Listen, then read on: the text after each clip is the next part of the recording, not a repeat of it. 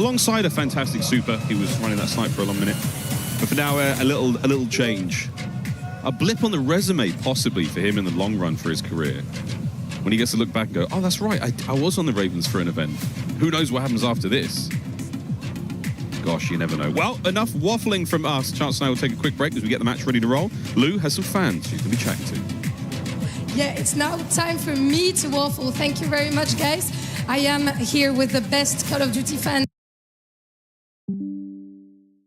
in the world, of course, les fans gentlemates. As you've seen, we have a little tech issue so far on stage. So I'm going to ask you boys, we've heard you booing everyone, literally entering that stage. Vous allez bouer tout le monde? C'est comment? Il y en a certaines que vous appréciez plus que d'autres? Expliquez-nous ça. Il y a deux équipes principalement, ça va être Koi et Optic. Koi et Optic? Et FaZe. So we're gonna boo, especially Koi, Optic and FaZe. Can you tell me why? Pourquoi? Parce que Koi, il y a Insight, Fade, il y a Draza. Et Optic, c'est parce que c'est Optic. Okay, so what?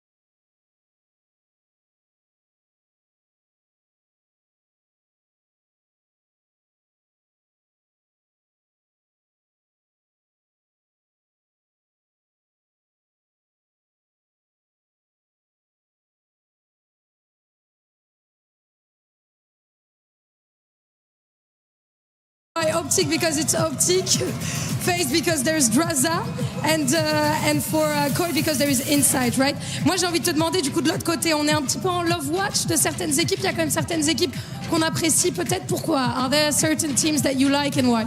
Certaines de mon côté, moi. Ouais, hein, Envoy toujours dans notre cœur, notre 5. On the pitch, right? Mon frère. Moi, c'est Optic aussi, hein, ils sont trop forts. No originality. Optic again, guys. Come on, like I've been told that Optic is no the best team in the world and stuff. FaZe, what about FaZe? They won champs.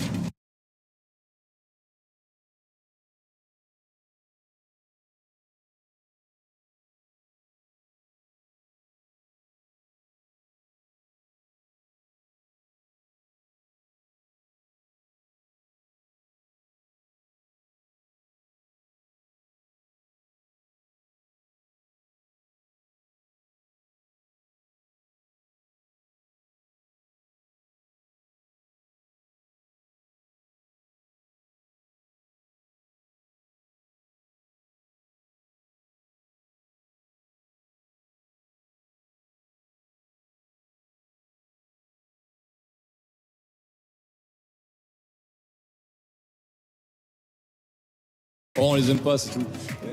We don't like them. We don't like them, that's all. Pour toi, qui vous rejoint en finale? FaZe. FaZe, we could meet FaZe in the finals. Et pour vous les frères? Je pense que ce sera Optic pour savoir qui gagnera le duel de la saison. Optic to know who are going to be the kings of the season, and last but not least, et pour toi, vous rejoignez qui en finale? Ça sera Optic.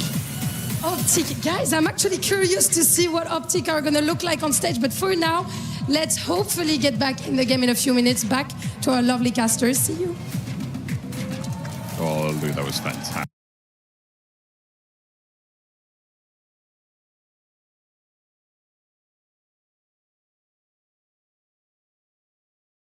Great fun.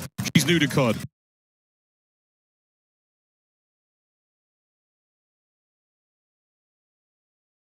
She's going to love this week. Really. Between our players and our fans, it is going to be wonderful. If we have her on player interviews, we got to give her a few warnings. Yep. A couple of warnings. Heads up. There's a reason the French fan's not a fan of Draza, you know? That's true. Same thing with Insight. There's a little bit of history here. A little bit of history, and I don't think she has to worry too much about translating, because those boys, they've done the research. Let's face it, folks. Almost ready to get back into game to kick off EWC 26 here for Black Ops 7. And Nox taking his headset off. Not a great sign. Come on, mate, lock in. Let's do this. But the crowd's starting to fill out here on a wonderful Wednesday. Do you have any Fort Knox jokes locked and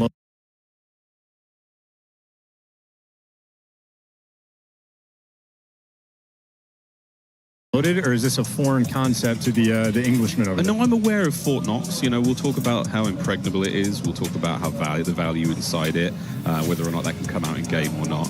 That's about as far as I'm getting. This is a little conspiratorial, but whether or not there's actually gold beneath those bars. Who knows? It could just be it could be respirators. It could be anything right now. You never know what lies beneath or lies inside the vaults of the United States. But we'll worry about that a bit later. Kleenex, something bringing him much joy. I want to go back to talking about Exceed, though. That fella right there. Yeah, he's got a couple of really fun nicknames in the scene. But for now, he is truly the vet on that squad. He is the veteran, the longest-standing member of that Ravens roster. And he had a fantastic year. He was a great sniper, a really prolific sniper. So much so, he put that thing away after the major auto-aim change. That's something we do here in Call of Duty. We patch the game quite regularly. Oh, aim assist, not auto-aim, sorry. Aim Everyone assist. says auto-aim. AA. Call of Duty is so easy. It's auto. No, it only helps you out a little bit and not on the snipers. No, it doesn't. It doesn't indeed. Almost ready to go. Well, another man who knows what's ready to go is none other than our pal, I Hold Shift. What's going on, Alan? Yeah, I thought we'd give you guys a little bit of a break here as we are waiting for this first match to get things kicked off. And yeah, I mean, this is an interesting opening match. It sets expectations, I think, for the group overall. Koi, not the greatest of finishes to the year based on how the year had started, but it comes by way of, obviously, the roster move, Ali. So kind of where are your expectations for Koi, like for the tournament as a whole? I think for the tournament as a whole, I mean, we talk about Koi as a team that's kind of the gatekeepers of the top four. So, like, we can always expect them to make a Sunday or make a good run, deep run into our tournament, mainly because of the core two of Kleenex and Insight. They've been together for so long. The biggest problem right now is that they made a roster change near the end of the season, adding in Abe and losing Joe, and that lost them some of their firepower and their team chemistry. Now, the good news is this is group play. We're going to have a lot of amateurs in the mix, so they're going to have the edge regardless when it comes to that team chemistry, when it comes to the practice heading into this tournament, Enigma. Yeah, and we're going to get a look at Group A ahead of the kickoff today. Of course, FaZe Clan in the pit, that's going to start things off. I think we're all leaning a certain direction on that one. But again, we'd love to see a sort of breakout story from some of the players individually. Moverstar Koi against Carolina Royal Ravens, that's going to start for our first match today. Honestly, this is, for me, the closest game of the day. I think this is where we're hoping for our line share events team. And a lot of our... Spicy. Okay, all right, maybe that's a hot take, I don't know. But I think this is going to do a lot of the research for us going into the tournament about the developments they've made since we last saw them. Well, so going off of that, I think maybe the most interesting one is going to be Gentlemates and Omid. I don't know if you would agree with me on that one, Alan. I know you have a lot more information on the Omid side of things. If you could maybe educate us a little bit on what makes that series a little scary. Yeah, I mean, you've got your two top performers from Challengers, period, in DK and Ethan that are going to absolutely try to run Paris down, right? I mean, we saw that happen throughout not just the Challengers finals in the first three maps. Their tempo they set was undeniable, but we've also seen them find success when they played in the Pro-Am earlier this year. No, you're absolutely right. I think that Pro-Am's a good thing to lean on. I know that coming into this year, and you were alongside me on this, obviously we do some work down in Challenges, and DK and Ethan, we were kind of like, these guys are the real deal, are these guys legit? And then they come into that Pro-Am, lit everything up, and of course since then they've gone from strength to strength. They've got Densvin behind them there. He's a veteran of the space, one of the most winningest Challengers players ever. An aspect it's for a long time been a case of, can he get over the line? Will he get the opportunity? Here's a wonderful place for all of those storylines to come together and really start to see fruition. And maybe one of the only open teams that have had a lot of practice and stuck together for a majority of this season. So again, one of those ones where they're going up against Paris.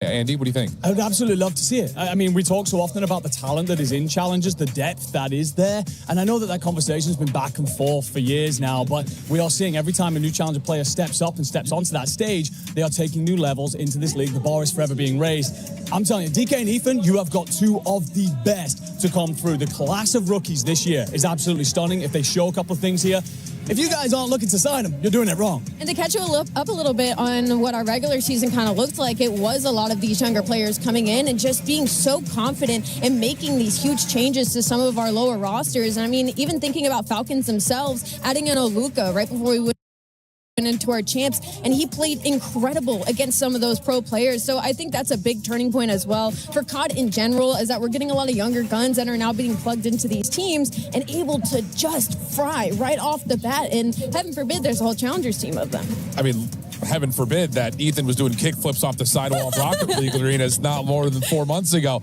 Let's take a look over at Group B, though, to kind of do the same evaluation process here while we're waiting for our opening game to get things kicked off. Again, we're having 6 matches today. It'll encompass all of Group A and the first couple of matches in Group B. Optic playing Team War. Feels like that one's a little bit more self-explanatory, although I wouldn't sleep on Team War. They look really, really good with Flames kind of riding the helm of a couple of rookies. Who else do you like? I mean, Ali is your matchup of this opening matches here in Group B. This is tough because you got a couple of big hitters in here, and 100 Thieves and Optic Gaming. I think those are easy W's. You just think about Falcons, name them.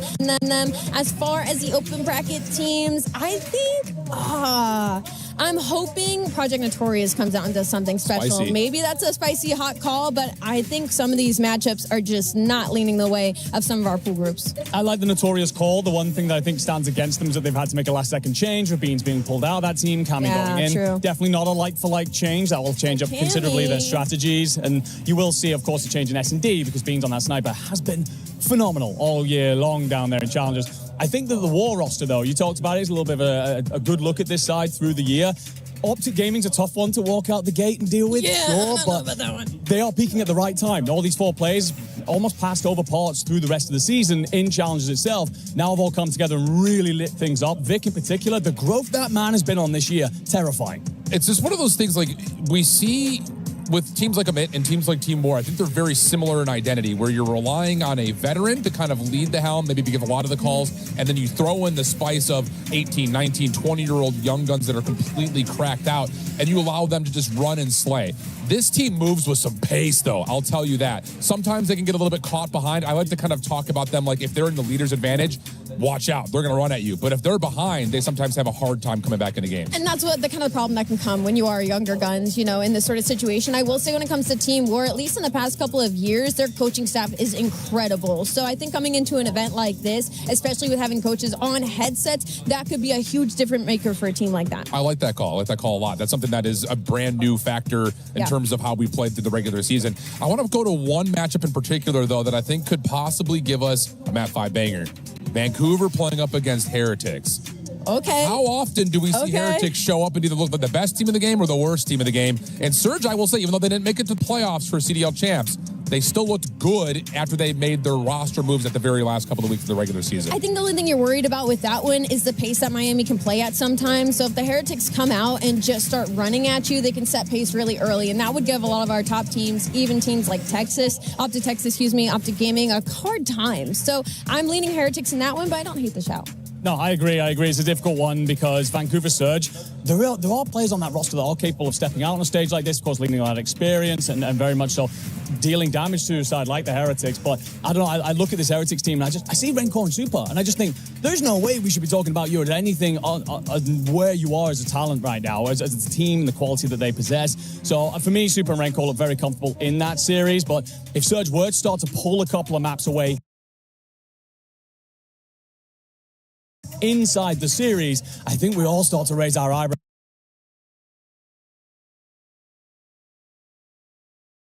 here inside of Paris. Yeah, I mean, it's just one of those things with this Heretics team.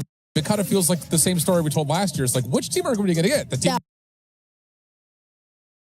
that's going to finish top 3 or a team that's going to finish bottom 3? That part. Yeah, tough scenes. Let's kind of we did it for Group A. Let's do it for Group B. Who do you guys got getting out of this group? I think we're all very comfortable with our Optic pick, but where else are you looking, Al? Optic Thieves. Who else? We were just looking at it, too. Help me out here. Optic Thieves, Heretics, and I'm not sure. I would the fourth one's a toss-up. I would love to kind of be like Notorious, get through it. I would love to see something like that. So I'm going to throw it out. I'm going to put it into the ether and hope for the very best. Just try and get some representation for challengers on through the playoffs. Do we think that Aluka can have back-to-back bombs on main stage to get the Falcons into a surprise position? Oh, yeah. I think he comes out frying. I think that team, especially just coming off of how we've been as champs, their confidence has to be on a 10. And also, you have Sellingham on that roster. I mean, we know what he does, especially towards the end of the season. The fact that none of us even said Falcons making out of the group is kind of funny because they might honestly be a shoo-in. I absolutely love the call here about Luca because I think that, you know, you go through that honeymoon period, he's coming out, he's world starring people, and it's a case of, okay, we knew he could do that. We already knew he had the technical skill. That's why everybody suddenly spotted him at the start of this year. The big thing was, could he turn it into mature decision-making, playing into a team plan? He's now had time to practice around some incredibly talented players, world champions. So if he has leveled up another gear, what could the Falcons do in this tournament? That being said, if the honeymoon period was all it was, they could fall a little flat here in the group stage. I was so happy you said that because as you kept going, I was thinking about it. I was like, yeah, Luca's got so much more time to practice with this team now because he was plugged in really last second until we head into our final LAN. And thinking about it, it's like maybe that makes them worse. Maybe it makes them better. That's something we're going to find out. Absolutely, we will. I will say the one thing to watch out for the Falcons, can they set themselves up and actually hold a hard point? They were having a really tough time with their setups. They were scrappy, but they weren't dominating the way that they should have been against those top teams. Now that we've gotten kind of our predictions through the groups, we have to hit the whale in the room here.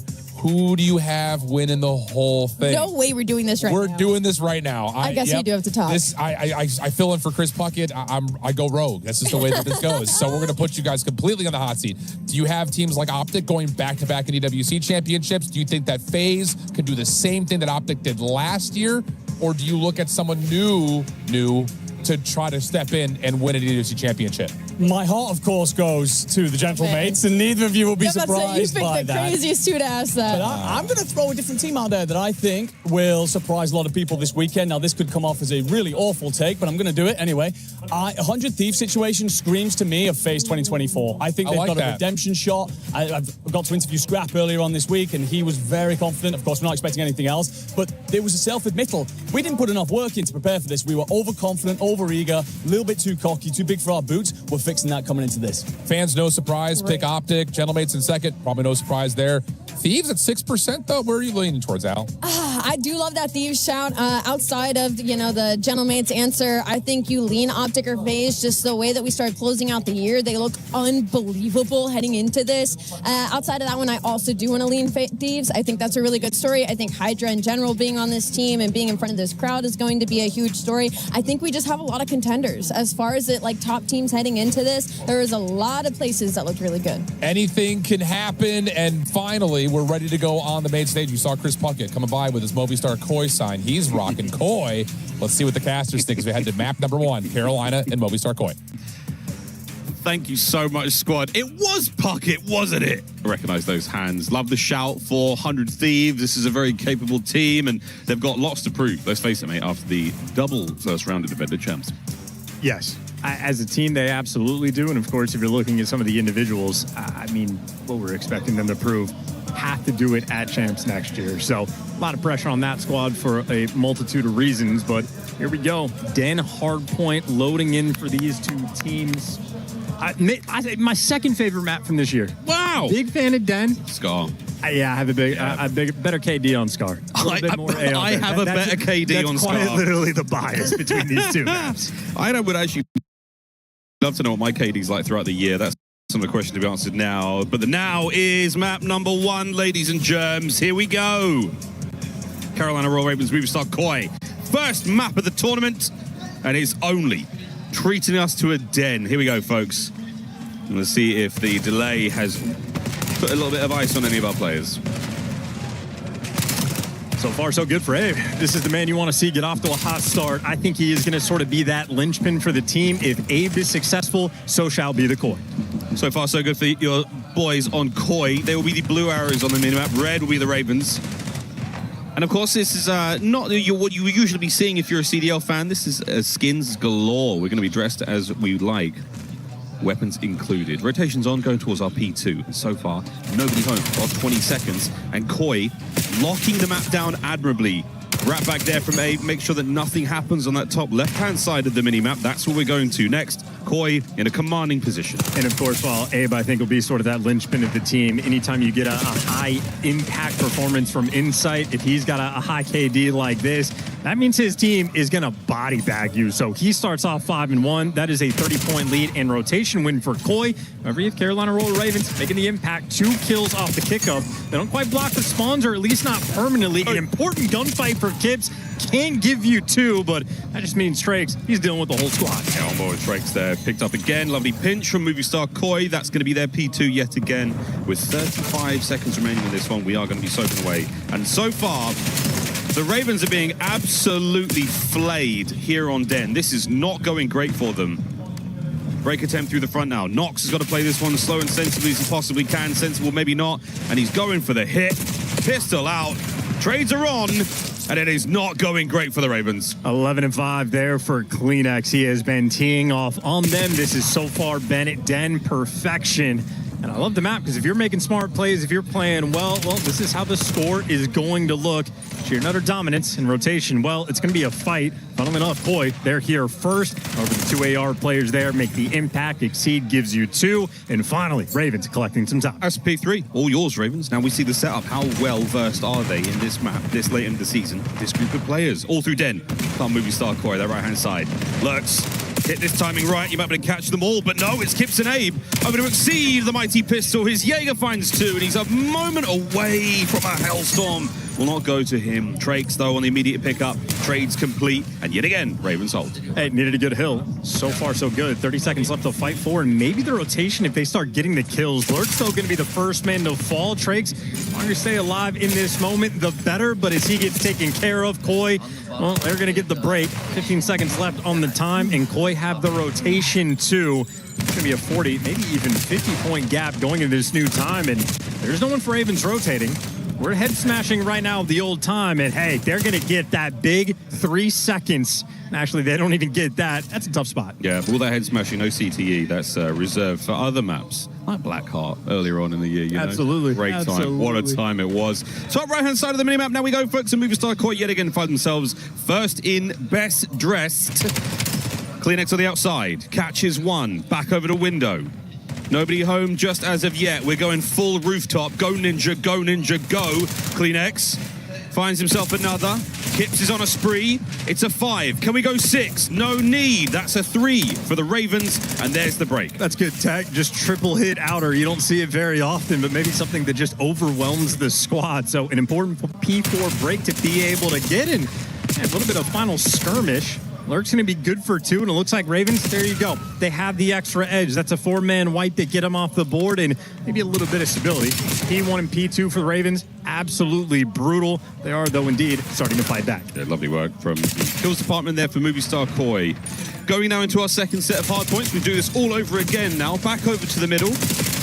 And look at our scores as a sort of testament to how our teams have been playing this so far. Movie star Koi still maintaining the lead. But chance. Second set. So far, looking a little better for the Ravens. Typically, that's where the turns happen. Can they maintain? Well, this is just P1 perfection. I mean, both go-arounds. Now you're going to be fighting on every single side, and I think Abe in this situation just wants to be playing keep away, and I mean, they're successful. 2 easy kills there for him. Trakes just caught completely unaware, even with Abe getting that first kill, so I think Koi right here on the P1s, I mean, this is as simple and easy as the game is going to get. All you have to do is worry about what you've got to worry about. Lovely works from Trakes. So that was a gorgeous 2-piece sale. The M15 and assault rifle there in Black Ops 7. Hold on, folks. The last time you'll be seeing those online for a while. Keep in mind for Kleenex, he had 11 kills by P2, only 13 for the next 3 hills, but maybe that just means P2 is going to be his playground. Similar situation in the first go-around. It's a 40-point lead, and Koi have the rotation 1. On that rotation for now. Top left-hand side yet again, P2. First go-around, movie star Koi, all theirs. Inside the inside door, Kips finds a 3. Doesn't quite get better than that, folks. Oh, what a cleanup. Look at the spawns for the Carolina Royal Ravens as far away as possible. This is all time to movie star Koi. What a push. Here we go, Kleenex. Get right up in there, boys. With the lead, with control. Let's go for a movie star Koi. Listen in. Lights. I need you. Closer. It's outer. One's outer. Stay up. Outer in front. One's showing outer. One's front. Nice. Outer. Nice. Way in the back. Okay. I already have no. He's front time, yeah. Come through now. Wants to be a plants maybe, or? Okay. That's fine. Yeah, that's fine. I'm wrapping. We're people right now. They want lockers too. One on Logan. Nice. Logan. Logan. Logan's plant. Okay, Look for Be cut. Yeah, spawn square, they're spawning. Yeah, it's definitely spawned out. Play Dojo it. Yeah, I'm with you. I have Pico, okay? Yeah, my back corner. Show you spy, right? Well, 2 here. 2 spawn. I need it. Nothing Pico jet. Spy heading. I'm pitching broken. Be cut. I'm on bro. That's it. Chance, as they do, calm and pretty cool. And didn't hear a single word from Flux, and I think that is just an indication of the team. Well, they've been practiced all year. Some of the best communication you are going to hear in Call of Duty. Clean, efficient, easy, while CleanX slowed down in the second half of the first rotations. Well, he's back on his BS. Here's his 5 spree. 19 and 15. 5 spree becomes 6. Hellstorm acquired. We'll see our first streak of EWC 26. Possibly on the way over towards Tree. That's where the foot race is on now. Kip's making the run. It's going to be 1v1 versus Exceed now for the new time. Rotation complete. Nox, he'll get 10 seconds there of scrap time. The rest of the boys now set up. Kips gets in there first, wins the battle. There's your time. And you have Ravens that, I mean, they just love this outer route. They triple spammed it to make the break on P4. Maybe going to need to take a different approach this time. And Trake's working hard to win the gunfight. Might just be the opening Ravens need. Oh, what a run. Nox flattens Kips on the attack. Inside, got the lobby covered for 1. Pressure now through the rooftops. It's going to be movie star Koi yet again. Abe and CleanX tip of the spear. We drive right on through and you break the spawns. Ravens out to the left-hand side again, out to rooftops once again. Movie star Koi in control. Yeah, key kills, 1 by inside on the back line, buys his team just enough time to get back in the mix. And any opportunity Ravens had to get back in the game, I think CleanX might just take it from you. You gotta remember, both the P1s we have had so far on Den, it has been sheer and utter dominance from Koi, and even if they don't technically win that rotation, well, that's why you have the Hellstorm in the back pocket. This is efficient work. Koi, they're gonna win this game in dominant fashion, unless the caster curse is out of control. I was just about to say we need to test the powers early on because we don't want to do anything too insane later on in the tournament. For now, 219 to 122, Ravens holding on. 3rd set of hard points now. Typically, this is where the game ends for you new Call of Duty viewers. Trakes with another 2. He's been trying to keep himself up there in the kills department alongside Nox. Lurks, though, uncharacteristic of the young rookie. That 11 and 23 is certainly looking sore. Not a fun time. And this is just going to get worse. Yeah, if you weren't having fun before, this is just going to annihilate the P1 setup. Everyone's going to be forced to run indoors. Lurks has to hop off the time, and you absolutely just clear this space out. And the moment the Hellstorm lands, it gets the kill. Abe soars right in to collect the time. So well orchestrated, it might well have been rehearsed. Kips and CleanX clean up the wings. Now the last man on time is going to be taken care of, and there we go, folks. 20 points for the win. Movie star Koi trying to close out our first map of the tournament. Get us into the raid S&D, they say. Final 10, it won't happen here, but yet again, the rotation to P2, in and out all year long. Movie star Koi, Den has been their map. We are so close to the game finish. Yeah, I mean, listen, every single player just ironed up, waiting for the gunfights to come to them. Abe right now playing with the slow pace. You had Kips ironed up, and of course, we already know how it's going to be from the likes of CleanX and Insight. Just a very well-organized team, very efficient Call of Duty being played in a dominant map 1 win. Yep, started strong. A confident finish as well. Movie star Koi draw first blood here at the Esports World Cup 2026. Ravens, not a massive surprise. Search and Destroy, we'll see at the moment on the bounce back, but here are some of the highlights from map number 1. And yeah, CleanX absolutely running things. Fantastic work. A couple of lovely pieces there from the Ravens chance, but not quite enough. For the new viewers at home, what went wrong for Carolina? P1 and P2. P3 and P4 were a bit of a dogfight. Ravens able to fight back, a couple of key breaks when they got them, but the success Ravens had was sort of scrappiness, trading out hills 50-50. P1 and P2, they get absolutely throttled. They lose every single rotation to both of those hills. The one moment they were actually get to P1 early, the 3rd go-around, Linux is a hellstorm to break you down. So the hot start for movie star Koi, it's just a team, again, well-oiled machine. We are deep in the year here in Black Ops 7. They know exactly what they want to do at all times. If you go up by 60, 70 points, you can just afford to play an entirely different game. And I think we really saw that towards the end of the gameplay. Again, every single player ironed up, waiting for the gunfights to come to them. Koi made that game very easy on themselves. Happy to see that one go through the net early on. A team that has had such an interesting relationship between the first map of the series as an organization, Koi, Ultra. and their tenure here in the Call of Duty world. Nox some form of issue for himself there, as our fans of all ages here in the COD world have turned out here in Paris. What a wonderful week it will be. We've barely begun. Plenty more teams to see, plenty more games to play, and at the end of all of it, a baptism of confetti and most likely some indoor fireworks as we hand out that trophy. Fun one to collect, get to melt down some keys, get to choose the teams that you want to torture. Another thing that we do here at the EWC is the key crushing. It is such a fun tradition. I think it's even more intimate in games like chess or Street Fighter or Tekken. But here in COD, you know, you sort of have to pick a representative from each team and they've got to go up and do it. Whereas in the fighting game, you have to hand it over. That moment is so different. But to be the representative for the squad, you know, get to crush it, get to hand them over. It's a strange and quite frankly a fun tradition we do here. I wonder who's going to do it for Koi, who's going to do it for the Ravens. Plenty of that later though, folks, as we should be rolling into the search and destroy relatively quickly. What a stage. STC Arena, you're looking great.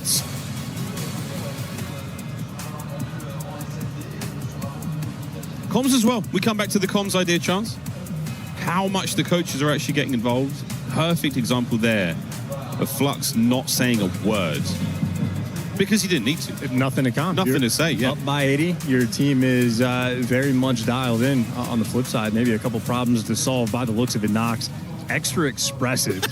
Struggling with something on the map one, and just gorgeous fans we have in the crowd. I see you, young man. Mogged the life out of us. Absolute. I mean, that's a GIF. Another GIF. I can't believe you. You're well educated. I heard it used in the green room earlier, and I thought it was fantastic. Oh my God. When I hear it used well, here he is. Oh, he's back. Oh, he's back, ladies and gentlemen. Oh, he's hydrated as well. A FaZe fan, nonetheless. Obviously happy with the result that they had in Vegas a matter of weeks ago. Can they do it again here? Back-to-back for Optic last year. Our defending champions. We'll see them all played later on today. This is the first match of EWC 26 for Call of Duty Black Ops 7. And what a fun time already. So who mogs who in this setup? Well, that you got to try. You got to put a little bit of effort in to mog someone. Oh, is that okay? Yeah, like Flux has got aura right now. Are you sure about this? Yes, I am. Absolutely. Oh, wait. There he is. Oh, he's loving it now. See, there you go. He's phased up. It's classic. It's absolute classic. It's phased up. Yeah, I mean, we're truly ready to go. So there's an audio issue on stage. We're going to get that one resolved ASAP. Headsets are back on. Nox should be hot to trot, ladies and germs. Gave the thumbs up. Yeah, I mean, Charles, we go to Raid next. One of the most legendary Call of Duty maps of all time. We've been here for quite some time now. True S-tier map? A true S-tier map, yeah. I mean, what, Black Ops 2, we're coming up on a decade of fun and games, if not more, on this map.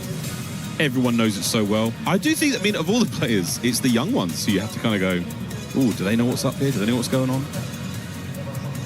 All I know is CleanX is going to be my player to watch. That is 99 awareness. You see that quick look to it's a very small drone we have in venue. A little bit tricky to spot, but the moment you see that movement, and CleanX laser locked on it, give him a airsoft gun, he'd take that bad boy down. He's locked indeed. Tobias Julianson, one of the greatest to do it here in the COD world. Great fun POV to watch when things are going his way. Really started to steal souls, I think, in the Cold War year. That was when he put us all into that sweet, sweet spot. The CleanX flow state moments were absolutely outstanding. There's a lot of sort of, personalities around Call of Duty, former players, coaches, what have you, that I would love to sit down for like a long-form interview. Like Flux, I think, would be a really interesting coach to talk to.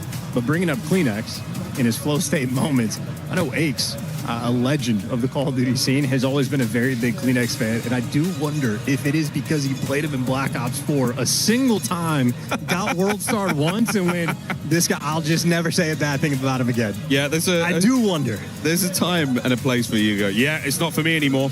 And typically a player like CleanX probably decides it for you. I'm telling you, 78 highlight reel plays. Everybody has a memory. And they do. Do you remember that one? Do you remember this one? Yeah. On this map, plenty. Hardpoint as well. going as far back as Cold War. But here we go to map number 2. Ladies and gents, this podcast is over for now. Make sure to like, comment, and subscribe as we get ourselves into Raid Search and Destroy. You got Koi on the attacking rounds to kick things off. This is actually a map that bit him in the butt just a little bit towards champs time. Ultimately still a very strong team on it, but can't afford to make mistakes. Single round costing, you're going to be punished. Tips, the sooner he gets in the mix in these rounds, the better. A 4-man stack towards that. And we see movie star Koi attacking first. If you're in the COD world, we're going to swap sides after this one. First to 6. And what do you know, folks? That connected. Insight might have just passed over all the information in the world. Is he in position here for the hit? Oh, nearly gets it. Nox.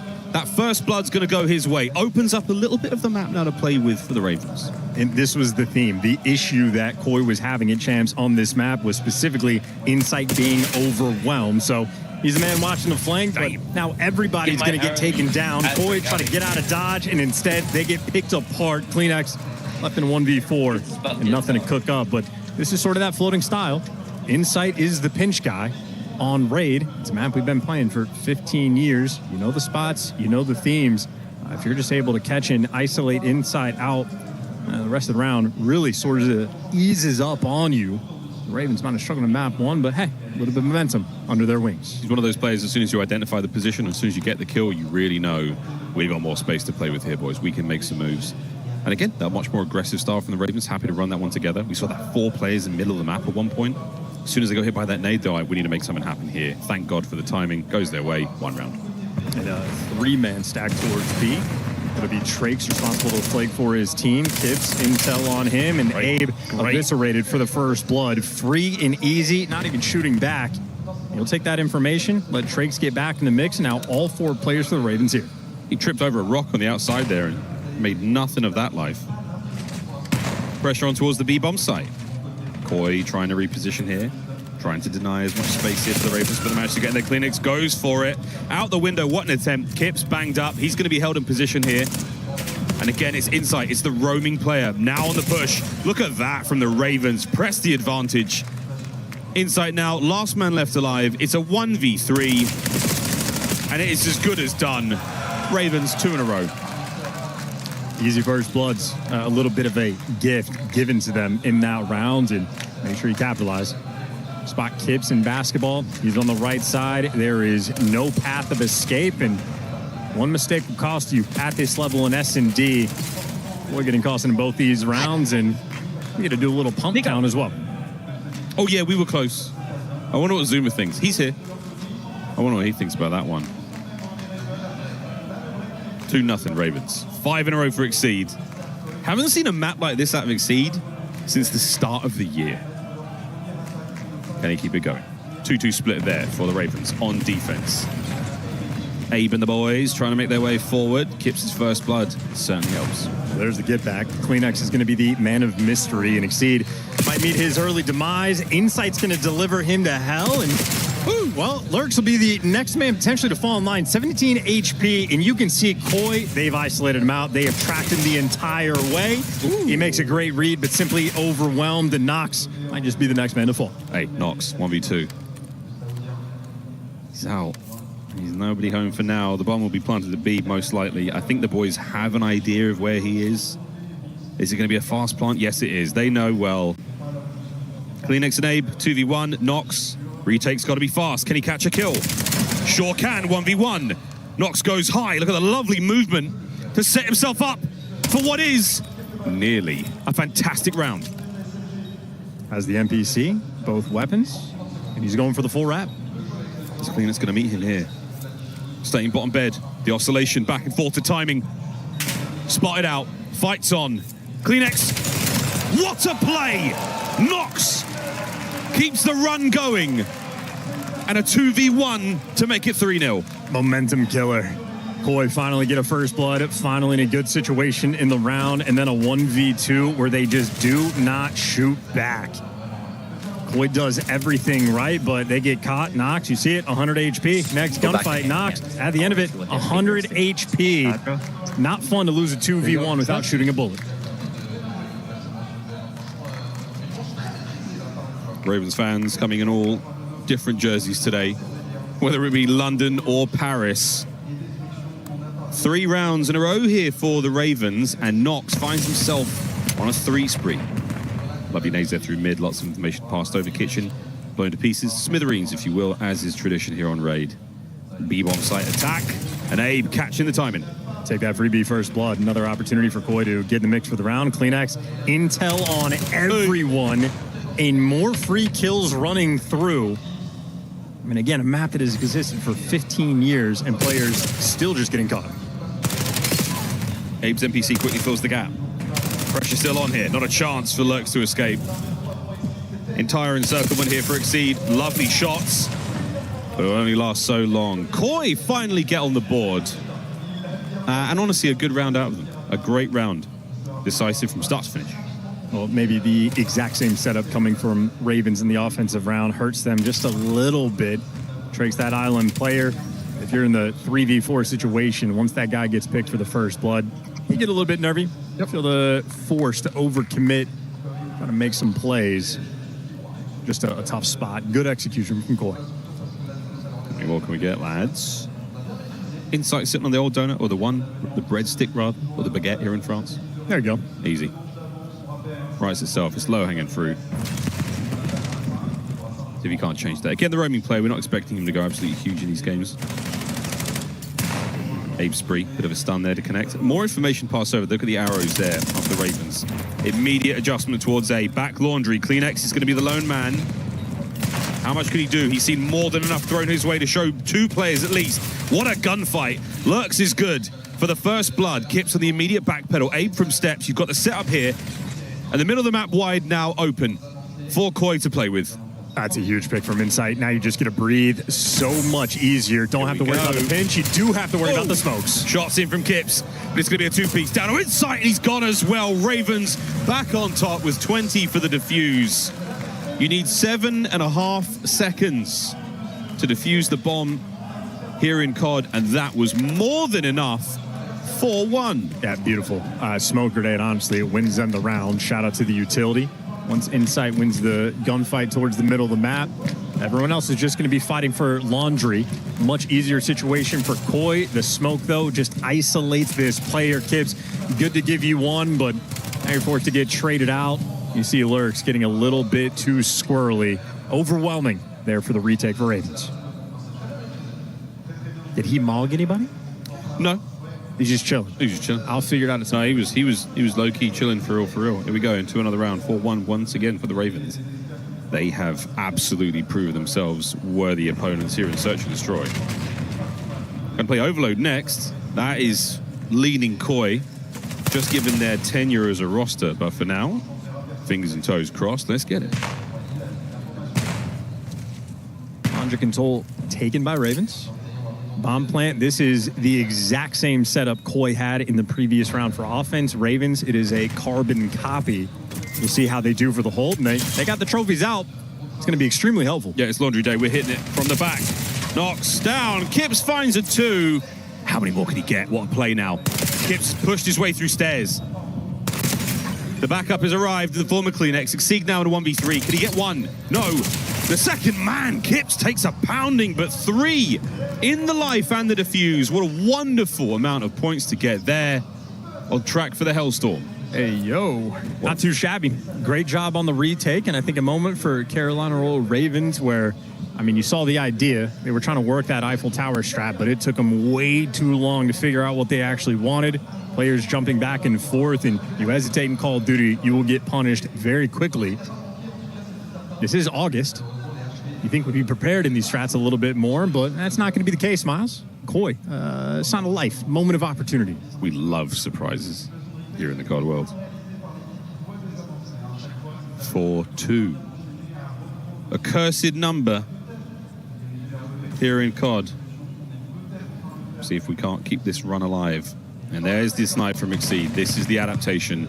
Slow down Koi, or just don't shoot or miss. I mean, good Lord. It's all happening here.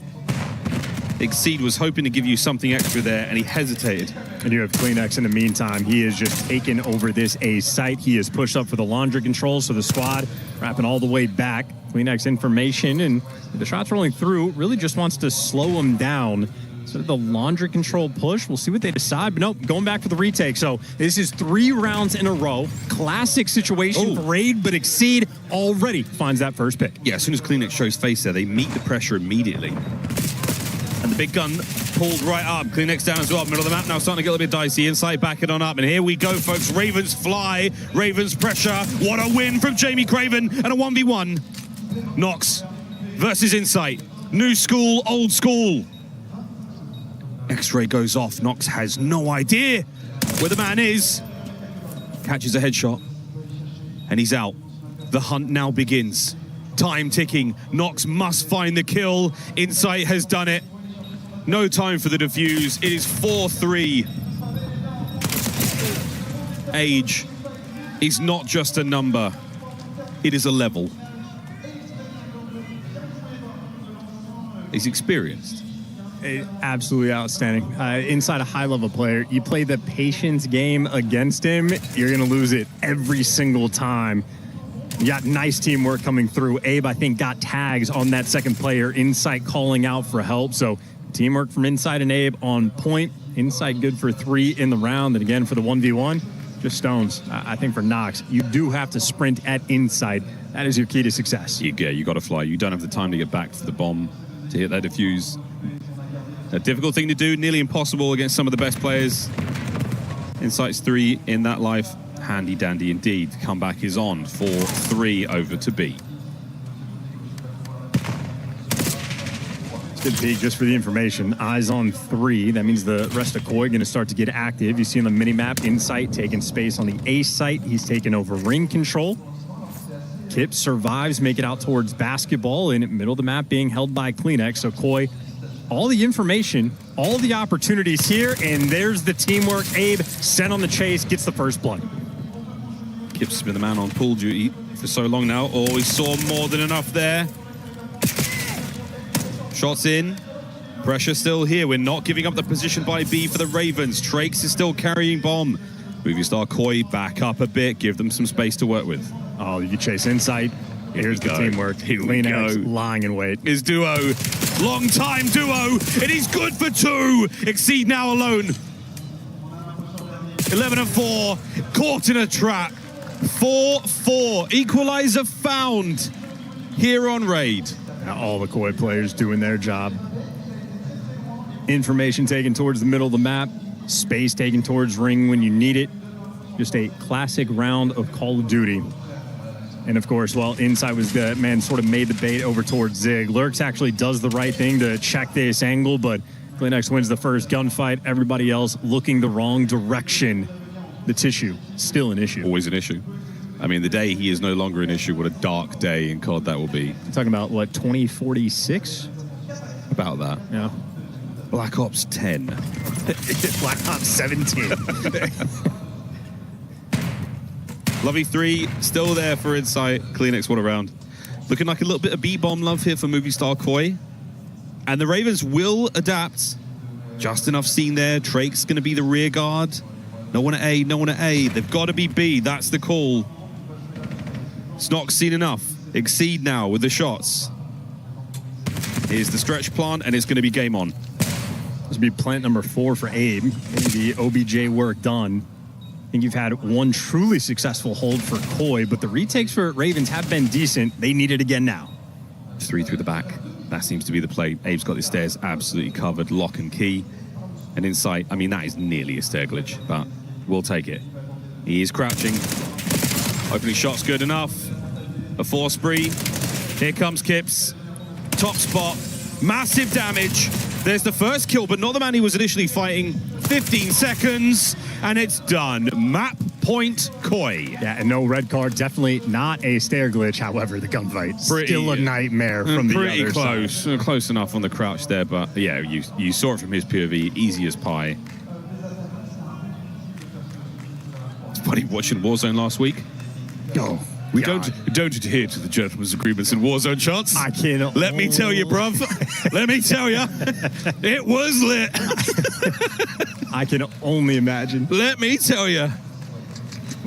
You mentioned that cursed 4-2 lead. Yeah. The reason it's a curse is look at it now. Yeah, look at it now. Map point Koi. Insight's 4. Gleanex is 2. And we're all in right now for the Ravens. This is it. This is the gambit for the round 11. Can we get there? They're trying to overwhelm what few defenders are, and that's a nice start.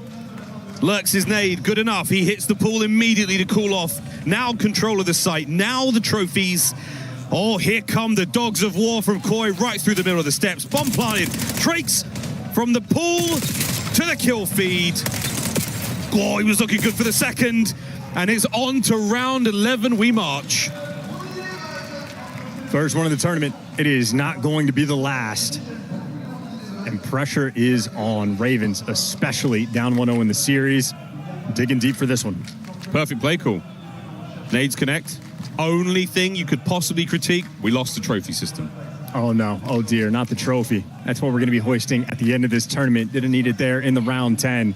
And Kips has been doing that dance towards basketball and Tiki every single round on the defensive end. Finally gets punished for it. Hit him with the Trinity dodge. This, the Matrix. What a classic, folks. You should see it if you haven't. Abe, here we go.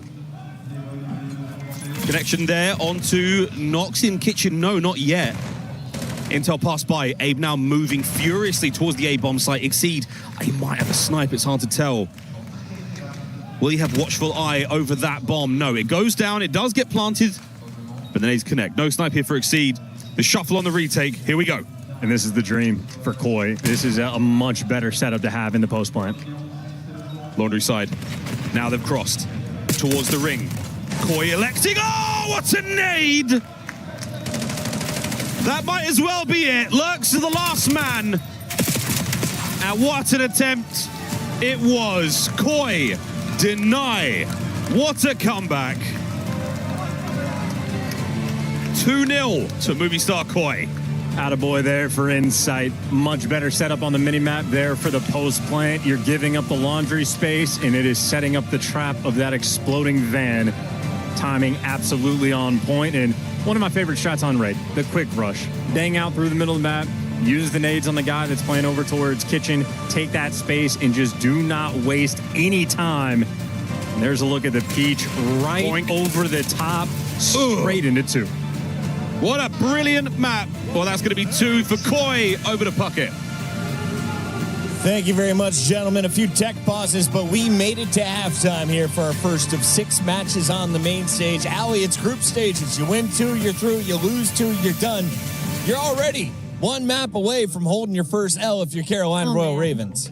Yeah, on the side of Carolina, I mean, that's a heartbreaking map 2 loss. You know, you open up with a banger, you do that rush through mid, you catch them off guard, and when we talk about the teams on kind of the underdog side of this, S&D is where they should show some promise. We saw it in the first couple of rounds. The later half, we let the bomb go down a few too many times.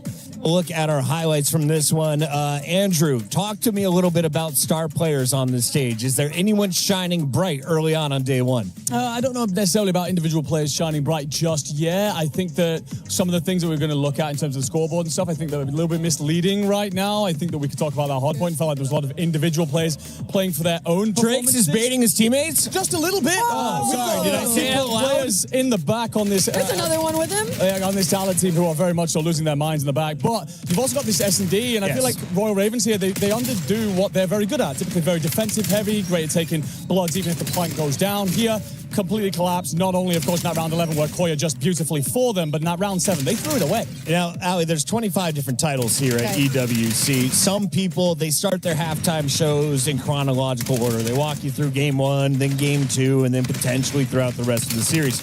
And God, we need to show you guys what's in the tip of our brains, which was this game 2, and then we'll go back and remind you the game 1 highlights before we get into our game 3 respawn. So Search and Destroy plays different from all the other game modes. If it goes the distance, are Koi the easy favorites, or is this the best chance if you're Carolina? No, I think Koi are now the easy favorites. I think Carolina had opportunity in that map too, in that Search and Destroy, and unfortunately they kind of let it slip out of their hands. And when you're heading into an overload, that's Koi's strongest game mode right now. Their hardpoint actually hasn't been that strong, so they dominate that map number 1. Now they're going into another respawn, this map number 3. It is not looking good for Carolina. And let's take a look at that map 1 highlights, because if you're looking for some of the better plays, you're going to need to bring it in teamwork. You need to trade kills, right? When you're low, you got to slide out anyway, Andrew. I felt felt for Lurks out there because he's got his dynamic duo alongside him. He brought it to this team. Doing his Tricks. best. And you're just like, that guy's getting hung out too dry. God bless. Someone needed to step on the point. Exceed as well. I mean, both players are trying to play the game fundamentally, rotate for the hard points early. It seemed just to be a battle for scrap time and kind of mid-map control without any hard point scored. That was the story of this map, number one. I mean, Koi was on the winning end of those rotations almost every single hill, and the few that we did see Ravens get there early, it was simply Exceed by himself, and he did not have a whole lot of help with him. So regardless of the fact that Drake to Nox were almost plus 10 positive, look at that scoreboard. 219 to 124. The teamwork on the side of Movie Star Koi coming out on top. If you have them in fantasy, congrats to you. If you got them in the EWC pick'ems to pop off today, the youngsters are here. Reminder, Nox in just his second or third tournament at the pro level. And on the other side, Drake started with Miami, but was moved off of that roster for the last two LAN. So if you look at the moving forward, they've got a lot to learn. They've had minimal time to prep with Carolina. On the other side, this team looks very comfortable right now. We have Insight going up against Nox, one of the OGs going up against one of the newest faces. If you're trying to compare numbers, do they even play the same role so far, Andrew? Have you seen the ARs from both SMGs? What are they bringing out in this matchup? I mean, for me personally, I think that your ARs are doing a great job here if you're on Koi of locking down the kind of rotational situation that they need to have going on, because that's where they've been incredibly strong in their map one. That's where they've been great there, Hopper. Just getting defensive setups in. The SMG is getting pushed out very well, and it feels like they are working as a two on Koi, very much so separated if you're on that Ravens side right now. It's ugly to watch. Ali, for Overload, what are you looking forward to? This is going to be our game mode where you try and take it to the opposing base and score, right? Yes, it is. And I'm looking forward to Kleenex because that's going to be your front line on the side of Movie Star Koi. And also coming off of that Search and Destroy, him and Insight were the two that were playing well. And when you're a Movie Star Koi fan, that's what you're hoping for because you know what you're going to get out of the other two. You're hoping that your core starts on strong. A lot of people are saying this is the final major tournament for Black Ops 7. It is the final time to put on a show in front of your fans. For Carolina, they're running out of time. We send it back over to the casters. Miles and Chance, let's finish this. Finish him. Wrong game, but well could be what happens. Is it here? Yes, it is. Well, no, I don't know. No. The other ones are. I know Street Fighter for sure. That was great. Tekken's second place right now. The chest throws me off so much. I can see it. Just like the corner of my eye. Locking back into the game. You don't want to talk about Andrew Tang? Hey, he was Penguin? He was at breakfast today. Nah, I'm only kidding. But excited to see how that all goes down. What a time here at Esports World Cup 26. Tons of games being played, but you should only care about the one that's being forced down your eyes and ears right now, and that's Call of Duty Black Ops 7. Map 3 coming into this one, ladies and gents. This is going to be Overload. Now, Mr. Chance, if you had to describe Overload to somebody at home who's never seen it before, how would you describe it? Interesting. I was trying to think of like a kids game metaphor for it. I think fine. The fact You've that there's taken too long. There's two portals on either side, so it's a little bit more finesse. You take the ball, you get it through the portal. Easy peasy. There's two on either side. Every single map has your sort of preferences, different themes you're going to be rocking with, but very simple to calculate. Drone touches the portal, satellite touches the portal, ball touches the portal, EMP device touches it, you get 1 point. Yeah, we'll do our best to make sure we call it the same thing every time, but it does look like a ball on the mini-map, so an easy thing for you at home to keep track of. Now, when a player does pick it up, they lose their primary weapons. They fall back to their little pistol, Jaeger 45. Still a formidable tool for dealing damage and getting kills on players, but it does put your team at a disadvantage. And if we're doing like a tier list for third game modes, Overload, I'd say like A tier, one of the best. Yep. Obviously, just because comeback uplink existed in AW, uplink automatically just gets the top shout. Control specifically in Black Ops 4, the game perfectly designed for it. So much fun. Overload, I think, has been a fantastic addition. Yeah, incredible. Enjoyed it from the start of the year. You get to watch this sort of like development of different strategies, the evolving ideas from the players over time, and even like thematically, different teams bringing different ideas to different maps and sort of like hammering out your own style.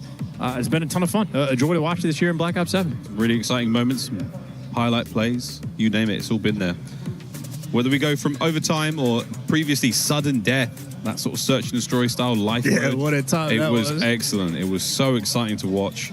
And again, our friends at Treyarch, thank you so much for not only making the mode, but all the adjustments throughout the year. It's been so great. Little head-to-head here, Chance.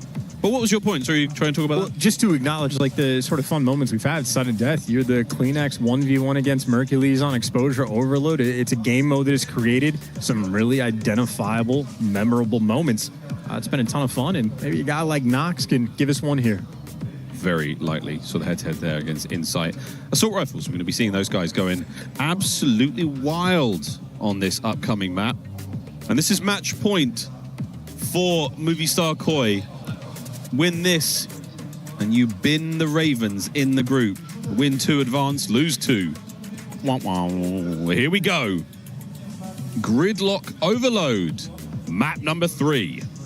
And I tell you, you see the 0-1 record for Koi. It is certainly a map that they have enjoyed playing, but specifically for Hardpoint S&D, I don't think that 0-1 record is necessarily going to show. I do think if Koi gets an early lead, it'll be devastating. I think the way that you can play around it, it is only a central device spawn on top of the bus. It is permanent.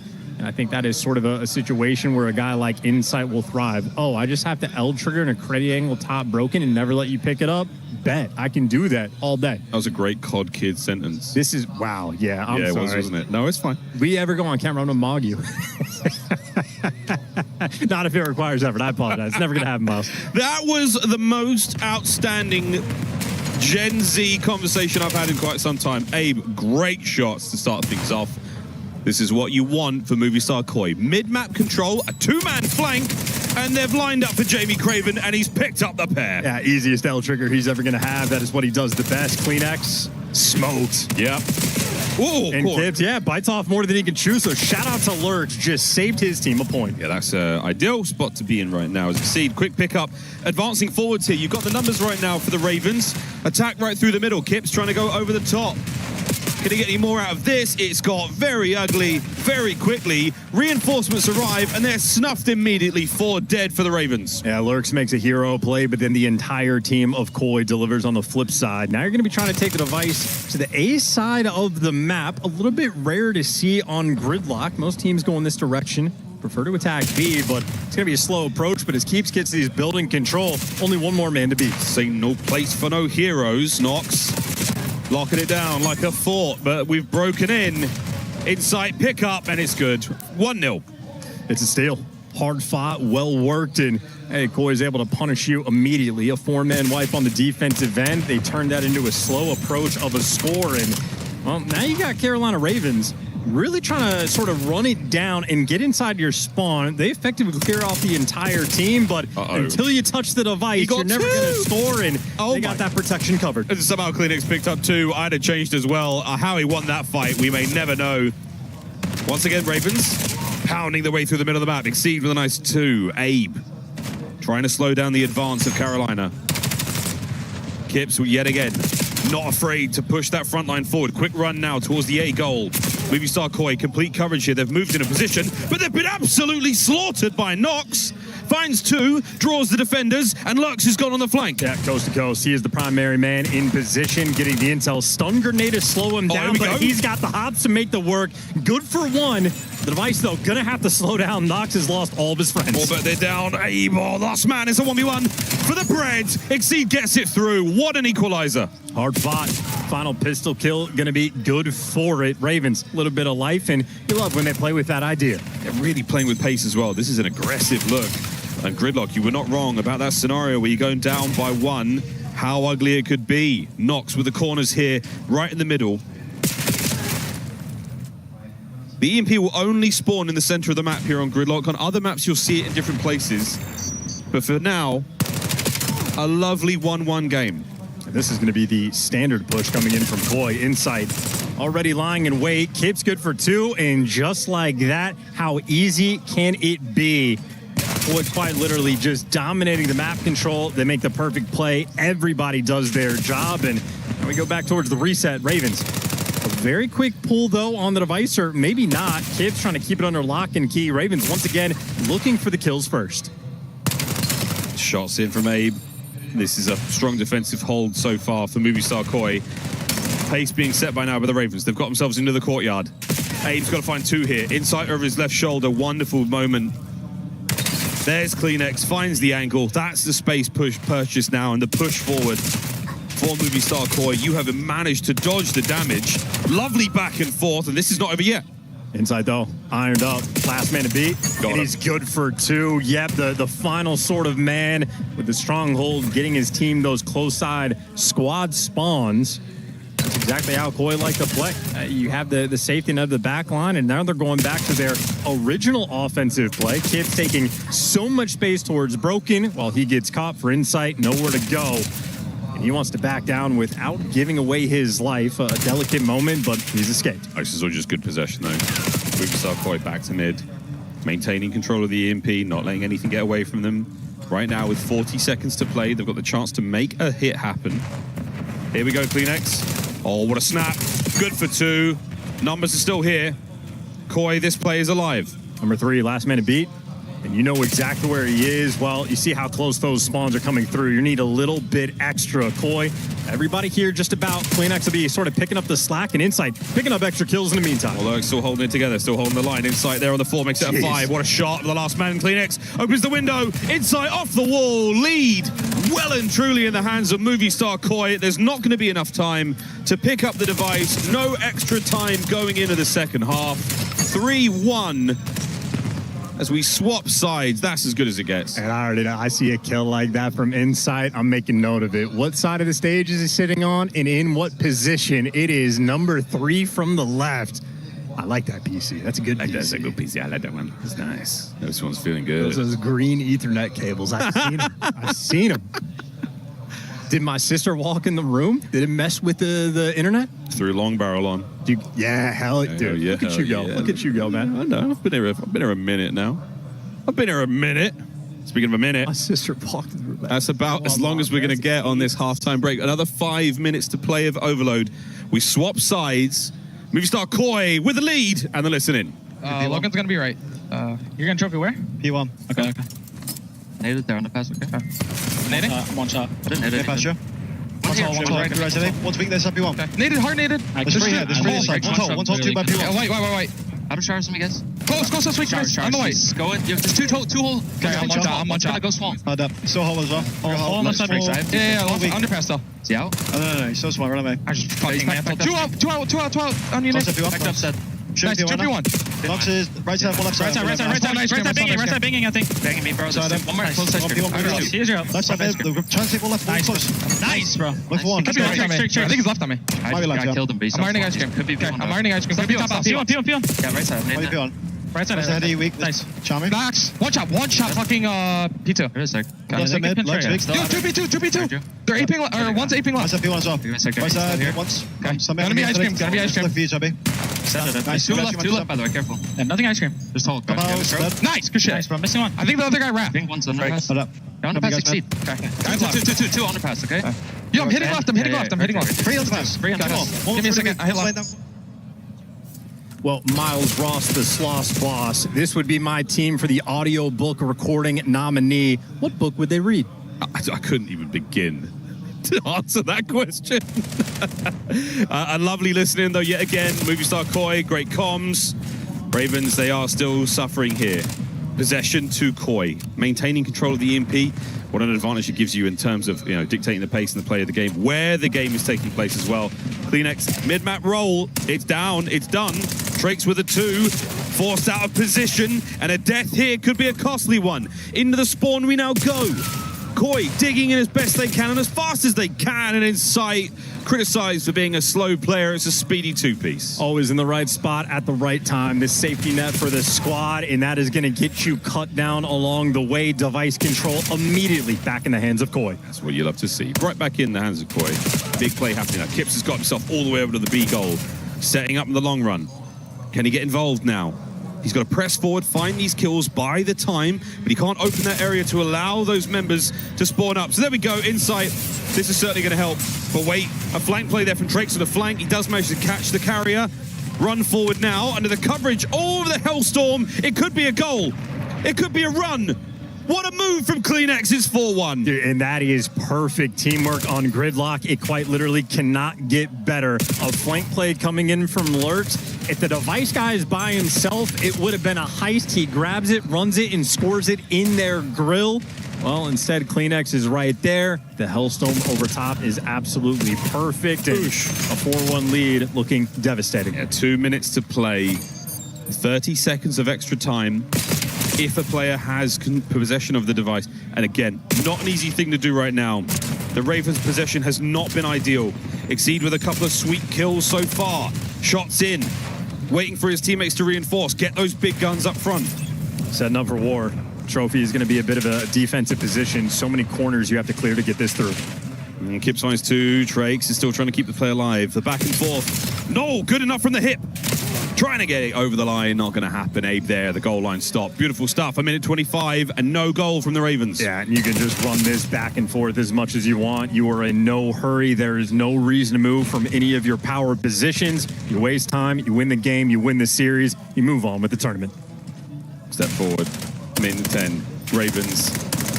Nothing being shown here. Possession yet again from movie star Koi. The bus has been parked, or in this case, the truck. Oh, it's all 4 dead. That's a goal. A minute on the clock. You've got to get this one over the line as quickly as possible. Anyone there to stop it from Koi. Lurks is going to send it through. 4-2, maintaining position in spawn. See if they can get the rally cap. You're going to have Exceed sitting on it, waiting for the jump, but everybody else gets cleared out. So Exceed, he wants the pressure, he wants the kills, and that'll be no chain, and that'll be Toronto Koi just staring down the barrel, looking over top this device. They don't need to touch it. They're just playing keep away. They're just sitting on top of that truck, right on top of the EMP spawn. They don't need to grab it. They just need to keep the Ravens away from it. And so far, that is the mission. Containment. What a play from Abe. A wonderful 3-piece. Was 20 seconds to spare. They're looking for the 5th. Yeah, clear cut, better team, not even close. The respawn's an absolute beatdown in that round 11. Haunting for the Ravens. Movie star Koi, not too shabby of a start. It's exactly what you want to see. Yeah, the new look Ravens so far, they have been plucked right out of the sky. Meow indeed. Koi slay their way to a very swift 3-0 over the Carolina Royal Ravens. And honestly, as some of that gridlock overload gameplay rolling through, they had some of the cleanest captures on the map we have seen this year. Did so on both points in the first round. I think the Hellstorm call from Insight ends up playing off perfectly. Get the intel on the pinch. Kleenex nearby to trade out the device carrier, and ends up getting effectively the solo capture with that artillery-esque support. I think Koi, yeah, exactly what you want to see. They sort of bombed out at champs just a little bit, so they're going to be hungry for a high performance here, chasing that prize pool. That is good teamwork, good Call of Duty being played, and, well, just bitterness on the other side. Getting a squad like Koi, high expectations, championship caliber team. They've got trophies in that cabinet. They have throughout the Call of Duty world. They want a couple more. On stage with Ian Chambers, it's Kleenex. Thank you very much, guys. Yeah, I'm standing by with Kleenex. A really good start for Movistar Koi here. Last time we chatted, it was when you finished 3rd last year. Now, after a disappointing exit at Champs, how fired up are you here in Paris? I mean, I think it's obvious that we probably should have done better. I think with this team, we definitely have a higher ceiling than what people think. So it was a good start here, but I mean, we still got a long way to go. You said in previous interviews about Kips and how he's just slotted so well into the team, really listens. And you talk about having a high ceiling. How big of an impact does he have, and how important will he be if you're to put together a deep run here? I mean, at this point, our team with a lot of good rookies, and now they're still in the league. I think he's going to be one of them. I think he's been absolutely insane from start to finish, and I don't think he's stopping anytime soon. So, when you're playing with rookies, how important is it for you, and how much pressure do you feel to step up in some of the tougher moments, especially if you're going to put together that deep run here? When times get tough, I guess you've got to stand up and lead. Yeah, I mean, obviously I've been a quiet guy throughout my career, but I definitely had to be more vocal. Also with Joe. Joe was not a rookie, but he was still a little bit inexperienced, and I mean, he's shining now, so yeah. Have you got a message for your fans? Because every team here has got like international fans that have flown all the way over to France to watch you guys compete. For your fans watching at home and the few that are super fans here in the building, what would you like to say to them? I mean, we always appreciate you guys. It's fun coming out to Europe. Sometimes I get to see my family. It's not very often, so we appreciate you guys all the time. See some Danish people too. Shout out to those guys. So. Where are your family based in Europe? Denmark. Oh, nice. So you going to find any time to go and see them? After the off season, might be a busy one. Yeah. We'll see. All right, well, congratulations on your first win, man, and best of luck in the rest of the tournament. That's just match 1 down. Call of Duty Black Ops 7 at the Esports World Cup rolls on. Great work from Ian Chambers as always, and always good to hear from Kleenex. Allie, was that a little snippet of what's to come? It could be a busy offseason. Yeah, that was a little nugget I think Kleenex just gave us, which would be really surprising. I don't know if he was hinting at himself in this current roster or maybe moving somewhere else, but focusing back on the match, I told you heading into that overload, you had to keep an eye on Toby. He can be aggressive. He used to be their frontline SMG, and he can put up numbers like that. No, most certainly. I think what's very impressive was the adjustments made by Koi, because your Ravens, they are a very counter-attacking team when it comes to overload. They're happy to scoop that device and just drive straight forward. Yeah. You're on a shorter map here on Gridlock, so you are very much open to that. And you did a wonderful job, if you were Koi, of just backing off on time, calling in certain streaks or plays to ensure you cut them off early. The way Gridlock plays in particular, I feel like requires a ton of teamwork. That was showcased in spades by Koi. A lot of smiles from the vets as this was a convincing victory. Did you ever feel like Koi was on the verge of losing? Outside of the search and destroy, I felt they were in total control of the series. No, I think you definitely hit the nail on the head there. I just think when it comes to them versus the Ravens, they just have so much practice under their belt, and also they're just such a calm team in general. So definitely kind of the result that we expected when we looked at this matchup. Now, this could look very intimidating, but it's simple stuff. It's an old school GSL style bracket, which means mini double elimination. You win 2, you're through. You lose 2, you're gone. Andrew, this is your first loss. If you're Carolina, you will play the loser of our next match on stage, which is FaZe Clan or the Pit, one of our challenger squads. Yeah, most certainly. And obviously, they'll be hoping that it's the Pit on the way down, because that feels like a much less formidable foe. FaZe Clan, of course, coming off the back of that champs win. But again, I'm looking at this Pit team to cause a couple of upsets. I think that either way, if you are that Carolina team right now, you're probably a little bit nervous because the Pit have something to prove. FaZe will be a difficult task for sure, but I think they could do something just to shake the Carolina team up. We are at least 6 hours in the future here. If you're an American, shout out to you for waking up early on a Wednesday to watch Call of Duty. If you're watching from Europe, stay locked. When we come back, you're about to see the world champs take on a challenger representing Europe. It's the Pit with Linz at the helm.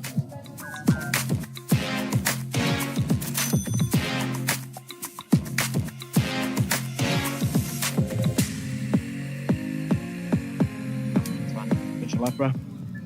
Shoot, boys. Let's go. Okay. Come on. Yeah, these guys are really bad. Oh, wait a sec, I guess. Stats, bro.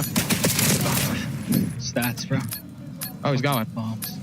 Nice. Come on, babe. This ain't no regular thing. Came for the ring, you know what I mean. You see my name in the lights. Better get right, champion.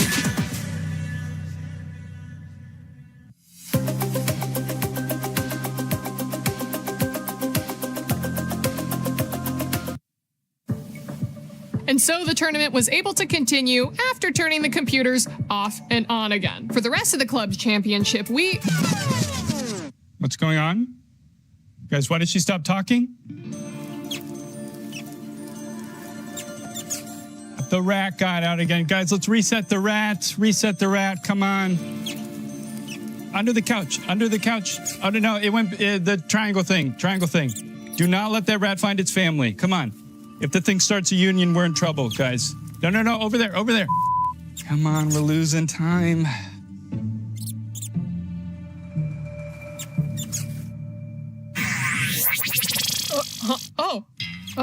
how long have I been out? Just a couple of seconds. The rat got out again. Oh, he's been doing that more and more recently. We're gonna get you a better hat.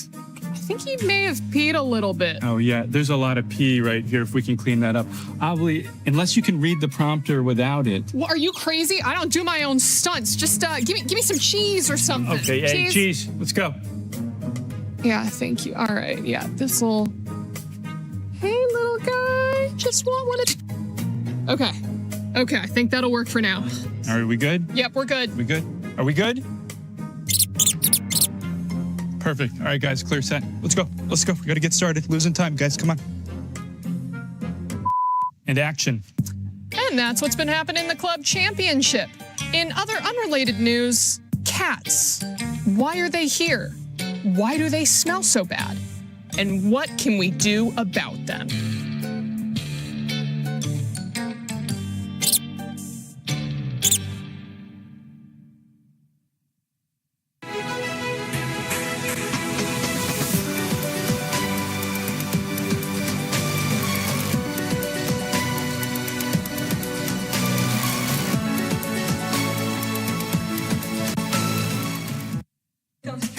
What's up, everybody? I'm in the fans, and as you know, we got to do our EWC Pick'em, so make sure you download the app and let us all know who you think is going to win the next series. I got 2 series for our gentlemen right here. I got Mason and I got Brandon. And guys, the first series on our docket, they're going 95-5 is FaZe versus the Pit.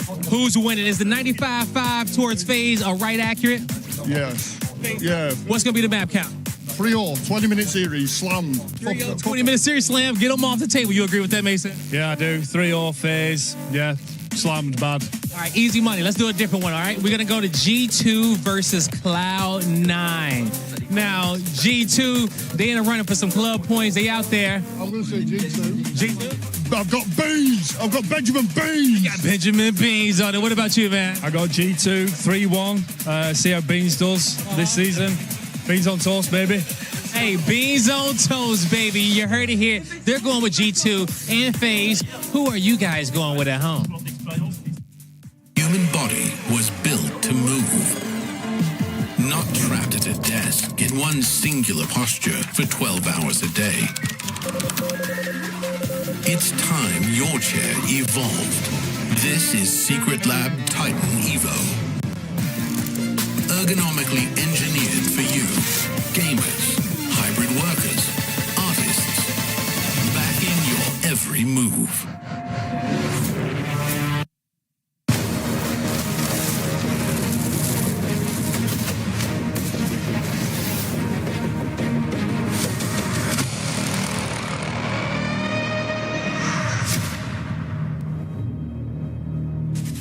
Welcome back to the only place in Paris that pigeons are now welcome. It's the STC Arena where you are watching Black Ops 7 featuring the world champions and some new guys that don't even have logos on their shirts yet. It's the Pit Esports, straight out of Challengers, taking on our champions from the most recent World Championship event in Vegas. FaZe are the top dog in this tournament. True or false? True. 100%. Very true. Let's start with why they are the top dog. Wheeler, they've got the greatest player in the game, and Sim. True or false? True. He's been unbelievable, especially at Champs. True or false? They also have second-year players that are in ridiculous veteran form already. Yeah, I mean, these guys were getting second, and now they're just winning. I mean, 04 is still getting better, so I guess that's a long-winded way of saying true again. And then, Ali, I think the biggest thing you see there is the fact that they won the trophy by not just beating the 4 players in game. They also beat the arena of fans that were trying to give away a defuse. Nothing they're not used to at this point over on the side of FaZe. I mean, they're used to having the crowd against them because they're the villains. They're some of the best in the game, and when they're all playing on point, you get a world championship. So Nameless is probably the coolest way to win. You outsmarted your opponents, you outsmarted the crowd, you get the win, you get the big paycheck,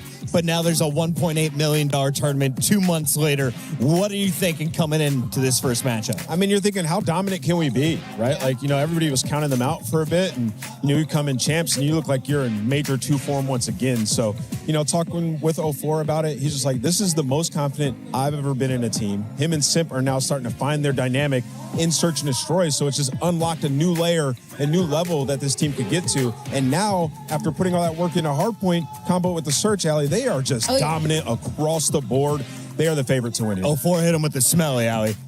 And that's kind of the story, right? It's like their S&D is unbelievable. So when you're watching these guys, pay attention to those game 2s and game 5s, but what really makes them scary is that their respawn has started to catch up, and that's what made them world champions. So heading into this, there's not a game mode that they technically have a weaknesses. And on top of that, look at this head-to-head. You got your 2 SMGs putting up 1.24s and 1.3s, numbers that are unheard of on LAN when it comes to our esports. So FaZe, it's going to be really tough to play Team them in this Black weekend. Ops 7, do they end as EWC champions to go with their world championship ring? Yeah, I think they're the best team, truly. I mean, you know, we just talked about it a bit, but, you know, their search to start off the year was so good.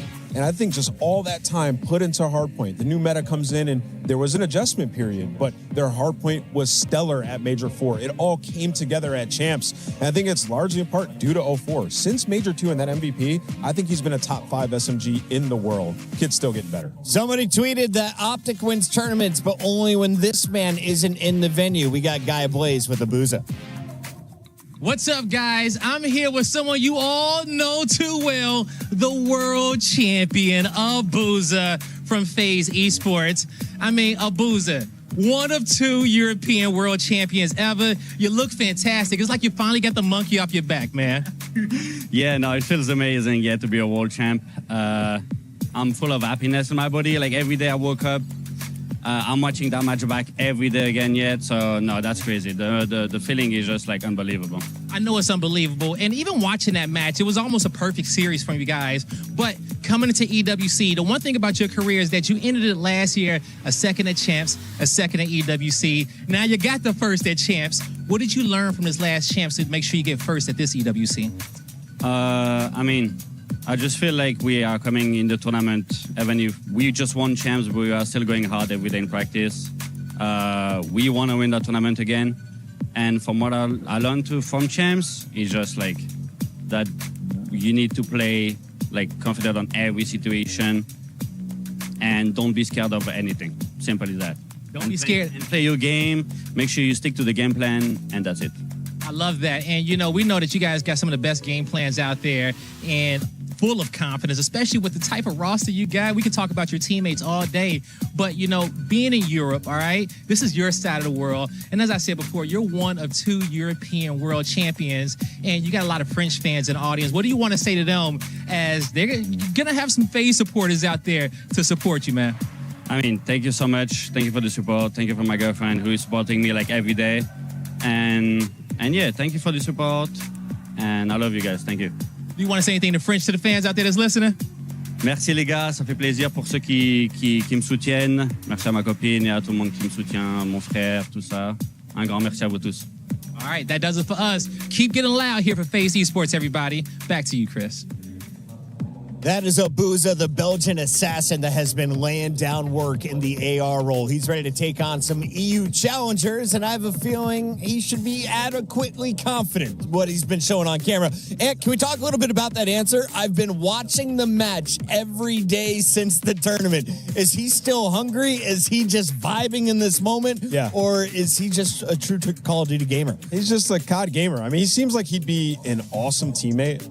This guy is all business, and for him, he's probably just trying to see, what could we have done even slightly better? And then also, they won Champs. I got the final play. Too, I'm getting to celebrate with my trophy. On the other side, they're still thinking about their first trophy. In fact, the top they've performed, I believe, is 4th. Let's take a look at our EU team going by the name of the Pit. Allie, they've picked up some new pieces coming in. A familiar face that was supposed to be the second coming of Hydra. He goes by the name of Lens. His time in the CDL didn't work out, but he's hoping for more success alongside Lucifer, Mythics, and F-Dot. Lucifer, what a name. I know I'm spawning in against that, and I'm terrified, expecting what's going to come from it. But yeah, Linz, we got to see a little bit of him in the beginning of, I feel like it was last year or the year before that, and he does put some pressure on the map, so I think maybe that the Pit is going to be leaning on him a little bit, and then the fact that he's played against these players before, he knows what the vibe is like versus professionals and in this sort of arena, so definitely going to be seen as maybe the veteran in this one. Now, there are 2 weaknesses here for FaZe. You are without your coach. He's out in British Columbia enjoying nature. Matt Fisher will give you 1. On the other side,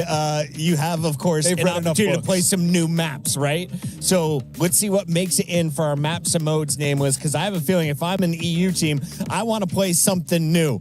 They don't get anything new. They get a whole lot of old, and Scar. Sake, of course, came around before Major 4, and Hacienda is there at a Game 5. Thoughts on our opening 3, though, with Scar, Gridlock, Scar? I was going to say, talking with some of the challengers casters, telling me about this Pit team, that Scar and Gridlock are maps that they have liked. They played it in the losers final and in that grand final. And this team, you mentioned it, both of you guys talked about it, they haven't placed well throughout the season. The best was early in the year at the Dallas Challenger event. They got top 3. So it was a long time coming. They've earned their spot, and they get to go up against the world champ. So it's definitely going to be tough, but maps 2 and 3, they have a chance. Now, they have a crap map pool, is what I was told, but the 2 maps they had won, Allie, are Scar and Gridlock. There we go. Is this FaZe just saying, bring out your best and we'll beat you on it? Or are they showing you that maybe we don't need to prep until actual bracket play? Oh, girl, I think it's just FaZe and they're confident. FaZe is one of the deepest map pools when it comes to our professional teams. Obviously, we're talking about our world champs, and they love Gridlock. Not only that, they love Scar, too, so I think they're just happy to go toe-to-toe with them on their best map. We all called the first round. 38 seconds to go to the stage. So Nameless, let's give you 10 seconds to answer. Do you agree with the fans? 95% of them are siding with FaZe. If so, how many games? I disagree with the fans. It should be 100%. 100% of them. At least like 99.1. I don't know what they're I don't know where the 5% came from. The pit's a cool name. Listen, I will just say, like, FaZe and this organization have lost to a challenger team at Oh my EWC God. before. That was a different team, though, so I got FaZe. Allie, 10 seconds. FaZe, for sure. You got FaZe? I got FaZe up in 3. 3-0. World, if you have not watched Black Ops 7 and you have not watched Call of Duty, you're about to witness greatness. He goes by the name of Chris Lair. He's everywhere. Enjoy it.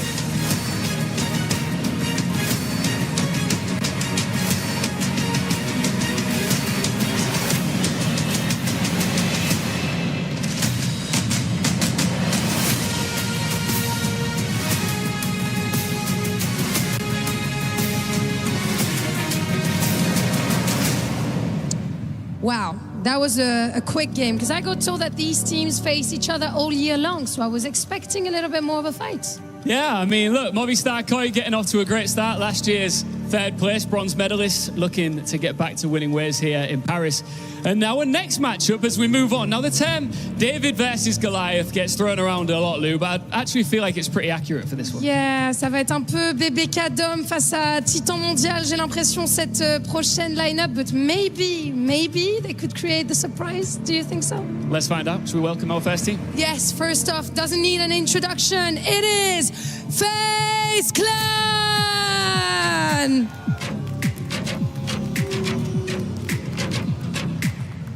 Everybody knows their name as the big favorites. And you know, FaZe won the CDL champs just weeks ago, beating every franchise in the league to lift that trophy. 4 rings, 4 beasts. Chacun a les diamants sur les doigts et ils arrivent comme des princes à Paris en espérant être encore plus grands et encore plus riches. And their opponents, the Pit! They were the last team to board the flight to Paris, the last team into this tournament. And now they're the first team asked to stare down the world champions. If you're looking for a team full of a ton of belief, grit and determination, here they stand. Il y a un visage familier. Évidemment, vous les connaissez, ces joueurs qui arrivent sur scène. C'est l'Odyssée à Paris, le Cyclope contre le Titan, le Cyclope contre Ulysse. It is time to get it.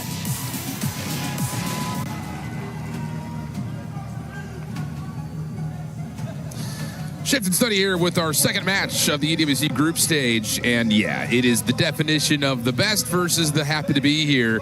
I will say, though, the run that the Pit was able to put together in the LCQ was impressive. You go through a couple of really top expecting teams in North America. Yeah. You come out as a squad that really we weren't sure what we were going to get, and they showed up and showed out, but this is a different monster. Yeah, the honeymoon stage is a little bit different for the Pit squad. Obviously, you go to Challengers Champs, you get a 7 through 8 placing. That's not good enough to get you to the final dance here at EWC, but you make one roster change. You fly out a week early before any of the pro teams get here, and you were able to battle through 3 days of hard work and dedication to give yourself this prize, playing against the Call of Duty World Champions of 2026. Good luck. That's a surprise that, like, you go to social media and say, yeah, you can double and give it to the next guy. Yeah. But that's what happens when you come in as the 16th seed. You got to go up against the world champs.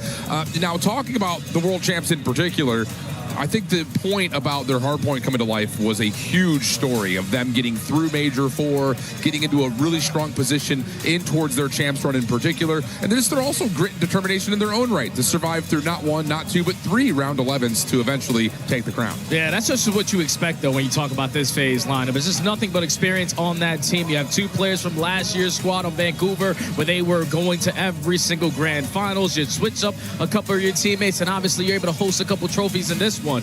But when you just think about this FaZe roster, they had bumps, they had bruises all throughout the season. Sometimes they look good in the mode, sometimes they look atrocious in certain game modes. But I think at Champs is when they really figured it out how to be complete in every single one of them. You had so much clutch abilities in your Search and Destroy. Their hardpoint game was on a different planet, and you can always count on their overload to be either 60-40, 50-50. It's good enough to play against the best. Yeah, they lost 1 hardpoint while they were at CDL Champs in Vegas, and that was a close one on Colossus against none other than Optic Gaming.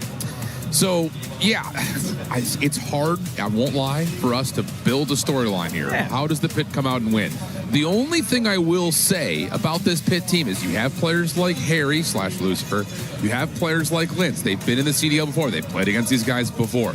F.Dot and Mythics have been in the forefront of EU conversations for top challengers players for the last couple of years. So, in terms of looking at a 16 seed, this is probably one of the stronger rosters you could have put together as a quote-unquote 16 seed. All right, I'm super excited to see what they're able to do here versus FaZe, because that unexpected catch you off guard gameplay can potentially catch FaZe off guard.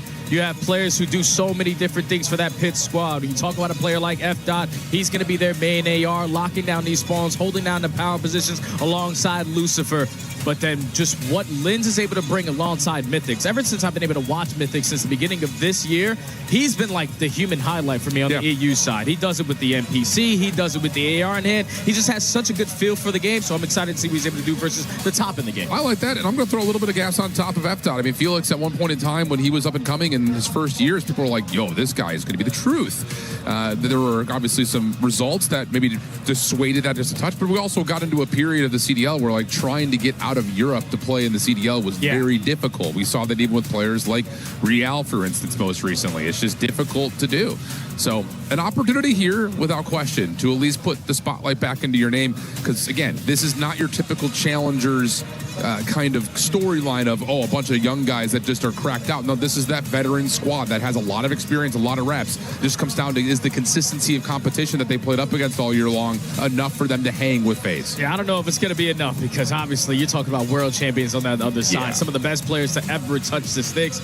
And with just the form that Abuza has been finding himself recently, he's untouchable. Andraza, the switchblade for this lineup, he's also untouchable. So you're going to have to figure it out very quickly. And I think if the good thing for the Pit is the fact that they have certain maps in this one, because you heard Nameless touch on it. A Scar Hardpoint, that's what they've been playing all throughout challenges. Extremely comfortable there, followed up by a Gridlock Search and Destroy. Those are one of the two maps that you need to guarantee in this series if you want to try to make it a deep series. It's just tough because you use the word guarantee, and I don't think you can ever think about guaranteeing anything versus this FaZe team. Hell no. Based on what they've just showed in the last couple of weeks. So there's also the question, though, about, and this is, I think, a talking point that we'll hear about later on in the day, a little spoiler for you, but the routine of practice for a team like FaZe coming off of a World Championship hangover, how much did they put in? Yeah. What does that actual lab work look like after you feel like you've crossed the pinnacle of what Black Ops 7 is? Oh, you shake yourself awake a little bit. Well, we got to get ready to go. We've got another $1.8 million prize pool to fight for. Yeah, that's what we heard in the interview there with Blaze and Abuza. Abuza said, even though we just hosted the trophy 3 weeks ago, we still have been putting in the work. We are not complacent, and that's what you just got to expect out of this team led by that coach on that stage, Mr. Crowder. One of my teammates that I won my only championship with in my Call of Duty career. There you go. You know he's going to have these guys locked in. Yeah, I like that comm.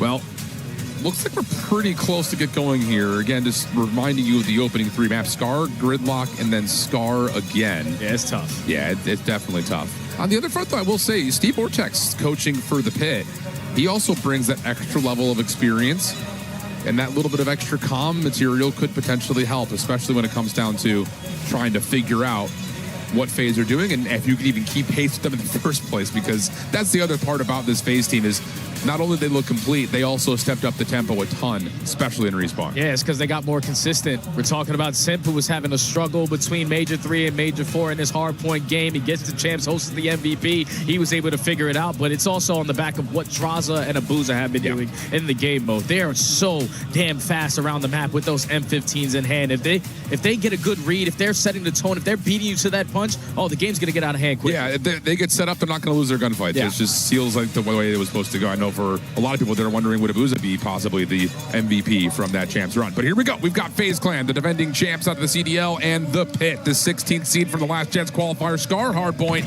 Let's get it on.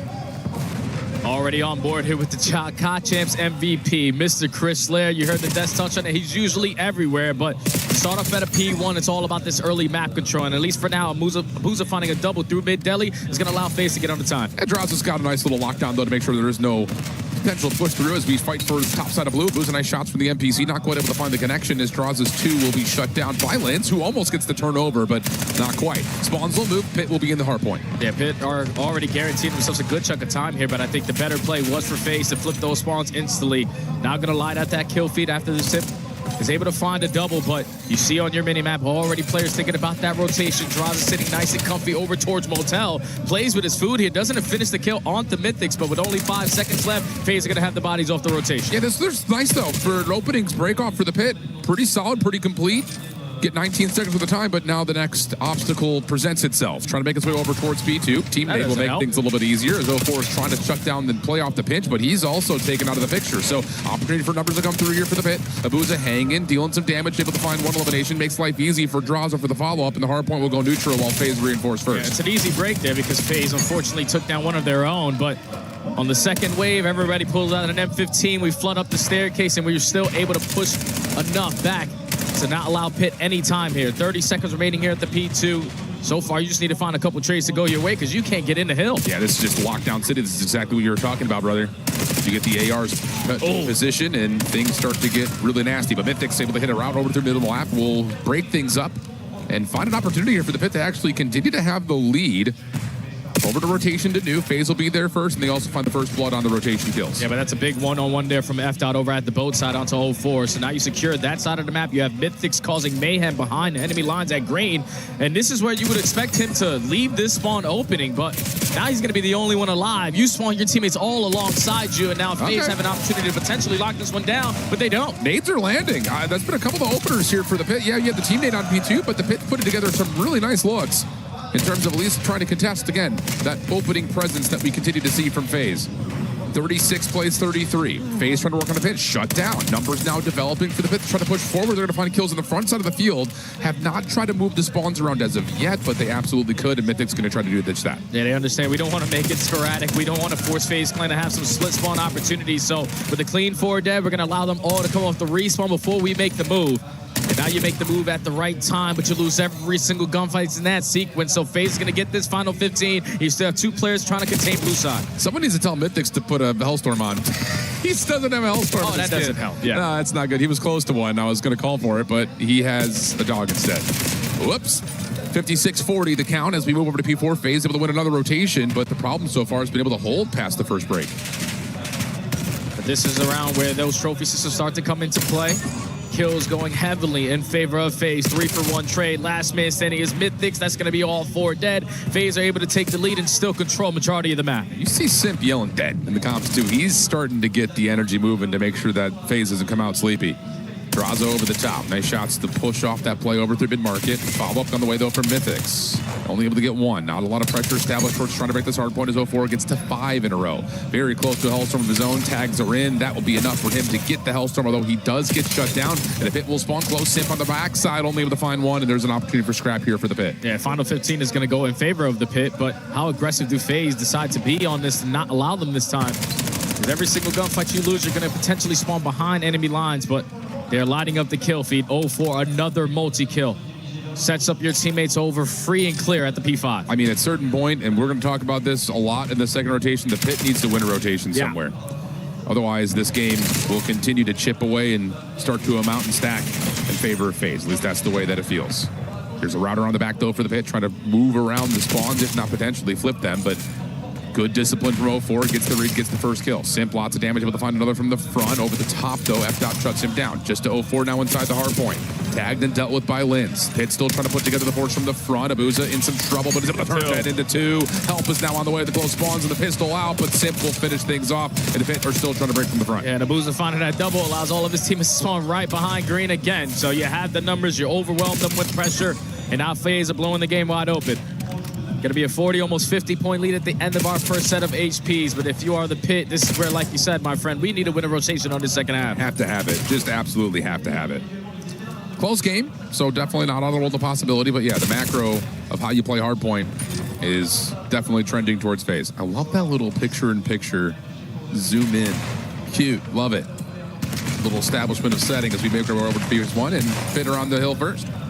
Yeah, but they don't have any deli control, and right now the numbers in favor of FaZe. I think we should be able to flood through the doorway and find these kills, but it's F. Dot locating 3, Lucifer finding the final. So first wave already shut down. The best scenario you can be in if you are the Pit to potentially start this comeback. Only a 20-point difference. Here comes the second wave. Yeah, really nicely done on both P1s to this point. 04 trying to push forward. Simp on the other side will connect with him, and it will be enough for them to flip the spawns around and move the hard point time as well in favor of FaZe. Simp just getting up top, making sure there's no long routes being developed while Booza fights over the top of the hard point. Good supply of support coming through. Booza does get taken out of the hill. Numbers now for the Pit as Lucifer finds another onto Simp. And now it's a mad scramble over to P2. The Pit trying to do exactly what we said they needed to do. Win a rotation, but Draza's in the way, and FaZe will win the roto to 2. You know, just count on this guy to make the play when you need to have it. FaZe only had one player off the rotation, and Draza, knowing that he's going to be overwhelmed with pressure, lays down a little bit, pops up at the right time, finds a double, and now your teammates are soaking up all of this hill time.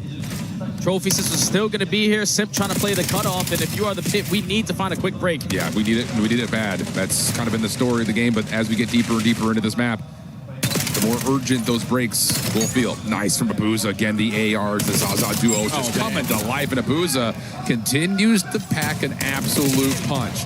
04 in some trouble, backside of the hard point, but is able to jump on over, find 1 damage onto a second before Nate takes him out of the picture, and now it's just down to Abuza, who eventually will be overwhelmed. The Pit will get the scrap 20. Yeah, you might as well forfeit this if you are FaZe, because you know that 04 already has that Hellstorm going over to the money hill of P3. We don't even want to give them an opportunity to potentially pick up one of their own, so going to keep the 30 to 25 point lead going into P3. Big gunfight win there from Josh to secure both side for his squad. And now with Trophy Systems in play, FaZe are going to be here early. This might be a lockdown. Yeah, this is one of those moments that, again, the Pit does a nice job of keeping themselves close, keeping this map competitive. But until we win a rotation, we don't anticipate that Elite Swap will really, truly come through. Not with how FaZe are playing at the moment, at least.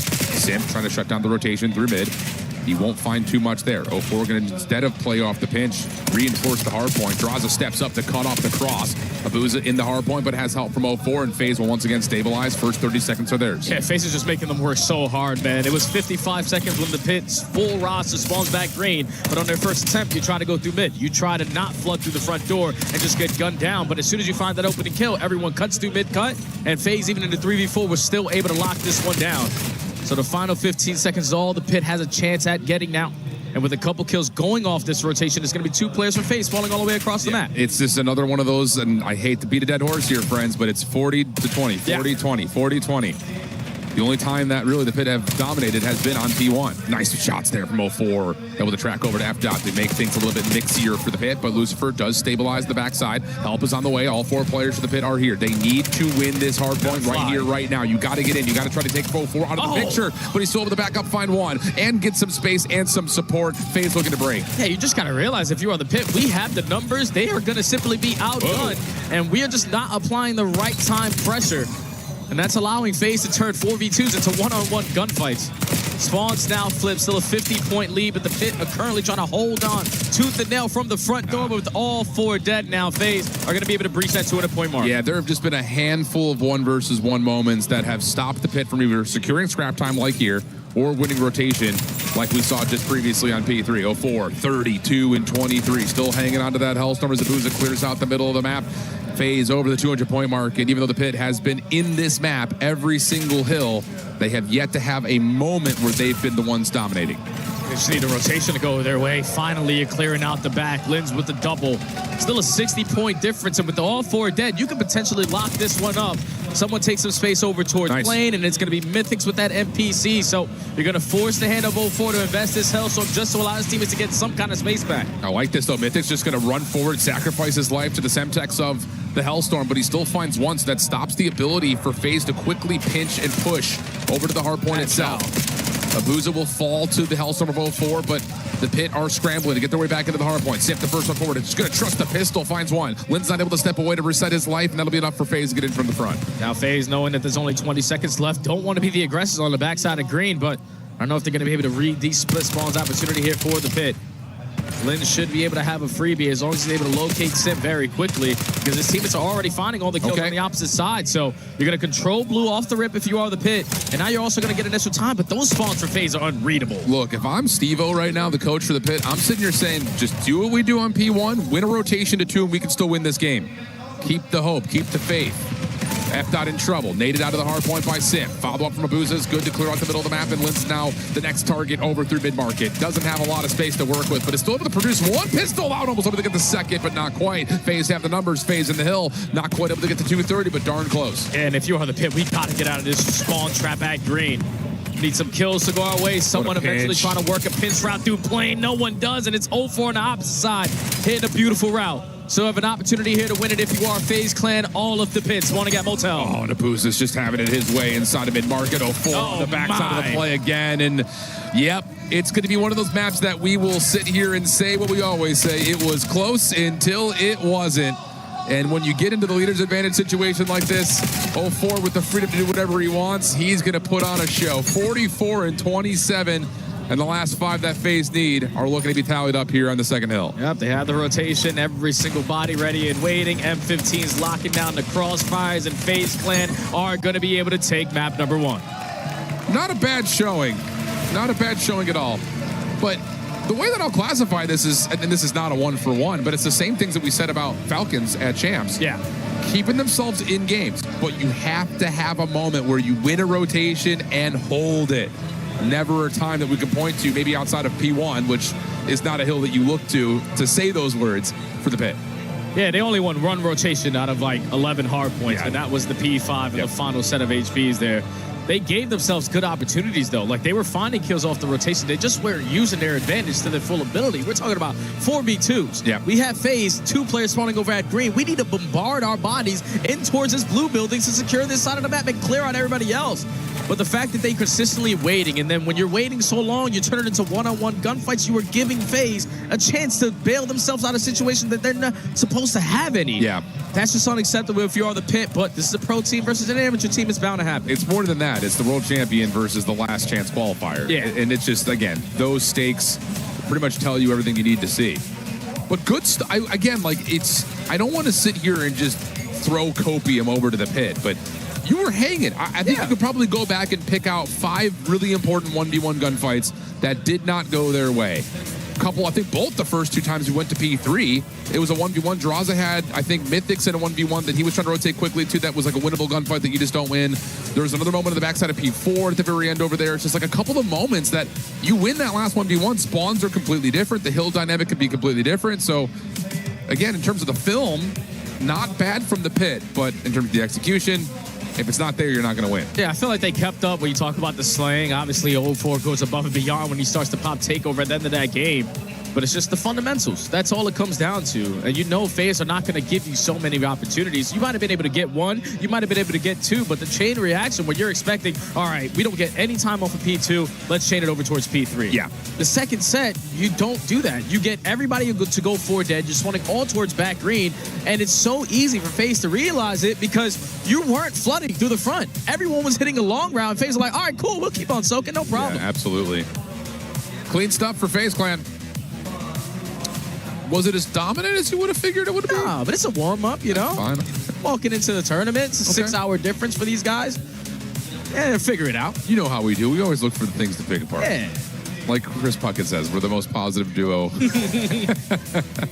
the CDL. Gridlock, Search and Destroy coming up next.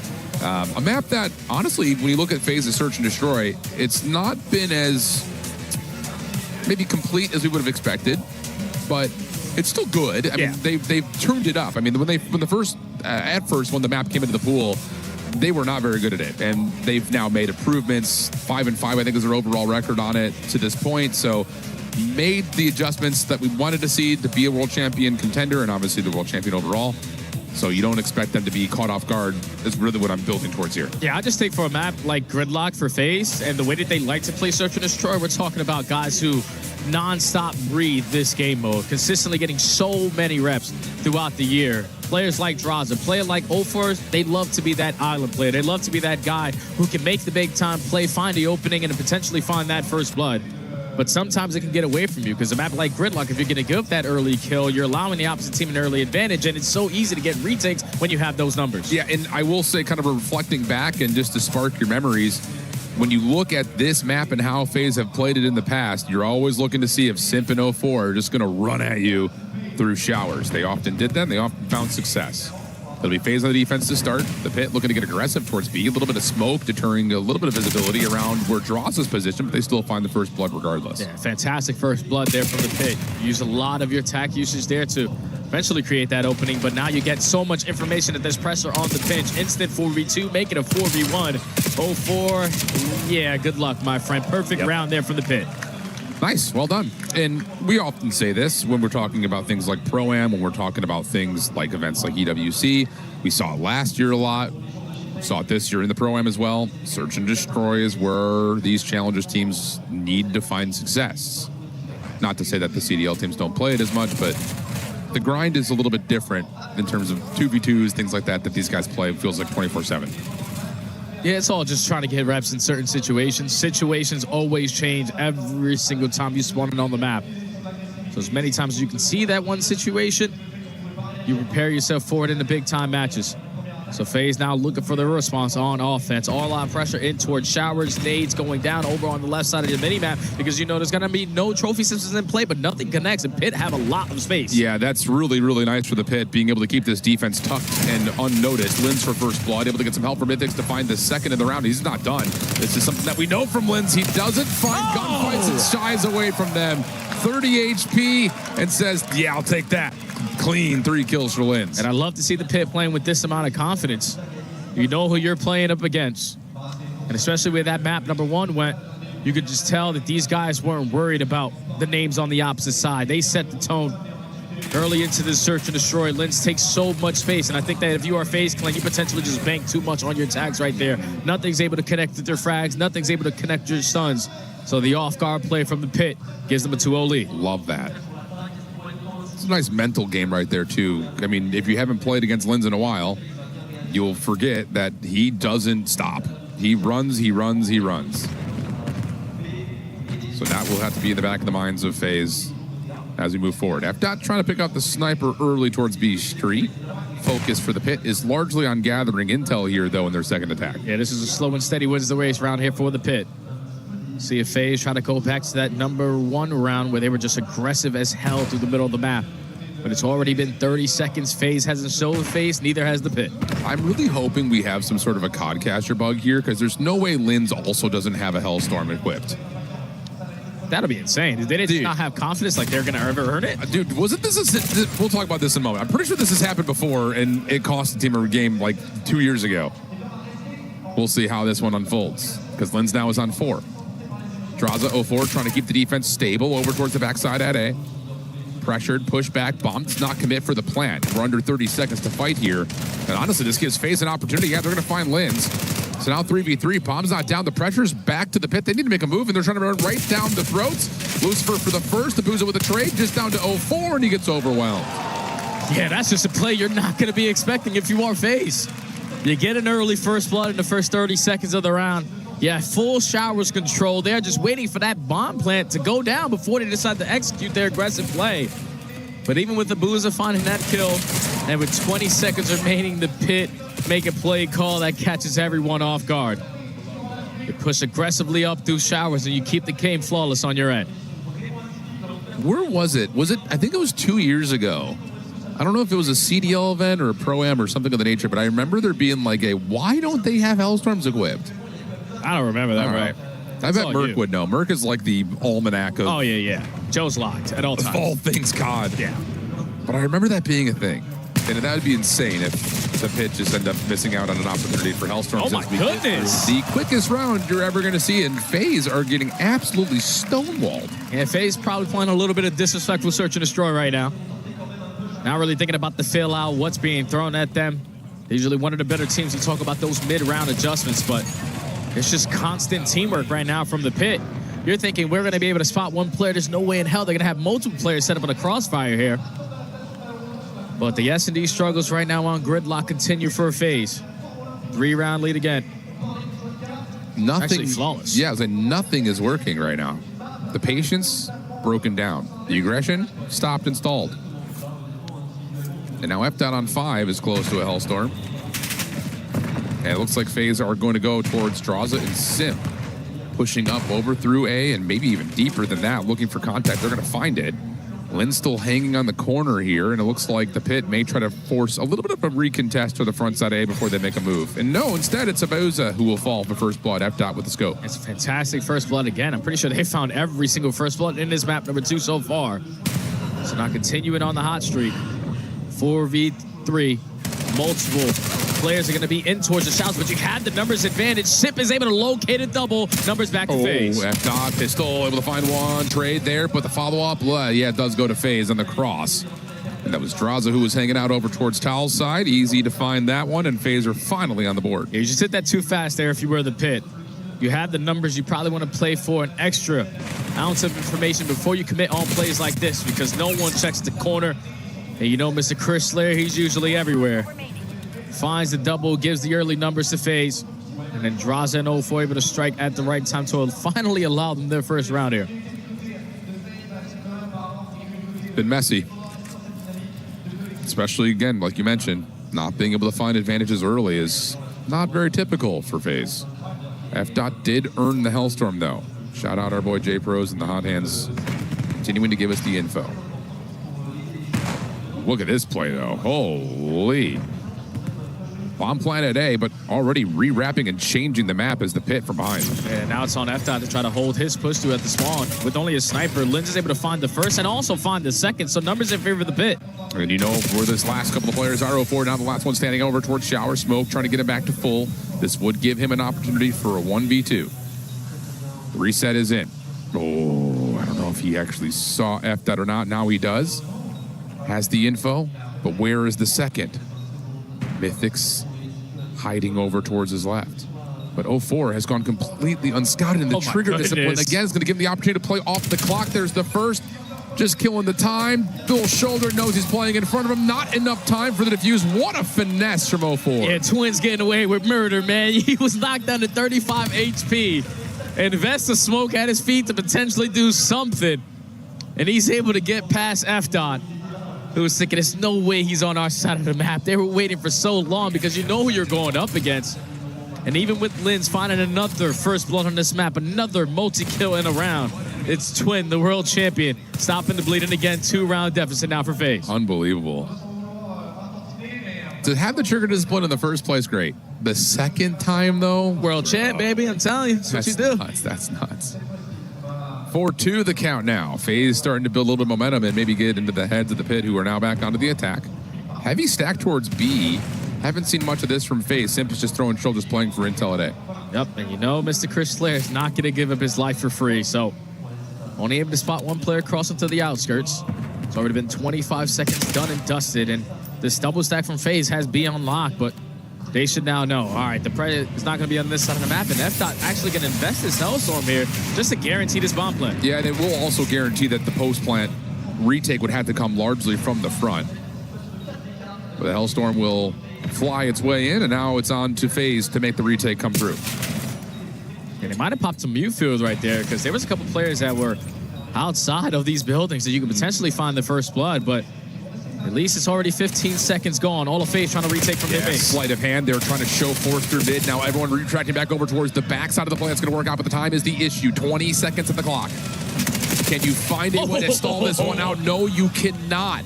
I love that little 4-man push up. The player throwing shoulders. That hole says everyone's middle. And then immediately FaZe wrap back, catch the defense of the post plant completely off guard. It's just so difficult to hold the post plant in towards the shower side, because as soon as they're pushing through that back door, they have a camera advantage every single time. The fact that 04 finds that kind of first blood starts off the trades. All the FaZe not going to play sporadic, not going to play scattered, running as a core 4 unit, flood through the back door and find every single kill for free.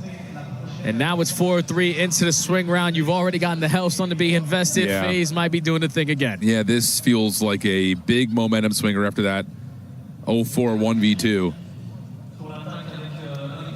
And it's going to be on FaZe for the attack now. 3-1 split for the pit defensively, largely leaning towards A. It'll be F-Dot by himself at B. He is sniping. Sees the head of one. That's enough information for Abuza to say not all that interested. But look at this push up. And F-Dot switches back to the M15 at the right moment. But he's in some trouble, needs some help.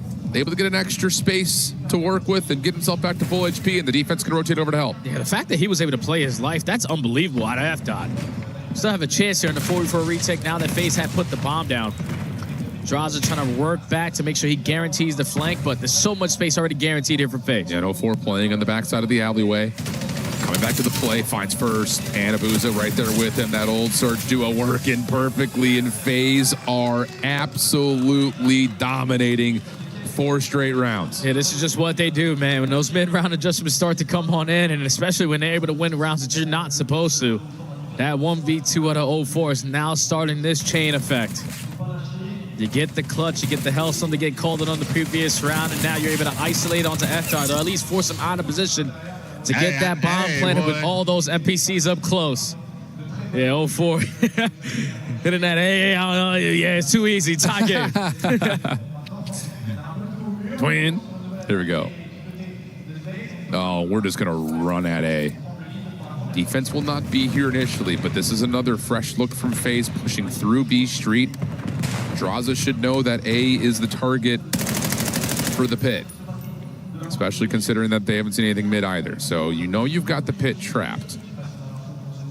And if you're the pit on the other side, does F-Dot get a read? Well, now they do. This is a moment of decision for the pit. Do you want to fight, push through, or do you want to track back and take the 4v2 on the other side? You got to make a choice. Yeah, now even a bigger choice is when are we going to decide to work this bomb plant? You know, FaZe are going to be on both sides of the map, and after Lucifer finds that first blood, this is where we got to guarantee it. 04 and Simp trying to rally back over towards Draza's side, and now the 3v4, they got to try to clutch up. Well, they're going to find the ability to get in to recontest, but someone's going to have to world star the pit on this setup. There's the first from 04, pretty clean. No Simp way. finds the second. We cannot allow this to happen. Can we buy a trade? Can we buy a trade? Need a trade, or we need a crossfire. I don't even understand how those all turn into one-on-one gunfight after one-on-one gunfight. There's no need to force your hand. Make them make the play. Lucifer gets the first one. You get the bomb planted. It's already 15 seconds gone, but Lynch just sliding out to a death for no reason. Simp keeping his teammate alive, and then he doesn't take any damage, so he's able to pop another multi-kill all around. The pit showing the same mistakes that they had in that hard point, solo chow after solo chow, and now it's 5 rounds in a row for FaZe at game point. Oh my, 5 in a row for Simp on top of that. Does he have a Hellstorm? No, he's still got a ways to go. And it looks like FaZe are hitting the triggers and saying, let's just run at him. These guys are checked. Smoke out to the front side of truck. 04 pushed back. Booza not able to find many hit markers, and FaZe will instead join Draza over towards A.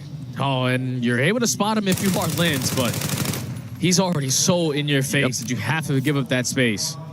30 seconds gone. FaZe have already rotated their way in towards Showers, and the pit are going to play this a little bit quick, but it's a 3v3. Now look at the long round from F-Dot. The pit have to keep the focus towards this backside at A. Otherwise, 04 is going to be able to isolate and possibly find himself a 1v1. Timing here. Have they seen each other? Yes. F-Dot's able to find the win. 3v2. Mythic's able to make it a little bit easier. Draws a damage out, doesn't finish his food, and now he's overwhelmed. Then we're going to go 11. The stuff there out of the pit.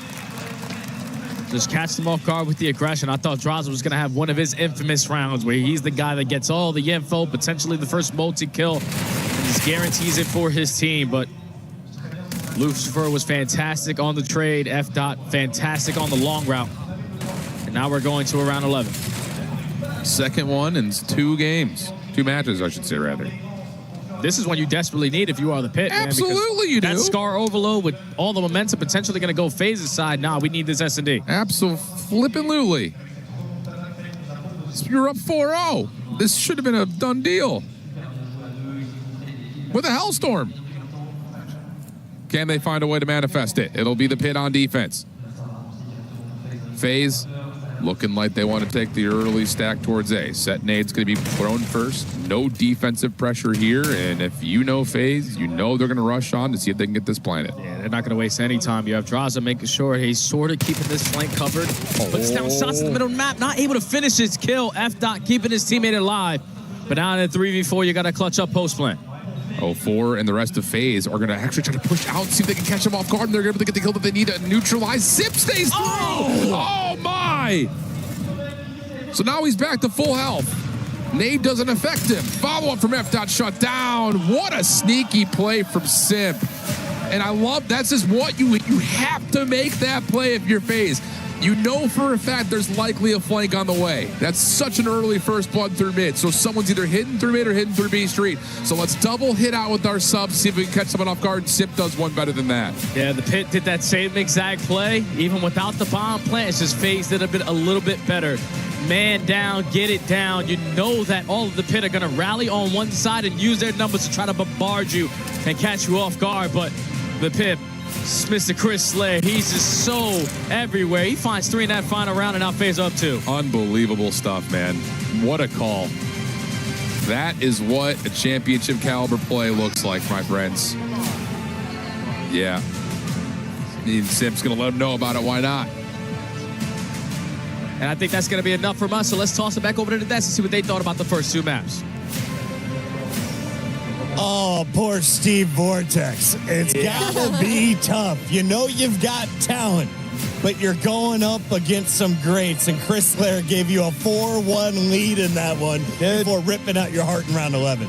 Yeah, I mean, this was a tough loss. I mean, early on, they had some good blind counters, you know, They did. if you're the Pit, but I mean, you give up an 8-second retake, like offensively, that just has to be stronger. Like, I saw the idea, like, we want to slow play it, get bombed down, just play from there, but you lose the round with the Hellstorm is unacceptable. Rosalie, were you sipping on the Challenger Hopium? Because you and Nameless had me out here 7 rounds earlier than we needed to be for halftime. We forgot what FaZe likes to do in Search and Destroy. Their mid-round adjustments are just next to none compared to the rest of the league. So when it comes to Search and Destroy, I told you had to watch out for the 2s and 5s. I think the biggest problem was they were between a rock and a hard place in that swing round, in that round number 8. You got 2 FaZe players on the flank. You got nobody to deal with them. You get a first blood. FDOT was doing literally everything he possibly could. Was shooting. They need to owe him a drink tonight because he was doing what he could to try to win them that S&D. What do we think of the new talent? Because last time we were here at EWC, we used it as an opportunity to scout. Guys like Exnid made a big splash their first event at EWC. Is there talent from Europe on this Pit squad that has caught your attention through 2 games, Han? Yeah, I mean, map it's a 1, tough spot. You're FDOT playing the world didn't play super well, but I mean, you look at this Search and Destroy, and honestly, like, I like the game plan early on. Just a couple things need to be refined. Like, think about the retakes that were happening and the kills that Simp and 04 were getting away with. Like, there's one round where if you're the Pit and you're seeing Simp and 04 re-enter the bomb site, they can't be allowed to freely jump across the showers. Like, you have to be able to put some shots into them. So, yeah, the gunny's there. The initial idea is there if you're the Pit, but angle's not. Exactly. Like, the small little details that make you a great team, you're seeing from FaZe, obviously, and the Pit, they just have to learn. And Ali, of course, you can see just the ice in the veins of FaZe. They sniffed this one out 4 rounds before they knew they could mount the comeback. They finish it strong, 11 in for the second match in a row. I mean, you go back to the 1v2 from 04, and it's just kind of what FaZe does. Like, they very much understand the mental fortitude of their opponent, and in a situation like this, 04 and Simp and everybody on this team knows that once you get around like that, it is very easy to break their mental in that following round, and that's kind of what we saw. And that's something we've seen from FaZe in the past. There are moments where Simp got an insane, like, 4-piece in a hard point, and then they were able to run on and take that momentum and become the way that they are now. I'll be honest, the format is brutal here. We have 6 best-of-5s being played in one day on the main stage. I'm praying for all 3 O's, and I think you guys might be enjoying at least half of these matches going that way, and statistically, it should go that way. You have the number 1 seed in FaZe going up against a challenger squad that we haven't seen on a stage this size. So how does FaZe close it out? And on the other side of this story, how do you take down the top dogs in one of the most teamwork-oriented game templates? Yeah, I mean, you're going to have to play, like, to your top ability from start to finish. You think about that first hard point, and it was a tie game at the end of the P4, dealing with the spawns that FaZe had. So it's not like it's not in them. It's just about being able to consistently put that effort and play out there from start to finish of the game. Now, Overload, that's going to be particularly difficult because you got playmakers like 04 and Simp. Ali, they have 2 good maps. They've played both of them. This is your second dose of Scar. Yeah, when I look at the score, I mean, honestly, going back to that hard point, I will say the difference for the Pit is that they did have good setups. There were a few moments, especially early on in the game when we were still keeping it close, where it seemed like they were on the same page. Their team chem was in a really good spot. So I'm thinking, heading into this Overload, if they can kind of, I don't want to say forget about the first 2 maps, but come into a series and being like, look, this is one of our best maps. We're comfortable on it. They can't get in their heads too much versus a team like FaZe. And then, of course, you got nothing to lose. You got nothing to lose. Play loose. And then, of course, on the big picture side, if you're looking to dial in for individuals on this week, if I was playing a fantasy universe, who is my go-to player that is going to put up the biggest numbers? Because on paper, I have to think it's Simp. But is it a guy like Abuza who's racking up hill time in addition to laying down the kills? You know, that's always my pick because he just has these maps where he pops takeover, and Scar being one of those, it could be that L. It's time to find out who's ready to pop takeover as we send the mic back over to two handsome gentlemen. It's Study with Mr. I Hold the Shift button. It's true. Yeah, he still walks it's a lot. true. It's that left pinky flex, my guy. Yeah. Caps locks is for lazy people. You gotta grind it out all days, all the time. Who are you looking at? Who does it for the pit? Who needs to step up and just dominate for them to get to a map 4? I just think you need to be able to match the SMG pressure. So I'm going to be looking at Lens and Mythics without a doubt. Because for some reason in Overload, 04 is like Kyrie Irving. He's just so hard to guard. You have no idea where this guy is on the map. He also gets a couple scores here and there, but just like what FaZe are able to do in that search and destroy. You see it's all smiles on that side. They know that they have all the momentum, and they're already thinking about where we're going to get lunch later on in the next 15 minutes. True. Very true. I don't know if anything's open. They eat dinner late here in France. They do, yeah. I mean, it's what, 5:30? They're going to have to figure out, can we wait until 9 to eat dinner like the normal Parisians? Probably not. Find a cafe, get an espresso, carry you over. I think, Crowder, RJ, Kason, he'll have these guys some food regardless. Well, we'll see if they can make it happen here. It'll be Scar for the Overload. The pit, well, you know what they need to do. They need to win 3 maps in a row. That's what's called reverse sweep here and most things. Who's will get the first blood over towards the top side at plane. That is a huge position to hold on to early. Same can be said for mid-market, especially if you're looking for early EMP control, which Draza will make sure to keep contesting. But once again, decent break-off here for the pit. Yeah, and if you are FaZe, you know that you're going to be spawning on not the preferred side to start off this first half. So it's all about just managing this map control, keeping the EMP dead center of the map as safe as you possibly can.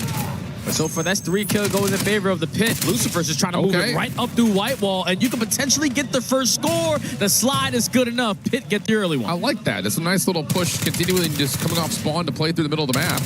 Hello. This time, Lynn's F-Dot not able to stay alive to get in towards Blue. Abuza, nice shots over the top of the plane, looking for the last one there, and that will be an immediate EMP control.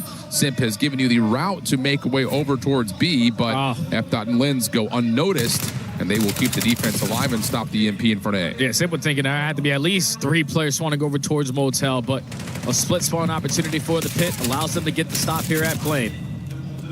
2-2 split in the trade fights.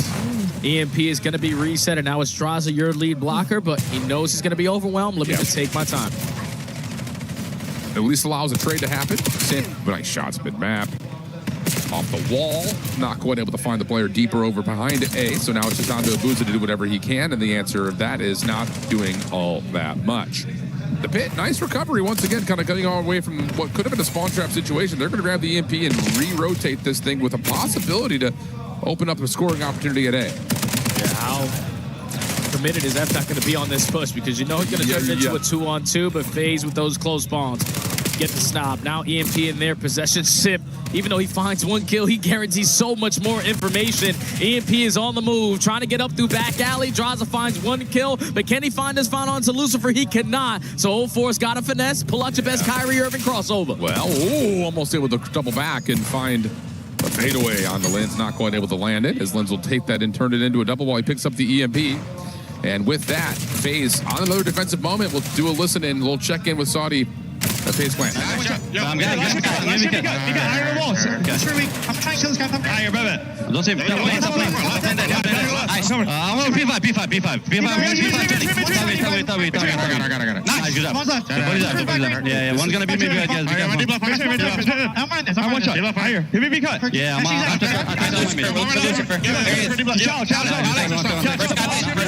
nothing. He's deep somewhere. Yeah, I'm 10. Close. Nice. Two left. One more left. Just one. He's gonna be right there. One's definitely gonna be right. That's open. I'm going right. I'm going left. Take it. I ain't telling you. Watch out. He's right. Don't see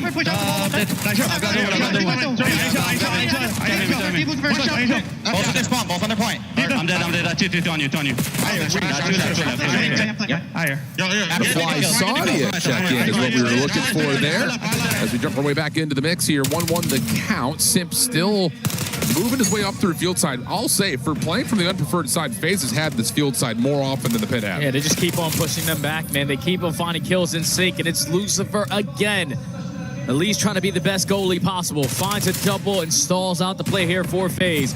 But you still got the pimp roaming, looking for kill number 5. Cannot locate it because Lynn finds through mid-cut and finds a double. And now you can turn this into a counter opportunity, but you don't locate 04, and he gets you a triple. Unbelievable from 04. Mythics trying to track him down, eventually able to find the shutdown, but it comes with a lot of punish already in play. Mythics setting the tempo, making his way up through plane. Shut down, stopped in his tracks as the fight now echoes over towards middle map. EMP still down, still not really being in control, but 45 seconds on the clock. The pit still looking for a couple eliminations as we make our way back over. Mythics able to find another shutdown over to the middle map like he's called. 4 dead. Opportunity to score a day, but the defense will still spawn relatively close. Stuns, nades all being tossed. Can you get the EMP carrier through? Linz is a little stuck, but he's able to slide his way in for the second score. And only 30 seconds left. Reset now. Back over towards the dead center. F-Dot on 4 in a row, still showing presence behind FaZe's spawn. So you potentially have another opportunity to get another score, but Draza sniffs him out. Thankfully, Lucifer and Mythics do not give up their aggressive play. They still have the numbers, still have a chance, but Abuza just keep the EMP safe. All he needs to do. Yep, that's absolutely right. 9 seconds on the clock. Shutdown eventually comes through. Maybe a chance here for FaZe to extend this first half just a little bit longer. F-Dot forces the gunfight and gets bested by Simp with an NPC at that range. Look at Draza. Route through top side of green like you call from Draza. Simp opens up 1. Make that a second. Oh my goodness, 1 more. No, not quite, but the follow-up is there, and the score is in. We're tied at 2. Yeah, that just can't happen, man. Extra time, score to tie it up before the half when you knew we had all 4 players up, and the only way that they're able to go was right through the front. But they were so hesitant because they had no spacing towards green. Draza just drawing the attention on that side of the map. I don't even know if he was able to show face, but Simp just pushes up through Motel, finds a double. This just cannot happen. Lucifer gets caught with a frag in his hand, and then the movement too good to clean up the rest. FaZe on the bad side tied the game, and if you are the pit, we need to answer the call early into the second half. Absolutely. Starts with a good break-off. They've been solid, to be fair, in both respawns to this point. And you look kind of at the scoreboard again, relatively even kill feed. Like they're slaying, they're sticking with it. It's just a couple of little moments that lead to a difference on the scoreboard. Draws a first blood. Linz, F-Dot follow-up, pinstripe kill feed. Linz looking for 1 more. That's a lot of space through mid, but the problem is 04 is in your backspace. Both players trying to do the same exact thing. 04 in his happy place quickly gets taken down by F-Dot. And Linz also finds a kill, so it's going to allow his teammates off the respawn to take some mid-map control and continue to stabilize around the map. They are spread. They're not allowing FaZe any opportunities to get pushed up, and all they're looking for is kills in sync, but they have a lot of info to go with this play. I'm here for this little kind of war of the trenches here. Take it inch by inch instead of mile by mile. Mythics, gets away with a little bit of extra lease on life through mid, turns it into 1. Follow up from the EMP carrier, not there. Linz will drop FaZe with the numbers as they make their way out of spawn. Look at what Simp is instantly thinking about. Let me just put them in the spawn trap. I have so much trust in my teammates, and that is why, because Simp is still going to be able to win gunfights he's not supposed to. Quickly traded there from Linz, and now EMP on the move over towards flank. You got to make the decision. If you are Linz, he commits on the flank, and now you're outnumbered. You got to lock this one down with your ARs. And F-Dot's going to drop. It's a scattered spawn's coming through with the EMP carrier. Still will fall Lucifer for 2. Loving that out of Harry. Simp shut down at mid, and once again, the pit. Tough moment, battle back, now in control. And if you are 04, not really the kind that you want for this position, but he still finds the headshot onto F-Dot.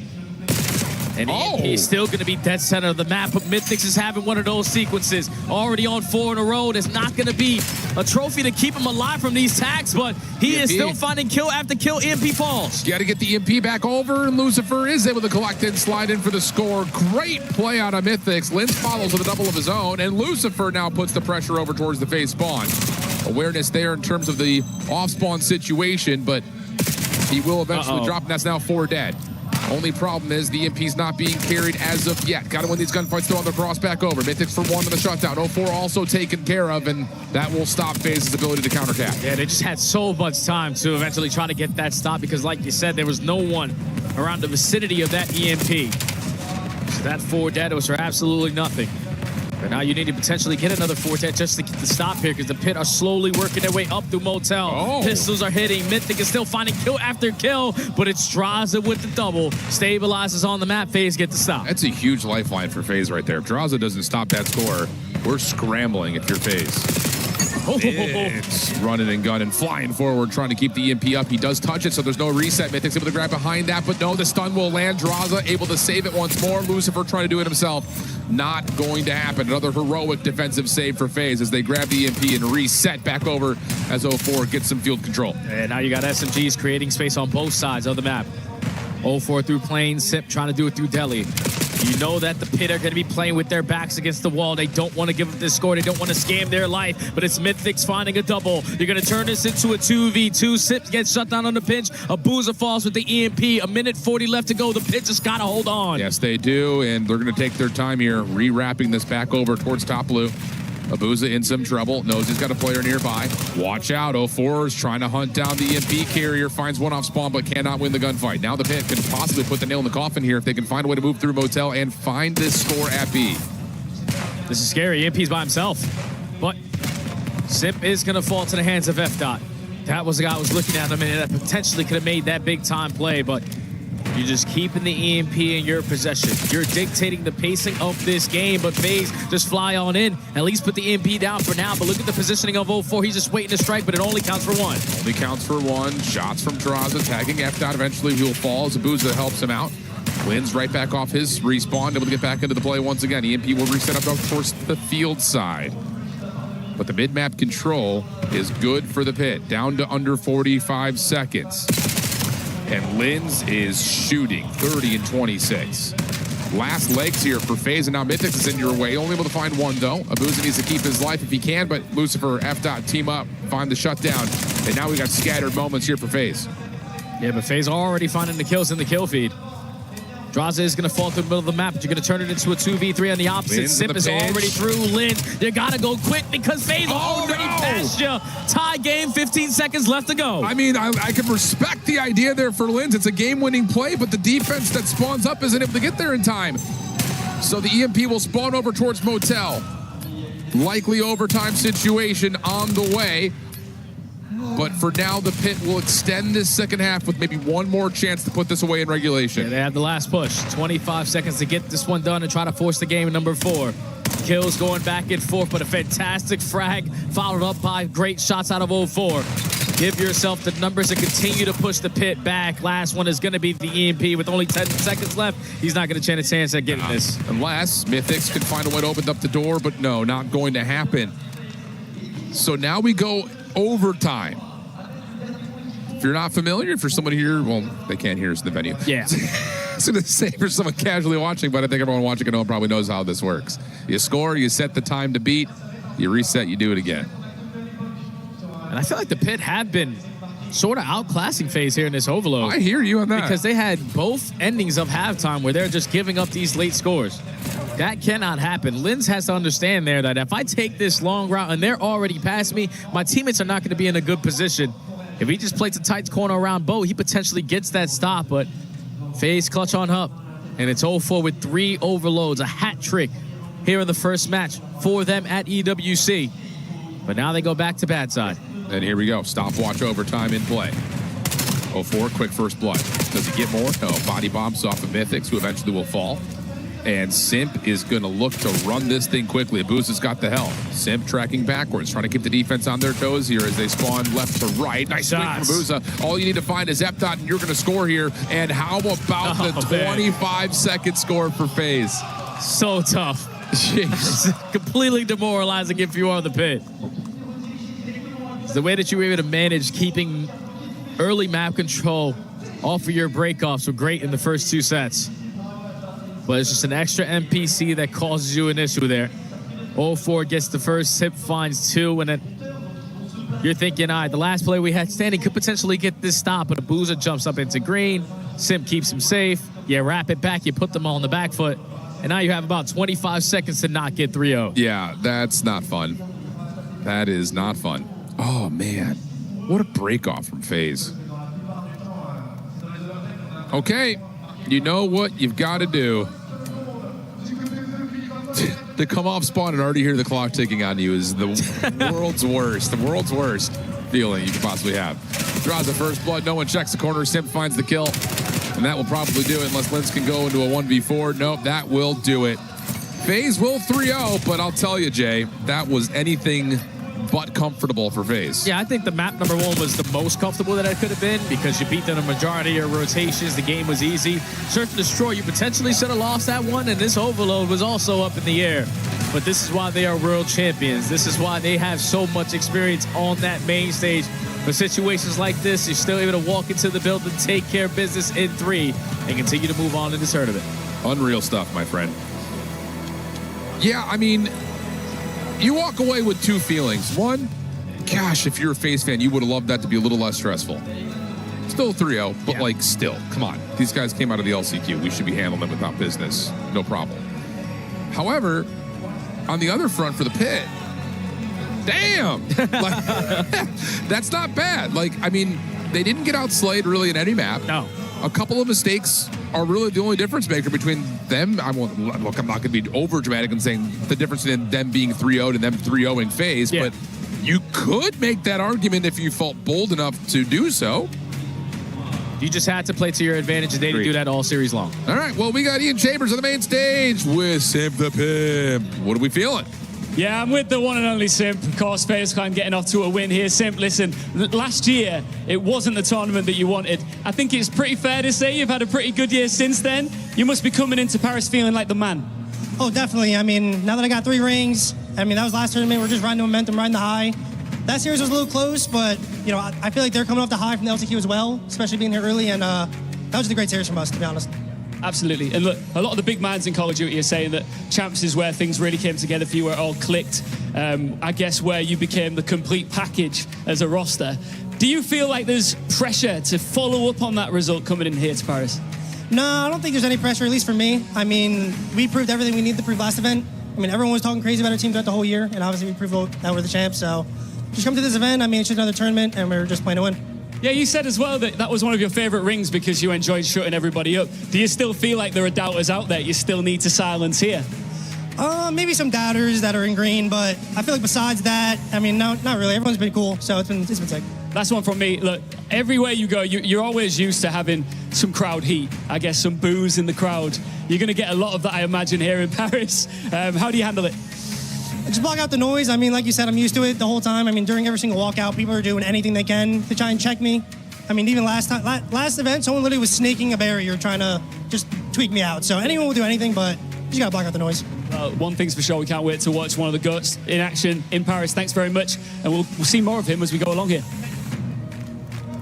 Good performance, right? Yeah. You know, these guys, you know, Simp said it, like, it's never easy when you're coming in cold and you're playing a team that just played an entire tournament. And yeah, some of the maps were close, but every time they needed to, they made the play to close it out. Simp with a 3-piece and search and destroy, the overtime here in the overload. Talk to me about this overload, Allie, because it was a nail-biter. No, it was. And I feel like this overload, if you're a fan of the pit, this made a case for them. You know, I think in context of playing up against the world champs and keeping this overload as close as you were, I feel like you finally got some participation out of Linz in this one as well, and Lucifer, the rebranded Harry, by the way, who's been around the pit for quite a minute, but I think they kept it close. I think this is good for them moving forward in pools, but Chris, this was a pretty quick series. I like the name Lucifer. It's scarier. It is scarier. Harry wasn't scary enough. Lucifer strikes fear.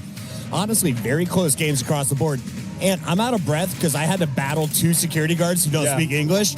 Wiggled my way past the second one, dodged past the audio guy. I saw you moving. We're in the pit. I saw you moving. You're safe. But you know who was not moving that fast? Because you were moving really quick to get up here.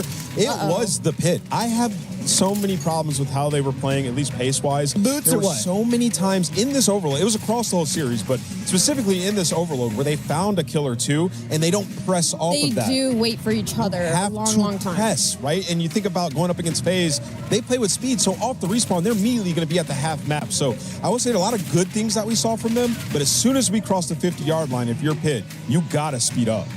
Chris Lair and 04, the SMG duo to watch, at least so far from what we've seen on stage. But it's only been 4 teams, and Allie, 6 games with some surprisingly close results.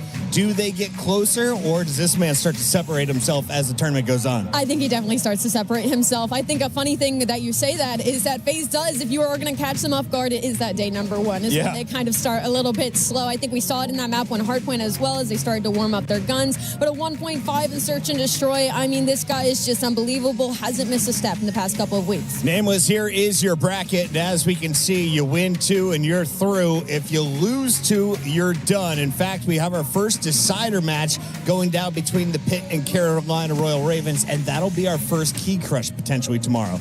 Yeah, I mean, you know, both these teams desperately need a bounce back. Didn't even win a map. On one side, the Pit went from the highest highs of qualifying to 3-0'd by the world champs. Oh. Carolina have not beat a pro team on land this season. Oh. They need something. And something. Rosalie, of course, we're going to see a lot of great teams. G2 Esports may have fumbled the EWC bag. They just won Warzone, but they made too many roster moves too late to earn points in Black Ops 7. For the club championship? For the club championship. That's tough. But they could still win the $600,000. Do you think that's what Envoy is still playing for? What are you expecting to see on the other side of this matchup? Of course they're playing for that cash. But also, I mean, they said screw it and made another one heading in. So we're also going to be able to see Beans plugged into that roster. I'm excited to see what they were thinking. Other people are saying Cloud9 bought into the CDL just so they could compete in the club championship. Well, it's now time to earn some points, and they've got a new face. We'll tell you all about it on the other side of the break.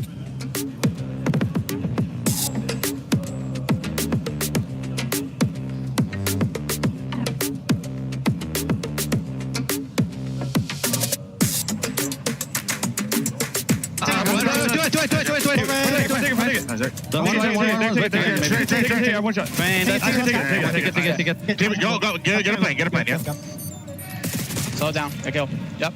Oh, man. Good job, guys. Good shit. No. Nah, good job, guys.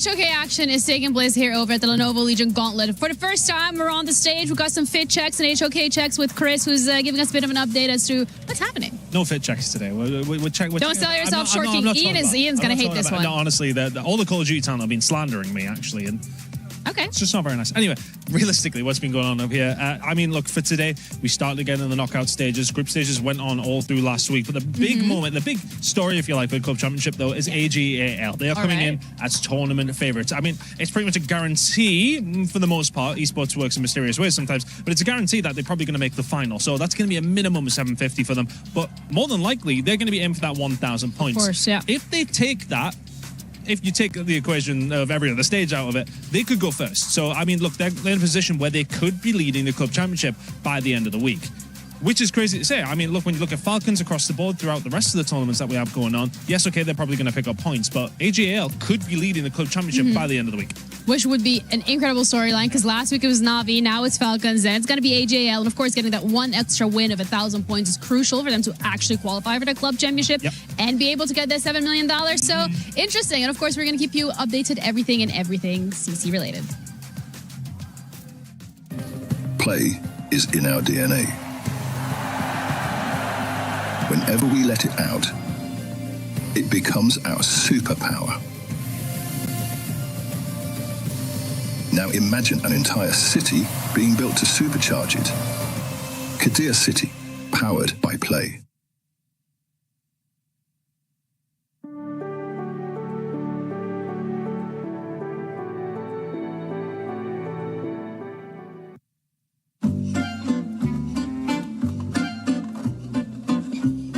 Hi guys, I'm Arian and we're Cloud9 New York and we're going to be making our perfect baguette. As you know, baguettes are massive in France, part of the Parisian culture, and we're going to show you guys how to make the right one. We have to decide whether or not we're having pickles in the baguette or not. I'm pickles. I'm pickles. No pickles. No It gives you like a little spice. It gives you a little, like, you know what I mean? I think a little. It's good. It tastes good. No pickles. Yeah, Get it out. Get it out. Pickles, you're weird. Like out of here, I think we need everything. I'm thinking butter base. Everything. Both cheeses. We'll put cheese on top, and then we'll do the meat, Yeah, this is bread cheese meat. This is bread cheese No, meat. we need to have both of these in there too. And No, the vinaigrette on top. no tomatoes. Okay, listen, this is like, bro, lettuce is just like for fun. Like if you want to be healthy, like it doesn't taste like nothing. It literally tastes like nothing. It tastes like nothing. There's no point in having lettuce in there. All right, let's lettuce is literally just Can we just start making it? Chill. All right, so we're gonna need. Is it open? Okay, it's open. Okay, you got this. I can tell you made a sandwich of your life. All right, so I'm thinking butter base. Butter base. Butter. Yeah, Butter. Everyone agrees with that, right? Yeah, and a little bit of pesto. Pesto, I would put it on the bottom bit, but I think the butter like smooths it out first. Yeah, you're right. A lot to him might be. Give me a little both. bit. I like that. Like, let me show you guys. I liked it. That's it. That's enough. That's it. That's it. That's it. That's it. The meat? No, what about cheese? No cheese. Cheese. Cheese? No, what? Are you crazy? The cheese is supposed to be on top of the meat for then No, if it it's not melts. cheeseburger, man. It's not melting, bro. Bro. You actually might be fried. All right, what Okay, type of then cheese? what What kind of cheese? We got two kinds there. What is that, I'm thinking Swiss? the left side. Do both. That looks disgusting. Do both. That one on the right looks good. Or like stack it on top of each Wait, other. do you like- wash your hands before this? Yeah. Make sure, bro. Definitely. Hygiene 101. Definitely. He's lying right now. Why does the cheese in Europe look so colorless? Like, why does it look dead? Like, bro, that cheese is literally see-through. I can see the board through the cheese. What kind of meat do you want? Just as much meat as possible. It's the same meat. Yeah. I need like 7 pieces. What is this meat? More. Do we know? God, We put this on top. No, balsamic vinaigrette. We put it on top. I think we should add lettuce and tomatoes. No tomatoes. No tomatoes. Lettuce, No, bro. 'cause we already have lettuce. Just put lettuce. Just put lettuce. This? Put that as an aesthetic. It looks good. Vinaigrette? Yes. Never tasted that. Bro, you put 2 pieces of lettuce on, bro? Mashed with vinaigrette on top? Bro, this is like European sizing. Bro, Hey, like, is vinaigrette like soy sauce or what is it? Like what does it taste like? It's like it's what do you mean? You've never had vinegar? Vinegar? I'm gonna close it up, guys. So this is our baguette invention. I think we should have tomatoes. Oh my god, I'm already no hungry. color. Why is the cheese wrapped over the bun?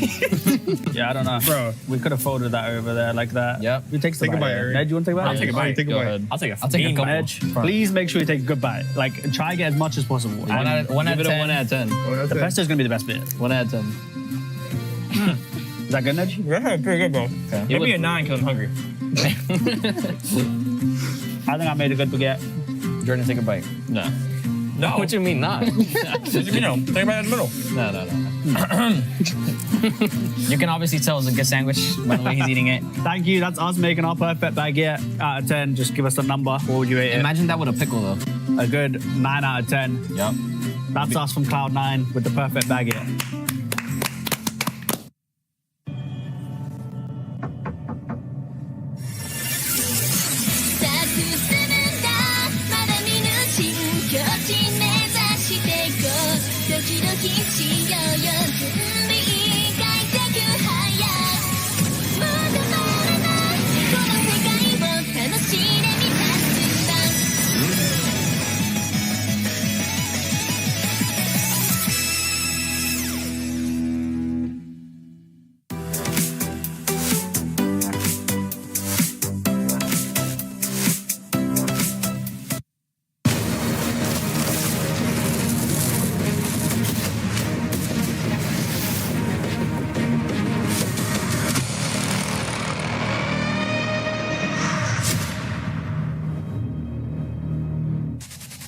Welcome back to the City of Love, where G2 Esports is rocking a brand new face. Not new to the CDL or the top tier of Call of Duty, but new to G2. Beans is going to be joining the roster. On the other side, for Cloud9, you bring in a heavy hitter that goes by the name of Gwyn. Now, Gwyn has had some ridiculous stats. He's also had some really poor records with his teams of late. Let's talk first, though, about the G2 Esports squad and a little bit why you're excited to see them today. Andy, I know they made some noise on another stage. Yeah, they most certainly did. Won the Warzone tournament just last week, which, well, we've talked a little bit about it. Would have put them in a lovely spot, 4 club championship points, but never mind on that one. We'll come back to it at another stage.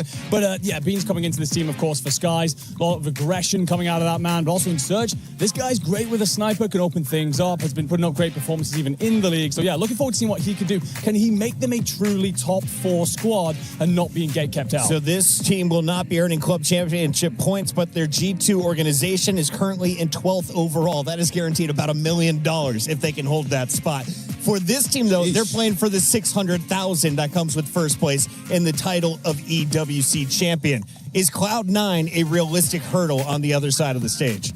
It's a hurdle for sure. I mean, these guys picking up Gwyn, like he can find kills. And we've seen these guys at times throughout the season lose a lot, particularly in hardpoint, but they had some search and destroy strengths. Now, when you get rid of Hyde and you bring in a guy like Gwyn, it's going to raise your respawn floor because he can find those kills. Encourage started to come on strong towards the later half of the season. So yeah, it is a hurdle for these guys. And this is a G2 team that hasn't been particularly great at the respawn game mode. So could be more even than people may anticipate. If you watch the Black Ops 7 season, one of the big storylines was the fact that Vancouver Surge let go of their previous roster that went to 5 grand finals. All of those players went on to raise trophies, except for this man. Byron Plumbridge got left behind. He got shipped off to Boston. He was on the breach for a while. Now he's here for G2.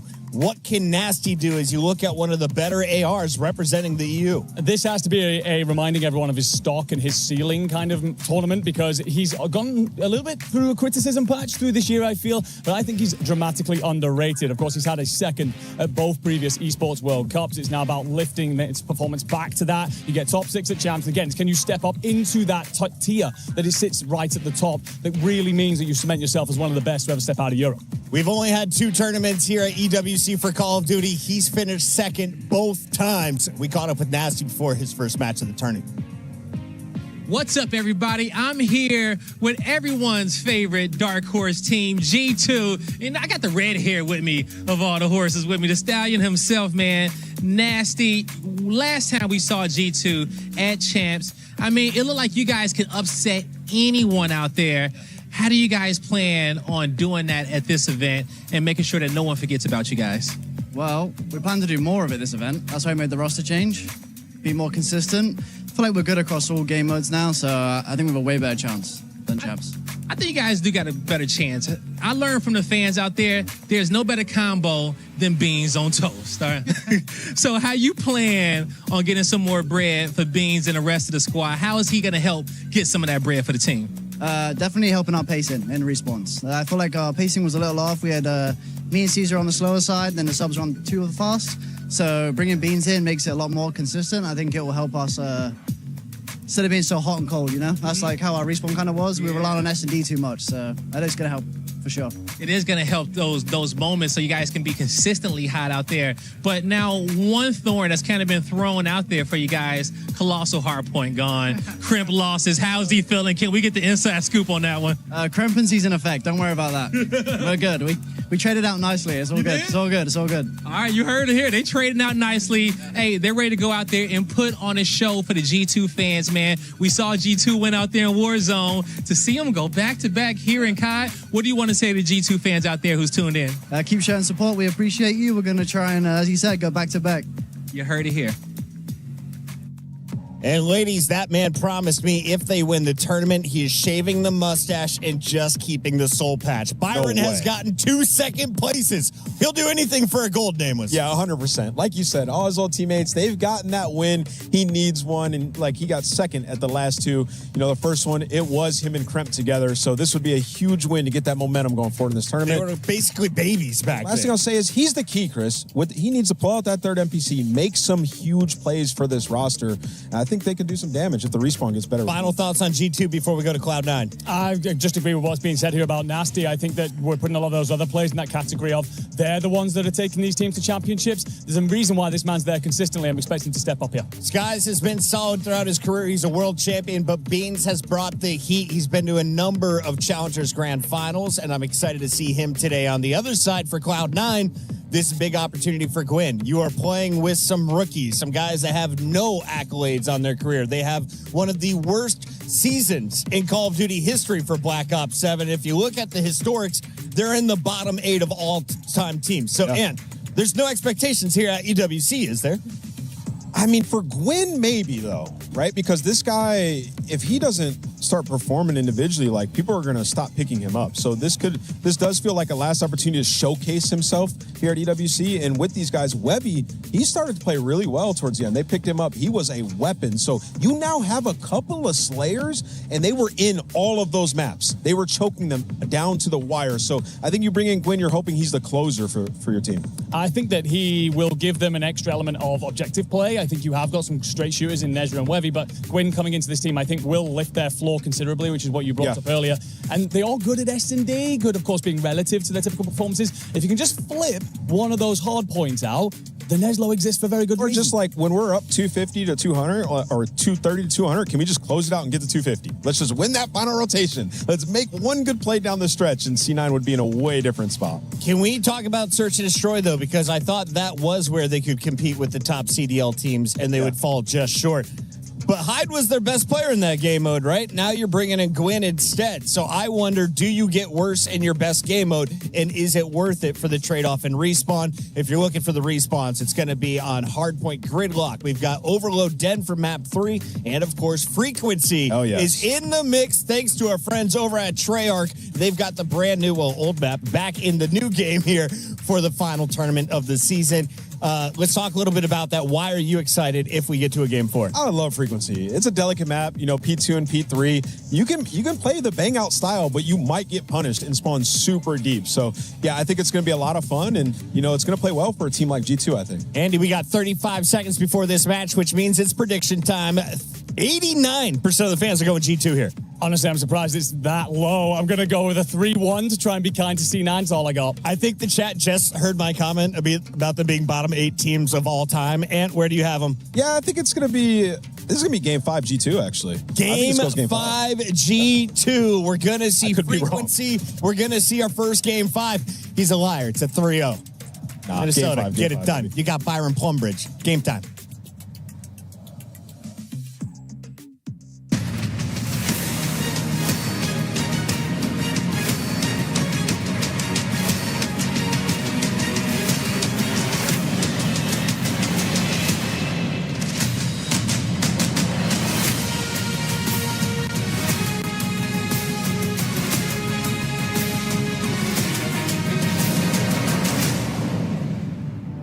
There's only so much you can learn from baby steps at a tournament like this, and that's what we're witnessing right now. The first matches to be played out. And the latest featured the world champions in FaZe Clan, who of course looked cool, calm, and collected in their opening series. And it's so hard to watch FaZe. They're insane. But I must say that the Pit put up such a, I would say, a decent fight. Yes. Moi, dans mon livre, The Pit n'ont pas été ridicules contre les champions du monde, donc personnellement, ça me va. Et Ian et moi, on a un message important pour vous dans le public. Yeah, I just want to give a shout out to the fans that are filling out this arena nice and early this week for Call of Duty. Bonjour Paris. Thank you so much. We're expecting to pack this arena out as the week rolls along, but I always like to give a shout out to the early birds. C'est très facile de venir le samedi, le dimanche, alors que ça coûte plus cher. Mais forcément, c'est là qu'il y a les plus gros matchs, etc. Donc on voulait vraiment vous remercier d'être déjà là avec nous pour ce début de semaine. Ça fait hyper plaisir, les gars. Merci beaucoup. But that doesn't mean that we're gonna get gentlemates just now, right, Ian? Oui, oui. Oh, no. No. It's now time to welcome onto the stage our next competitors, starting with G2!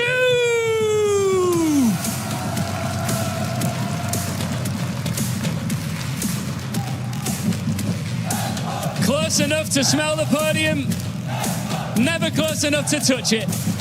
G2 made changes when most teams stood still.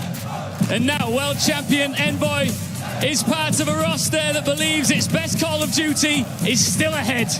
Paris is where potential needs to become proof. And on the other side, a team that needs redemption, it is Cloud9. It is their chance to make people stop asking questions about their motivation and start asking about their ceiling. Ils ont été discrets cette saison, mais discret ne veut pas dire terminé. C'est leur chance de faire cesser les doutes, de faire cesser les questions, because coming without a target on your back can be one of the best advantages here in Paris. Absolutely, as Cloud9 take position, it's G2 versus Cloud9, who will be the next team in Paris to get off to a winning start.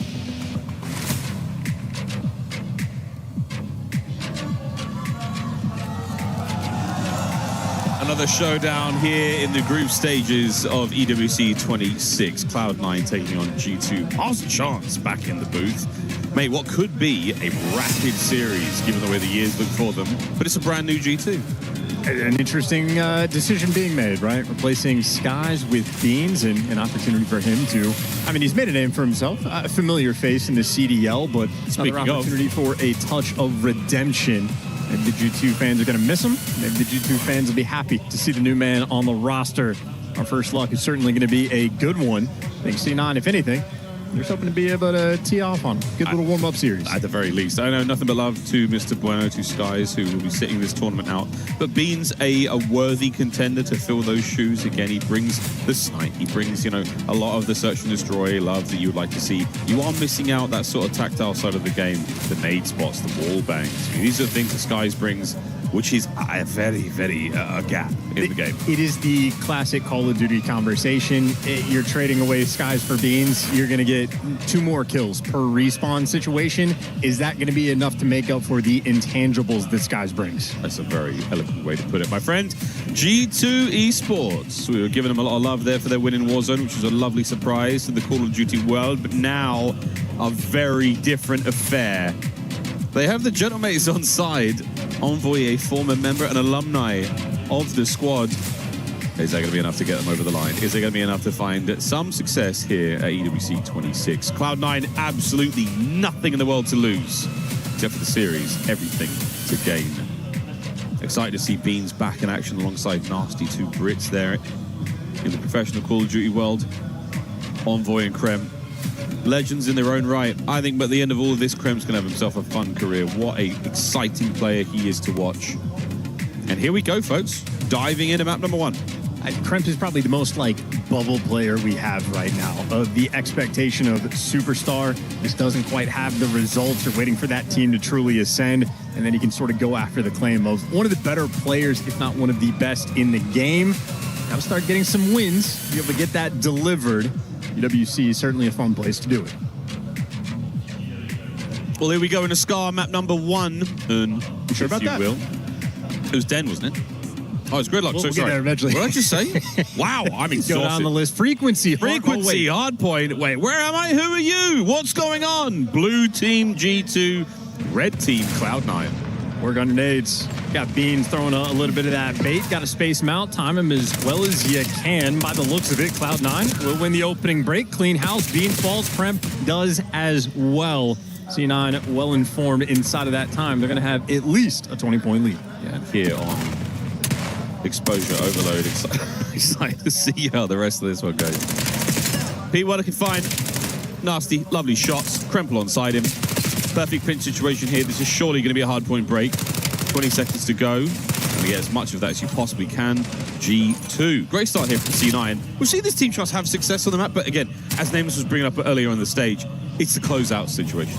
It's actually finishing the map. That's the real concern we have right now for C9. Well, we'll get to the end. At the start, you only have to worry about the beginnings. Envoy playing for that rotation. It's going to be a 3 spree, and officially the only player that's going to be near the time. His team, though, fully collapsed on top of it. Bean's actually the first one to strike, but G2 just snap into position. Everybody in the right spots at the right time. Clean on this B2 time. This is how we mount a comeback. 1-2 now on the hard point. Envoy third. Lovely fadeaway there to allow the health to regen. That was a really great little moment of gameplay. Is now Krem on the left wing. Superb shots. The next man on his way, and he's going to eat a stun. Here comes Nezra on the attack. Pressure now from C9. They've got the man advantage. Quick contest. Envoy continues the spree. What a 6. And what a sick play this was. 7 in a row with a Hellstorm. Hasn't died in a minute. C9, what a wonderful opening break. And then Envoy just picks them apart after the fact. So, yes, it'll be a 30-point lead, surprisingly, for G2 going into the new time. And they got a lot of time to work this break. Number 4 taking the deep route. A couple players now working in through Dojo. But Lord Krem falls. Looks like his team's going to fall too. C9, perfect hold to kick off this P3. C9 perfect. And the man on time, Gwyn, that 1-6. We'll see how that fares. Likely to change soon. Envoy creating nothing but a distraction. The attack towards the hard point and allows his teammates to find the kills. Trade's complete though, and it's C9 still in control. Nice little hold. Nasty trying to work his way inside, but can't really make the entry with an AR. It's a little bit baited and turns into a bait of a team kill. So yeah, C9 cruise control so far on this P3. The first 2 hold stuff. They're going to block the right side spawns. They know all 4 players are going to be in front of them. Right, we are 1 and 6 now to 5 and 6. Gwyn turned it all around. Still holding on the time, still finding kills. One more. A single bullet. And no need, gets the assist. The Hellstorm nearly his... This is a brilliant hard point from Cloud9. What a comeback. Yeah, and Courage also going to be fully set up on the rotation. He's dealing with 3 players and overwhelmed, but that's going to be the knowledge. 3 players for C9, going to be on that rotation. Still, though, a 30-point lead for Cloud9. And now they got the actual pinch to break this new tie.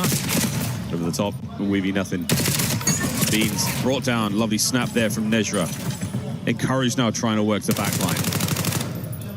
Hold here early on for Encourage. C9 still with the time. Gwyn's spree finally comes to an end, but he's managed to net everything he could from it. 35 seconds. The contest is there. G2 back into the hill. C9, though, really want to bully them out. Not going to have any trophies on the time. Stuns are going to connect. Nades are going to clear out Nasty on the back alley. You should be overwhelmed. Gremtho on a spree is a little bit of a scary sight. Him and Envoy from down low, that dynamic duo might just be cooking up a Hellstorm. We're looking at another here. This is a fantastic turn here for G2. But again, not a huge amount of hardpoint time. Awkward gunfight, lost in the nick, and that is it. No streaks for Krem. A worthy attempt.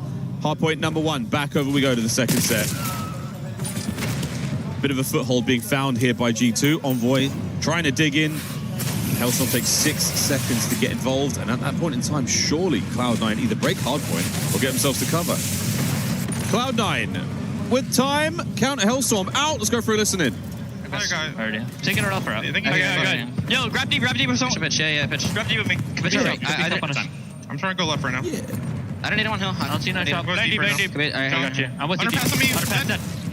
On the got ready, beans. We come got ready. Go top. 1 HP, 1 HP, beans. 1 shot, nice. Take your time. One behind you. You some core, nice. Watch envoy. One envoy. I'm playing the back in there. Yo, watch pinch when you spawn in. Spawn on hill. Okay, I'll try. Yeah, I'm shot. We're good. We're good like this. Yeah. I'm all front. Yo, hide from top. Press camp weak. Already. One's deep on me. They're gonna go. All going around. Front deep. I'm one on the press. Keep on you. Dead. Spawning dojos. I'm on P4. I'm putting that thing, okay?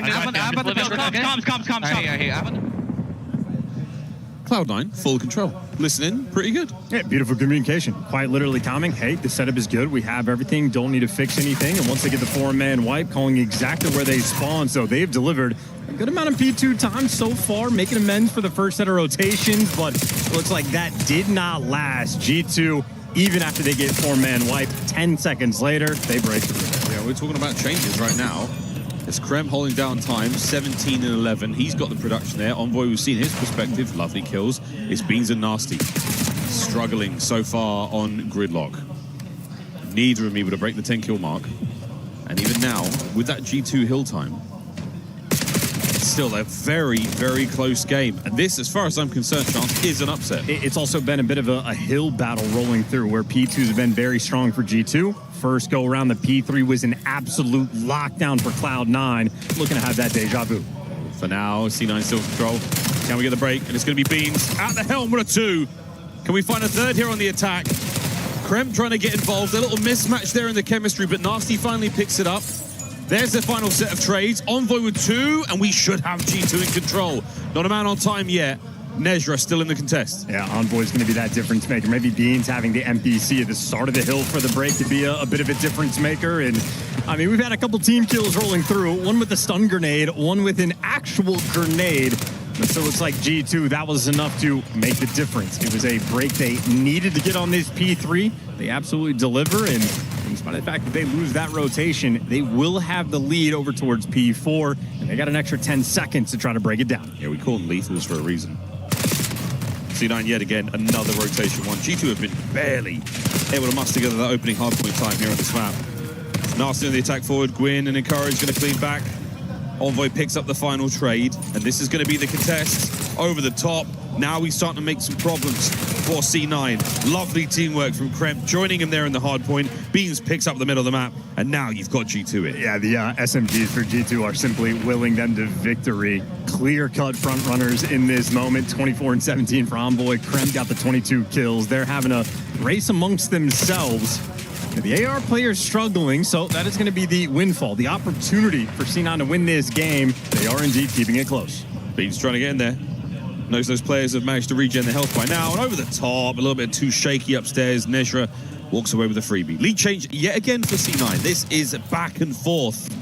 A new hard point in its way, and a foot race for it. Our next set of hard points is upon us here. Beans, Tuck's tail, the last man out of the hard point there for G2. And now we get ourselves to another one. Awkward spawn though, as we are going to see Gwyn there on the left-hand side of the minimap. Could cause some problems here. But lead change, another one is surely on the way. C9 are in. Yeah, you'll take that. And Nasty's going to take it right away from you. Wow, an opportunity for C9 to make something happen off the Mixie spawns rolling through. Instead, well, it is devastation. And now you just have these G2 players.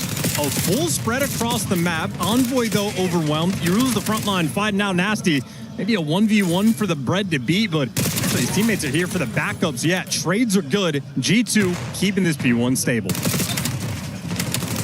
Stable works for now. Big play out of Krem. Takes care of a pair. Getting close to the business end of the hard point. 25 for the win. Not going to happen on this one. But the P2s have been so good for G2. Will this one be any different? Envoy, what a lovely two-piece. The last man, and he brings him down alongside Nasty. What a wipe from G2 Esports. Yeah, Envoy with his best TK Sharp impression. Best in the lobby. 29 kills on a 3 spree. And I mean, he had a similar spree going into the rotation. Now Beans getting the gun warm. He goes on a bit of a spree just to try to close this one out for G2. 10 seconds to go. C9 get themselves in. Holding on with the fingernails right now. A couple of big ones that are Nasty and Krem. 2 players to go, 1 player to go. The spawn's at the rear, but it's not going to be enough time. You have to make something happen now, Cloud9. Send it, fly forward, get a contest at the very best, and they find the kills. 5 seconds to save their lives here in map 1. Well, G2, a couple opportunities. You want to rotate or you want to make the break for only 5 seconds. Might as well give it the old college try. But 2 players fall before the next guys make it here in line. So it's a scattered push, and they get chopped down. C9, they've done enough to survive. Now you got to book it, though. You have to sprint to this new hill. Survive, but can you thrive in a hard point that's treated you so right in the map so far? G2 are in position. It's 5 measly seconds. We need to see an attack now from Cloud9. So far, very successful. A man on the inside down. They've managed to break it. What an opportunity. Oh my goodness, Cloud9 survived. It's been their hill. They could do this. They clean house, and right now, G2, they are just scattered. 25 for the win. A single break's all you need, and that might be at the 3. It could encourage Liv. No chance for survival there. It got a little bit too hot in the kitchen. But G2, they save it before it's spoiled in the end. That small window of opportunity they just had, and, well, they walk that straight through. Those hills open, got the stiff breeze coming, but the shot's on point. Beans had a slow start in the first half, really started to heat up there towards the end, and a key factor in that final break, able to make the impact. Ultimately, though, with Envoy and Kremp simply running the show, and Envoy especially, talk about how crucial that first Hellstorm was, because you had encouraged to get a Hellstorm of his zone, and that just turns into that battle of P1. Encourage using it for the break. Absolutely would have gotten them that P1 time. Well, Envoy just calls in one of his own, and sort of a, Mexican standoff, as you will. Don't want to be the first one to shoot. Yeah, we got guns on you, you got guns on us.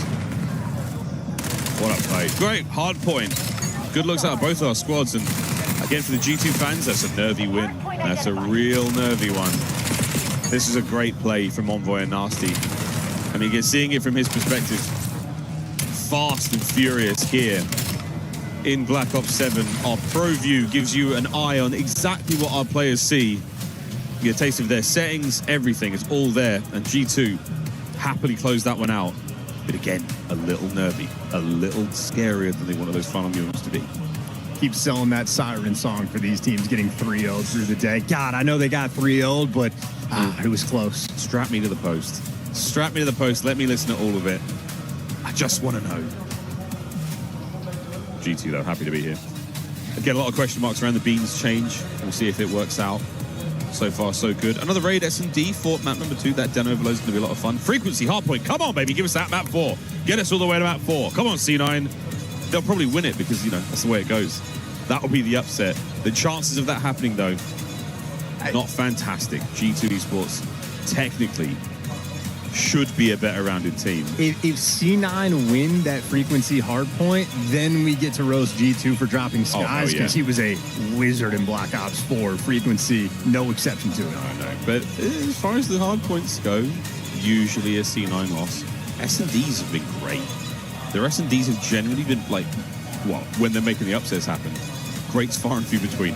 If you could see his face, actually, I know you can see his face because if you're watching the TikTok live stream, you can see us the entire time. But if you can only see the scowl across Charles's face when I say that, but I do think, mate, if there's going to be an upset, if there's going to be a map stolen, this is G2's to take.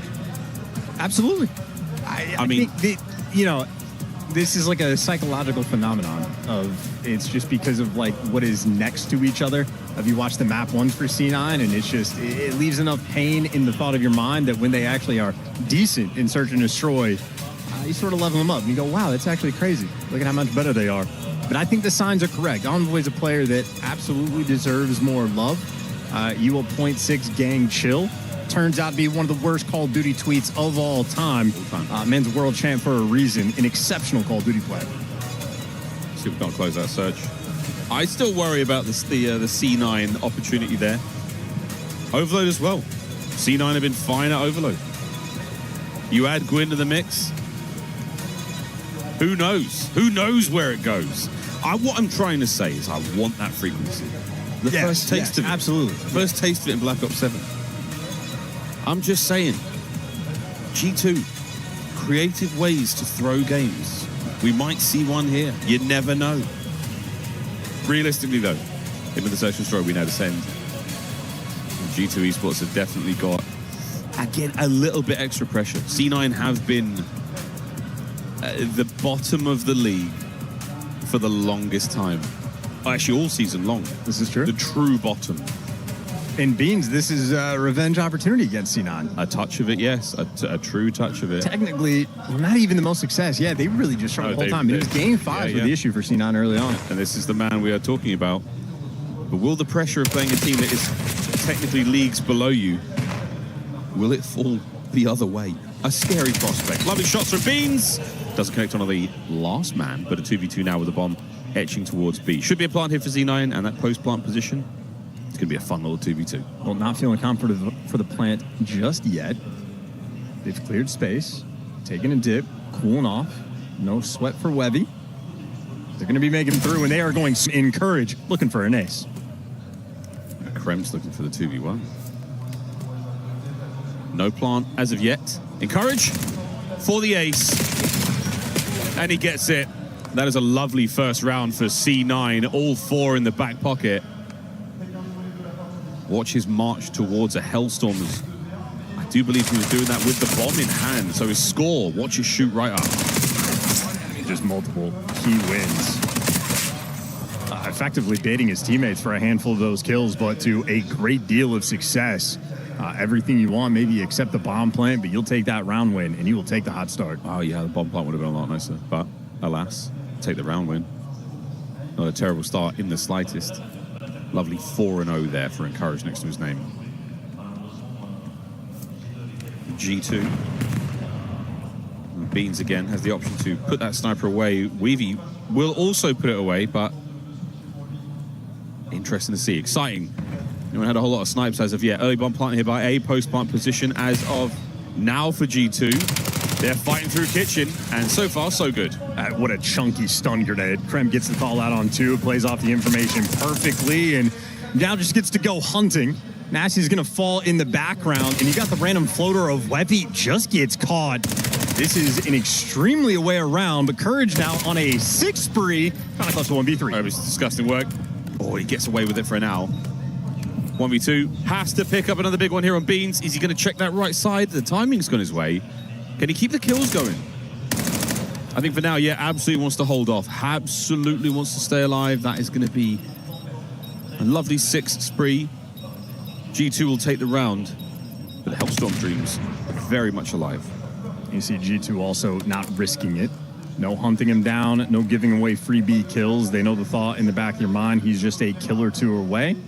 Definitely need to be a little bit careful and keep in the back of your mind. Once Encourage gets called out, you know he's going to be dangerous. In the meantime, stun grenade lands. Gonna get the call out. There's 2 players. So Kremp spots the first player in money, ready for the next guy to beat down the line. Every ready or hiding spot they attempted to take, G2 hyper aware. Man, Encourage with a really hot hand at the moment. Oh, Wivy. Putting it away. No, indeed, he is not. We are going to be seeing the snipe play out. Encourage still in his spree. We've taken control of the A-bomb site. Trophy systems in place. This is a plant, and we are absolutely doing it. Are we watching the flank, though? That's the question, Weavy. The man there from the driveway is going to get involved. There's the retreat and the reposition. Can they bring the snipe to the foil? It's not going to happen. No frontline man. Oh, they've walked right through. Krem's opened the fridge. He's making himself at home. They're soaring. Beans also has been calling out. He's fighting too. So the bomb would have gotten diffused anyway. Cloud9 just get run over in this moment. Wevy with this snipe just simply overwhelmed. Too many players to deal with, and Kremp 0 time wasted. Extremely confident on the pinch. I mean, you just have, again, the SMG players right now are soaring for G2. Yeah, for Cloud9, it's all Encourage. There's a lot of 0s across the scoreboard right now, and no one able to find any success. He's certainly been holding it all together. The boys have put together their perfect baguette with a perfect search and destroy round, not as of yet. Was it the perfect baguette? It was every single time a fruit or vegetable came up, all of them were like, no, ew, don't put that on there. Guys, your American is showing. Please. I watched Wevy eat the whole thing afterwards and tell me that it was one of the most delicious things he's eaten in his life. Fruits and vegetables are good. Not just for the aesthetics, the lettuce was there. It was a nutritious addition to that baguette. And now, a little bit more for this S&D. Envoy getting a bit feely there by Ring, looking to catch himself out, an errant member of Cloud9. Nothing as of yet, but plant. And C9 are in a position to counterattack this. All through the backside of Laundry. We've seen this one play out many times. How will this one end? A perfect position here for Envoy. Jumps up into the feed. Good for 2. Here comes number 3. And the trades are there. G2 Esports up. Yeah, not a lot of pressure and not a lot of confidence there for C9. Beans is having that standoff battle. He's playing bottom bed. You got Wevy playing over towards Tiki, but once he clears that space, all the G2 players know mid-map's fine. Don't have to worry about pull steps. It's an easy bomb plan. They have a lack of numbers, at least for the first 15 seconds when Beans is working that pinch. If they can just get past them, they could run them over with the numbers. Instead, Envoy just picks them apart. World champion for a reason, as we love to say. How many times you've said world champion for a reason throughout your career? I'm in the hundreds. 78. 78. We're going to be. Encourage still leading the lobby in kills alongside Krem. Fast plant from Nezra. Post-plant position should be superb. We will check the COD timing on this one for Cloud9, but so far, so good. G2 are also approaching this from every single angle. Pinch is covered. A difficult gunfight, though, for Kremp. And, well, that's an example as to why. And it looks like C9 coming out on top of the numbers. Everyone falls down the line. Beans the last one to go. It's a perfect plant. Everyone in their positions. And once you win that first gunfight, things get a little bit easier. C9 on point with that B side. And that's the perfect post plant. Flank was covered. Every kill you wanted, you got. And this spot is. Yeah, this is so far the EWC special. The pickup from Tiki as well, from the little bar on the left-hand side. Everything going right. Great shots in the end there. 3-2. G2 still up by 1. And at least Nidra and Wevy have got their kills. Thank goodness. We're all on the board now, folks. That worry is gone for our players. And G2 have had a ton of success with these A-bomb site plants. So defensively, well, at least he hit the nades. I was going to say C9 just show absolutely no presence, but even from the distance, the frag grenades find their impact. Great angle from Envoy. Enough to catch the player by tree. A power position throughout COD history that has caused many issues now. Whether on the run, he's out. Oh, he's doubled back to the right time. Is he able to get the kills? Again, just causing nothing but discourse here for G2 to worry about. Shots are still there. The bomb down on the other side of the map, though, for G2 Esports. This is a tough spot. Well, Webby's done his job. He has bought you so much time, and now Encourage on the flip side has to do his. He gets the intel, knows the rap is coming back, and he's able to back down. And what a wonderful played round from Encourage and Webby. They are dishing it up. Yeah, they hold on. Bomb recovered. Envoy down. That's the bomb dropped. Nasty alone. And a worthy attempt, but Cloud9 back in it. Gorgeous. S&D, Miles, as you say, they level it up compared to their hardpoint game. Looking good here on the main stage. It's really just the sort of disappearing act. Get the frag grenade first blood. They've had a lot of struggles with the retakes on that site, so they made the adjustment. Webby makes great plays just to be the speed demon to run away from the engagement. And Encourage plays off top ring, backs down when he feels the pressure. Great read on the guy coming in through pillars. Smart S&D all around. Shout out Gwyn as well. Joining the squad. Proving the Friendship League moniker to some degree of fallacy. And here's the mid-map pressure from C9. They've got options for where they want to go. Kremp's going to deny the A-bomb site for now. Are we going to B? Encourage has bought you some space here. The real estate purchase, is it enough to get a plant? It's a fast move here from G2 to get involved in the fight, but Beans is gone, cracked wide open. Oh boy, Envoy gets there and Encourage on the trade, finds his 10th. No 11th here in the round, and Gwyn is gone. And G2, it was a messy round, but they're up. Just a pure trade fest. Very quick there on the sort of TDM style, not going for the bomb plants, going to run it down. A little bit of success, but I just think the G2 players very quick to sort of sort themselves in line. Envoy gets a quick trade. Nasty's quick on the rat back, and you see just a ton of players. One shot, and Nasty wins the big one in the end. That was nice, Barry. What did he say? Tough read in the lips there. Byron, maybe. Byron, maybe. Snipe for Beans this round, maybe. Ooh, takes the shot. No connection as of yet. He has to keep that out now. He cannot swap weapons. No class change, and Nezra, pure class on the first kill on Kremp. NPC. Wow, I mean... Yeah, from that corner as well. Play the guessing game on that. Wouldn't have read it. Webby continues to keep the sniper out at 1 and 6. You'd think he would think, but instead, here we are. Envoy's going to live to fight another round. Beans up close. Jaeger, 3B on a Gwyn. Man advantage right now for G2. No more in that life. And Envoy taps a couple of headshots. And G2 right now very much out of position together. Rendezvous by the A-bomb site. It looks to be the play. The Cloud9 together. And you just don't read Nasty. Got to make sure your teamwork is on point. They actually just guess wrong. So yeah, bomb plant for the laundry side of the map. It's exactly where Nasty has control of. As far as 2v2 goes, you give the advantage to G2. See how it goes. Can we catch him? Envoy with a dirty off angle right now.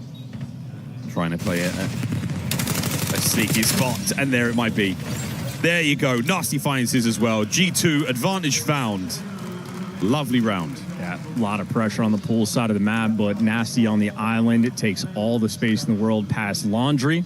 Envoy knows, just, hey, pull the envoyage. Get out of there, rotate the bomb towards your teammate, plant for him in the spot, and you can see that sort of, creepy style he's working with.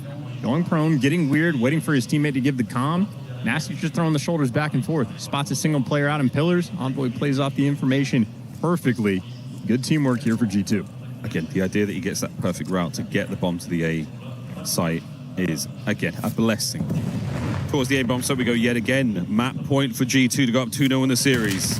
And so far, Cloud9 have been gifted a free and open site, but all the explosions are luring those members of G2 over. Slowly but surely, here they come. Who will strike first? So far, nobody. Got the guy with 11 kills with the bomb.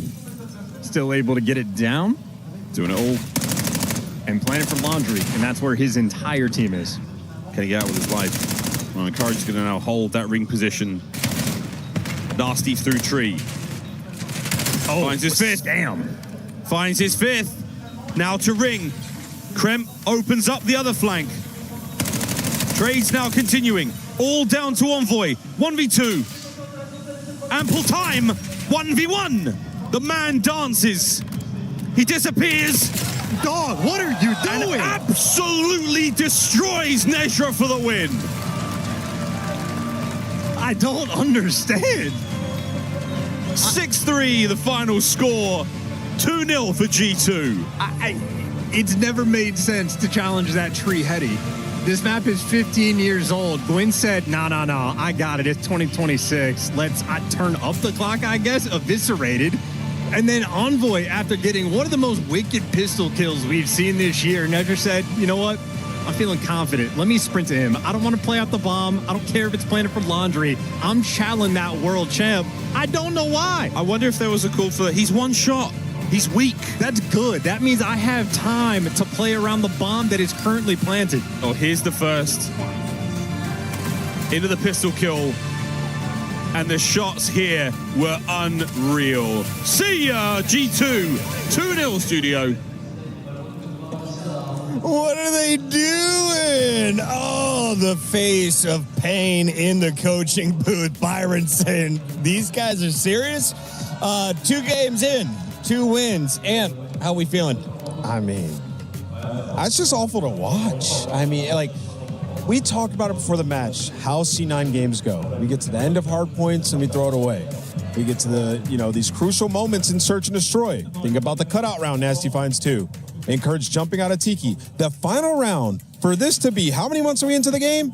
I mean, solid, 8, 9 months? To fly out and challenge that with bomb down is egregious. Like, actually. So, yeah, I'm just frustrated watching. Frustrated. Chance made the point himself. I mean, it's not even the game. Raid is how old? How long have we been playing this? Like, we know the fundamentals of S&D. We know them on Raid. What are we doing? Me and Nameless were stood here watching it. His mouth hit the deck. Like, you were stunned up here. So, yeah, bad move. Thank goodness we have a key crusher. All of your mistakes will then be put in front of you in shards at the end of your tournament weekend. In the meantime, let's revisit some of the glory moments for our G2 squad.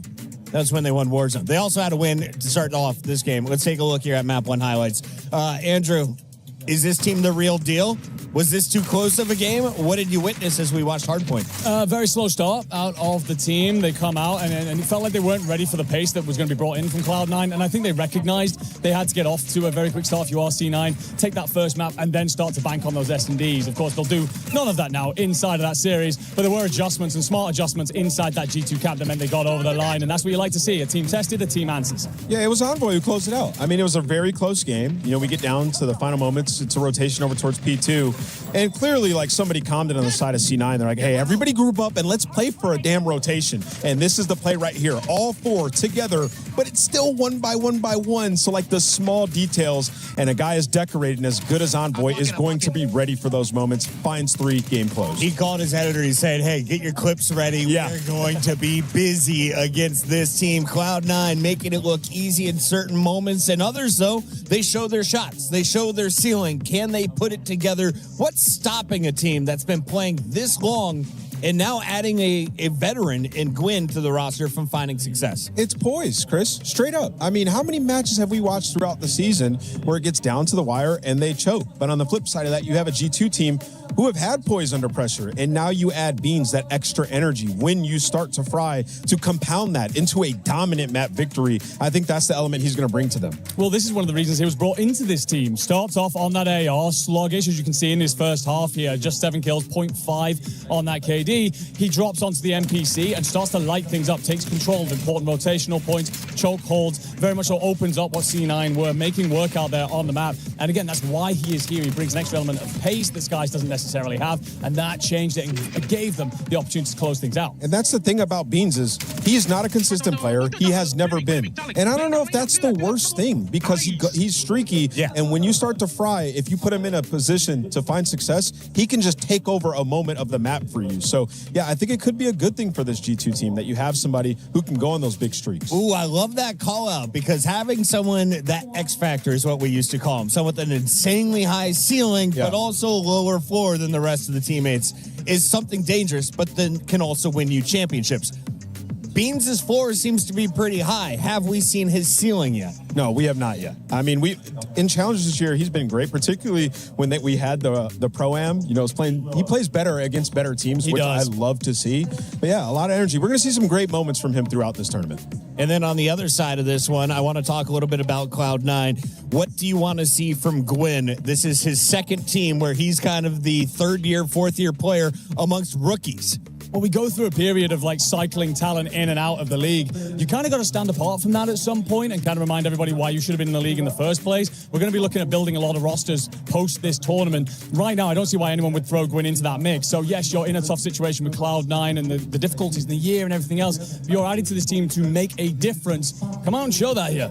Time to showcase some poise. Showcase your vocal range if your name is Miles the Ross Boss or Ian Chance Thomas Ashworth the third. The fourth. God, get them out of here right now. What? I want to see a visual reaction from Chris Puckett across the arena. Good Lord. Into the map we go. Map number 3. That was a part of my vocal range, thanks. There's a fan right behind you. He is. That fella gave me a look. Yeah, you just scared him. He gave me a look. He gave me a look. If you're in the arena, you can hear us. Come on down, say hi. We will be here for the next few days, having a lovely time. Unlike C9, who are currently down 2, if you've just joined us now going into Overload, chance arguably a mode that they could do it. They could definitely do it. It's 50-50, man. Daddy wants, win or they lose. Daddy wants frequency. That's a hard-hitting analysis. You won't get it. I got bad news, brother. Listen, the pro teams are coming today and just taking care. This is the first 2 series. Pro teams beat the AM teams 3-0. This is series number 3, pro team versus the AM team, and it is not looking good. And the Gentlemates fans extremely happy to see Envoy continue to have success. Having a lovely time. We get ourselves ready to dive into our map.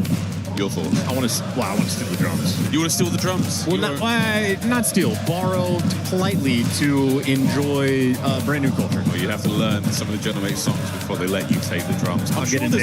I'm sure there's sheet music somewhere. I'm sure. I can't read sheet music, so that's fine. I'll figure it out real quick. I need them to speak me into like bumps.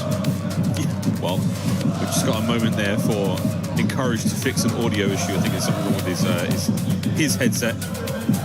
And we will fix that. There is nothing wrong with the Gentlemates fans here in Paris. Those of you who are treated to Major 4 know the deal.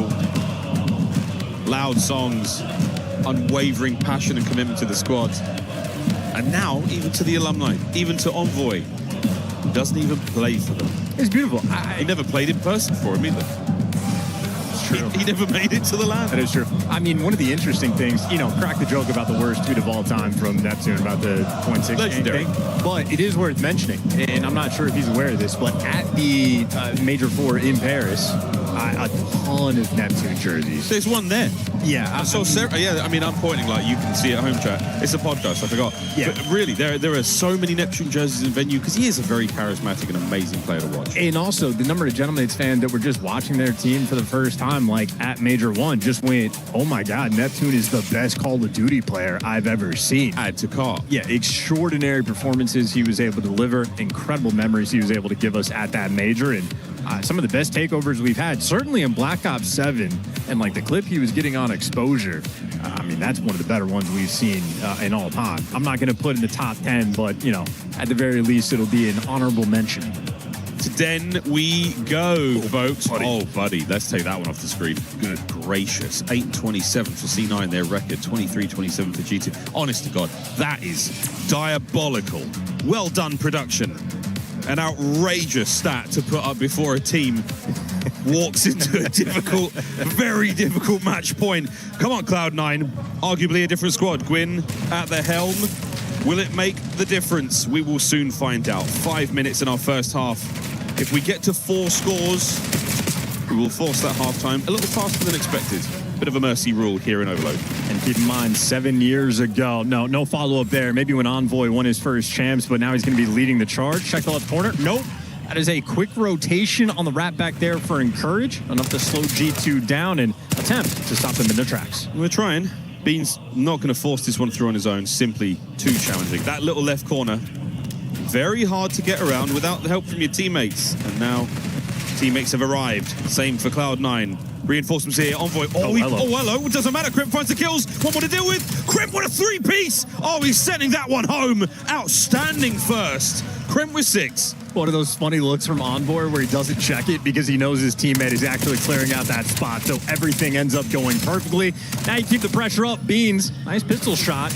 Overwhelmed because he is 1 HP, but Envoy delivers the goods.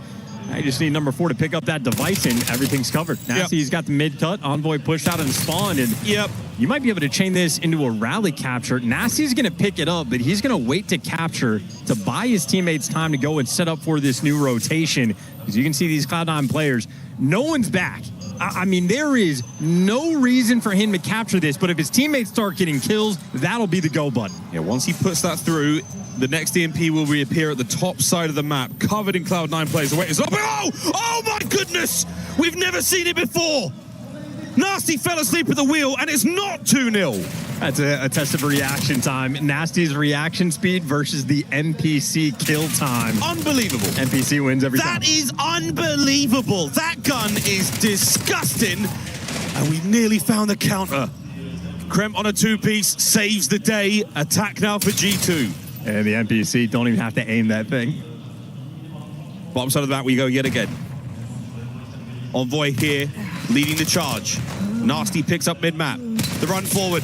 Dylan Hannon can make no more happen here. Beans, oh, he's still alive and well. Can he kill everyone? No. And C9 survive. Oh, they're wrapping this back, though. Nasty. If his teammates didn't give him the comm necessarily. It's a weird sort of moment where they wrap it back, but able to force the team kill. So he technically gives you 2, and that just means G2 are going to be able to keep the pressure up. Nezra, though, wins a key gunfight. Now you're free and clear. Webby's pistol at range. Why not, mate? Nezra, lovely 2. Into the third would have been unreal. Gwyn can't pick up a 2-piece, but Webby alive and well. Pumps the brakes. Not going to give too much away here. Has to wait for the boys. He can put himself into a position where he won't be shot. He doesn't do that. Instead, he gives Envoy 2-piece, and that could be a problem. Gwyn through the middle of the map now, trying to buy the space. Ooh, G2, you still got to protect it. I mean, you're going to be spawning a little bit far away. Gwyn's going to be on the pinch, and Nasty inside, just going to be overwhelmed. But no, he wins the gunfight with the pistol, and somehow you keep that device active. Uh-oh. Nezra, a last sort of heroic attempt, able to get the 2-piece. Oh, he's a hero. And just like that, he's got it through. What a goal! Nezra detonates and finds the equalizer. A minute 30 to play. In a topside device spawn. It is just going to be a wild minimap. Nezra needs to get back in the mix. He is going to be so far away. So he goes from making a hero play to costing his team. How fast that happens in COD. You live long enough as a hero, he dies of it. My word. Lovely 4 from Kremp. You've got presence here. Surely he doesn't get much more out of this life. He's now a red dot to deal with, but they cannot deal with him. He cannot be dealt with. Oh my word, Kremp. What a play. Bottom side of the map looking good. Bean sets up for it. Shots are good. EMP now on the move. Here comes a Hellstorm from Kremp just to provide the extra cover. Can they get this one through? They can. 3-1. Hey, just blink and miss it. Kremp has 17 kills, by the way. First time we've seen Kremp and Beans together for a while. My word. The chems there. These boys looking fine indeed. 30 seconds of the first half. No complaints whatsoever outside of Nasty's fumble.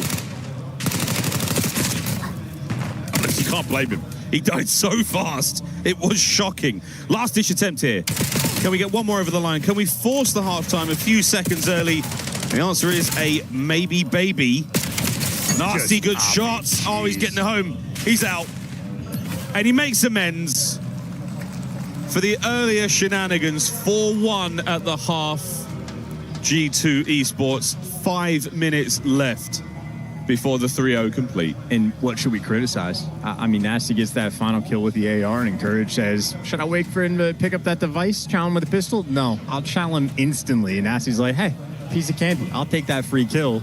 Most C9 thing ever. Nezra makes a phenomenal play. Phenomenal. Nice pinch, gets the 2-piece, steals that device under their nose, and then just does nothing for the next 30 seconds. And G2 are like, thank you. We will just run your teammates over while you hang out in Narnia. Yeah, 4-1 lead for G2. Here we go. G2 4-1. Let's go for this minute. One shot on blue. P1, 2 mid, 1 to be right. They might just run right fast. They got 1 plate couch. Nice, 1 couch. Only 1 ball. No, come on, trade me. Nedra. He's trying to arch the ball. 2 there, 1 speed. I have a trophy here. We're good. Buy time. Spawn is gonna flank broken. I think he has 1 deep. He's doing broken. Nice. Yeah, last two there. One more shot me. Wave up. Yeah, we have it. I think we're good. I'm making the push. Pick up, Gwen. We're missing Nedra and Webby. 2 nade. Make him scan. Weak. Sword to 1. Shit, I'm absolute. No, double tallying. Both 1 shot. All three. Both 2 or 1 shot. All that. Nedra first. Okay, he's already off 1. Gonna be close. Are you good, man? Are you good? Still. Okay. Nice. Here. 2 more there. Outer aping. Out. They're all there. No one mid. Tell me. I'm helping. Nice call. Can we 10 again? Ape me. I rope. One shot. Got 1 shot. 1 mid, 1 10. Okay. Both weak as fuck. Looney doing a fantastic job from the coaching point of view in the comms, allowing his teammates to focus on their individual POV, and he is just there counting players. Get a 4-man wipe. Here's the first guy off spawn. Here's where he's going to be. We're missing 2. He's just keeping them in check, and he's taking a little bit off of their mental load. I mean, that might go a long way in the long run, especially at the high levels. You never know. What a wonderful insight there from the coaching staff of G2, but for now, it's very much their map. They're holding the kills. They're holding the mid-map presence now. Nezra pries it away from Beans. Encouraged on a force spree as well. It's a late resurgence here from Cloud9, but we have got to start getting some scores. Overloads now on the menu. Good shots from Gwyn. Great trade. They do not have the numbers here to make this play work out. Gwyn trying to stay alive. He's turned tail. His teammates are still trying to help. But what a melee here on the outside of the B zone. What a quick fight. I mean, he's throwing the Semtex. The guy dips out. He's thinking he has the timing, but G2 just playing at light speed for the moment. Stop the push in its tracks. They got the 4-1 lead. They're in no hurry, but they are flying anyways, running straight forward. Nice trades with a pistol, which just looks different at this event. There's something about it. We'll have to ask the players. The pistol's looking incredible. Well, 4-1 set up now on that left wing. Kremp's going to be trying to be the man making the play, and he's on his way now. He's let 1 slip through. Nope. Tightens the net. Gwyn goes down. Mid-map pressure. It's going to be a spree and an open goal. But wait, last-minute heroics from Gwyn. Here he comes. What a shot! Envoy, the kill right into the detonation. Yeah, just cleaning up all those one-shot players with the pistols, give him the Hellstorm, give him the 27 kills. Kremp was 17-10, and I think Envoy at that time only had 10 or 11, and then he's just been lights out. The SMG players for G2 stat padding in this series. 5-1. Right now, G2. Surely there's no way this falls apart. Krem pistol's so good this event. So good this event. Can I see some patch notes? Shots are fantastic. The G2 looking to find the 6th overload of the map, and it's in. 6-1 at 8. The game will end. Top side of the map we now go. No overextensions there from C9. They've got a man on the next EMP, and now he's dead. Here comes the charge. God, that is just wicked work coming in from Kremp. So difficult to kill. This is an unironic 14-15 nasty Hellstorm. Eyes up. Connection onto 1. Good lovely shots there from Weavy at range, just to buy his teammates enough space. Wevy, like Levy. Clean in house. G2, what a dominant performance so far. Really, really solid stuff. That's your teammate. And a big lineup. With 35 seconds to go, this one is as good as done. We might see Gwyn get one on the board, but they have been absolutely slaughtered. 19 and 33 for Gwyn. A rough year for world history. And a rough stat line in this map. Final few seconds, another Hellstorm. Well, this one makes sense. He has 35 kills. Shout out to Nasty for playing the objective. Playing the objective, playing the score streak so well here in Black Ops 7. And that is that, ladies and gentlemen. G2, a confident 3-0 over their old pals Cloud9 here at EWC 26. And the 9% of fans that voted for C9 to win this series can now confirm trolls. That is our ratio. Honestly, far more lower than I thought. Yeah, honestly. Far lower than I thought. G2, happy win. And a swift march across this gorgeous stage in Paris. GG's, fist bumps, you'll get them next time, boys. For G2, though, yeah, nothing massively worrisome about that performance. New beans, a new look. I mean this in the least disrespectful way. Imagine non-factor in this series, just in the sense that the SMGs ran the show. I mean, Kremp and Envoy quite literally just teed off on them from start to finish. All the respawns, and they were fantastic in the search and destroy as well. It was late game from Beans in the first log. Beans and Nasty they just had to do their jobs. That was it. Job's done. Moving on to the next. It's exciting to see Kremp and Beans playing on the same team together. Blue will be on the stage with Beans now. Hell yeah. Thank you very much, guys. Congratulations, Bean, bravo for this first victory here in Paris. And truth be told, you have not always been lucky in your career, especially regarding last year and recent roster moves. But now you're back here in G2 in Paris. So I want to know if you feel like you have anything maybe to prove or like a statement you'd like to make. Tell me about it. Yeah, I mean, obviously started rough in the year on that org, that really good org, and it didn't finish great, but I stuck it out and knew what I could perform, and I knew I'm good enough for this level. And luckily, I got my shot at the end of the year, and I'm playing with 3 of the best players in the game, so more than happy. And already proving yourself, here is a statement win on this stage. Donc première question, effectivement, t'as pas été très lucky au début de cette dernière année, au début de cette année, avec les derniers roster moves, etc. Donc est-ce que tu arrives ici à Paris en voulant prouver quelque chose? Bah ouais, j'ai commencé l'année avec Cloud9 justement. Ça c'est pas forcément super bien fini, mais j'ai envie de prouver que je mérite effectivement d'être au tier 1 in that level. And that game was a statement. 3-0 against your former org. That was expected from the analysts and everything, but I'm a bit new to COD. So why was that expected? Can you tell me about your strength as a team? I mean, we're just 4 way better players, unfortunately. That's the way it goes sometimes. I mean, there's all strategy and reps and scrims and everything, but when you're 4 just superior players, you're always going to win. So, I mean, I was basically playing my feet up that entire series, didn't have to do anything, and the boys are taking me through it, so it was pretty fun. That's a pretty simple equation, right? Having the best players in your team, and that's pretty much it. Donc ouais, je lui demande, franchement, un 3-0, ça avait l'air d'être attendu. Pourquoi, selon toi? Bah écoute, j'ai les 4 meilleurs joueurs, enfin on a les 4 meilleurs joueurs dans notre équipe. J'avais même rien à faire parce que mes teammates étaient en train de me carry. C'est pas forcément plus compliqué que ça. And you're from around the corner, man, because there's many American players, but you're Brit, so I want to know, after living, in the US for a few years and stuff, do you feel a bit American, and does it feel familiar being back on the continent? Tell me about it. Nah, I'm still a Brit at heart. Not an American just yet. Still representing Europe for the CDL, and hopefully for many more years. Proudly, right? Yes, proudly, more than proud. Always, and we're proud to have you, of course. Donc, deuxième question, t'as habité aux États-Unis pendant quelques années aussi avec la CDL, etc. Est-ce que tu te sens américain ou est-ce que ça fait toujours plaisir de revenir un peu sur le continent? Bah non, je suis toujours fier représentant de l'Europe et ça me fait très plaisir, effectivement, d'être là. And last but not least, you've been able to experience both Tier 2 and Tier 1. So I want to know what's the difference between the players, and do you feel like the Tier 2 boys could be a threat here in Paris?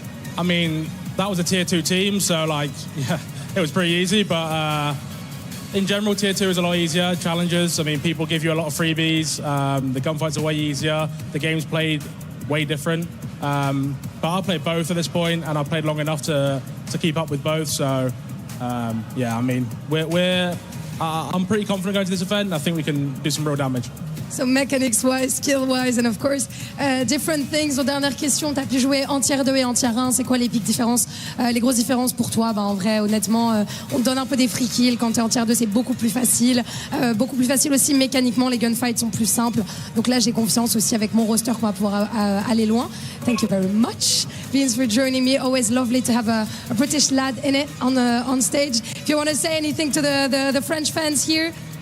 Thank you all for showing out. I mean, the crowd's pretty sick, pretty loud, especially for my boy Envoy. Obviously, you guys love him from Gentlemates, and yeah, obviously keep showing out. It's going to be a great game tomorrow if we play Gentlemates, so let's have it. A lot of clapping here, of course, for the ex-player Envoy. Merci les gars, merci pour votre soutien, merci d'encourager aussi mon coéquipier. Thank you for joining me, and don't go anywhere because we're reaching finally that Gentlemates match after a break.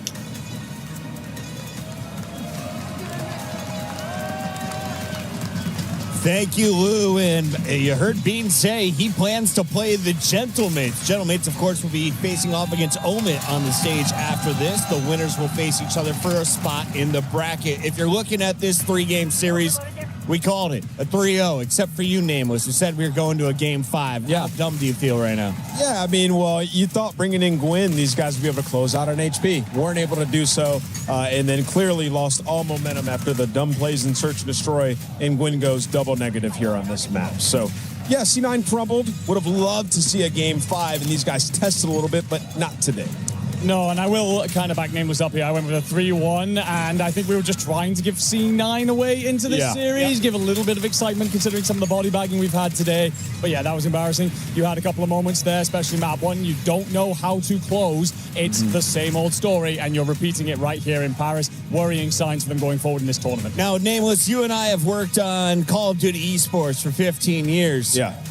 How many times do you think it was a good idea to do a 6-match day on broadcast on one channel? Because I've never thought it was a good idea until we looked at this portion of the bracket. It's been all 3-0s, and maybe the wizard who set the original schedule is a genius. Knew it was going to be all 3-0s. We can get the maximum number of games in front of the fans, and the fans are in for a treat because the next one is a banger, and it features even more Brits. There's a young kid named Ethan who has been tearing things up from the UK. He's looking to take down your Gentlemates. Yeah, he is indeed, and I tell you what, as much as my heart rides with the Gentlemates, this lad is the truth for a reason. He's a very good player. Stepped into it this year. He'd had a little bit of competitive experience beforehand, but started finally taking it seriously. And my God, how he has lit up our screens. 1v2s to win tournaments at times. He's put his squad on his back an entire series in moments. He's going to be a future superstar. Nameless, we got 20 seconds until we got to get our players out onto the stage and take a little moment breather. So who do you got in this next one? And do we actually see a Game 5 with Omit and Gentlemates coming up next?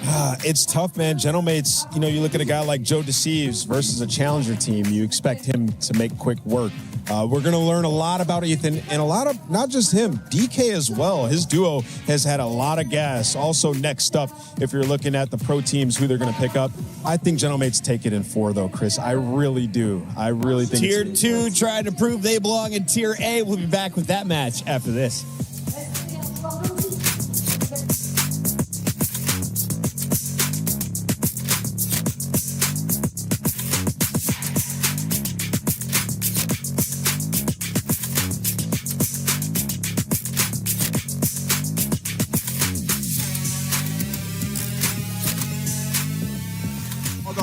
Nice. I need it, my brother. Debate the ball. Cross. Four dead, encouraging Gwyn. I'm going middle. I'm looking for gunfights on the left. He didn't come red to me. I'm streaking. Window me dead. 401 One draw, one touchdown. Wow. Hey, buddy. Yeah, there are all three over there. I'm behind him. Let's go back. Outer right now. Low red's gonna fuck him though. Who cares? Snap.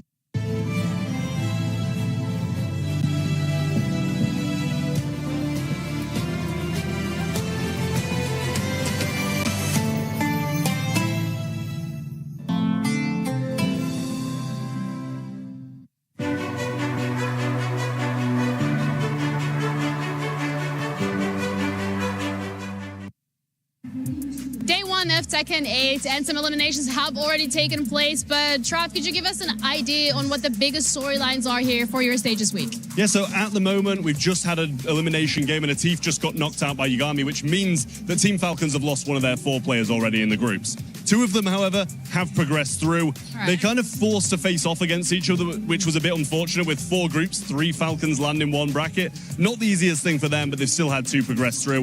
1 more to play. We're about to see AJL go up against the reigning champion of 2025 and 2024. So although they're looking good in some of the other games, it's not going to be the easiest start for them here. But we do have Twisted Minds as well in this competition, fielding one of the favourites. So they're looking pretty good on the Club Championship leaderboard after last week. They played a bit of catch-up, so we'll see if they're able to further that this week. Yeah, it will be great for them to get an actual 1,000 points as well as a win, but we'll see whether or not that'll be the case. And of course, we're going to keep you updated.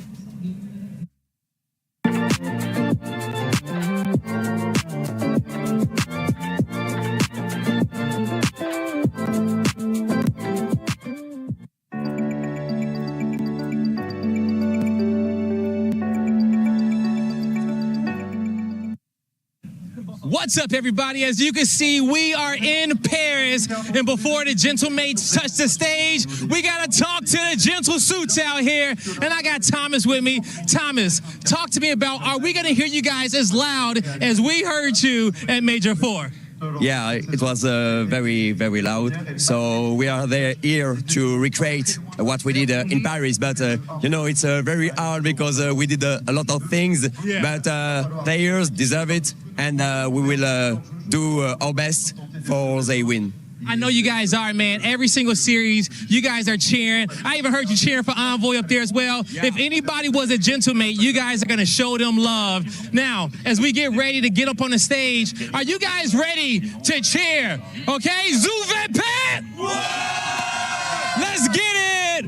Oh, gentlemates!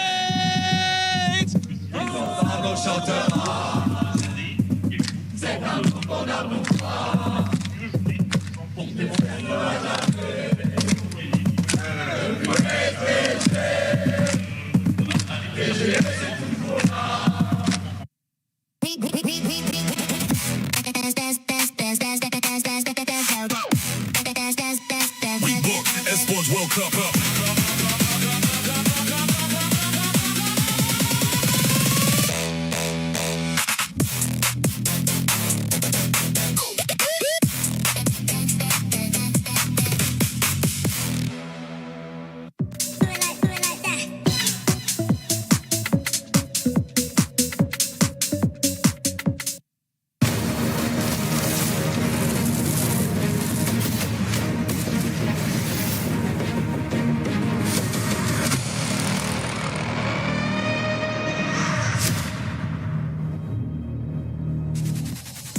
I've had 3 cups of coffee, 3 croissants, and that doesn't compare anything to what that man can put down. Joey D has been eating people alive in the Call of Duty universe. Nameless. That was one of your OG quotes, but I feel like Joey D has truly lived up to that mantra. He has been destroying competition, and he hasn't taken on anyone with as low of rank as Omid all year. So in theory, this should be Joey D's easiest match. Yeah, you know, I like to call him the noob killer. He's one of those guys where a team that he's supposed to beat, he is going to drop record-breaking numbers against them. Now, I will say, this is a unique situation, though, because Omid have been very good. Yeah, who is this Omid squad? Yeah, so they have 2 guys who are for sure next up. Everybody's been talking about them for quite some time, in DK and in Ethan. These guys won the Paris Open, and then they win the Challengers Finals as well. You look at the rest of this roster, and you know it's rounded out by Aspect and Denza. You know, Denza's been playing for quite a bit, and their coach is banned. So, yeah, this team, they have all the makings to be, quite frankly, a pro team. You look at a team like a C9 or, you know, some of these bottom teams that form these ragtag group of players. Well, these guys can contend with those guys, if not much better. So I have high expectations for them in this match up against the mates. Ethan was the one on the top left there. He's a little guy. Yeah, he's a beast. He's tall. I like it. Keep your eyes on Ethan because he is huge in game as well. He's been leading the squad every single time I've seen him on Respawn, and that has been, I think, 4 different times throughout our CDL broadcast this year. On the other side, though, you're going to have to deal with a very loud Gentlemates team, not to mention the Gentle Suits. I mean, look at this crowd already. I mean, this is a Wednesday. They're already getting loud. And, you know, this Gentlemates team, they have had every reason to stay hungry, Chris. You know, going into their home major, obviously not able to take it down. Then Champs, you know, you get a top 4 placing. This is your opportunity where some of these other teams might have taken a bit off. You come in here, and I think it's really down to Estriel. If he can play at the top level that we saw earlier in the season, I think they can take this whole tournament. The Gentlemates are too loud to hear a word you're saying, Nameless, so let's just throw it out to them out in the crowd. Who do we got out there? Oh, it's a Rosalie and an Andrew. Hey, Rosalie, what's going on? If you guys think you can't hear anything, try and stand right in front of a crowd like this. Absolute insanity here inside the venue, but we are, of course, stood with the Gentlemates fans who are losing their minds here as they try and will their crowd on to victory. Rosalie, of course, you stand in front of something like this. How does it make you feel being here? What do you mean feel? I can feel it in my chest. I can feel it through my feet in the floor. I can hardly hear you. We both have double earpieces in. They are loud and out, ready for this first match. I'd love to respond to whatever you just said, but honestly, look at it right now. Absolutely insane inside this venue. Of course, so many many days of incredible action to come. And these fans, they want to let their team know how much they love them. How do you lose with a crowd like this behind you? I don't think you can. I honestly don't know how these boys are going to be able to focus up on that stage. They, of course, dealt with incredible love in Paris themselves for the major, but now stepping out in front of this, just in a situation of, again, reminded of how close you came in Paris and whether or not they can do it again. Do you think that the gentlemen can get over the line here? Absolutely. I mean, even when you think back to Major 4 for us in our regular season, it was still a pretty new team, adding Joe into the roster, just Estoril a few weeks before that. And so this is the most practice, the most time that they've had to prepare for an event, and they already have that experience under their belt with the fans cheering behind them. You forget, with that roster, they're not used to this. They're not used to this love and this support, and I'm hoping that it really drives them for a performance today. Yeah, it feels like you can do nothing but drive them on to an incredible performance, get through this Omen team that, of course, stand not only in their way, but have the potential to be a real banana peel early on in this tournament. Did you say banana peel? You don't know the phrase banana peel? I do not know the Slip phrase on a banana side peel. like this. They're a real force to be threatened with. So, yeah, really good side still in front of them. But, again, the crowd doing everything they can to give them all of their energy. And I'll tell the story a little bit here. So, I mean, when we talk about the Gentlemates and their strengths when it comes to Black Ops 7, it's definitely now going to be in that search and destroy. It was a problem for them a lot of the season long. Their attacks just weren't coming through. It didn't feel like they were as confident with each other. They didn't have the practice, as much team chemistry. And we saw Major 4, even some lights and champs, that they were able to get that game mode under their belt. They were able to expand their map pool. They got more confident in the attack. So with the respawn, you don't have to worry about much. I mean, you got Sib and Joe. We know what they can do when it comes to those overloads and those hard points. I'm expecting some really good Gentlemates this weekend. Well, let's find out if we are going to see some incredible Gentlemates action. Back on over to you guys in the studio to send us into an incredible series. I'm going to learn mime while I'm out here in Paris. We're just going to speak with our hands and stuff. It is so loud in this venue, and that is because we have the loudest fan base. If you're looking at any team, I don't think there's anyone that has a more hardcore fan crew that supports their squad. When we went to Paris at La Defense Arena, there was 20,000 seats. I'd say 95% of the people in that stadium were wearing Gentlemates jerseys. Oh, 100%. I mean, and their fans, they're awesome. They're so passionate.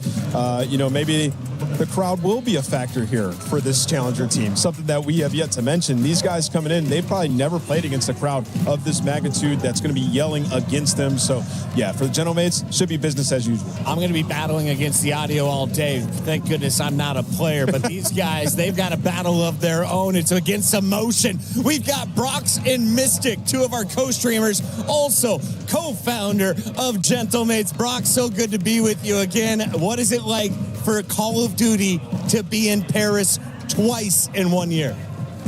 Call of Duty, man, come on, man. It's it's so enjoyable. Call of Duty is has a good place, a big place in France.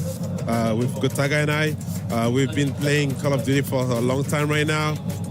We've been retired. We had no Call of Duty anymore in France.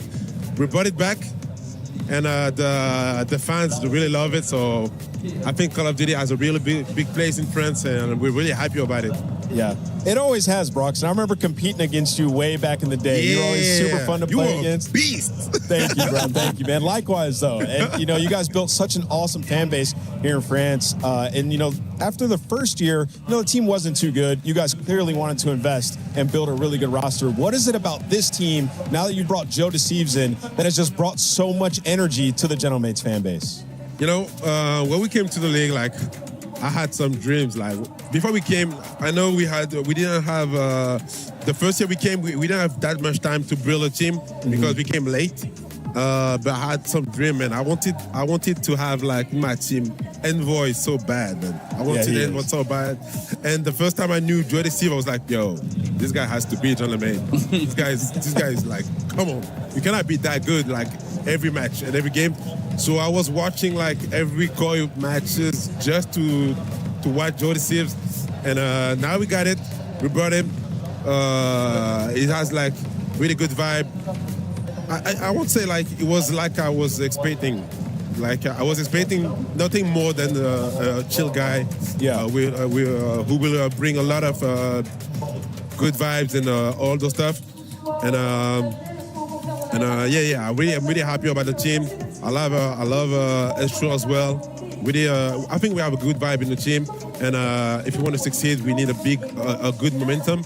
So I gotta say, you've always had a good eye for talent. Yes. Yeah, this is a good roster that you guys have built, and I think you guys have a real good chance at this event. I have a question for Mystic. Mystic, can you hear me? Mystic, question for you guys. Okay. He's trying to go away. He's trying to go away. Yeah, I was gonna say, he's afraid of speaking English. He's trying to go away. No. So you can translate for me. Yeah, I'll translate. Mystic, I'm sorry I didn't follow you on Twitter until yesterday. It's okay. And It's the okay, reason brother. I followed you on Twitter it's okay. is your tweet to get people to watch you. Were you making that tweet with your knees? Were that your knees by your face? Or were those elbows? We need an explanation. What? How did you take the picture? Brox, you didn't see it. Brox, we're going to have to show you off camera. I don't think production is allowed to show like it. that. T'as une photo où t'as mis un truc comme ça avec des gens comme ça. Oh, it was a photo of me? No. Of Mystic. Okay, anyway. Mystic? You guys can see it on Reddit. We will post it a little bit later. Mystic, you are famous in America. The ladies love you. The ladies love you. You heard it, guys. The ladies love him. He's him. And of course, what photo? Where is it? Where is it? I need to see this. And everybody in Call of Duty loves your team. So don't show it to the camera, I'm told. Yeah, Just don't show it to the camera. Yeah. When it's sleeping. When it's sleep. A Brox photo when it's slept. This is my favorite part of the day. Mystic, your favorite player to watch on Gentlemates as they're about to take the stage. I can hear Lou. Ton joueur préféré à regarder sur les 8. Joe Deceive, of course. Joe Deceive. Yeah. That's a good choice. And you? My favorite to watch on the team? Yeah. Low-key, Estriel. Yeah. Estriel? I feel like everybody's going to say Joe. But Estriel's making some complimentary plays. I think he's huge for you guys. If he plays well, y'all can win. Seriously. I like nonchalante when he's sniping and when he's crazy. But you know what, guys? Sib. I'm really excited to watch Ethan and DK play against us. Yeah. I'm really excited. Yeah. Because I know they are challenges team. They won the challenge champs and Paris Open ago. But man, they are tough. Like, come on. What would be worse, losing to the English or losing to Americans? Because I found neither are loved here in Paris. I think losing to the English. Yeah, that's what this would be. We cannot lose to English too. We cannot lose to Ethan. We played him. We played him in another games earlier this year. Was Rocket League because he used to be a Rocket League player, pro player. We beat them on Rocket League. I got to beat him. Rocket League is actually going to be here on this stage next week. I'm going to be working that show. I'm excited to see your players there. Brox, before you go, anything you want to say to all of the fans that have not only come out to La Defense Arena, but who are coming out here to watch you in the STC Arena at EWC? I want to say thank you to all the fans for cheering for us, for believing in our project, and keep rooting for us. They are making so much noise right here at the STC Arena. It's going to be an unbelievable tournament. Thank you, guys. I love you all, and then I hope we're going to get the victory for you guys. Thank you very much. I love my friends. I love you guys from America as well. I have a lot of family in America. So thank you, everybody. Call of Duty enjoyers. We love you all. And I hope it's going to be, and I'm really sure it's going to be a great show to watch. Brox, before Nameless goes home to his son, we take him out for dinner, you and me, okay? All right, let's do it. The best place in Paris. Let's do it. I'm down. Let's do it. I love it. Boys, best of luck in the match. We'll catch you later. Thank you. See you. Au revoir to our French fans and our French friends. Of course, over on the co-stream, you can check out Brox and the Gentlemates. They are live all day, all week long. And of course, I'm trying to convince the man who will be joining the desk here in a little bit to start being their English voice. He's already the Gentlemates super fan. He is. Who do you think is a bigger Gentlemates fan, though, after working alongside Rosalie, watching her put purple things in her hair on match day, or now hanging out with Enigma for 10 days straight? Listen, Allie picked them through thick and thin. They were losing day in and day out. She kept picking them. I got to give the tip to Allie. They're both big Gentlemates fans, but Allie's been a real one since day one. They have banners with her name on it. I haven't seen those whipped out yet, but I wonder who she picks in this series. That's a great call, because when Enigma started supporting Gentlemates, they already had good Warzone they players. were really good, yeah. I don't know if I've seen them in the CDL chat really cheering on the Gentlemen's before the Gentlemen's. Guys, we have a tech issue on stage, so this is the Puckett Nameless podcast. Yes. It's going to continue in just a little bit. For now, though, I want you to listen in with one of the great voices of the scene. He goes by the name of Mayhem. He's the coach over at the Gentlemen's. What's up, everybody, in gentle suits all around the world? I'm here with the man with the plan. It's Mayhem, coach of Gentlemates. I'm happy I get a chance to talk to a coach now because you guys love to give me all the nitty-gritty details, man. Just initially, how does it feel to be back in Paris? I mean, you guys just came from one of the most insane events at Major 4, but being back in Paris, has the love been the same? I mean, the love is always the same. The fans are amazing as always. It might not be like 30 or 40K, however many it was, but no matter what, we'd always still hear them, and we always appreciate their support. So, I mean, to have the stadium rocking, the drums going, the gentle suits getting loud, I know you guys take that energy into every single match. Now, you didn't have the gentle suits at Champs. You guys come away with top 4, but you got them now. Talk to me about what you guys been working on the last few weeks. I'd say mainly for us has been like our hardpoint flow. I feel like whenever we go to LAN, our comms tend to be very like extreme and hectic. So we kind of talked about, what we need to be doing when we're at LAN, playing like more calm, being more like clear with one another, maybe small talking a lot more in the game plans rather than just like screaming red dots. So that's been like a major thing we've been talking about. Okay. And yeah. Now, when it comes down to the plan, something that's different about EWC versus Champs is that you get a chance to be in the comms. So you say you need to work on the respawns. You got 2 hot fire SMGs on your team. Do you feel like, maybe get into the comms a little bit more? You guys can utilize the power of your SMGs a little bit more and get those respawns? Yeah, I think for us, our biggest focus was letting our 2 SMGs just kind of play their own style and just playing fast, and then just have like our ARs and obviously myself behind them to kind of figure it out and help organize the game. So I think that will help a lot. And I think I'm just going to be here to really count the kill feed and just, like I said, help organize the game and just tell people like, oh, like they're spawning here, or gun up, they're coming forward, you know what I mean? And just little things like that. Hey, man, you are a mastermind when it comes down to strategy and just getting this team in shape. Best of luck to you guys out there. I know it's going to be a war when it comes down to this EWC stage, but, hey, you guys got the gentle suits behind you. Yes, sir. Best of luck. Mayhem looking good, feeling good alongside Guy Blaze backstage. On the other side of this fight, you have to think the nerves might be starting to set in. They've heard the drums. They've heard the noise. Omit have not played their first match yet of the LAN, and this is their toughest opponent of the year. Right, Allie? I would say so, yeah, and I would say in this situation as well, it is a unique one in the sense of the fans being against them, right? That's something these Challengers players are not going to be used to, or if they have, it's from playing pro teams in the past in other open series and other open brackets where it's been versus like an Optic or a FaZe. So this is a little bit more of an unkempt one that they weren't expecting. Andrew, do you think that they're like battle tested and they've took in all of the mean words you could ever throw at them and all the negative vibes you could ever swing at someone in Challengers? I feel like maybe Omit can handle the French, especially because they don't know what they're saying. First of all, you got 3 British fellas and an Irishman on that roster. They're going to be fine with mean words. They do not care. Understood. But it's the pressure that they're going to be under because they have played in that Pro-Am in Atlanta, but you didn't have a crowd like this. You didn't have a crowd that was rooting against you. If anything, you had a crowd rooting for you as the underdog. So very different set of circumstances. It is a pressure cooker here. All about if they can stand up to it and deal with it. Now, Nameless, you said this is also the opportunity to shine, though. If you are a player who's trying to get signed into the CDL, this is your last chance at Black Ops 7 to make a huge splash.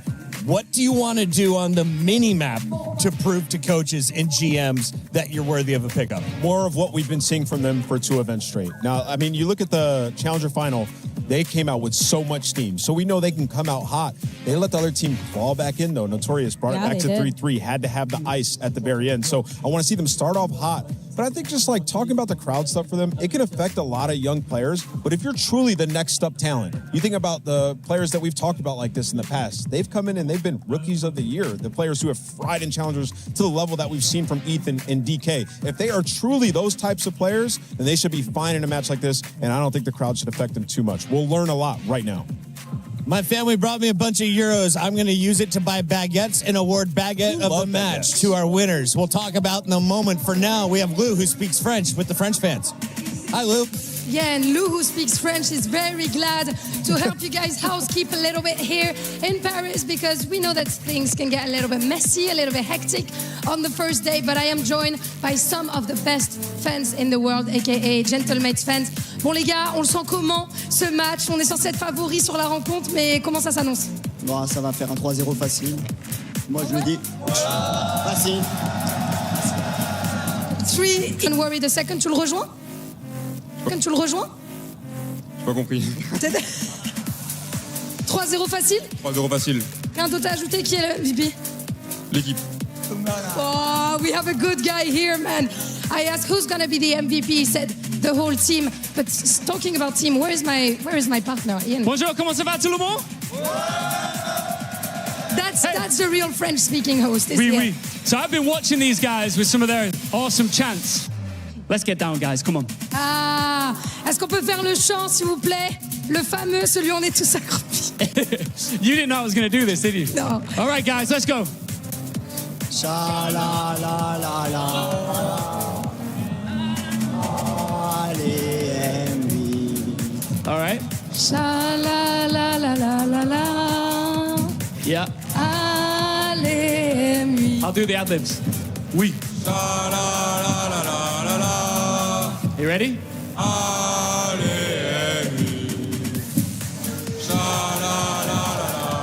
Wait for it. It's coming. Allez, vite. All right, my knees have gone. Let's get into the game, shall we?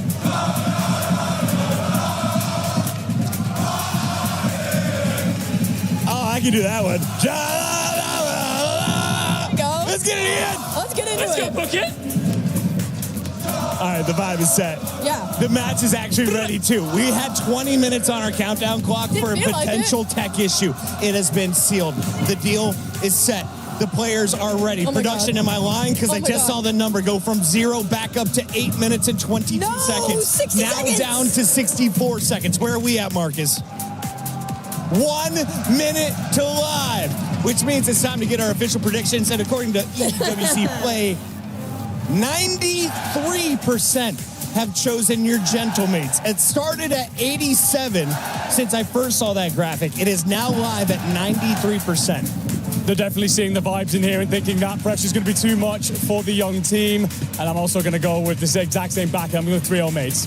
I was gonna say, I thought I was just going to look at Enigma and be like, do we really need to be asked this question? All right, let's talk baguette-worthy performances then, because you're taking Gentlemates. So give me one of the 4 to watch. I think it's Joey D. I think he comes out, starts us hot, gets everybody else lit. That's going to be our guy. Joe deceives. Estriel, last time we played these guys, he bodied them. Oh, nice. He goes by the name of Sib. They're not even getting close. He's going to pick them apart from afar. Let us know, who do you think drops most eliminations? It's midway of the day. Let's continue on with groups. On the stage.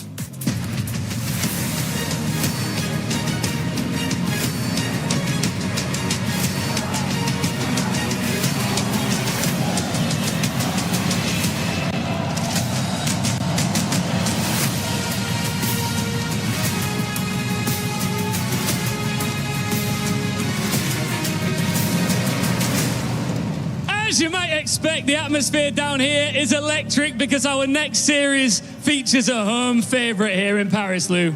I am so excited for it, and I think the Gentlemates fans are as well. And for the occasion, I have taught you something to say in French, les gars. J'ai appris à Ian en français à encourager Gentlemates. So Ian, les gars, on va les soulever! Man, who better than the fans themselves to welcome to the stage their own team? Les gars, c'est vous qui allez annoncer vos joueurs sur scène. Vous êtes prêts? Gentle! Gentle! Gentle, gentle, gentle! Let's go!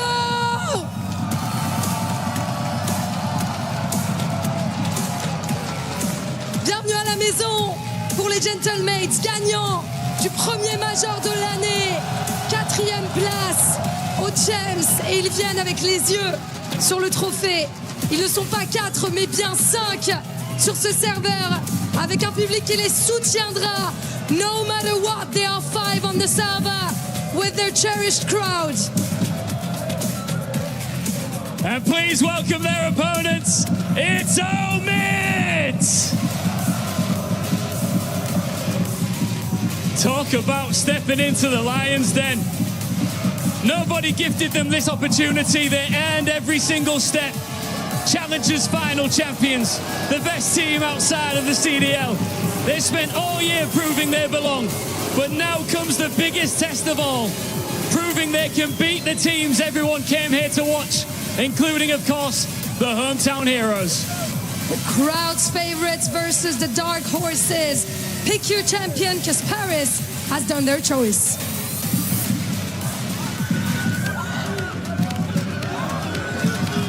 Well, another one of those moments that starts to grace us on stage, and you start to think, if there was ever an opportunity for a Challengers team to come in, why not the Challengers champion? It happened last year with the Amit team. Different roster, of course, but they are still able to make it out of groups and in towards playoff play. They're looking to make it 2 years in a row, but with a different backing of European players. Shift and study. Jay, give me your thoughts, brother. I'm so excited to get into this matchup. This, in my opinion, is going to be the closest matchup that we have on the day.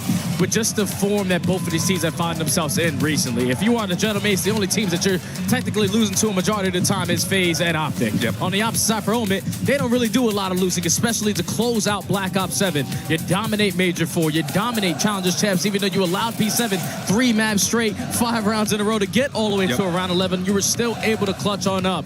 But this team was built to go up against the best, and I'm excited to see what they can do on the main stage. I like that shout, and you and I are going to talk a lot about what happened in that Challengers Finals, I think, throughout this series.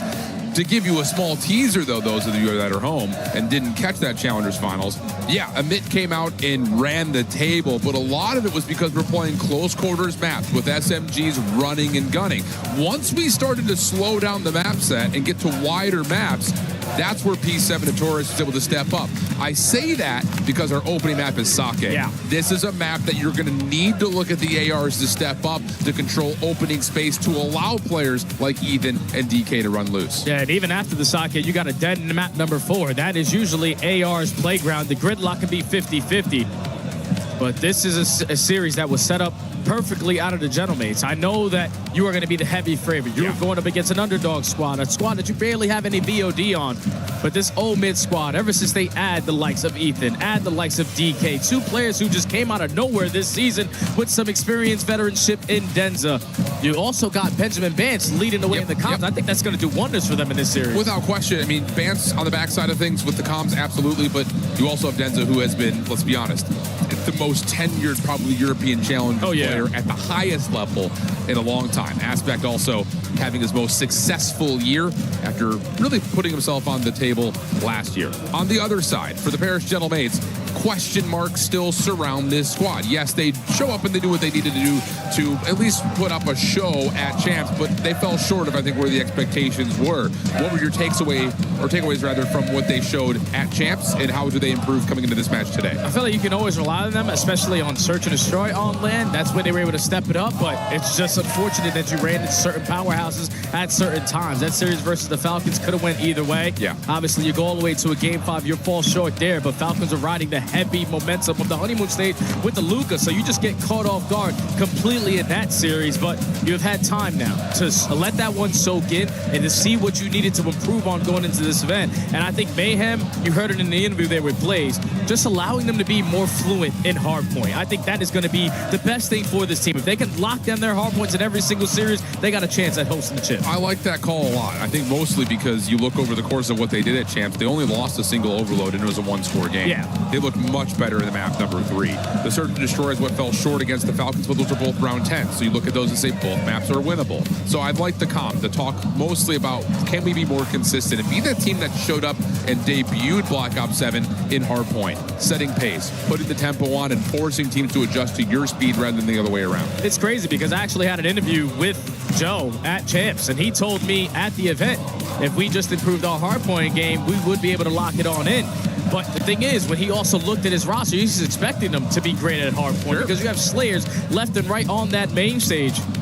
But I just think it comes down to those small little micro moments. You had a lot of situations, especially in that series versus the Falcons where you could have clutched on up. But I just think with a couple more weeks of practice, they're going to be a lot more polished in this series. And the unexpected factor on the side of home, and hopefully they can try to catch them off guard. Yeah, absolutely. And I think it's just one of those frame-ups that it's very easy to lay the land. But once we actually get into the action, being able to execute a map like Sake does not allow for many mistakes to happen. Otherwise, you're going to get punished in major ways, especially as we consider things like our second and third hard points. And to be fair, like pairs have been historically great at Sake hardpoint, but the last time we saw them play it was back during Major 4. So it's been a while since they've played it. Didn't get a chance to get any reps in it at Champs, largely played Scar and Den. So a lot of questions still surround that. And I think on the other side, if you are looking at from a mid standpoint, like, okay, we were up 3-0 in that Challengers Finals and let this thing get to a round 10 map 7. How do we close out that series? Okay, well, we struggled in closing the gap against ARs on long-range maps. So they better have some sort of a game plan about jumping in and making this map feel more mixy than it usually lays out to be. Yeah, I think the perfect game plan for Omen would be just beat them to the punch. Be the team that's going to be fundamentally sound here, because that's going to give you your best chance. You know that the Gentlemates are going to be able to provide so much sling presence. Joe is like a 1.2 guaranteed in every single race spawn he has ever played in Black Ops 7. So Omen just have to be able to obviously withstand the energy from the crowd and just lock in on their game plan, because with Benjamin Band standing behind him, the objective mind that he has is going to have them ready. Well, Omid have played up against favorites before. The Prime, they played up against Optic. Now they play up against the home team of the Paris Gentlemates. We've got Gentlemates versus Omid. Sake hardpoint. Let's get it on. Joe Deceive says, let's get it on indeed. Opening double for him. Sip for a follow-up, and it's a clean 4-man feed for the Gentlemates. Yeah, I don't think it gets any better than that. All 4 dead spawns instantly flipping. Joe is still undefeated on the map. 3-0, followed up by Sib at 2-0. You're trying to work your way back in towards this P1 if you are Omen. You're trying to work on some of these routes, but every time you're taking this long route, you usually get cut down. But it's Denza's aspect finding a double, all 4 dead. Omen finally getting some time. Yeah, nice stabilization moment. Plus, you've got Denza working on seeing where exactly the Gentlemates are on the backside of P2, which they're very well set up. 17 opening seconds for Gentlemates, about to be matched, if not exceeded, by Omit. And Ethan, again, the guy that everyone's got their eyes on, former Rocket League pro as of this year, making waves and challengers, but Amit will be stabilized and pushed back. Now have to break P2. And Ghost is going to spawn right up behind that bricks area, so it's going to be a full force trying to lock down this first push. Coming in from Omit. They're showing presence up through the middle of the map. They're already applying so much pressure. DK through the front door finds the double, and that is all 4 dead. Omen take the lead, and with 45 seconds, they can blow it open immediately. Look at the immediate set of pace here for Amit. That's a clean break, immediately allowing an opportunity to play the line of scrimmage further forward than you'd like if you're Gentlemates. Oh, how about Ethan? Right back in the way, also to find a triple, but not quite.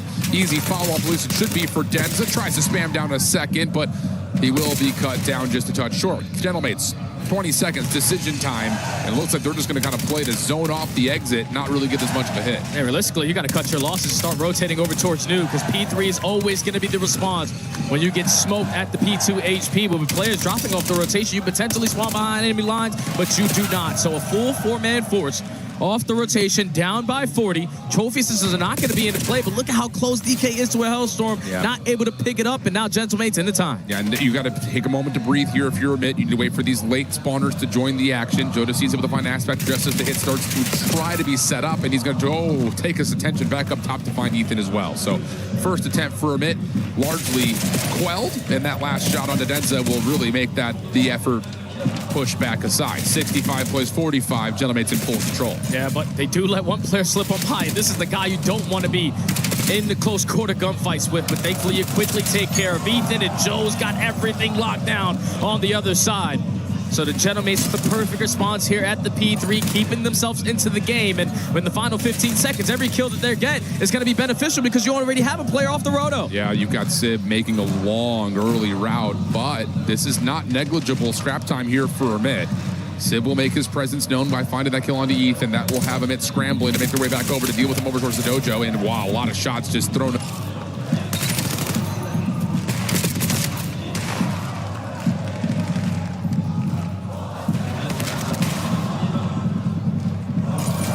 Think we're back? Think we're good? I think we're good now. I just went deaf for a second, but it's still Astral popping takeover.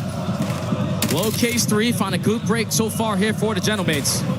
Only a 10-point difference, and they are consistently just pushing Omid so far back. You have to play slow in towards the dojo side if you want to try to get a beautiful break. And this route from Ethan is going to take so long that you're just going to forfeit a lot of this scrap time. Yeah, especially with Denza and Aspect already falling from the front. Ethan can really only find a couple of consolation kills. Nice shots from Estriel, 5 in a row. Sid able to get credit for the elimination. He's on 3. 10-point game, a little bit more than that as we edge towards over to P5. And if Estriel can earn this Hellstorm, ooh, that could build some disaster for a bit early. He's able to find the shots to get that 6th kill, the Hellstorm, and the majority of the scrap time. Yeah, but your teammates are all the way across the map, so it's going to be Omid again winning another rotation. Just need to try to lock this one up. Usually when you win rotation, you instantly have someone off the time, but no need to rush anything if you are the Gentlemates. Finally, they're able to jump in towards the HP, but it's Ethan for a double, pushing them back. Yeah, that's a huge double for Ethan. Actually, we're going to call in the Hellstorm. Perfect time to do a check-in with the Gentlemates. Window, close time, and one's a P2. There's my P2. P2, and then he's top door. He's top window. They're gonna need. Last P2. One more short. Already up short. And I need him top window. There's 2 flat beds. 2 flat bed, boys. Keep talking to each other. 2 on the left. Nice, guys. Stacks DK weak. Stacks DK weak. I have the right side. 2 stacks. Last there. I have milk. Choke. Play through old. 2 under dead. Nothing else.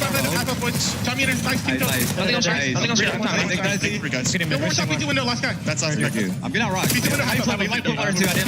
One shot P2 window. And they're going main. They're going lobby. I got one lobby. Nice. Keep going. Rock's in lobby right now. The hard one's lobby right now. I'm spawning main. Yeah, they're both there. Both under. Well, clean stuff off the Hellstorm. Still give us a 26-point game back over towards Bar. And I'll tell you, we're still seeing some special moments from DK and Ethan. Yeah, they still are having moments where they're getting multi-kill after multi-kill just to alleviate some of that pressure and not really allow the Gentlemates any good time. Because they use that Hellstorm on the P5, but don't really get anything off of it. So you would gladly take that if you are Omen, because now you're going to turn it into great time here at the P1. Only 30 seconds left. You don't have the spawns that you want, but you have all the map control. Yeah, an Aspect late pinch here over towards bottom barrels. Good to shut down any potential final hits over towards P1. Opportunity here to flip the spawns around. Yeah, 2 players, the Gentlemates will spawn out. Aspect will get the 50-50 spawn up top. It's all about this 1v1 to the back. And Denza will give up the battle and wait for help. Just kind of playing inside the hard point. They do find Joe Disease, though. Ethan able to find one, not a second, though, as the follow-up hit from Gentlemates will allow them to contest the old time and still put pressure on Danu. Denza in some trouble, finds one. Has to slip away to keep his life, and just as he does, his teammates spawn up. Yeah, Denza, the vet of this squad, he knows I got to get 1 kill to influence the close spawns for my team. And that's going to allow them an opportunity to potentially lock down P2 again. But Sib just flies on in through the front door. Ghosty also finds one. Denza, how much can you get with the NPC? Only 1. They still have the close spawns, but Gentlemates are making this one scrappy. Yeah, they're at least able to get in for a little bit of contest in some time of their own, but Amit will stabilize with the close spawns. 2 players in, trophy system to reinforce this back 30. Gentlemates still have an opportunity to break this from the front for 1 more hit. They've got a trophy of their own to try to make this approach a little bit easier. Ethan for the first opener. DK follows up. Last one in is Joe Deceives. He will drop. Another rotation is on. And this is where it gets scary, because in the final 15 seconds, you don't want to fall, especially going over towards that P3, because all of the Gentlemates are spawning behind bricks. Final 5 seconds, you're just going to try to walk away with as much time as you possibly can, but this is how Omen have an opportunity to close out this game. 1 player is going to spawn all the way across the map, but at least Ethan should get a good spawn up close and personal at the new HP. Oh, goodness. That timing from Sib. If he finds that last shot just a split second earlier, he probably blocks that spawn, but the spawn is in for Amit, and they will get the majority of time on 2 and now have a setup for 3, although take a look at the setup here for Gentlemates on their break attempt. Already got all 4 players threatening from the bottom side at bridge. Ethan kicks us off with the first. Denza on the timing for the pitch, finds a second, and everything gets shut down. Although, wait, what is that spawn from Estriel? He spawns top staircase right inside the hard point. Denza! Almost able to find 2, but it's Aspect who gets the final punch. And if you allow Omen to get this final 25, it's basically GG for map number 1. So Gentlemates are still going to try to apply pressure up through the street side, but every single time they cross, it's DK with the AR. Finds all 4. Almost 2 minutes in the hill. This rookie is putting on an absolute show. They're going to breeze that 200-point mark. No Hellstorms can potentially lead to a quick break here, but the gunnies are hot right now for Omen. And they're playing with some maturity. Oh, mercy. 124, 203. Gentlemates back against the wall. Have to make something happen here at the Garden. Amit will wait for spawners. It's going to take a while for this hit to start to develop. Joe seems trying to shut down the play before it can really manifest. Estriel's going to find the opener. 4 in a row for him. Quick trade from Ethan. Sid, head in a swivel, looking to try to contest the backside of Dojo. But again, Amit just kind of continuing to be tough kills to finish and trade.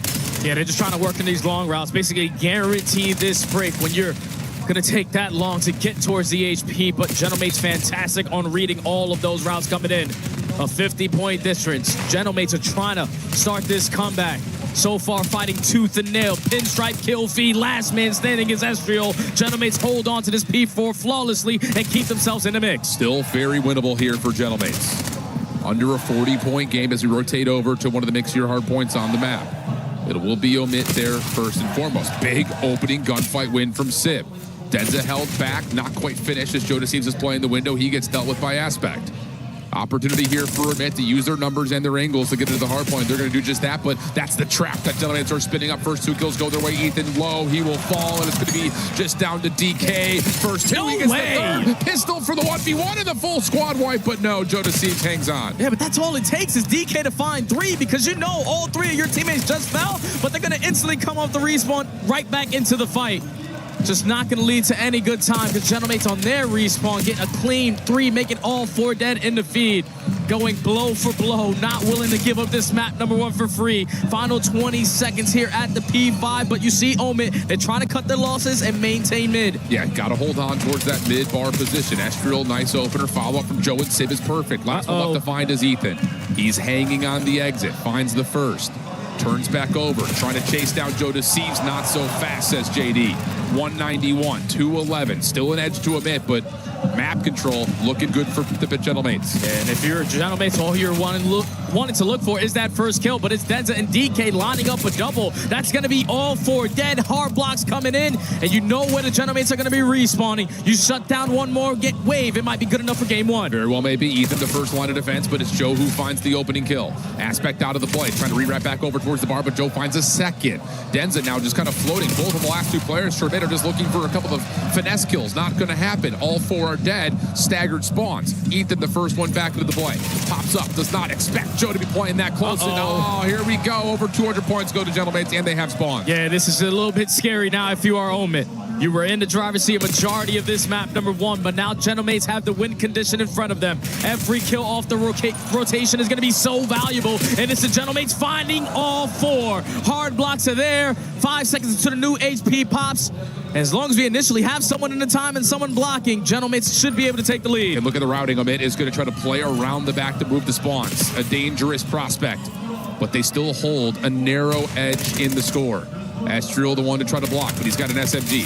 Big kill. Maybe all he needs, though. Off the reload, just finessing, dancing, trying to get him in to cross into Sib's line of sight. That's exactly what happens. Estriel finds the other. That will block the spawns out. And now Amit are stuck between a rock and a hard place. They need to find a way to break. And this is going to be difficult because look how many layers Gentlemates have created through the front side of the HP. And they also find the initial double. This is over. It absolutely feels that way unless Aspect can do something special. No, he cannot. A little bit of a breakdown here on the main stage in map number 1. It's Gentlemates getting the opener. It doesn't matter what the scoreboard is at a certain point of the game. You can always count on the Gentlemates to continue to fight until that final. Says 250 for either. 1 on that main stage. Just when you got to that 3rd set of HPs, it was beautiful from the Gentlemates. We're talking about allowing Omit to dominate P2 and then to dominate the P3 in chain effect. You're thinking that, all right, this is where the game is out of hand. We're down 80, we're down 90. And also the players that were early off the rotation for the P4 got instantly shut down. But the fact that they were able to dominate that P4 from the front, shut down all the long routes that were trying to be developed there from Omit, Chef's Kiss, and then you get over to the P5 and you don't allow DK a multi-kill this time around for you to get a good chunk of time to keep yourself into the game. This is why you pick up players like Joe. This is why you pick up players like Estriel. They are fantastic in those closing moments, and the Gentlemates answer the call in map 1. That's just one of those moments. We've seen it in a lot of different variety of forms. When you get to a closing out a game, especially as a team that you're in the lead by 40-plus points. You're starting to not necessarily keep your foot off the gas, but you're starting to think, oh, we've got this, no problem. Just wait for our moment to come in. You wait a little bit too long, and the window closes. I think in particular, you really do see that between P5 and that next P1. It's just they can never get all 4 players in the play at the same time. Yeah, I feel like Oatman were playing great fundamental COD in the first 6-7 minutes of this hard point. First 80% of the game. Exactly, but then when Gentlemen started to rally this comeback, this is when they were just banking on, all right, I'm waiting on you. And I always tell everyone in the green room, I always tell everyone that participates in my aids or anybody that plays rank play with me, you really don't want to be that player that's the wait for me guy. Yeah, like the guy that's hitting that long route, wait for me, just relying on putting so much pressure on your teammates to try to clutch up or win gunfights when they're simply outnumbered because you're working on such a long route. There's just moments where you're up 80, let's just do it together. Yep. And if Oatman would have had that game plan, they probably would have been able to close out map 1. Yeah, I mean, I think you really feel that sentiment that you're talking about if you're Ethan, who's sitting in the front, just sitting and waiting and sitting and waiting and sitting and waiting. It's just like, I got to make a play. I got to do something. I can't just sit behind this spot. And every time he popped up, someone was looking at him. So, yeah, I mean, you hear Joe Deceive saying it, like, breakers, you guys are breaking. And, yeah, a little bit of a breaker right there. But still, that's a heck of an opening showing from Amit. Got to find a way to let that manifest some confidence as we look at the search and destroy map number 2. It's going to be Raid.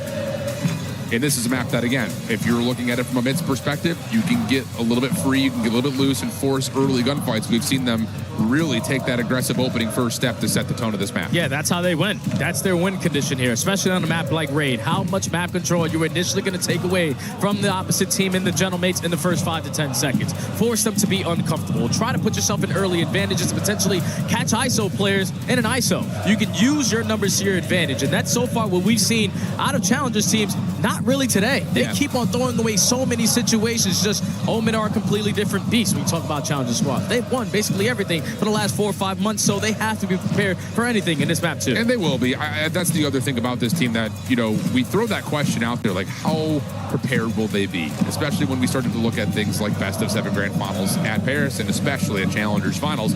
They're very prepared was the answer that we got very quickly. But I think the other thing about this Amit team, and I actually want to take a different perspective here, is are they going to anticipate and be able to have some sort of a set play to counteract what will likely be Sim trying to snipe at a couple of rounds? You can't throw that away. It's an option that he will always go to if he feels like the chance is there. And against a team that likes to run through lanes, I imagine he's probably going to be defaulting towards trying to pull the sniper out sooner rather than later. Oh, yeah, just lock down one side of the map if you are Sim. You know you have Joe, you know you got Estriel, and you know that Ghosty is really not going to miss with that M15. So just go for the 3-1 split and just lock down one side. Or at least gather so much information to allow your teammates back into the play, because I love when Sib is hitting his shots. But it's just certain points where Sib is committing on gunfights where he doesn't realistically need to. Sure. When we have numbers advantage, if you are Dante, just back up. Play the 4v3, it's way easier. Absolutely. We've seen it a lot throughout this year. But that's Sib. That's what you get. You get the high-risk, high-reward player. Sometimes it works out. Other times it's like college basketball. You live and die by the 3. Yeah. He's going to take all the shots. Some days he'll hit. Other days, well, you know what the opposite of that sounds like. I'm trying to figure out how Omen are going to be able to bounce back here, because in their minds, they're thinking map number 1, without a doubt, should have went our way. We were outclassing them on the fundamental. Every single time they had a response, we had one in response of our own. And then when you get to that second set, to chain the P2 to the P3, to give yourself a 90-point lead, to breach that 200-point mark, not be able to close out that game, sometimes it can be extremely demoralizing. So with players like Benjamin Vance now in that coaching role, he's been in situations like this. Got to get the boys back into. Absolutely. And obviously a little bit of a extended delay before map 1 to map 2, so an opportunity to let those comps fly. On the opposite side here, just talking about tournament preparation, if you are a team like Paris, the Gentleman Squad here, you got to think about their records across how things had gone in the last 2 majors. You lose to FaZe, you lose to Optic, you lose to Optic, you lose to Falcons. That's your last 4. And like you said, like that series versus the Falcons, very winnable. Could have been in a top 4 position. Instead, fall top 6. But where do you look at the Gentlemates and say, all right, here's how you learned from the last 2 months of the regular season? I think it's got to be in their hardpoint game, man. Just flat out? Yeah, without a doubt, because when you play up against the likes of FaZe and Optic, you can't beat them on it. It's 4-10 in their last, 4-6 in their last 10 hard points, and 5 of the losses are versus FaZe and versus Optic. Yep. So they have been able to make easy work of basically everyone else. It's just when you play that level of team, with just the way that they approach the game mode and how fast they are, if you're not bringing that level of consistency in your slaying presence, that's why it usually tends to be a struggle versus those teams. So if they can just figure it out in their game mode that they're realistically supposed to be the best at, they have a chance. That seems simple enough. Actually, I'm just kind of going back through the long list of their history. You would have to go all the way back to Major 3 when the last team that Paris lost to that wasn't either FaZe, Optic, or Riyadh, and that was a Boston Breach series. That was like, wait, what? Oh, wow. The Pro-Am. And then they had to go through P7 Notorious, where they almost lost. They almost lost 5-2, game 5. Then they got the revenge versus Boston, and then they lost to Riyadh. So it's, man, I'll tell you, like, it's just one of those things, like, you look back through it, it's just like, yeah, this is an interesting story point that we talk about it a lot, where, like, A beats B, B beats C, C beats A. It's like you have these moments of you just cannot get past a certain hurdle, and that's been kind of the story of this Paris team all year long. I just think now more than ever, this is their best opportunity to do so. We talk about what happened at Major 4. Joe walks into the building in less than a month of practice with the team. Yeah. Very fresh. You get towards champs, all right, cool. We had a couple more weeks, but we didn't really play our best Call of Duty that weekend. Now there's literally no excuses. You had a guy who was, on first team All-Star this year, and Joe Deceives, one of the top SMGs in the game. You know what Estrio has been able to bring, regardless of this roster or his old G2 lineup. Dan Ghosty, fantastic in the vocal comms, and Sib is just the guy that if he goes off, the game is so damn easy. So you have everything that you want. You now have the time to go with it, the practice to go with it, and there's no more excuses now for me, for Paris. I like that call. I hear you, and it really is. It's not like a do or die type thing, but let's be honest, like, what's waiting for us this offseason is going to be chaos. Yeah. Roster mania is going to be undeniable, especially with the amount of contracts that just overall are done. But I don't know. It's been a heck of a homecoming, though, I will say that, for Paris, as this team has developed, grown, built kind of a new brand identity after, like we already heard from Brox in his little interview with Chris and Ant, like, they came in late last year, and just had to do what they could, and obviously it wasn't great. But with a chance to construct a roster from the get-go, you do exactly what you need to do. You win a major championship in the first major out. It's like, oh, snap, okay, these guys are for real. And then all of a sudden things go sideways, and you scout out talent that can help bring you back to formidability, and that was indeed, I think, established. It just comes down to, have they done enough in the last couple months to get to championship form again? Just gonna have to wait and see if that answer can display itself. It's not gonna be here on Wednesday, but it guaranteed be here on Championship Sunday. Just gotta go day by day, match by match, map by map, to get yourself to the position that you want to be. Looks like Omen are all locked in, headsets are on point, bots are being shot. Beautiful key there from Omen. But Dan Ghosty's finally got his headset on. I'm pretty sure we should be starting here in any moment. Well, we've got a couple of Omit fans lingering in the venue. Lou, who you got? I got Fabien with me, who is a French fan of Omid. Bon, déjà, enfin, il y a des blagues qui s'écrivent toutes seules, frérot. Fan français de Omid. Pourquoi faire? Pourquoi faire? Why would you be French supporting Omid? Omid! Omid! Omid! Tu m'expliques? Tu m'expliques? Fan français de Omid, pourquoi faire? Alors, je vais pas vous mentir, moi je suis supporter M8, mais quand on regarde la Senchal, on supporte Omid. Donc on supporte Omid, on supporte M8, mais aujourd'hui c'est Omid qui va gagner. Ok. Pourquoi choisir quand on peut profiter de ces deux monstres? So, truth be told, I'm a supporter of mates, but when you support and you watch challengers, you have to root for Omid. So I'm not choosing here, but I'd say Omid are gonna win, so that may be a little bit delusional, but we take it. Justement, en parlant d'Omid, c'est qui ton joueur préféré? Et pourquoi? Ah, c'est Ethan, hein? Ah, pourquoi? Oui, Ethan, et d'ailleurs, Brox, tu veux pas prendre Ethan pour l'année prochaine, s'il te plaît? Frère, vous avez déjà un roster de fou chez Gentlemate, là. T'étais en train de foutre la fitna un peu. Ouais, moi j'aime ça. Okay, so you're gonna try to cause trouble here. He just said Brooks, who is one of our co-streamers and of course CEO of Gentlemate, don't you want to pick Ethan for next year? To which I answered, but you guys already have an insane roster. What about you boys? Tell me one good reason to support Umit. Just the underdog story, to be honest. I'm here for Optic at the end of the day. Mercury's our daddy.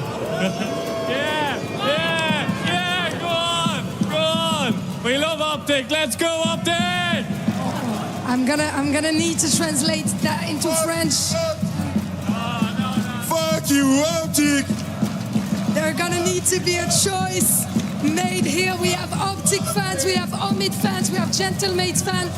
Now it's time for our casters to make a choice, and I'm wondering which one is gonna be yours, guys. Lou, we are unbiased commentators here at the CDL desk. Someone get her out of there before Lou doesn't have a job anymore. Hey, you know what? We're always here for an underdog story. And I like, not just to completely overblow this, because let's be honest, we're challengers commentators as well as we're CDL commentators. Yeah. But flat out, if there were to be an upset in the bracket from a challengers team to a pro team, it was this one. Yeah, no doubt, man. This is the team that's had the most success in challengers, especially when you want to have the success. That's towards the end of the year in those final couple of tournaments. They're back-to-back, and they have a chance to go back-to-back-to-back. But this one being a little bit different because you're playing against the best in the world. Yeah. I know you fell short in that map, #1, but there's been a lot of time now to reset and lock back in for the Raid S&D. That's right, that's right. Lots of time to lock back in. Hopefully we're close. Looks like we're pretty close. Gotta be, right? Well, Denza's still fiddling around with his monitor settings, so maybe not. Talk about the story of Denza. Can I get a moment to spit? Go ahead, bro. It's all you. Man, I'll tell you what. I've been watching Challengers a long time. And Denza was always one of those guys, when you watched European Challengers, like going back to Black Ops 4, specifically in Modern Warfare 2019, it's just like, this guy has the stuff. I mean, he's got the eye test. He's got the maturity. I would say he's got the decision-making. I'm just wondering, what was it that never allowed him to get a major shot to play at the CDL level? Because it looked like, based on all the other players that were coming out of this, like Europe at the time, like your Hixies, your Harrys, your Nasties, like Denza was right there, man. I mean, he had it all. He had it all. I'm also wondering, like, what allowed him to be this committed for so long? Because he was playing back when me and Wheeler were playing. Yeah, facts. And he's still put down on the main stage, and he's finally getting his opportunity here to compete against the best. We're talking about year after year after year playing down with the amateurs. But the fact that he was able to overcome all of that and still be as dedicated to be competing at the highest level. When he started, he had hair. Now he's bald. Like, Denza's him, man. Well, when you put it like that. No, I mean, like, we used to do, like, the top 20 Challengers players rankings at the end of the year, and legitimately from like Cold War to Modern Warfare 2, he was always in the top 5. It just, I don't know what it was. Maybe it was just a logistics issue or what, but man, someone should have given my boy Denza a try. You know, same to Steve Vortex. Those guys together were like, whoa, when they were playing together, oh mercy. That was pace. That was pace setting, those two boys. Anywho. That's my little soapbox rant. Yeah, I like it. I like it. Hopefully Denza's able to get these boys together, but I see fist bumps, Al. I see fist bumps, and that gives you the indication that we're about to spawn into the map. Yawns going down, smiles galore, all on the side of the Omid boys. And especially with the way that DK was finding Mojic, he was in map #1. He's got to be prepared in map 2. Yeah, he's ready to go. He's ready to go. Was that a Merceeb? Yeah, I don't know. I don't read French. I'm awful. It's kind of like merci, like thank you, but Sib, Merceeb. Okay, so thank you, Sib. Right? I think so. Wordplay, a little French wordplay for us. That works. There he is. That's the guy we want to watch, because he's likely going to do something crazy this map. Oh, yeah. Whether good or bad. Probably locking down the B side over towards water with that sniper. And I'm pretty sure on the opposite side for Omid, all that we saw throughout that Challengers Finals, all we saw throughout Major 4, these guys don't really rely on a sniper at all. So Sib's going to have decisions. Am I going to run it or am I not? Am I going to match the pacing of my teammate or leave them in the man down? that could potentially be the decision that either wins you or costs you this match. Yeah, I think maybe it just comes down to, does he connect early? I mean, if you're That's seeing, you know, a 3-4 man rush and you're able to hit one, okay, then you job done. That's exactly what you need. Oh, Seep 7. Wow, they're so creative out here. I'll tell you, man. At least I assume that's what that's supposed to be. Yeah, Unless, no, I'm going with that, bro. That's got to be. Wow, that was some vamping. You know, we do a podcast here and there sometimes. Do you remember Challengers a couple years ago? Oh, yeah. Yo, we were like, my boy Jay was checked. Every single time we would load in, draw. Look over to Jay, he's just lost. Nah, man. Table may be flipped. The whole thing. But the serene vibes of Raid, Crisis, and now the scenes of everyone spawning in, even better. And everyone's out of spawn. Let's go. We got map number 2 coming to you, and it's going to be the side of a mid on the opening offense. Eyes towards mid. Yeah, Nomad having one of those fill-out rounds. This is usually what they like to do to set the tone, but it's Joe to see he's taking so much space away over towards A, and that's also your bomb carrier. So now Omen in a tough spot. Yeah, and that's a play that we'll see from a mid every so often, where Bomb will lean one side or the other. They're looking for the double hit through middle to open up the map. Obviously, that doesn't go all that well. Joe, first blood, retakes mid, almost gets a third versus DK, which would have been the ace, but he gets Ethan instead. Now DK left by himself. Sib just gonna walk forward. I don't actually know if you saw him there. That timing was tremendously awkward. Now DK's behind the play. Yeah, gentlemates are just jaw dropped. Where the hell did this guy just go? We were shooting him at driveway. We pushed out every single lane, but somehow he ended up behind us. 40 seconds left. Estrio gathers the info. Everyone goes for the chow. 4 up, 4 down. Extremely clean around there from the gentlemates to set the tone. Yeah, that's one of those after Joe's standing up and yelling at you, he runs forward and guns you back driveway. Not an ideal start for Amit. Here's a look at that first blood. Okay, there was some help, but those were still clean shots. And then, yeah, this is what I'm talking about, though. Amit want to show you pressure on the outsides of the map and then hit you through mid. It looks like gentlemen are very prepared for that. Yeah, it's just so tough when that first blood goes the opposite way. All your teammates still alive are in positions to not really recover that bomb site and try to make something out of nothing. With gentlemates spread as well on their defensive set. It was so easy to get a read of what Omen were throwing at them. So now on the offense is going to be the gentlemates. Joe already to a 3-0 start. You might as well continue to be the aggressors because you haven't lost a gunfight yet. Yeah, but look at this quick round here from Ethan with the MPC. Barely misses a bullet first blood in. Now he's kind of half committed, though, on trying to play back over towards Ring. Estriel going to be able to find one. Ghosty, another on the trade. And Denz. Okay. Big gunfight win there to try to keep things in a 2v2. Bomb still down backside Laundry, and gentlemates are looking to recover.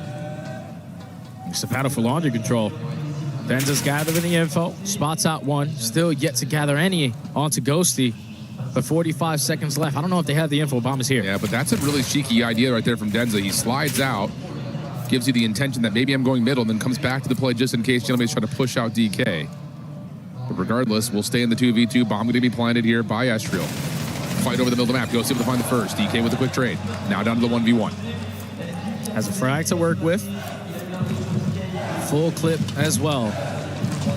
10 seconds already gone. DK knows who he's playing against, so he's expecting Estriel to hit some sort of route, but Estriel's not. Now comes the potential meeting of the minds over the top of the A site. Estriel shoulder check, nothing there. DK going to go over towards Art. This is taking a very long time. Oh, but Estriel's been seen. Okay, clean shots from DK. Gets the last second information, finds the win, takes the round. And that was almost a round that you would have been devastating on losing if you were Omid. But how fast Ethan was to make cut for that first blood. 4v3, you're thinking, all right, this should be very easy to close it out. Even in the 4v3, gentlemates are still able to pull the numbers back to their side. And then in a 2v1, technically here for DK. Told you, this guy's not missing with the M15. Ties the game for his squad. Clean. Okay. Let's go again. A bit now on their next attack. Again, keep an eye on where the stack is, wherever Ethan decides to go. Usually the vanguard of the approach, usually the first blood.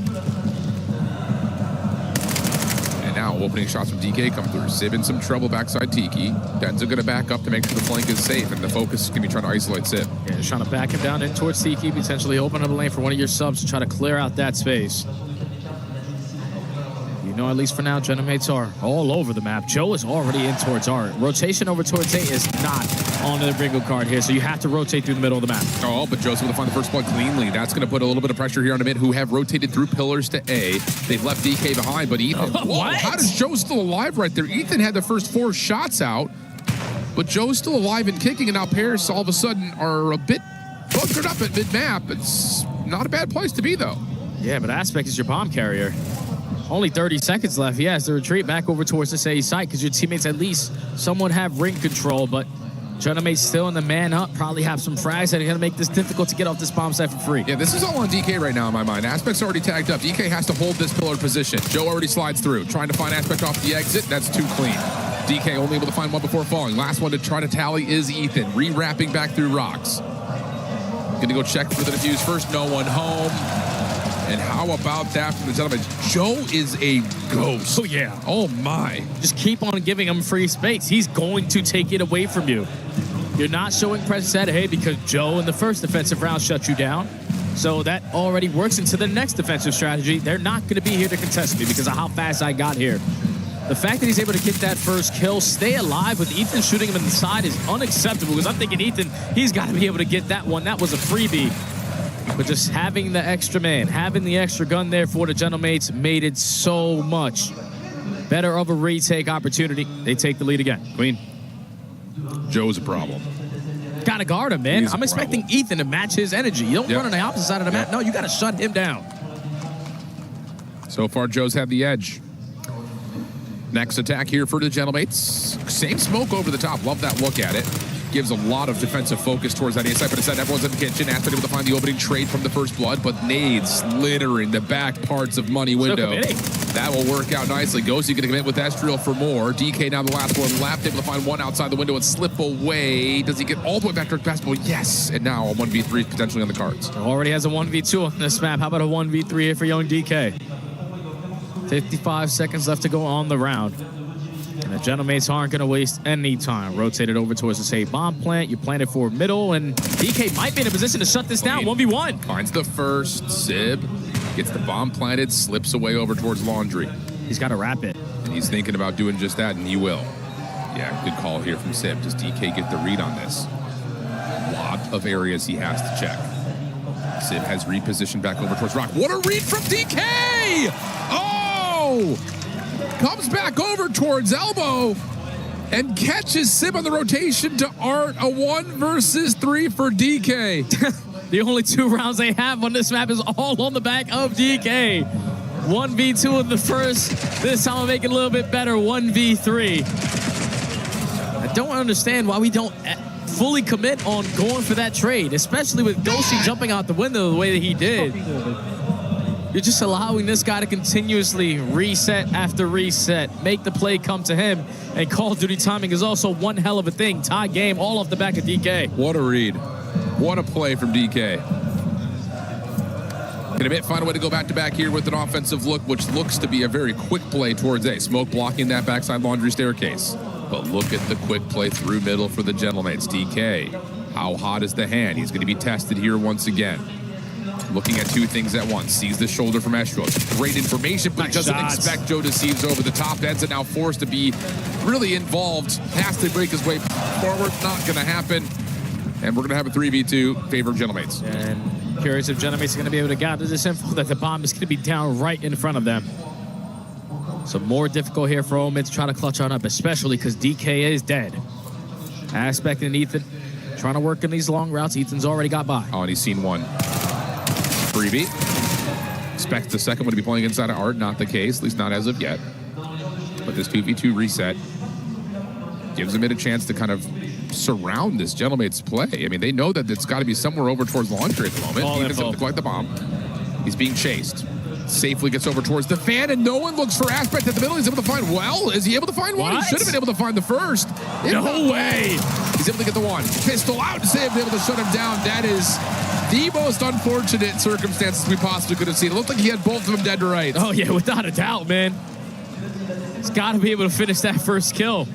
I thought that first play that he was shooting, that had to be Joe with the movement that he was hitting, but Sib is just dancing around the ring. So it starts with Joe getting that first blood. Estrio finding the second, but this is another 4v2 opportunity that the Gentlemates almost let get away from them. Thankfully, the finesse game was way too strong there from Joe, so it actually was Joe on the ring. And Sib with the AR, ready for the trade. Paris had the lead again. Wow. Tight finishes to these rounds so far. It's not been easy, man. It's not been easy. It's not been easy. Aspect is able to get some space over towards Rocks here for the defensive omit. Everyone else is kind of playing their zones well behind the defensive line. Gentlemates taking their time, feeling things out. Eyes towards A. And they haven't seen anything yet. Yeah, they know that Ethan loves to work this pitch. He's gonna try to take it through mid-pillars. Aspect doesn't show face, but he's quickly gonna get traded. Joe still strikes for a multi-kill. Numbers in favor of the Gentlemates again, but so far what we've seen on this map, they keep on throwing them away. I mean, that's just both SMGs baiting out the ARs, fighting each other. Aspect's able to get one, but Joe a little bit later to the play, able to find the first, that knowing that DK has got no ammo left, takes the secondary challenge for the second. Now bomb planted at A. Denza just trying to make his way through the smoke. He sees at least one down low bottom side ring, but that's not who you want to meet. It's Joe Estriel, last 2 kills. Gentlemates up. Joe finds 3 on that round. It's just all over the map with this NPC. So Ethan in that round right there with an M15 over at Water Steps. So maybe not playing with the amount of confidence that he's been able to show for the last couple of months. But Joe is just doing whatever he wants. I'm going to push through mid. I'm going to find a kill. Oh, you're not going to trade me. I'm going to find a second kill. He's just making them pay for it. 2-round lead now for the Gentlemates. Yeah, I mean, his awareness is just next level. Like, again, to know that there's someone playing AR battles at mid, you get that small info that, okay, he's going to be low on ammunition, but oh, wait, there's Aspect right there. Thank you very much. It's just a free double. Good patience. Ethan cutting through pillars. Quick hit here for Amit. Up the middle of the map, trying to take away Kitchen, but they don't expect the water play, at least not initially. Follow-up, though, is decent. We get to a 2v2 after everything's all said and done. Bomb still playing forward towards Kitchen. Estriel now on the 3 in a row. Last one off is Denza. 1v2 immediately in front of him, and here comes Paris just running it down. Wait a minute. The team kill, but Denza can't get away. Map point. Yeah, and that was one of those rounds that seems to be very familiar whenever I think about Omit. Aggression, aggression, aggression. They found the initial 2 kills, but just couldn't find the next 2. So you put yourself in a 2v2, you get trapped in towards money window. Ethan's gonna get isolated. And then Denza left in a 1v2, just stood no chance. Just way too clean, and a perfect read here from the Gentlemates to understand. Slow and steady hasn't been working for them, so they're gonna try to switch it up, and it was a perfect blind counter to now put yourself at game point. Really, really strong read there, brother. Really, really strong read. 5-2. Gentlemates onto the attack, and, well, like you called, the slow and steady approach hasn't been working, so mid are gonna run it out of laundry. Joe gonna cut through Art back to pillars. And the more that you don't see towards B, the more you will know it was an aggressive play through A. It just comes down to, will they get the bedroom set up, or will they try to play this thing through Tiki? Yeah, but they're not having anyone watch over towards Water Steps, so Denza might have found an opening, but not going to fully commit by himself. 40 seconds to go, 4v4 retake, opportunity for Omen to try to stay alive on this map. But Joe in this corner is just, well, you would think not be seen, oh my goodness. Ethan checks it, finds the kill. Sib with the trade. Play over towards bedroom, now the last one left is Estriel. Is left to a 1v3. Only has the NPC to work with, at least for now. Shots to Denza, not going to beat him. And Amit will get one back. Yeah, I guess I would have figured that Gentlemates would have gotten the read that, okay, no one's here, no stuns are connecting, no one's in kitchen, no one's at money. They have to be playing aggressive around the back. But instead of like full focusing their post plant one side or the other, they decide to split it, and it doesn't work out. Yeah, that's where it just gets tough. You said 3 players initially over towards Tiki side. 1 player trying to watch over towards Water Steps, but as soon as that bomb plant gets down, everyone has to get to the power spots in this post plants. First kill goes to Aspect, second kill goes to Ethan, and at this point, you're just simply outnumbered if you are Estriel. The guy who was trying to play for the clutch. It's just difficult when all of your teammates die on the Tiki side, because it's easy for Omid to understand where the last player potentially can be, so staying alive. Yep. Okay. That's one of what has to be 4 in a row in total. Now to the attack. And Gentlemates say, how about our time to play a little bit of aggression and stack towards A? Joe will get over towards ring. Defense will late wrap back over towards B. Stun over the top. I don't believe actually hit much of anything as Aspect gets the quick plant. Yeah, usually Gentlemates are a lot quicker off this rotation. It's not going to work out this time around for Joe to strike for another first blood. Ethan gets the better of him. Early numbers advantage in favor of Omen, but that's just a gunfight you really don't need to commit if you're Ethan. Oh, Denza. Okay, he's able to find Simmons. He's looking towards Estriel's location, but He's able to find Sid before he gets involved. Estriel, AR in hand. Gets a tag. Doesn't expect Aspect in the water. Follow up from Ghosty, good for the first. But he's going to have to 1v3 this in total. 14 seconds. He's got to make the move now. And yeah, we're just going to keep throwing shoulders. It's likely not going to happen here for Ghosty. Team shots now are out. And he will fall quick. Second in a row for Amit. Yeah, Oma taking advantage of what's being given to them. All right, no one's showing presence at water steps. There's no stunts and nades through mid-zig. No one's showing presence at Tiki. And no one's sitting at top pocket. Let's just get this bomb planted. Allow the play to come to you. Ethan with perfect timing to strike for that first blood. And then even though Ethan committed the way that he did on that second gunfight, he was setting up Denza to come through mid-pillars, to get that kill, to give them the early numbers advantage and allow the time to keep on ticking. Gentlemen can't let this one slip. It's 2 rounds in a row now for Omen. And Denza's on 4. Here we go. Can he make it 3 in a row if you're Amit? Back to the defense. Aggression being shown through mid. Nades coming out actually do tag onto Aspect. Simpson prefer that into first blood. It's the only one. Yeah, and that's just trouble right there because now all of a sudden, if you're gentlemen, you know that there's more play over towards mid. Ghost is able to get a nade over the top into kitchen. Beautifully read here by gentlemen. Not committing for the plant yet, but 4v2 should be comfortable. This is the lockdown ring. Yeah, they have info on one, but they don't have info on Aspect. Able to get 1 kill and also get out with his life, but gentlemen's even in the man up there not comfortable. They're waiting. Oh, Ethan, a little bit of damage there under Joe Deceives. Stun check comes through. And now Ethan, whoa, this is a brilliant rewrap. Does he re-clear kitchen? Does he find the response onto Joe? Sure does. But do you expect that shot from behind? You do not. And that is how the map comes to a close. 2-0 in the series. Gentlemen's up. It's a better game plan there for Paris. Or the Gentlemen. I got to stop calling them Paris. But we are in France. Yeah, I mean, this is their hometown, right? It's a 1-for-1. Regardless, though, they take the search and destroy and now are comfortably up 2-0 in this series. It all starts with Joe. The fact that he's able to just get away with murder. Pushed down the middle of the map uncontested. Even when you're thinking he should be traded, we're not hitting him with shots to find those trades.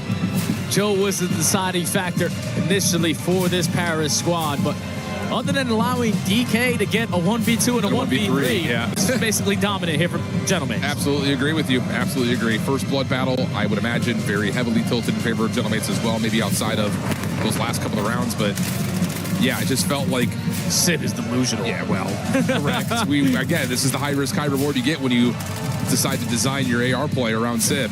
But I think the thing about this Gentlemen's team, and this is what I feel refreshed by, because I'll peel the fourth curtain back a little bit here. We were hearing in the green room that the Gentlemen's were not scrimming throughout the backside, but they look prepared as we go over to Ian, who's with Brox, to get his reaction for the first 2 maps. Yeah, I think his reaction is, I think he's a very, very happy man right now, Brox. That is a strong start for your team, gentlemen. I'm really happy about how we're playing right now. I know Omid it's really a tough opponent, and the players are doing really well right now. Even though there is some kind of mistakes, we have to adjust. But you know, it's just the beginning of the tournament, so we'll figure it out. I mean, you must have been really pleased with how they performed at Champs as well. So coming into this, you've got high expectations, right? I always have a high expectation against when it comes to a Gentleman's roster. It depends on whatever game it is. To me, like, we're always getting the best players, so they gotta give me the best placement in the world. Can you just take me back 3 years ago when this whole thing became a reality for you? Like, what, I guess, inspired you to start your own org? So I always dreamed of being a professional player, and the other dream was like being a CEO of an organization. So I did the first one. I used to be a Call of Duty pro player, and after that, I was like looking for some project. I didn't know what to do.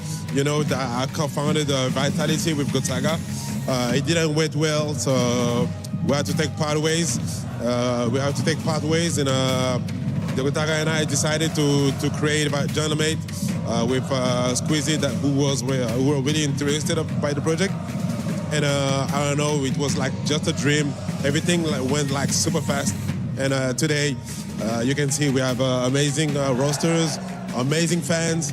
They have been yelling, I don't know, for like 8 straight hours. They're never tired, and I love it. I love the atmosphere.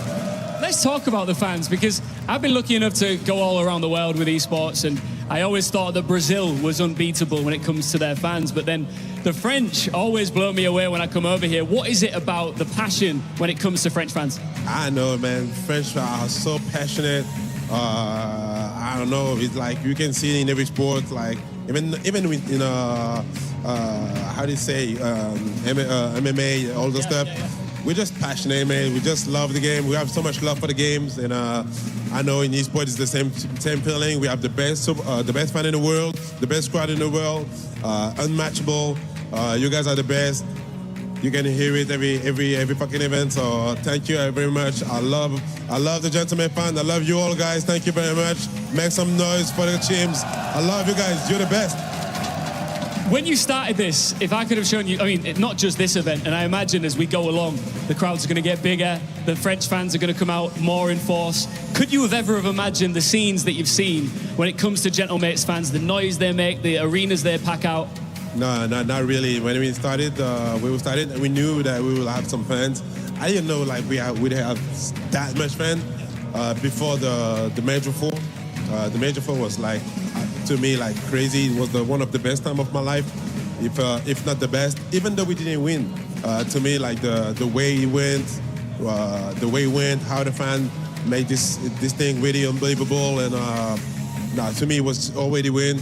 So I don't know, man. Like unbelievable people. I have no idea, man. They're just the best, and I have no word to say to them how much I love them and how much their support is really, really important for us. So thank you, guys. Like I said, I love you so fucking much. Well, you know what, man? We're in France. We're in Paris. Say it in French, man. Tell them. Merci à tous les supporters Gentlemate, les gars. Je vous aime de tout mon cœur. J'ai pas les mots pour vous dire à quel point je vous aime tous autant que vous êtes. Je sais que même quand c'est difficile, vous êtes toujours les meilleurs. Vous lâchez jamais l'affaire. Et nous, on se donnera chaque année, tout le temps, le maximum pour vous offrir le maximum de résultats. On se fait beaucoup de mal. Je sais que c'est pas facile souvent, mais faites-nous confiance, on sera toujours là pour vous offrir le meilleur. Vous êtes les meilleurs du monde, ne changez jamais. Continuez à supporter les joueurs, même quand ils sont au fond du trou. C'est là qu'ils ont le plus besoin de vous. On vous aime, faites du bruit pour vous, je vous aime. Vous êtes les putains de meilleurs. Merci beaucoup, Brox. Thank you very much. Let's get back into it. Enjoy. Let's get back into it, indeed. Always good to hear from Brox, man. Man of the people. I wish I could understand French. I promise you, man. That guy is so smooth. Every time I hear him, he just gets me turned up. I barely know what he's saying, but Brock's an OG, and he continues to be here supporting the squad. First time I met him was in Paris, and he came up like we were best friends, man. I was just like, Great vibes, you're him, man. You're him. What an absolute treat. It's just really cool, I think, too, just to see, you know, where the CDL had started with things like Paris Legion, things like the London Royal Ravens, to actually see the fan base now starting to develop and grow an identity behind not just the ownership, but also now, of course, this team. You even heard it when Envoy was on the stage for G2. Like, Gentlemates fans still cheering for Envoy. Tons of respect being given. Yeah, I didn't think it was ever going to be possible to compete with the likes of the Green Wall. But this year alone tells you every time we cross the pond, it's bound to be their field. The Gentlemates are so deep. The green suits are so deep. And you're going to need that energy here to try to close this one out, because that break, all right, they might be locked in here. Yeah. And on top of that, we're also looking at Gridlock, which has not been a map that the Gentlemates have played really at all. I think they played only once. It didn't go very well, so they said, never mind, get that thing out of here. So opportunity here for Omit to come back out, reset the momentum, and build yourself up, because they're going to have a den next. That's the map that they can get Mexi on. Yeah, I want to see them play with confidence, man. Whenever we think about Omit, especially versus the Challenger squads, they're not afraid of who they're playing up against. They're just going to run you down, play with confidence within each other, and also do it together as a team. I feel like I've been seeing a lot of ISO ball in these first two maps here for Omit. And that could potentially be, you know, with the pressure that they have here on the main stage, going up against some of the best in the world, they are not comfortable in this position, but you quickly got to shake that one off and lock in. I agree. I mean, and again, it's not like you forget about the raid. Didn't really go all that well in the way that you wanted it to. Words are hard. That was a lot of W words. But I think you have to eliminate more so what went wrong at the last 2 minutes of the hard point. You know, you're up big. You're about to may have a major upset on the main stage, and now all of a sudden you're down 0-2. But like we talk about, going to a Gridlock, you can absolutely hit hard. Get this Gentlemates team trapped up. You get your gunnies hot. You start getting a little overconfident, maybe a touch, which is probably what you need if you're going to go square up versus this Gentleman squad, and then you can get to a Den to finish off this series. It's very possible that this could still extend based on how a bit have been shooting, but they've got to get things going here on the Overload versus the Gentlemates. Here we go, lock in. And I got to see what the EU Wonder Child is able to provide here, because he's been the talk of the town, the top player in Challengers that without a doubt should get his opportunity into the next game. So Ethan with this SMG, he's going to have a lot of close quarter gunfights with that NPC, but not the start for your squad the way that you want. 3 for 1. DK's just got to keep mid-map on lock, and all it takes is 1 kill. Yeah, really, really nice from DK to keep his life, find one, allow his teammates to come off spawn, find the overextension route, and now put yourself in a position to at least contest the EMP. I say that with that emphasis because here's Joe Deceives again. Moving spawns, playing around the back. Astral, good damage onto 2 players, but both of the SMGs are shut down, so even though Sib has the EMP, he's being chased. DK, he's already behind enemy lines. His teammates coming off the respawn is so far away that they know there's going to be pressure from the back end. Now you're going to turn defense into instant offense. Already minute left, gone on this first half. But you see the way that the Gentlemen are playing. Everybody holding iron. Everybody guarantee you're one-on-one. That's already first wave shut down on the side of Open. It's just good discipline COD. And that's what we saw when they were down 50 points in the Sake. Just keep playing good discipline COD. The game will come to you. And an opportunity to now take the ball and run as they make their way over towards A aspect. A little bit of damage in, able to find one. Trade is through. Astral finds Denza hiding in a corner now. All of a sudden, the A goal becomes a little bit more open. Up and over. Sib, that's a little bit too tall, a little bit too high, but the follow-up from Ghosty is there. First score, Gentlemates. Efficient trades right there out of the Gentlemates. And in that sequence, Ghosty goes on 4 in a row with the capture, make it 5, picks up the early Hellstorm. He's trying to influence these spawns for Omen to consistently keep on spawning over at that B point. Someone grabbed the EMP, working through the side of the store. But it's still Ghosty just creating so much space on the opposite side. Yeah, that's just unbelievable from Ghosty. Shut down eventually, though, and honestly, a bit surprised that Gentlemen weren't able to turn that into an offensive scoring chance. But maybe an opportunity starts to brew here. Zestral finds another Ghosty going to call in the Hellstorm, but there's nobody near the EMP. Gotta find a way to pick this thing up. You get a kill from Estriel, but you still don't have the EMP. So you're finding these eliminations. Ghost is able to get 2. That should be a score at B, but now all of a sudden there might be an opportunity for Denza to try to hold this. He's going to try to cut things off through the parking lot, but he will fall, and that will be likely enough for Sib to easily score, and it is. Yeah, Ghost just played it real slow with that final missile. He knew that it was 3 dead. Denza was bottom bridge, and with players like Estriel already leading the way, it should lead to a guaranteed score. And they are not slowing down. No. They have so much map control. Estriel's now on 6 in a row. He has a chance to pick up a Hellstorm of his own. And even though Denza was able to work out of the spawn, you're not going to be able to get the stop. Gentlemates up 3. How about the combined 20 and 7 for Ghosty and Estriel? Oh, my goodness. Yeah, you can say that again. Holy cow. Joe, yep, just Omit need to get their feet wet and just get some ground underneath them right now because they can barely make 2 moves before they're being absolutely obliterated out of their spawn. Oh, Ghosty was 1 kill away from picking up another Hellstorm in this first half, but quickly being taken care of. Now it all falls into the hands of Estriel. Only lines up a double, but that double is good enough to stall out time for your teammates to be back into the play. He could potentially use this Hellstorm to basically call the half very early, but they have so much S&D pressure. Let's try to get this done with the gunny. Why not? Sib will drop. That's your EMP carrier. Joe behind the play on the underpass. Oh my goodness. Estriel is doing whatever he wants.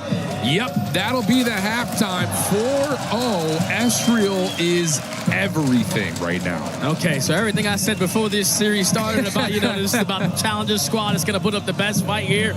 I guess they really didn't have a lot of reps here on Gridlock.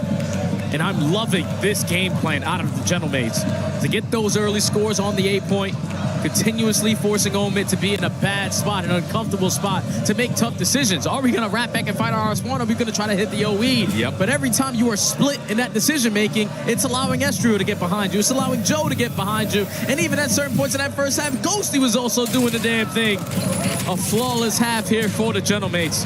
Omid, all right, you better figure it out quickly, or this is going to be another 3-0. I mean, but this is the thing, and this is an example of what everyone that has been on the desk has been talking about. If Estriel plays like this... Oh, it's GG. Correct. And not just in this match.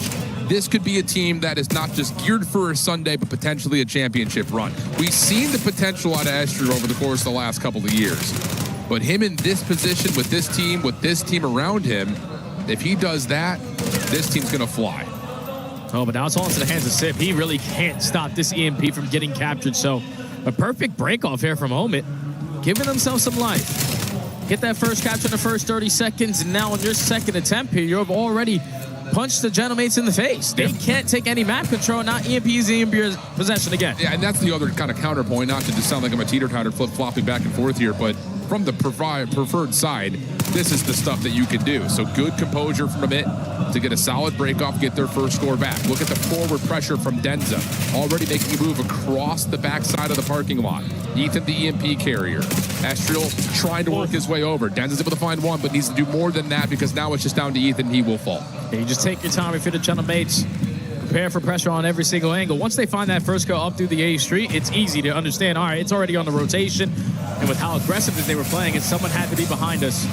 Estriel now gonna invest his Hellstorm just to get his teammates out of spawn, to get the map control, to know exactly where Omen are gonna try to apply their pressure from, because now everyone from the Gentlemates committing through showers. Yeah, but they're just kind of showing force with the EMP carrier. This is scary. They're gonna get Ghosty playing with Estriel forward. Trade on to Ethan. EMP now showing force again back over towards showers, but Sib, who is trying to be freed up to the middle of the map, is dealt with. Everything comes to a bit of a pause. 3 minutes on the clock. A bit have to make a play. They're trying to make their move through mid. Estriel will be shut down. But Ghosty's double from the front. Now it's an easy scoring chance, and not just a chance. It's a full-on conversion. Have to be point 5-1. Hey, you just kept on giving Gentlemates opportunities to make up for the numbers because you're not being the aggressors. One guy's got a pistol. The other one's got an NPC. We had 3 players on the backside of showers, but instead of committing with our gunny, we play it slow and steady, and it doesn't work out again for another capture for the Gentlemates. Still up by 4. Battle for mid-map continues to brew, but it's Ghosty, it's Estriel with these NPCs, and now Joe striking to keep on slowing them down. I mean, 20-9 and 22-12. That says more than I think our words can. It's been straight dominance from Estriel and Ghosty.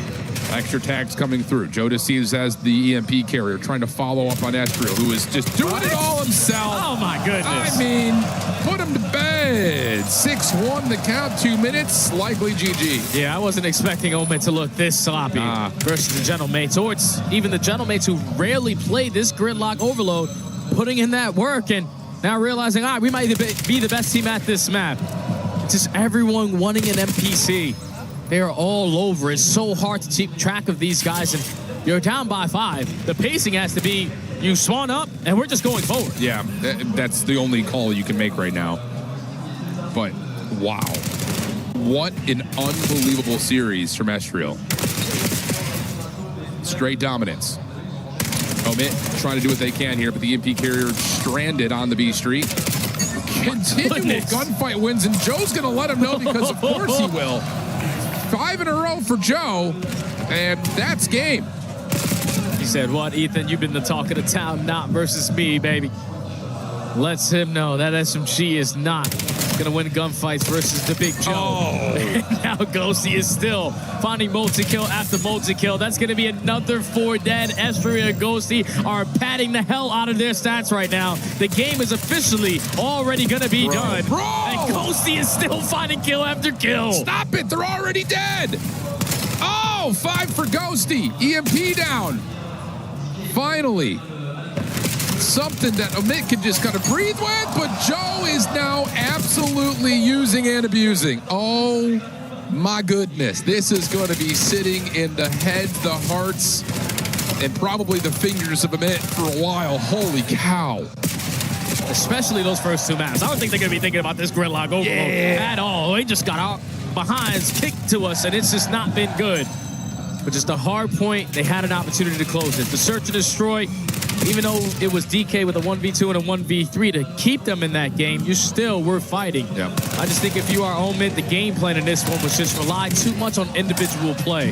Got to go back quickly because you don't play again until tomorrow, and understand teamwork is going to make the dream work. Absolutely the case. Beautiful. Absolutely beautiful. Wow. I mean, yeah, I was kind of looking back at it. The last time that Paris played this, they lost 1-4. And then they said, we don't want to play that map anymore. That was back at Major 4. They lost that map to none other than the Miami Heretics, which is not what you want. Absolutely not. But what that was right there, yeah, watch out. I mean, if the SMGs are going to shoot like that, I don't want to see Estriel on gridlock if I'm playing against him, period. Yeah, and it's also like Ghosty with the SMG as well. Yeah, dude. They just had too much submachine gun pressure. And I was expecting Omen to be able to answer that aggression, but if you're not going to be thinking about teamwork, you're going to get outclassed by the better squad.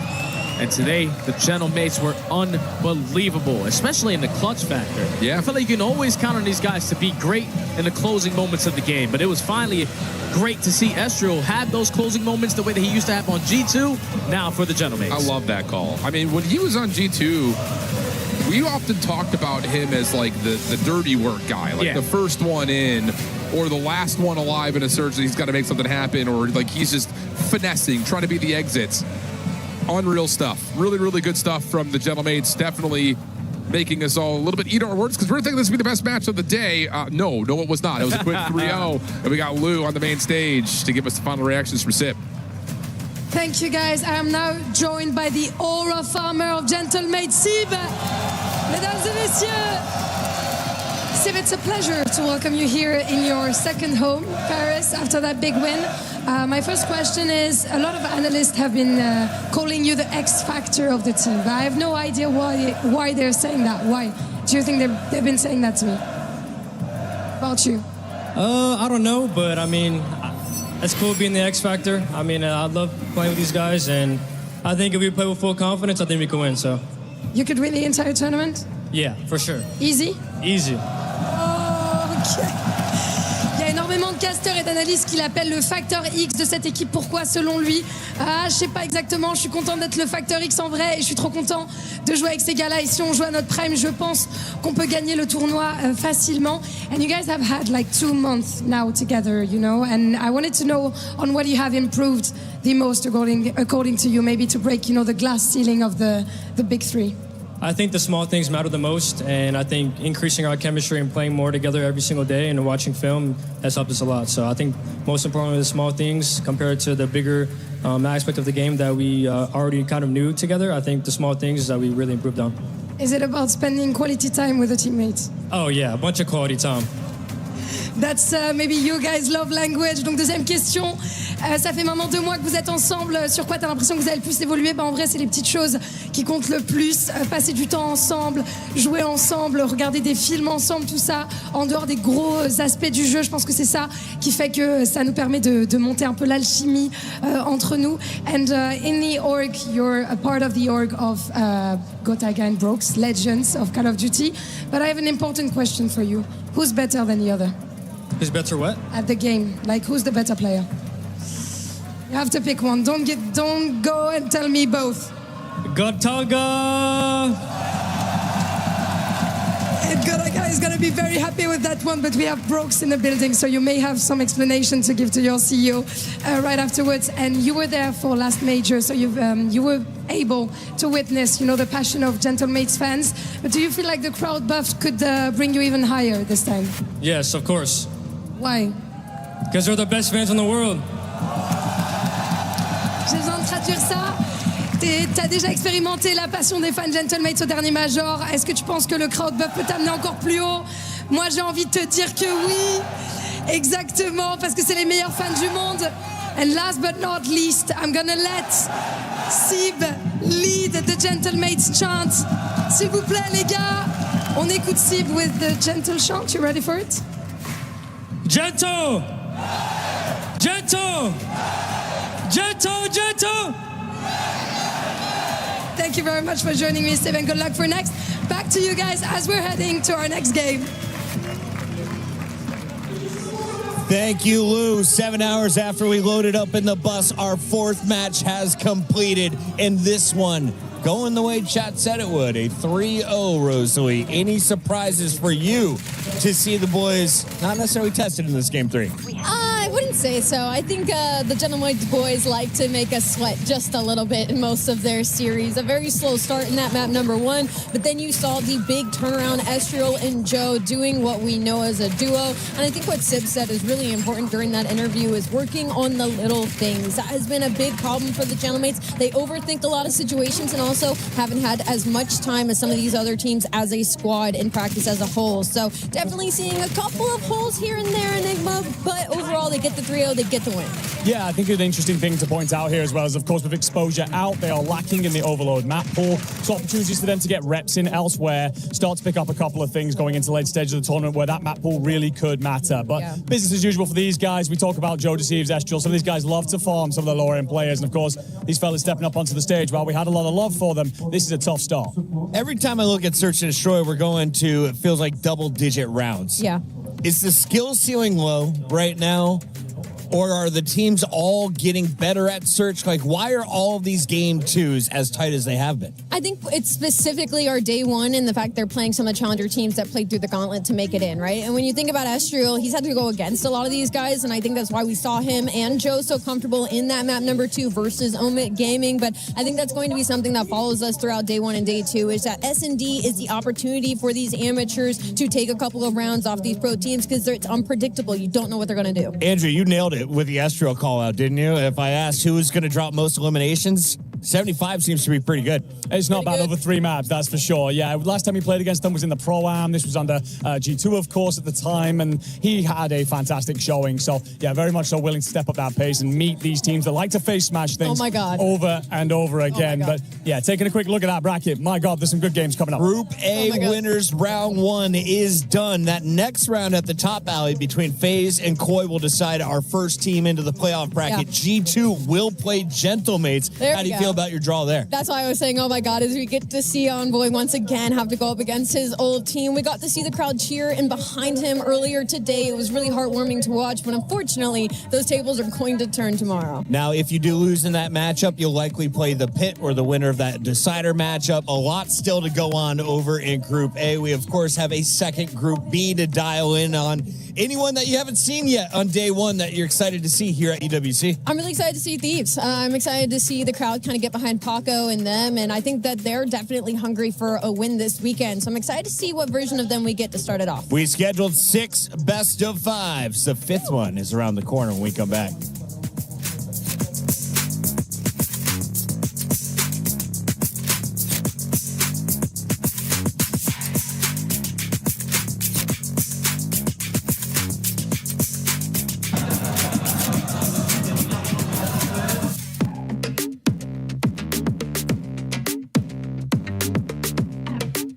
Too deep right. Right underpass, Ethan. 2 guards. You're gonna do one more whole week. Too deep right. Yo, we spawned here, Dante. Just get a kill. Just get a kill. Lights to right. Someone feel left, I'll spawn just Mirrors that. I'm gonna go underpass. Yo, cut underpass. We spawn left. Yeah, let's grab all left underpass. Hey, I'm gonna go top highway. 1 second.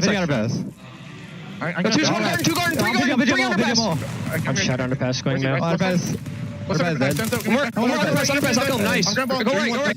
More action happening here over for Tekken 8 with some keys being crushed, a couple of upsets, but some good storylines going through. Trav, what's happening? Yeah, so as I said earlier in the day, Falcons came to play with 4 players, and pretty much at the end of it, 3 out of 4 remain. So I'd take that, me personally, especially because they're all in the same group. They were fighting against each other, knocking each other out. 3 out of 4 is good for me. AGL, though, are one of the main competitors in the club championship for Team Falcons. They've got 1 player remaining. He put on a show, to be honest. He took down Ullman, the champion from 24 and 25. So he's in a great position to go forward and do big things for AGL. And obviously, as you said, we've kind of had those in a few other games across this week as well. So we'll see how they manage to do. Well, eyes on AGL then, because they're very important and relevant to the HOK stage, as, you know, they are favorites, looking for them to win. Falcons, for us, they're playing tomorrow, so we'll see how that plays out. And, of course, we're going to keep you updated as things progress. We were there for every click, every clutch, every respawn.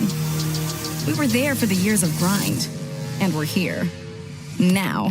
The proud founding partner of EWC, powering the biggest event in gaming, shoulder to shoulder with the world's best, making history.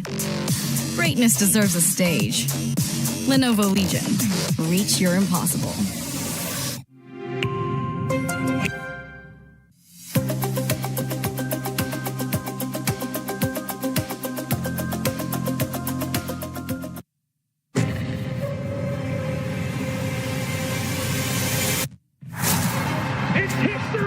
In the making, back world champions. It is complete. Optic are your Esports World Cup 2025 champions.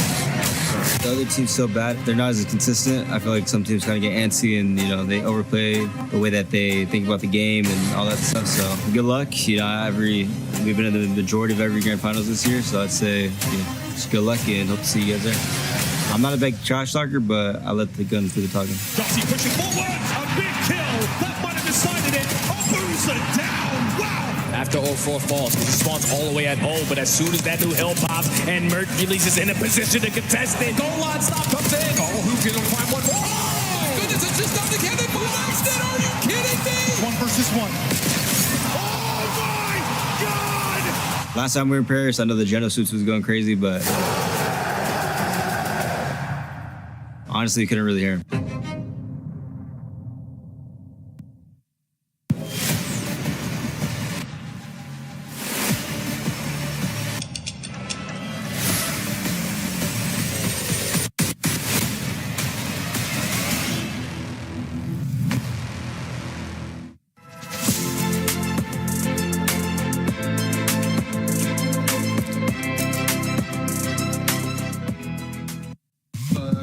What's up, everybody? I'm in the crowd, and it's getting crazy out here, but that's not going to stop us from doing our pick'ems. Now, we got 2 great matches coming up, and I got Josh, Seb, and Harry with me to make sure we get our pick'ems locked in. So we're going to see how much of experts they are, okay? You guys are experts of COD? Absolutely. Of course. All right, first matchup, Optic Gaming versus Team War. Who's going to win, and what's the score? 3-0 Green Wall. 3-0 Optic. Yeah, I've got 3-0 as well. I mean, 3-0, it sounds about right. The defending EWC champions, and it's 92-8 out there as far as the pick'ems go. Next up, the last match of the day, 100 Thieves versus Boston. 3-1. I got 3-2. I think if there's ever going to be an upset for today, I think it could be this. Boston does sometimes have Thieves' number. 3-2 Thieves, though. Oh, man, they're going 3-2, 3-1, 3-0. Hey, it could be a banger of a series, but the Thieves got something to prove. I'm going to go 3-1, 100 Thieves. Let us know what you're going to be picking in the chat.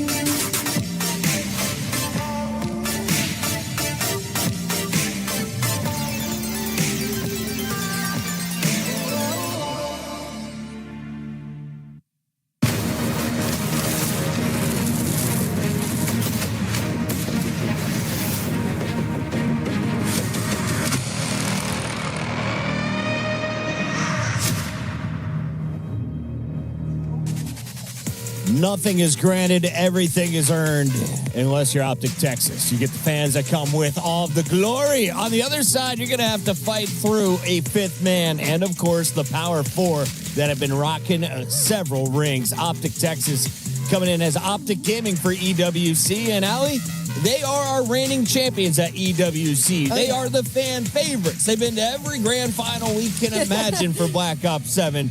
But they're missing the ring. Is this their bounce-back tournament? It might be. I mean, this might be the worst pull that you could have gotten as a play-in team going up against Optic Gaming, just because of how consistent they have been throughout our entire year. Yeah, like, yes, FaZe is coming off the championship win, but when you go and look at our grand finals, Optic Gaming is always there, so they are almost always a cinch for making the long run. And, of course, this is just group stages, so you got to win 2 against these teams to move out. Optic would play 100 Thieves in a lot of people's predicted brackets. Do you see that match happening tomorrow? I do see that match happening. I think Scrap's going to bounce back in their matchup, and for Optic, should be quick work. Like, outside of the grand finals, they have dominated everybody, especially you're talking about a challenger team like Team War. They have some players who have performed throughout the season, but Optic is a completely different beast than what they've went up against. Now we're going to see 100 Thieves take on Boston Breach to close out the night here on this stage. That'll decide who is going to play each other in the next matchup. So Optic or War, and then, of course, the tough battle that is still to come. I have a feeling we're going to see Optic versus 100 Thieves if you watch Black Ops Ops 7 this season. Allie, tell me the underdog story, though. Is there anything on the War side that we can get excited for? They have an Ohio native on the War side. That's really irrelevant. For the side Team War, I think their biggest opportunity is going to be in that search and destroy. It's been the conversation kind of all day long of like that's where teams have been playing the pros kind of close. And for the side of Optic, S&D hasn't technically, if you look at the stats, been great for them. Specifically their map pool in it has seemed to have shrunk. So depending on the vetoes, maybe Team War has something in their back pocket to play with there to elongate this series. Which one of those handsome gentlemen is from Ohio? I think it's Icons. I don't know which face it is. It was top right. Yeah, I see it. It's not him. There he is. There he is. It's Ohio, USA. That looks like a French mustache on my Ohio guy. Yeah, dude. Ohioans have some good mustaches. I will be honest. You're gonna have to get That's one soon. valid. Earlier in the year, I remember when Icons was playing with the Stallions and just watching him through Zuma's stream, and the kid was a beast. So it's nice to see him up there on that stage. Hopefully, he can perform with the AR in hand. But yeah, for this Team War squad, I think Allie mentioned it, the search and destroy. They've all been kind of close throughout today, going to the final rounds. And I think that's where you have opportunity against Optic, coming off of 5 straight search and destroy losses, 3 of those being in round 11. So they clearly put some work in there in S&D. Maybe Team War can exploit it. Maybe beat them in search and destroy. Or don't beat them at all if you're one of the fans that thought Optic is going to win this tournament. In fact, 56, more than half of the people that voted, sided with Optic. Look at the parity here. There is a 40-point drop-off, Allie, between first and second place predictions. There are times, like, we all know that this is coming, right? When we do a fan prediction, sometimes it's a little bit delusional, but I fear this is one of those events that is not delusional at all. They are one of our most consistent teams, one of our best teams, and sure, we talk about their S&D maybe taking a little bit of a dip, but when you look at the respawn and look at the season as a whole, they are the #1 team across all game modes. And I'd say if you were a Falcons fan that thought Falcons would win this tournament pre-champs, you were on something was wrong with you. I saw them finish top 3 with a rookie. Do you think the Falcons have a legit chance of winning in front of what you know will be a big Falcons fan base? Yeah, sometimes you hit that regression after the honeymoon period, but I think it just unlocked a point or a part of Celium's game that he hasn't been able to show in so long, having a real AR next to him. And the search and destroy looked great. Aluka, I think, is actually the real deal. So, yeah, Falcons have a legitimate shot.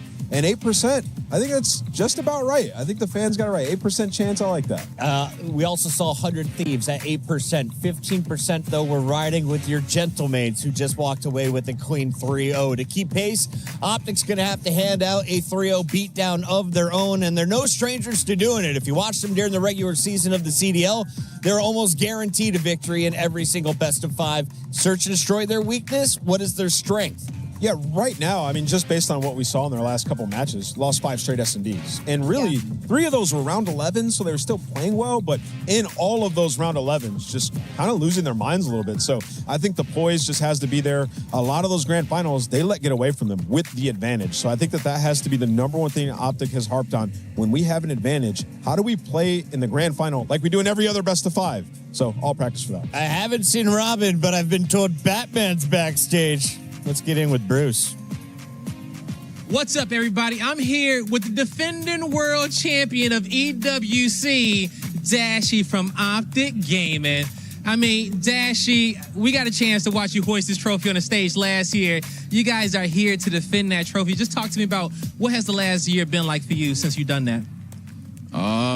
I mean, last year was definitely, I guess, a better year overall just because, we won this tournament and champs. But this year's been a roller coaster. We learned a lot about ourselves. I learned a lot about myself, and we're just excited for the weekend.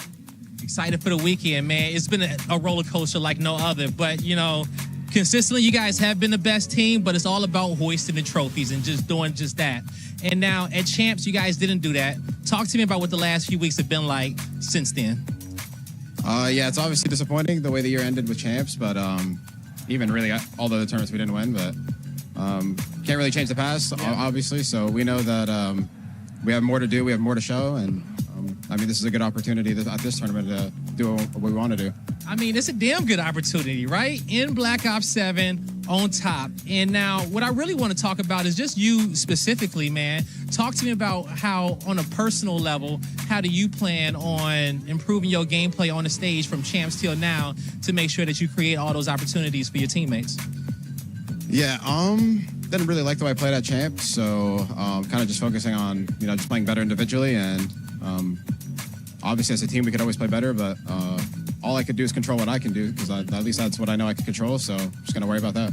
All right, man. Hey, and you are massive your gameplay, and I know you got something in the tank and a lot more to give before we end out Black Ops 7 this season. Now, you're in enemy territory. Every time y'all touch the stage, it's boos, the drums are going. It's like the opposite of having a green wall. You're used to having all the fans in America. But for the green wall fans in the chat, because you know they blowing it up, you know their hands are in the air, they sending you guys their energy, man. What do you want to tell them? Shout out to the Green Wall as always, man. You guys are the best fan base in the world. We appreciate you guys, and je t'aime Paris. Remember. You heard it here, folks. That's a handsome, smiley Bruce. He's ready to dish out a 3-0, and I think they're capable of doing so. On the other side of this fight, we have a Team War team that has an opportunity. And what do you win if you beat Optic right now in the first stage of groups? Bro.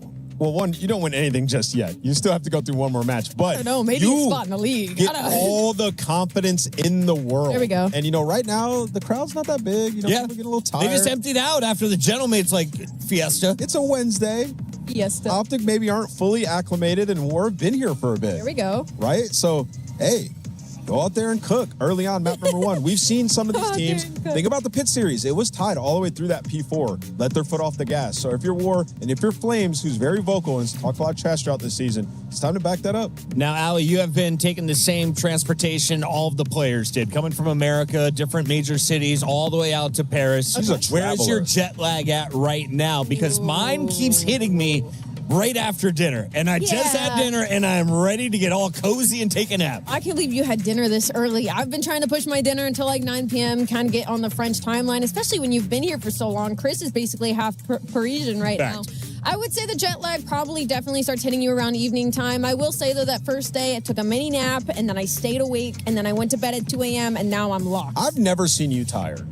That's true. You're always locked. I appreciate that. That's a lie, though. There's a picture from me from dinner last night. I was out. I was eyes closed, all right, guys, I'm ready to go home. Yeah, that's pretty boring to listen to. But you guys aren't, and our EWC pick'ems are always exciting. Are you guys ready to hear the number? 56% of the people thought Optic would win the entire tournament. What percent thought they would beat Team War? And I don't know all 4 of their names. 92%. And honestly, it should be 99%. 99.7. Well, just think about based on what we've seen today. It's been all 3 O's. All 3 O's, all the team that we know versus all the challenger teams. This is Optic. If Optic were to lose this, I would be Optic has not lost in a group stage. I'd fall out of my chair. Or a bracket play. I feel like in 3 years. Will you shave your eyebrows? Yeah, do we start picking facial hair on the line It's not now? my turn. I've already done it. I actually had to dye my hair 1 year, so I think it's Chris's time. Yeah, you have to wager something. Can you put a slit in your brow if Team War win this? I would do a slit. You would do a slit. I would do a slit, and I would grow the hair and leave France with a French crop to top it off. Okay. I want to see him with a French crop so freaking bad. Go check out Chris's Twitter because he tweeted what it would look like, and he didn't do it. Me and ChatGPT thought about getting a haircut. Well, Team War needs to. And then the barber just ignored all the photos, did his thing. I love France.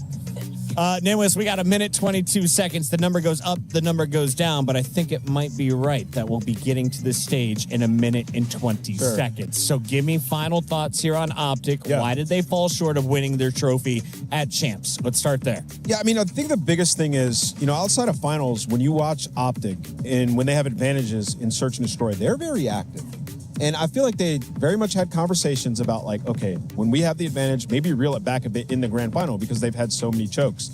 Well, that didn't play to their gameplay at all. It didn't work. A lot of the rounds, 2v4s getting broken down, getting retaken on raid when you get the first plant down right away. I want to see them just play the exact same way that they do throughout groups and throughout bracket in the grand final. So right now, I'm not worried. Everything I talk about Optic will be focused on the grand final because they've been to all of them. Allie, we've got a lot of Optic to talk about, and we keep adding more time to the counter. So let's take a look at your maps and modes. There's going to be 5 potential. We haven't seen a map 4. We have not seen the new map from Black Ops 4 here in Black Ops 7 in competition. And it didn't make it through here because Team War banned it out of fear. Well, so what's interesting when I do look at the maps and modes, and I'm shocked that Team War didn't try to force a Den SD. Right? And the reason that I say that is because right now Optic Gaming are sitting at 1-4 on Den SD in their last 10. They have played it in the grand final. They played it before then, and they just haven't been able to add it back to their map pool. So maybe a little lackluster on studying, or maybe Team War just feels more comfortable on raid and Sake. I don't know because they are one of the challenger teams. wins, but maybe a miss there when it comes to these picks and bans. Is Flames my guy to watch from Team War? If I'm looking at these modes, is it SMGs or ARs going to be carrying the load? Yeah, I mean, honestly, Chris, on the fence, a bit of both, but I would say Dimension's probably the guy to watch. I mean, he dropped some big numbers. Kicking off on this gridlock, though, Flames could take over with AR. Flames, Dimensions. Let us know in the chat who you think is going to do the beating down for Team War. On the other side for Optic, I have my money on Kyler. Why? I love that. Kyler is going to dominate the tier below him. He should not be on the same stage as them, and he's going to remind everybody what Hook can do when you're not calling out at a pro level. He's called Hook the Nuke for a reason. 20 seconds, Allie. Get the prediction in. Where are we going? How many maps? Optic Gaming, give me a 3-0. Optic Gaming 3-0 for Rosalie. Yeah, 100% I agree with that. 3-0 Optic. Absolutely. Would you bet your child? Oh Good. Don't ever do that. That's a terrible idea. I would. Intrusive thoughts on that. I would risk an eyebrow. That's it, Optic. Wait, he officially put up the eyebrow. Let's do it. Love that.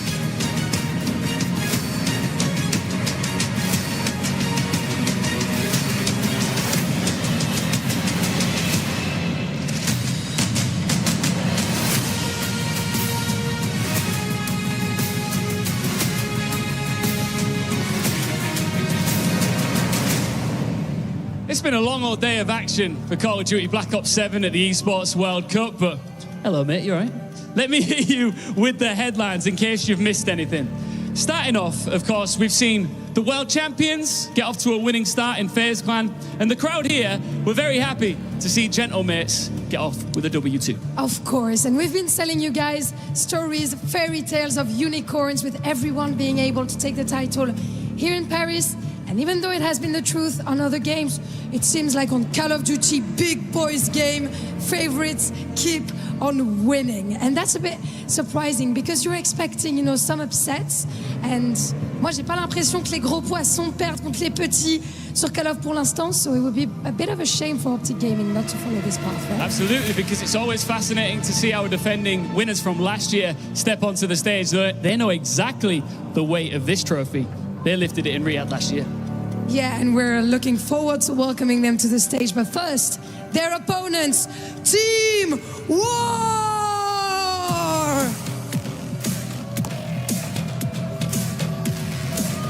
Team War walks with the least history of anyone in this bracket, but they could become memorable.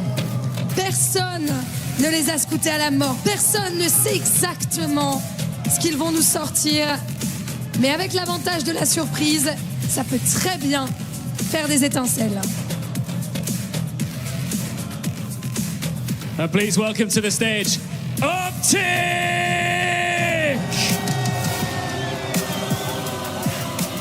The Green Wall returns to EWC.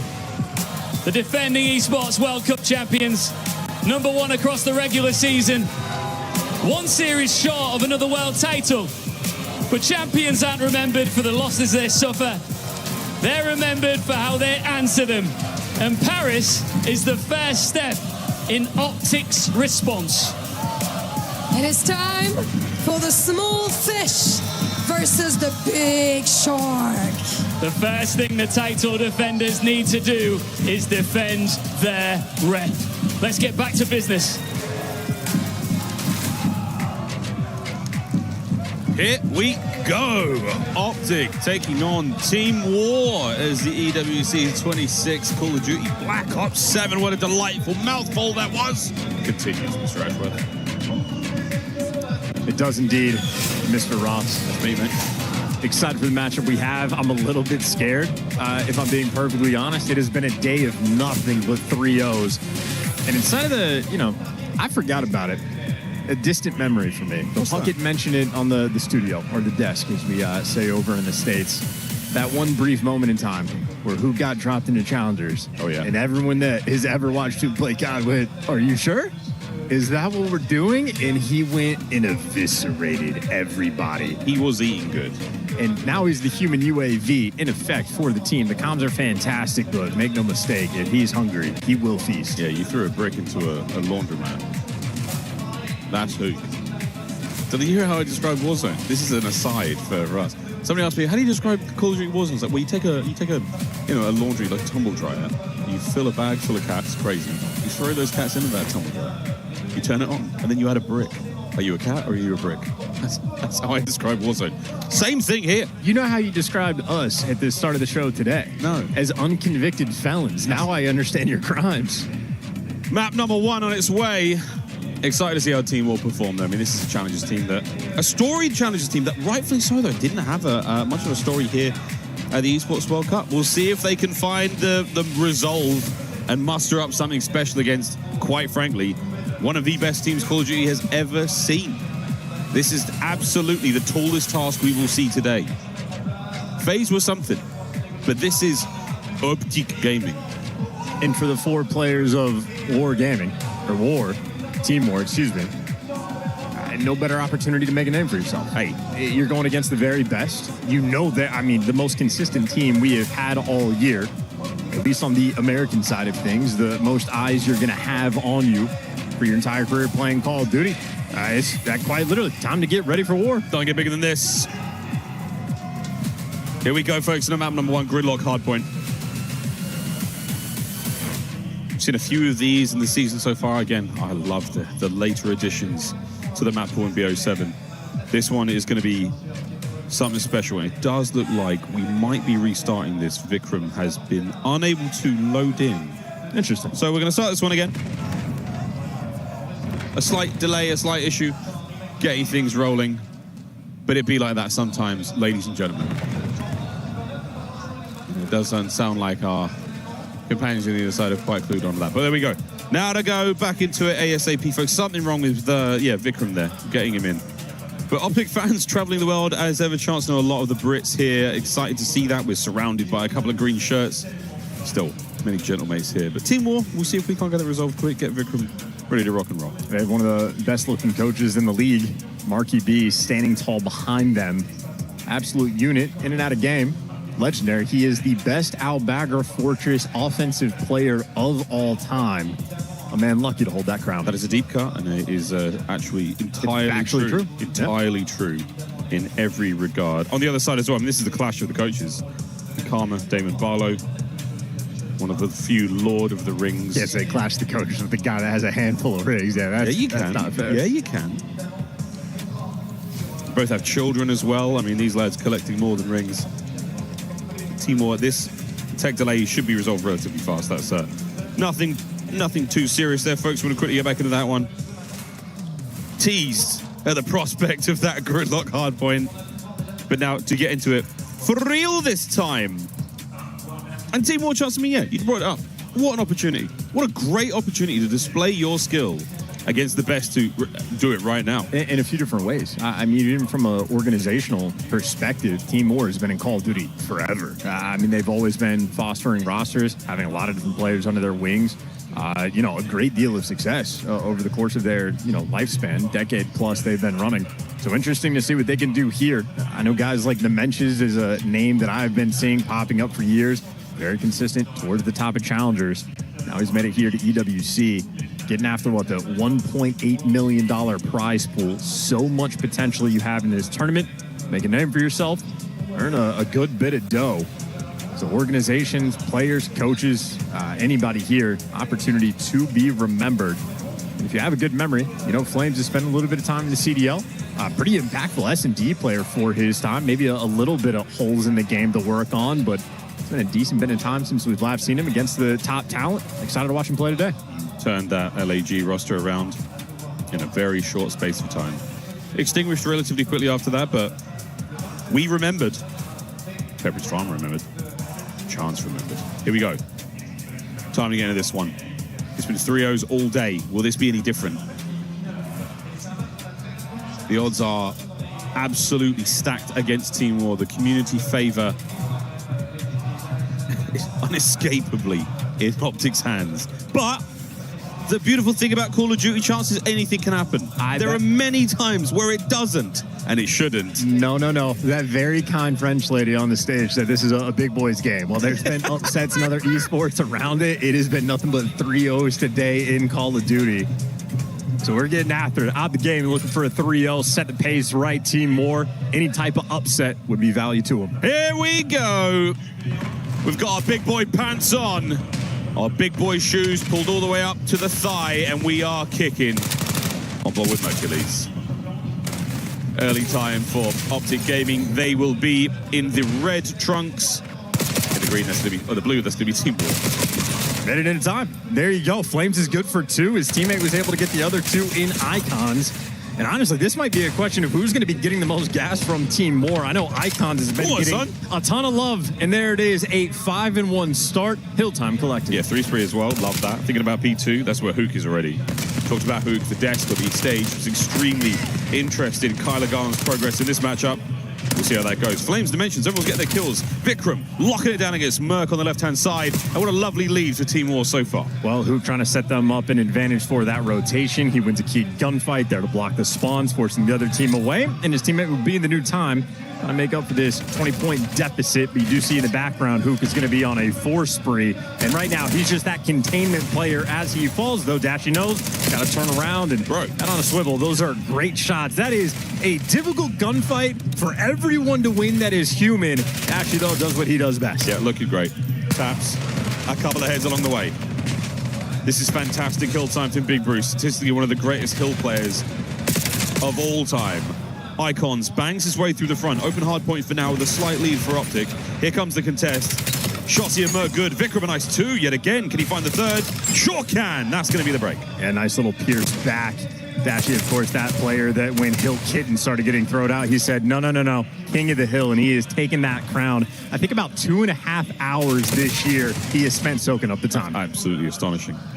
Well, looking for a little bit more of it. Coming in on our next hard point. Optic with that rotation 1. Let's go for a listen in. Another one. They're both in. Hold it. One more. Showers. Yeah, got me. Chelsea. One shot dead. All dead. Buddy. I'm challenging. No, ready showers. Right side showers. Your showers, one shot. I have the crossback. Nice. I have your dojo cross. Stay down. I got naded. Close time. Their door weak. Yo, one shot. Yo, dojo. One shower. I got him. One more dojo. Flames. Yeah, another. They're gonna flush. 1 HP showers. 1 and on time. Showers with the bullet. Still their side. Nice, get up. I'm challenging. Yo, showers dimension. Showers was weak. Showers in time. Right side showers. He goes. He's weak. He's really weak. Dimensions going deep right. We can just play for I'm gonna spawn out. They're all hitting through ult. Really big core dimensions. Yo, he's down. Nothing else south. They're all 3 there. Yeah, I'm playing statue. I'm trying to play statue. Nice. In the back there. One more in the back. One's gonna be one more in the back. Missing two. Nice. I got initial. Lovely listening there from Optic Gaming. A glance over at the stage, and for the folks wondering what's going on here, it's Karma exclusively watching Shotzi's POV. He has not glanced elsewhere, simply eyes on, and so far so good for Optic. And didn't hear a word from him, but very curious about that dynamic long-term. Shotzi is a bit of a mute player, and someone you're happy when he goes quiet, because that means he's getting the fairies, making some type of play. In the meantime, though, the guys making the play is Team Moore. Inside the hills, soaking it up, though, as they lose 2 players. That Optic Swarm is here in the green wall. Well, the 8 and 11, numbers not my strong suit. Finds a few more, but Optic have survived that relentless onslaught. They still hold on to time, going into the second set of hard points contest early on. Yes, that's because it's math, not maths, Miles. So, gotta learn as we go. Optic, though, they've clearly learned about the P1. Well, Icons picked them apart the first go around. This time they got the trophies. Comfy inside the time, and Mercules there to lead the charge. That is a 4 spree for him, and plenty of this hill time collected. Dimensions of the spawn he got.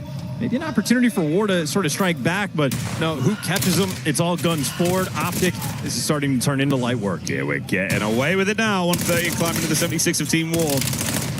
The young Messiah finding himself a lovely string of kills. The pieces there all fall into place, but what a wonderful break this could be. Shotzi left alone. And that is a sweet set of kills. That's going to be Optic out. 15 seconds to go here on P1, P2. It's a contest, not for long. Vikram and Flames down. All Optic going into the second. Yeah, it's a tough spot. Do you want to try to slow the entire team of Optic down on the approach to P2, or do you want to hide in the back to block the spawns? Vikrams, he decided to square up. That is a difficult chow indeed. Now you're down by 40. Need to find some degree of opening. Great Call of Duty timing for Vikram though back on the minimap, so you're going to have a pinch opportunity. It's on. Spawns the left-hand side as well. Right-hand side flank dealt with, so now eyes all towards the back, and that is where Merc's trying to get the damage done. Dimensions yet again bringing his NPC to the forefront. Pressure now on time for who? Spree comes to a close. Hardpoint opens. Now it goes Team War. Flames in the back down. What a 2 from Dashi. No third. And the final 30 seconds looking good for Team War. I mean, plenty to fight for. Optic want to be quick about it. Hoop trying to lead that charge, has Merc for the cover, and a couple trades rolling through. Dimensions has had a very strong P2 this go-around. His head, as soon as you say it, though, gets ripped off by Mercules. 16 and 14, honestly kind of a shock, as he has been shooting his map one. Yeah, seems like every time we see him in the feed, it's a double. Vikrams dancing here with Hook. Kill would be great, but at this point in time, you're more worried about getting into time. This is wonderful. Scorched Earth from Kyler Garland. You cannot get close to time. You have to battle your way through him. Now the guessing game's on. What a tough customer to deal with. Optic now on the reinforce. It's a 4-man hit. All on towards time is enough to get the kills. Icons leading the charge. Massive damage. Dimensions looking for another 2-piece. Merc with the trades, and it is endless, but it is Optic on top. Yeah, very staggered. I think Hoop just bought his team maybe 12 extra seconds before the fight came to the rest of them. So easy to calculate, easy to track in. Well, now the brass firmly in Optic's hand. Shotzi leading the charge, but slight mismanagement of the spawns. Maybe an opportunity for War to win the rotation and break through the old time. Problem is, you're down by 60 seconds, and it might be only getting worse. That was incredible timing. Incredible timing yet again. Icons and Vikram. Perfect finish there into time. Breaking with 15 seconds to spare. Team War sorely want this. Optic on the rotation early. Shotzi. Oh, he's got lost. What a spot to find. Dimensions has made it through towards time, so now a red dot to play with. Will this draw back the defenders? No, not yet. Shotzi once again finds himself lost. Another corner to play with, and 3 dead. Yeah, white time is good time as well for Optic. They clear the back spawns. Everybody wins their gunfights. They get the good comms from Shotzi, or maybe Karma in that situation. That's where he's locked onto the POV, and as you pointed out, Miles, I can see on the stage, that is still the case. Karma probably has not blinked. Watching Shotzi's POV. In the meantime, everyone from Optic right now, fantastic production. They have a 70-point lead. Here comes the piece. There it is. 3. One more with a pistol if he wants it. Next 20 going to Optic. The close contest is on as one member of Team War has managed to get themselves in towards time. But Optic Gaming still, yet again, so much time, so much space to play with. It is an interstellar performance from this team. I mean, they have absolutely run the map. Murph, where are you at, Murph? Well, trying to rotate around. Everywhere you go, though. Credit corner for one guy. Shotzi there for the next. You're picking up the whole pinch. And Optic, of course, you know how good these guys are. Absolutely elite gameplay rolling through. Dashi able to get 2 from time. He is going to eclipse the 2-minute margin in the hill. You could watch all of Interstellar with the amount of time he has spent collecting this year. In the hard point yet again. Big Bruce is here for the win. Not fun and games. Don't want the stats. Don't want to pad nothing. I want to win. 2:04 at this moment in time. Young Merc cleaned up there. Dimensions of Victims get himself inside. And the kills have been solid from Team War. They have been unable to keep Optic away from the hard point. Wicked work here by Optic Gaming so far. It is not over yet. And that is a technicality because we have yet to reach 250 points. And here comes Dashi. We could close it out here. Trophies in place, set up for the win. And Optic Gaming will indeed take map number 1.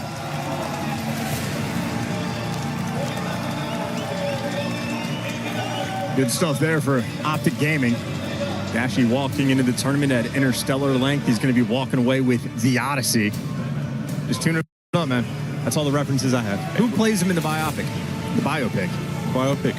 Biopic sounds like something you have removed. Biopic, though. That's what was going on for me in 2012. Good Lord. Getting later into the night here, EWC. We're on land. Speaking about Christopher Nolan. Highlights here from our opening map. The highlights, of course, memento for this game. As I will say, individually impressed by all the members of Team War. They held more than their own, but as a squad together, they struggled here on Gridlock. That's the way the cookie crumbles. It's simply the prestige of playing against a team like Optic. Really, really impressive work here. Yeah, tough sell. Mercules really started to heat up. The 3-piece he's collecting on the P1 just devastating. I think all things considered, P2 probably the biggest dagger coming through. On the side, of course, you had a hot start from Icons. His team goes up about 30 points after that first hill, but Optic with the first rotation to P2, then go on to take the lead. Second rotation is the exact same thing where They're able to trade away a little bit of that early scrap time and just super soak on that second hill and just accrue a massive lead for a team like Optic. Doesn't matter who they're playing against. Get a big enough lead, they're never going to look back. No, not at all. The leads were superb. I mean, early on, it did feel like that P2 was Optic's Dunkirk. They had to just find their way home against all odds, and they certainly did. A little bit of help from British civilians along the way. Well, listen, we have Hook the Nuke in the lobby, so he's going to pull off his Oppenheimer here for map number 2. Lights out and search and destroy. You never know what you're going to get. Mercury's, of course, in the background, Mr. Teller. He just wants to use Hook to make the bigger bomb. This is insane, all these references. It's true Inception. Scumbag, dude. Absolutely. Map number 2 on its way for Team War here. Can't be discouraged coming out of that map. Can't be discouraged coming out of that map. For these guys, it has been a wonderful journey. But for Optic right now, I mean, this is barely a bump in the road for them. They just want to roll onto this tournament. Back-to-back EWC wins would be a stellar story to write for them. Still a long way to go. Don't stop believing. Anything here is possible. In this type of tournament, this type of environment. I love the walkout that we had where Optic and FaZe get framed sort of facing each other. Rematch potentially from champs. Redemption here for another grand finals. Optic clearly are going to have in their sights. At least starting the tournament off right in terms of the map number 1. Team War, though, you're going to walk into the series. You know you're going against one of the best, if not the best, hardpoint team in the game. Not that you're necessarily looking for the 2-3-5, but you certainly know you need to have your search and destroy on point. I'm not going to call it a weakness for Optic. However, they did lose a handful of round 11s in the grand finals. It's going to be a stinging point for the squad. It's only going to be Sorge, really, where you can take him down. Yeah, no, it was a trilogy of grand finals, and the Dark Knight on the end there, he struggled somewhat. Hopefully he's found himself a new beginning here. We'll see if our Dark Knight rises to the occasion here in this matchup against Team War. Right, yeah. You win. I get it. I understand. It's whatever. I don't care. I know. Map 2 on its way, Played folks. For map 2. That's the only map 2 that has been played all day. I couldn't tell you why. The coaches are trolling us.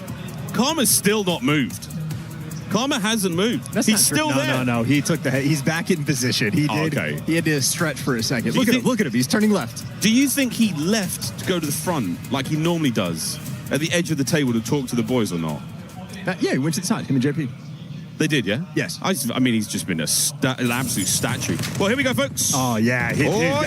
Honest to God, the stories I've heard about Shotzi's Halo sniping, I mean, an unparalleled player. Unfortunately, they're going to be, but keep that in your mind. Oh, here comes Hook. Over the top. Lovely tags. Not enough to stop the bomb being planted, so War with an early advantage. Here comes Shotzi. A smoke sniper is so toxic. I mean, this is such a resourceful player. Feeds Hook the first blood. The clock turns red. 25 to play here, and Shotzi brings the sniper up close, and he's found the timing. Oh, he's going to have something to play with here. Lovely damage. Able to get his boys forward, and he's got nothing. All down to flames. It's a 1v1 with 13 seconds. And Dashi will not have the time. The kill goes his way. But as far as the beginning of the map goes, quite a fun one. That hell of a play out of Flames. Down low, a lot of pressure on him for that 1v2. He's in between a pair of players. Here's a look at a frag grenade from Icons, perfectly cooked and timed up. Great trades on Shotzi. And there you go. Yeah, effective 1v3. Granted, with the time on the clock, he had that advantage in the background, but just to be able to get out of dodge. Mentioned it before, Flames, high impact in search and destroy. We felt that impact round 1. 2 kills goes a long way here, mate. Optic attacking around mid-map, ton of love. The nades there in the kitchen just buying you a little bit of space, keeps those guns off of that mid-map. No eyes, no problem. Stun connection on the shots. He's not going to stop the bomb being planted. Those bullets aren't either. Smoke and joke begins. Will this see Team War make an effort to try to retake the pillars? Here they come. Flames, first man in. An absolute banger from Shotzi. The man has made it through smoke. Icons identified and dealt with. only losing a single man. Optic win the round. Did that look like Shotzi was trying to nade the van? Or Top Laundry? It looked like Top Laundry. Even when he misses, he doesn't miss. Doesn't miss. What a bar. That's not... No, don't give me credit for that. That's... We can do better. We'll work on that. Round 3. Work on that.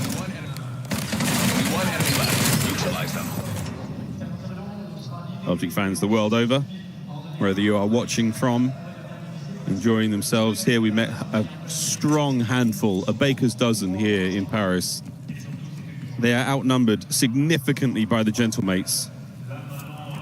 And Team War electing to take the bomb towards the B-bomb site. Dimensions, intel passed. There's the trap set. Shotzi pierces the rear, but it's only for a second longer. Icons finds the second and recovers the bomb. That's beautiful. I don't know if that's a cooked-up counter strap, but the way Team War played that, they were ready for the aggression, and they had extra bodies for it. There was a stack system, and the last man always watched the mid-cut pinch no matter what. Lovely little set play there, pays off for them. Now all down to Mercules. Team War looking to take this round. One of the best S&D players on the year. 1v2. Icon still, that bomb soon to be planted. Mercules will vacate. And an unpleasant surprise here in the 2v1 by B. Both players back down to bedroom. One player likely to go up top, one player playing down low. Mercules needs to hightail it. Doesn't have a ton of time for this. And only an AR in hand. And they have to play close. He does have a frag grenade to play with. Intel passed. That nade is going to be incredibly useful. There's the top hop. The shots are fantastic. And the second man, heavily damaged. Tactical retreat now to the top side, and what a attempt! Team War, do not fall prey. Hey, credit to Icons, man. Stone cold in that moment, because I would have had bricks coming out of places you can't say on broadcast, but a terrifying moment. I'm going to be honest. We keep cracking jokes about how Raid has been a map you've been playing for 15 years. I did not know about that wall hop to check top bed. I've played this map so many times. Never once would have thought of that. I'm not as creative as that. That's some late year tech. And even if I thought of it, yeah, can't shoot like that, you know? Yeah, me too, Mo. Me too, boys. Me too. He came close. But close is not enough here in COD. A lovely 3 spree from Icons there. Is one of those guys mogging the other? Is that I don't know. We'd have to ask them. Okay. I don't know. Let's sing around advantage right now for Team War. Trophy systems in play by the A-bomb site. That's where Optic want to go. Hook, though, the carrier, is mid-map for him for now. We'll see if that intel makes its way over towards A. Here comes the bomb, but here comes Team War. Shotzi's going to leave a little present for them there by the back door. Perfect nade. Fantastic connection. And he's going for the kills. There's the first. And the next few are here for it. No bomb plant yet. We're going for the fight. So Shotzi, it's a one and done. Hook on the trade. A pinch now from Mercules. And the round could be won. They're just waiting for him. Get out of dodge. Yep, Hook makes the cross just in time. Really, the decision-making from Hook, reacting to the comms he's going to get in could be the difference maker. Dashy does get caught on the exit, though. It'll deliver us a 2 versus 2. Yeah, Merc's pinch turns into a guarantee that the back is safe. Bring it to B. There's the plant. Here we go. 2v2 on the stairwell. An easy one for Hook. Free as you like. Now Flames the 1v2. He has some time. Nothing but his trusty M15 to get the job done. And that is that. Optic, trusting the judgment call on the B-bomb plant, pays off. And, you know, if you want to look at the speed of communication for the Optic squad, if you go back and rewatch that round on the minimap, the moment Shotzi sees the guy jump over the wall, well, we're going to see it from his point of view, but the moment he makes that call, Hook, instead of planting, hops off bomb, goes and picks up that mid lane, and everybody there in the right position at the right time. And, of course, Hook, very cheeky player, no stranger to a drive-by in-game. The drive-by, a very popular move in COD with the addition of sliding, tactical sprint, all that. Intel, damage, you name it, all happening. A-bomb site looks to be our target right now for Team War. Icons with his steps towards the middle of the map. Shotzi has somehow made his way through. Not that it matters. Mercules threads the needle. And Big Bruce now with the outstanding damage on the Flames. A cough would finish the job. Shotzi's trap set, and now to Flames alone in a 1v4. A situation that is simply impossible. But my God, did he step up to the plate. He went down on his feet, not on his knees. And different experience maybe for the Team War players. How often the last guy alive has all 4 players on his screen for that final kill. Optic, ferocious teamwork in this round. First guy that got dropped was your bomb carrier. Merc spots him, zaps him, headshots rolling through. I mean, hey, listen, they're killing quick. I see that FPS counter at the top. I'm seeing 300 plus. That is looking good.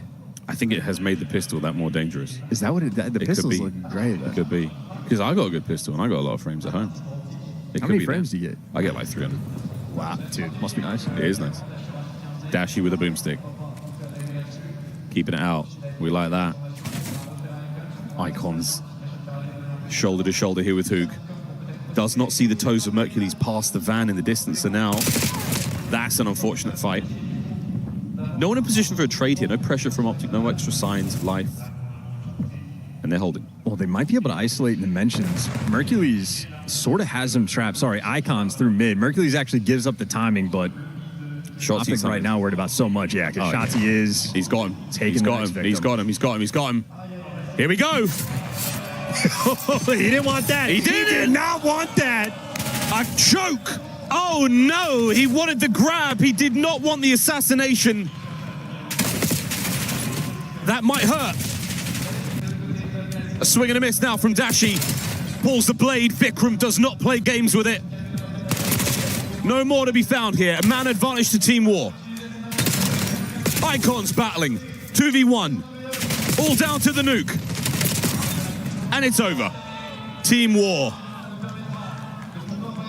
An uncharacteristic mechanical failure by Shotzi cost them the round. Or a straight up troll. With him, or a straight up troll. Like any other player, I'd say mechanical error, but for him, it's a rare sight. The jury is out. Look at his face when it happens.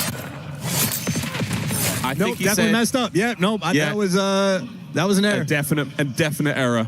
And the comms on the flip side must have been hysterical as you're just begging for your life. Because in game, you hear the slashing sounds, you hear the blood coming out. It's a confusing experience, but hey, War stood strong, tied 3-3. You can disable that in game settings. Just saying. It's a classic. Well, you can disable it entirely, but I think you can only prioritize one or the other. I want to say it's always an option now. Pretty sure you can disable it. Well, we'll check on that. I'm not going to check on anything. I'll check. Thanks, man. 3-3. Shotzi back at it, making up for amends.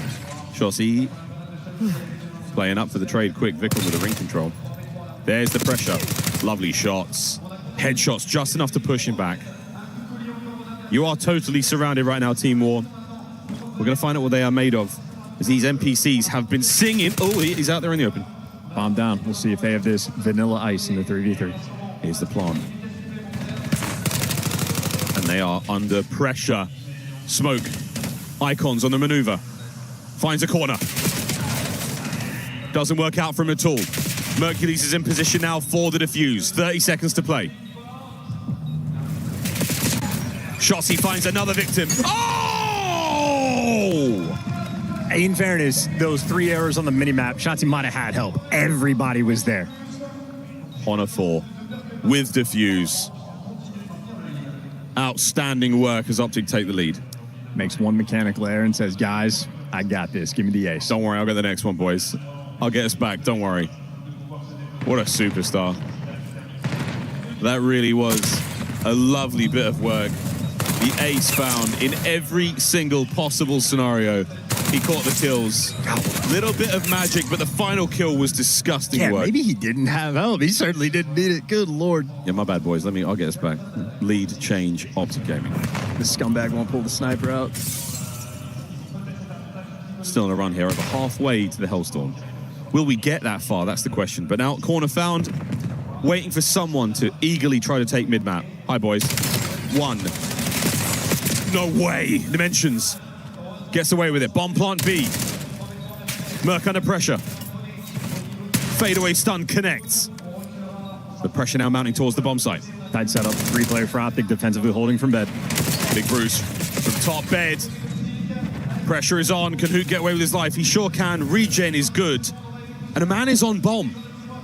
Flames is in position to try to make the defuse happen, but you have to get Dashi out of the window. Mission complete. 1v1. 17 seconds. Flames moves forward.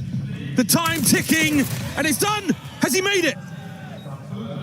Has he made the defuse? He got it.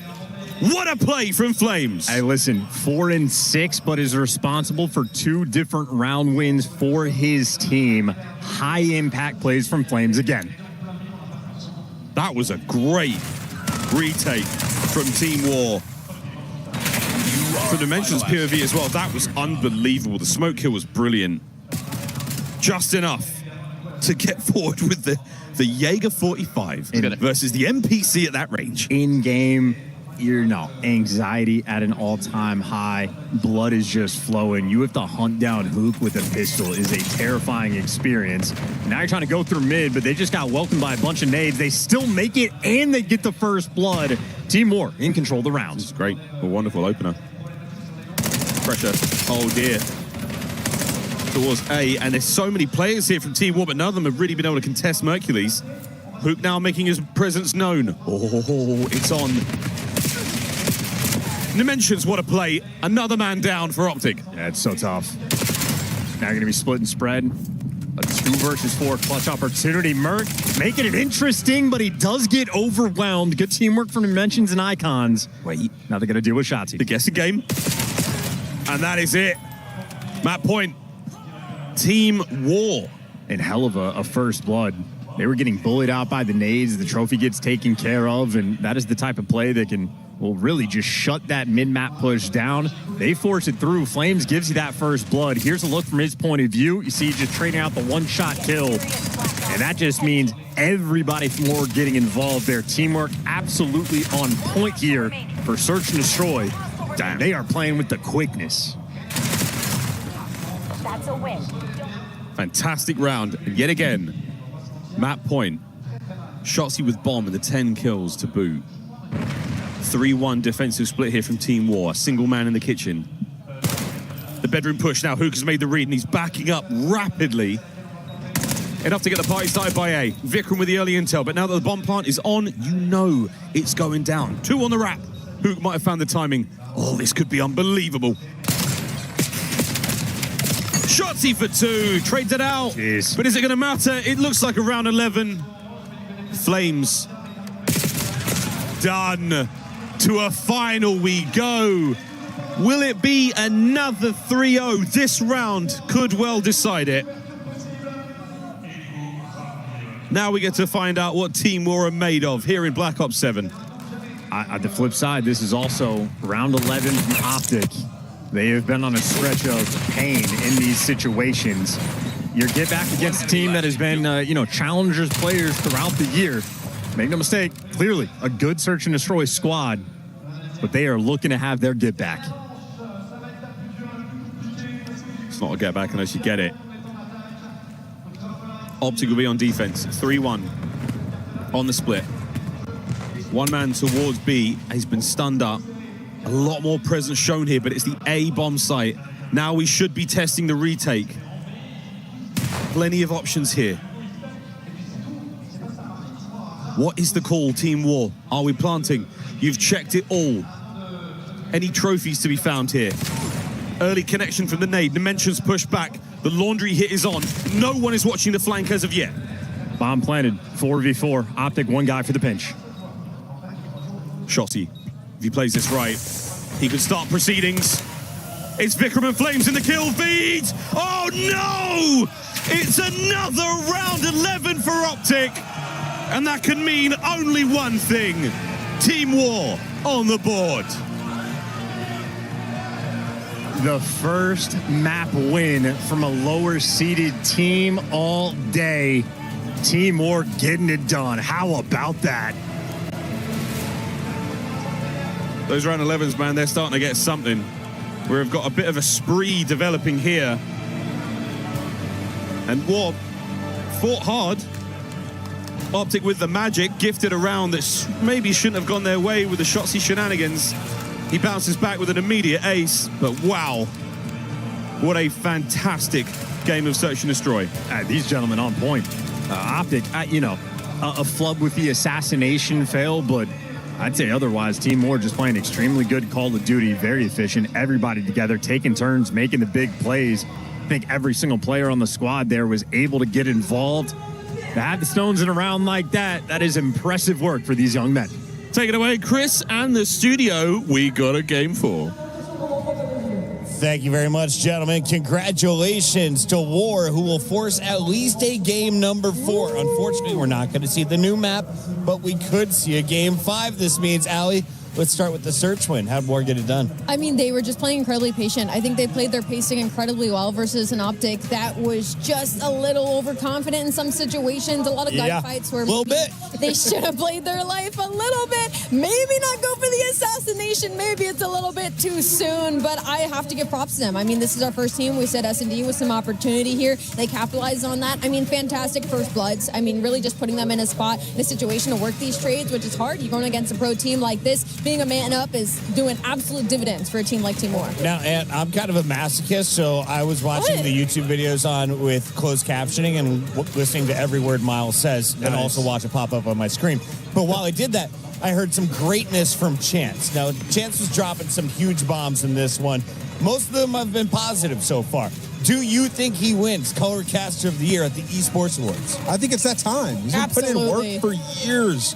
The guy's just at the top of his craft. Nothing but respect for him. Some great calls here. But I think what Ward did well, a lot of times in their post plant, I mean, you saw it in the final round, you saw it in the first round, right? Like just staying alive and waiting for Optic to make that first play. And when it gets mixy from there, they thrive. That's exactly what happened. Flames surviving, crucial round number 1. And then the very last round, you know Shots is going to try to make play with the smoke. Well, they played aggressive over towards Laundry and found the kills first before Shotsy could be an impact. I know he had 12, still died 9 times. They showed some of the shots of the players up there on stage, and I feel like I'm watching Shotsy at his first tournament. They all look so young and so hungry. War has nothing to lose in this fight, right, Allie? Yes, that's so true. At this point, you've taken blood from a giant.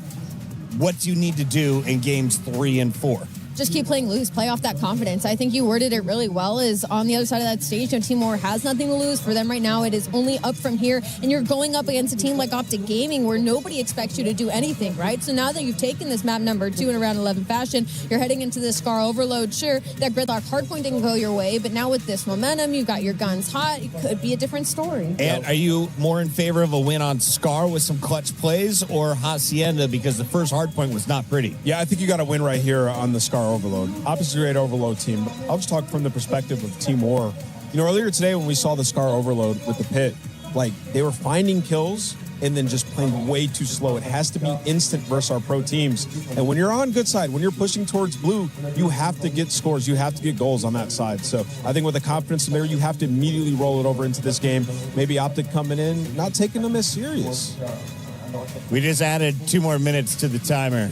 So let's talk Shotsy, shall we? Oh. Because the showman. Because Nameless was confused as Shotsy by a driver. He was asking, "Are you Anthony?" He said, "Yes, I'm Anthony." Oh, yeah. But I'm not 3 rings, Anthony. No, I am not. What has led this man to 3 world championships, Nameless? Yeah, I mean, I think he's just, you know, a high-impact player. Like, when he's on point, he's impossible to find. I think he also, that just shows, like, he's always having fun, no matter what. Right? Obviously, he puts in a ton of work. You don't get to this level without putting in the work, but you still have to remain having fun. It's exactly what he does, and he makes the game fun for his teammates as well. You know, these guys coming out with some interesting looks in Search and Destroy and trying to fix their S&D, and I know they lose that round 11. There's some good rounds in there, though, Al. No, I think it's kind of unironic. He's just a little silly at times, but what makes him such a good player and have 3 rings is that he can do a play like that, right? And it can be a total throw-up, but then he has the ace the next round, right? And I think just get all 4 the next round. I think that's what is so funny about Shotsy and why we laugh about it is because he can make such duds like that, but he is quick to rebound. He's quick to put himself back in the game, and that's something you don't find from a lot of players, from vets and from rookies alike. It's difficult to be able to do that. Look back at our first map 1 because this was our initial respawn. We're going into Overload and we're guaranteed to see a second hard point. But the first hard point on Gridlock, it was clean for the first 2 points, and then it got real messy in favor of Optic. How'd they pull away? Yeah, well, you know, we were talking about this in the green room a little bit with some of these challenger teams. Like the first push on our break, typically looks kind of decent. Set up the pinch, get one guy, and then they'll die, and then the next push, they just give up and just all come from one direction. It was the second rotation, P3 into P4, where they just gave up. They stopped fighting, just all going one way. If the first push didn't work, they just basically gave up. So that's the difference right now, why we're seeing so many of these 3-0s, and these pro teams starting off up 1-0 in the series. When I was watching this map number one, I kind of felt like it was Optic playing hard point without really a team on the other side. That might sound silly, but in the way of they were just in flow. Like they just were able to play at their pace, play their game. It didn't really feel like at any point that Team War made them play to their gameplay. They weren't ever sporadic. They were never really worried about where they were coming from. It just felt like everything Optic was doing, it was falling into their lap. And they didn't 100-point club them, but it felt like the 100-point club. A little bit, yeah. There we have some very happy Optic fans from around the world. I've seen men from Scotland. I've seen people from Australia. They've all come out here to the EWC. We even had a couple that got engaged, had their wedding, and are now on their esports honeymoon. This is stage 3 of celebration. It's all been esports, and they're doing it here at EWC. They've just added 4 minutes and 32 seconds to the clock, and I haven't heard any updates, which makes me think we should ask you questions. Sure. I like that. That wasn't a question. I'll ask you a question. I dare you. You always ask me this. In your opinion, what does Optic need to fix in the grand final, Chris? Sorry, can't hear the script here. I only have one earpiece in, and now I hear the producer. What were you asking? Oh, I wanted to hear your opinion. We never get your opinion on these things. We've been yapping about it all season. Here we go. In the grand finals, Optic have choked a lot of round 11s. They lose another round 11 right here. Your thoughts on Optic in the end of these S&Ds? What are they doing wrong? I don't think they try hard enough early. I don't think they're locked in. That's what I was asking. Is there no skill ceiling in Call of Duty? Is that why we're not seeing anyone go up 5-1, 5-2? It seems to be going kind of tit for tat all the way until you get to the later rounds. Well, I rewatched all the Search and Destroys from the Champs final, and there were just rounds where Optic legitimately looked nervous. That's why I mentioned the poise thing earlier, right? These are rounds that if they were playing in a normal bracket match early on, they would just dominate with the advantage. 2v4 breakdowns, things of that nature. So I think it's a mental thing. And the books actually mattered that phase red. I think it's a weird situation. I actually did think about this a little bit earlier. I think it was during the Gentleman's match in that first hard point when they were down versus the Challengers team. And it was like, why are we not playing confident? Why aren't we just flying at these guys when you're supposed to be some of the best? And I feel like that infects some of our top teams sometimes, is trying to find the balance of respecting your opponent when needed and also not respecting them when needed. Because I think sometimes they forget the confidence and the skill level that they have. They don't have to play as structured sometimes. I think finding the push and pull is where some of these teams struggle. Maybe that's what's happening to them in Search and Destroy. It doesn't make any sense because they were at every grand final. You don't get to every grand final with a glaring weakness that is that consistently inconsistent. So Optic, I don't know what you need. Maybe it is a book. Maybe it is just like a round 11 hypnotist that you hear a special word and you all just maybe it's going to be karma in their ear this time. They're going to have the coaches on comms. The casters have been waiting for me to bring them in, and I just wanted to see how long I could delay it. And now it's time. Let's see their faces. It's Miles, the Ross boss. I was ready to leave. We finally see you guys. I was ready to go. Y'all are hydrated. We are, Ali. We're really, really I was actually watching off to the side here as Ian was steaming his shirt. It looks good. Yeah, we see Chance, how are we feeling about the games today? Are you surprised to see a game 4 happening on our 5th of 6 matches that are best of 5s? I mean, Puckett, I know you come from a different game, so you're talking trash about the skill ceiling. I think we've seen nothing but how high the skill ceiling is in Call of Duty. That has been dominant from the higher seeds. It's a difficult game in Call of Duty. You got a collection of players towards the top, like the guys on Optic, like many of the teams we've seen today. Higher skill expression, dominant 3-0s. Why not in Search then, Chance? It's been the exact same thing for Search for every single team except for Optic, and it was a little bit Optic trolly. Shotzi pulling out the sniper round 1, leading the charge to the retake, had the failed assassination attempt. So a little bit of trolling against a team that is clearly capable in Search and Destroy, making hyper-aggressive plays, and a couple of these guys have been around forever, just able to capitalize. So that is Optic trolling a little bit, so they got taken down. I love that Shotzi. He pulled the sniper out at Major 4, by the way. He did. But I love that he pulls the sniper out, aims in for 2 seconds, and then immediately runs to bedroom with a pistol in his hand. Yeah, he acted like he had an SMG in hand for sure. He charged. Charged. It was muscle memory. It's like he didn't know what else to do then. But then he almost he nearly gets 2 from that. So it's still, he's still timing's down. It's just the wrong But Ross, if he has the MPC, they win that round, and then they win this map. Yeah, 3-piece like butter. But instead, It's the balance of trolling and not trolling. He's a See, showman. everybody doesn't like the take, but listen. He's making montages to this day. as he should. Somebody said straight up, TikToksy. Straight, and I was like, that's rude. That's rude. Maybe it's true. Is it? He's got 4 rings. I can see some good edits. And he's making the TikToksy stuff. I think he's doing it right. It's a I think Guy's he's the man. on it. Yeah, absolutely. That's the guy. That's the guy. He's pretty good. Miles, you're pretty darn good at your job, but how good has Chance been this season? And do you think he deserves Let's do more to gas, get an dude. esports More award? gas. Or talk trash. Yeah, do it. No, I'm not going to talk any trash. I'm really, what you guys at home don't get to see is the amount of time. Don't laugh at me. This is really serious. The amount of time and effort and energy that goes into this. You think this just gets out of bed looking like that, sounding like that? Don't laugh. I can hear you laughing. No. Let's just do those mics. Don't just get out of bed looking that way. I've got hours of this. 100%. Continue. I have hours of this. We'll have those mics muted, please. I will hear no more giggles. This guy puts in so much work. I don't do anything. I do less than work. How many I hours rock up of every input day. do you have Some are over the course of your naturally life? talented. I agree.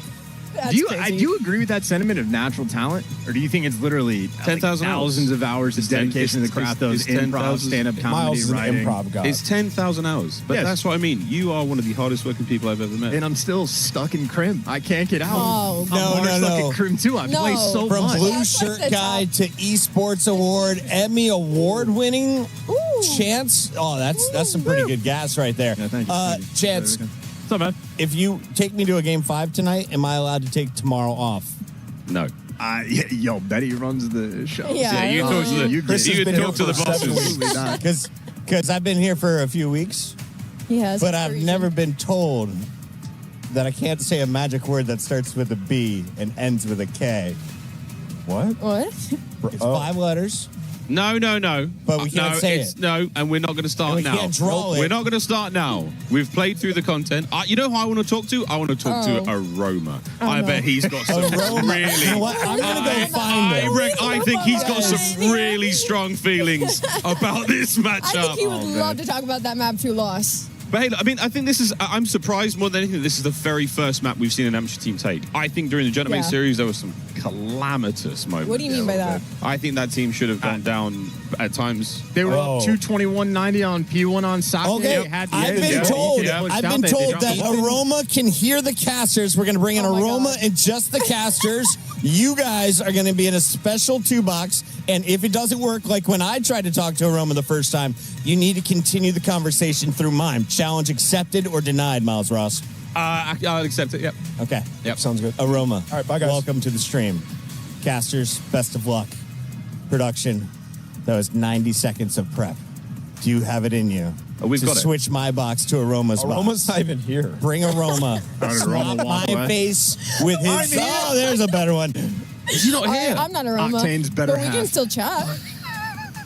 Guys? Hi, Ali. How you doing? Hey, what's up, Ali? How are you? guys? Off the rails on a Wednesday. How are you? We're doing great. I mean, we're just... Karma's not moved. Have you guys noticed that? Yeah. Oh my God. Miles. Goodness. Oh my God. Honestly, Miles, I was so checked out of the conversation because I've been waiting for 45 minutes to watch map 3 of this. I have no idea what you're on about. But I think you're a very handsome man. Oh, God bless you, mate. Takes one to know one. Right, what do you think about this series so far? How are you feeling about the round 11s for Optic? I think Optic are just running it down. I don't think they're trying. It looks like they're genuinely not trying, Miles. What do you think? Do you think they're overthinking it? Do you think they're overthinking the I saw the shots with rundown? a sniper round 1, so I think they've lost their heads a bit, I'll be honest. I think they've completely lost the plot. I don't hate that, but I think at some point, we've heard Shotzi talk about like I black out, I brain dead, and I just run it down, and then it's not up to him anymore. But I swear the rest of the team's not doing that either. I feel like Mace is the only one trying up there, honestly. Really? I think he's the only one trying. This is quite fun. This is quite fun. Like end of the year, we've gone off the rails quite a bit. 100%. I think I've got CTE. I think as of now, I'm just completely done. Octane's better half. Playing with him that much might do that to you. Playing with that guy, don't get me started. We could be here for a long time. We've got long enough break. We've got about 30 seconds. seconds. We have about 30 seconds before the game starts. So you got CT. It's all the Plaza Search and Destroys, wasn't it? Oh, it's just a year of watching my team just get world starred for the whole time. It's been great. They looked lovely earlier today. All right, Irma, see you later, mate. Have a great time. Great. What you have a great time out there, Miles. Mate, what a champion. What a lovely time. And we're back. Map 3 on its way. I expressed my experience of the Call of Duty world to you just a few moments ago. Everyone loves you, Miles. Miles, I'm love friendly. you, chap. You're handsome. You do well. Hope you have a nice day. He look you dead in the eyes. Then they look me dead, and then they walk away every time. I mean, Chad, this is just for us. This is genuinely my common experience at events. I just let them, Miles, like, take pictures, sign autographs. I just walk away, and nobody cares. People will come up, look me in the eye, like, give a nod, say what's up, then point at Miles. I'll get Miles from them. They're like, hey, Miles, you're my favorite caster. I love your work. They'll look me dead in the eyes, and they walk away every time. This is one of my favorite days of work I've ever had. Every time. It's one of my favorite days of work ever. And you know what, Miles? That's how I like it. Guys, just so you know, if you're at an event, you see Ashworth with headphones in, there's nothing being played. Ask him anything you want. Here we go. Map number 3.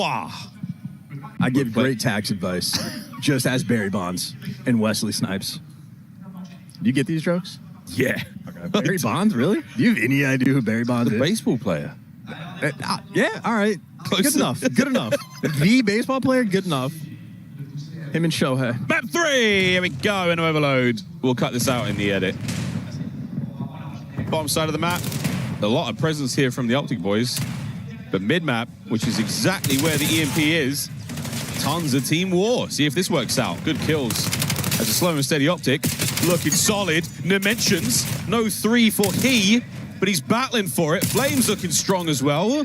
Team war still maintaining mid. Oh, great corner check on Shotzi. Pick up that Aaron player. Now it's all guns forward. Flames, good for 2. Might be good for the 3rd. Certainly has the backup. The teamwork on point. Device control is in, and so shall be the device. Flames for 5. It is good. And honestly, you might be able to get that Hellstorm. He finds 5. Hellstorm on the way. Dashi and Hook fighting their way out of spawn admirably. Possession. I mean, basically just Dimensions is going to run it down and try to hand it over. But that aside, with a minute down off the clock and a single goal, that is not a bad place to be, Team War. Yeah, and if you're Team War, you absolutely want to push that device up. You're fighting for playing heady control, and Icons just might give it to you. With shots like that, you know that kid used to be a stallion. Stallion, absolutely. Looking to keep control of that top lane. Optic desperately looking for the equalizer here. Plenty of time left in our first half. Defensive hold solid so far. Bikram's got a lot of work to do here. Oh, and he's getting it done. Merc, though, has he slipped the net? Has not. Just about. Oh, number 6. Oh, number 6. This is kind of how he does it. Shotzi just finds a way, but Device is actually going to get past him. Maybe out of position. He's out of the play for now, and the red dot has now been made aware. The Team War, what will they do with this information? They've sort of had a double back. Mercules completes the pinch, and that's going to be the next set of kills going their way. Shotzi down. Onslaught continues from the front. Yeah, and a big catch by Icons on Dashi. Sort of slow this pace down. Device is going to have to wrap all the way back across the map. In the meantime, Hook able to get to work. Back to the top lane we go. Optic looking to return to Old Faithful. The attack through boat. Dimensions locking it down. No one's getting through. Flames is there as well. There's going to be Hook's life brought down in the middle of the map. We're still making a run for it. Young Merc, yet again, an absolute wall by Team War. Yeah, strong defensive plays. No one sort of overcommits on any single gunfight, and everybody on point. Device still collected in absolute. If you're Team War, you want to wrap this across the map, go through P2, and they have their entire team as lead blockers. We're all backed up in the back here. A wave of kills for Team War is nearly a guaranteed capture at this point. Bikram down, the trades are on. Optic coming out on top. That is a big one from Shotzi. The 2-piece to deny. And now, a change of hands. Shots good from Icons. Reinforcements now from War, rapidly get into the fight. And Mercules covers the rear. Dimensions opens it back up again. Over the top, and here come Optic through the top lane yet again. Well, Dimensions wants to be the nuisance. Hook taking care of that problem. Icon's next man with the pressure on the pinch, but he knows he's got to get back to his teammates because they're going to be coming off spawn. They need help. 2 players on Optic inside of blue. So this should be a capture, surely. Shotzi's parked up. Dashi to dunk it. 1-1 on the detonation. Overall, McForce, that is a 4 spree for Shotzi, 2 for Hook, 2 for Merc, and, well, you got Dashi good on the goal. Everybody getting involved, and pressure's still active. P2 device spawn, and right now it's going to be Optic's ball game. Every kill helps. Minute 30 to go. We've got a couple more solid attempts here. How clean can the kills be for Optic? That certainly helps, but still 2 members of Team War up. Hook's got to wait for those reinforcements. He has to hold position alone. Doing what he can. Nice shot, head on a swivel. What a snap there out of Hook. What can't he do right now? Team War Closing ranks, being pushed back further and further. Last man in line grabs the EMP. Optic on the last charge here. Potential of the round. And Dashi somehow finds a kill. Getting tricky. Gets himself lost. He's still alive and still at large. Big Bruce trying to buy time, waiting for the boys to show up. Decent movement. I mean, they're not challenged. His team has made it back in the mix. Now he's sliding through, but his teammates still here with the pressure. They get the extra kills, and they get the device. Dashi with the movement, and who gets that detonation? That is a hell of a play. Who says AR players don't have the movement? That was unbelievable. What a tricky moment. But wait, an opening now. Team War, it's Icons on the run. A single kill, and it's 2-2 with 20 to spare. And a rally cap. I mean, how many players are going to be inside of your spawn in top green? Well, who can Dashi win the key gunfights? And, well, if you're 10 seconds left, Flames, they're going to check this corner. Or maybe not. He gets one before he falls, but Optic will have one final try. Here's the grab. Extra time, 30 seconds. If he's brought down, the round will end immediately. Dashi down, halftime whistle blown, and what a scrappy game. Icons with a legendary steal. Yeah, and good gas there out of Marky B to try to get his team active. Certainly a moment where Dashi's dancing front blue, where maybe just the fear of God or the fear of Batman put into him. Dark Knight's there watching, and hey, the Vigilantes don't want to come out at night. Where is he? Well, middle of the map after that, so at least they got that next steal. Without that capture, that's a devastating moment for Team War, so shout out to the heads-up gameplay. Great stuff. And Flame's playing it very cool again. He's been here a few times before. Pro-level gameplay. But what a moment now for Team War. Second half. 5 minutes to determine who takes the lead here in the series. Well, passive opening break. And they just full sent through playing. They're trusting Flames as sort of that safety net player. And for good reason, is able to get a kill. But in the meantime, Shotzi in cheeks. And this might be the larger issue. Good news is they take him down before he gets that trophy off. So it'll be a slow approach for him. That could have been a bit of a spirally moment. Optic on the approach now, through the bottom lane. Is anyone going to turn for this? Great work from Shotzi. Changes hands. Down again. War. Slowly finding the space. With a couple of kills to their name. Let's go for a listen in. One's quick. Trying to respawn deep. Bottom red shots. Ball's going to reset. Ball's going to reset. You're good. Yo, what's your trailer? Wrap right. Yo, ace knee and red. Yeah, my kills. Too low. Jumping up top. He's jumping up top. One shot. Two red, one shot. Nice. One red, one shot, and one on spawn. He's top red. He's dead. Ball crossing. Let's get top red and ball. I'm telling red. Top red weak. Ball running at you. Ball ran at you guys. Shop and B1. Shop. I'm not one-banging him left. I'm going left. All right, yeah, I'm seeing that. Yo, out P5 behind me. Yeah, nice. Try to get it out. Fight left. Play clear. Yo, middle, P1. P1 and white wall. Nice, white wall. B cut. I'm gonna be playing on the map. Yeah, B cut weak. Yo, out P5. Run P5 weak. Yeah, close to P5 on me. He's running through. I'll finger the ball. He didn't run through. You have to go left. Three close. Yo, 3 close to one top green. Yo, 3 P5 one top green. Green one shot. Two ball. Weak ball. Yo, turn. Last guy. Deep in our base. Went towards green. It kills Mets. Yeah. Fantastic listen in. You can hear how difficult it is to deal with Optic when they've got the front foot. Yeah, honestly, a phenomenal listening. Well coached. I think the EU coaches have been putting in work. Problem is, Optic just have relentless pressure in a kill feed. They continue to strike. Icons, though, good for 2, but he gets taken care of, and now you got a errant hook in your spawn. In the second half so far, all Optic. The pressure, the possession, the pace being found. Absolutely perfect work. Who can't get the second man? Shotzi on the trades. And we might be looking at a fourth. Here comes Mercules. Backing up, just waiting for the opportunity, waiting for the strike. Dashi leading the charge. Middle of the map, not looking good. Juke. They might have found the window, and it's Mercules for the fourth. It's in. Oh, the juke just has that power. Shout out Ryan. Gosling, not Reynolds. Crazy music they got, and well, now you're trying to sing here in the next one. No rally cap going to come through in this moment for Team War. Optic, they have everything covered. It's looking great. Is it 28-17? Who can start to turn up? Shout out the desk, Shotzi, 25 now, bottom lane. He is the front man of this band, and he has just been stabbed in the back.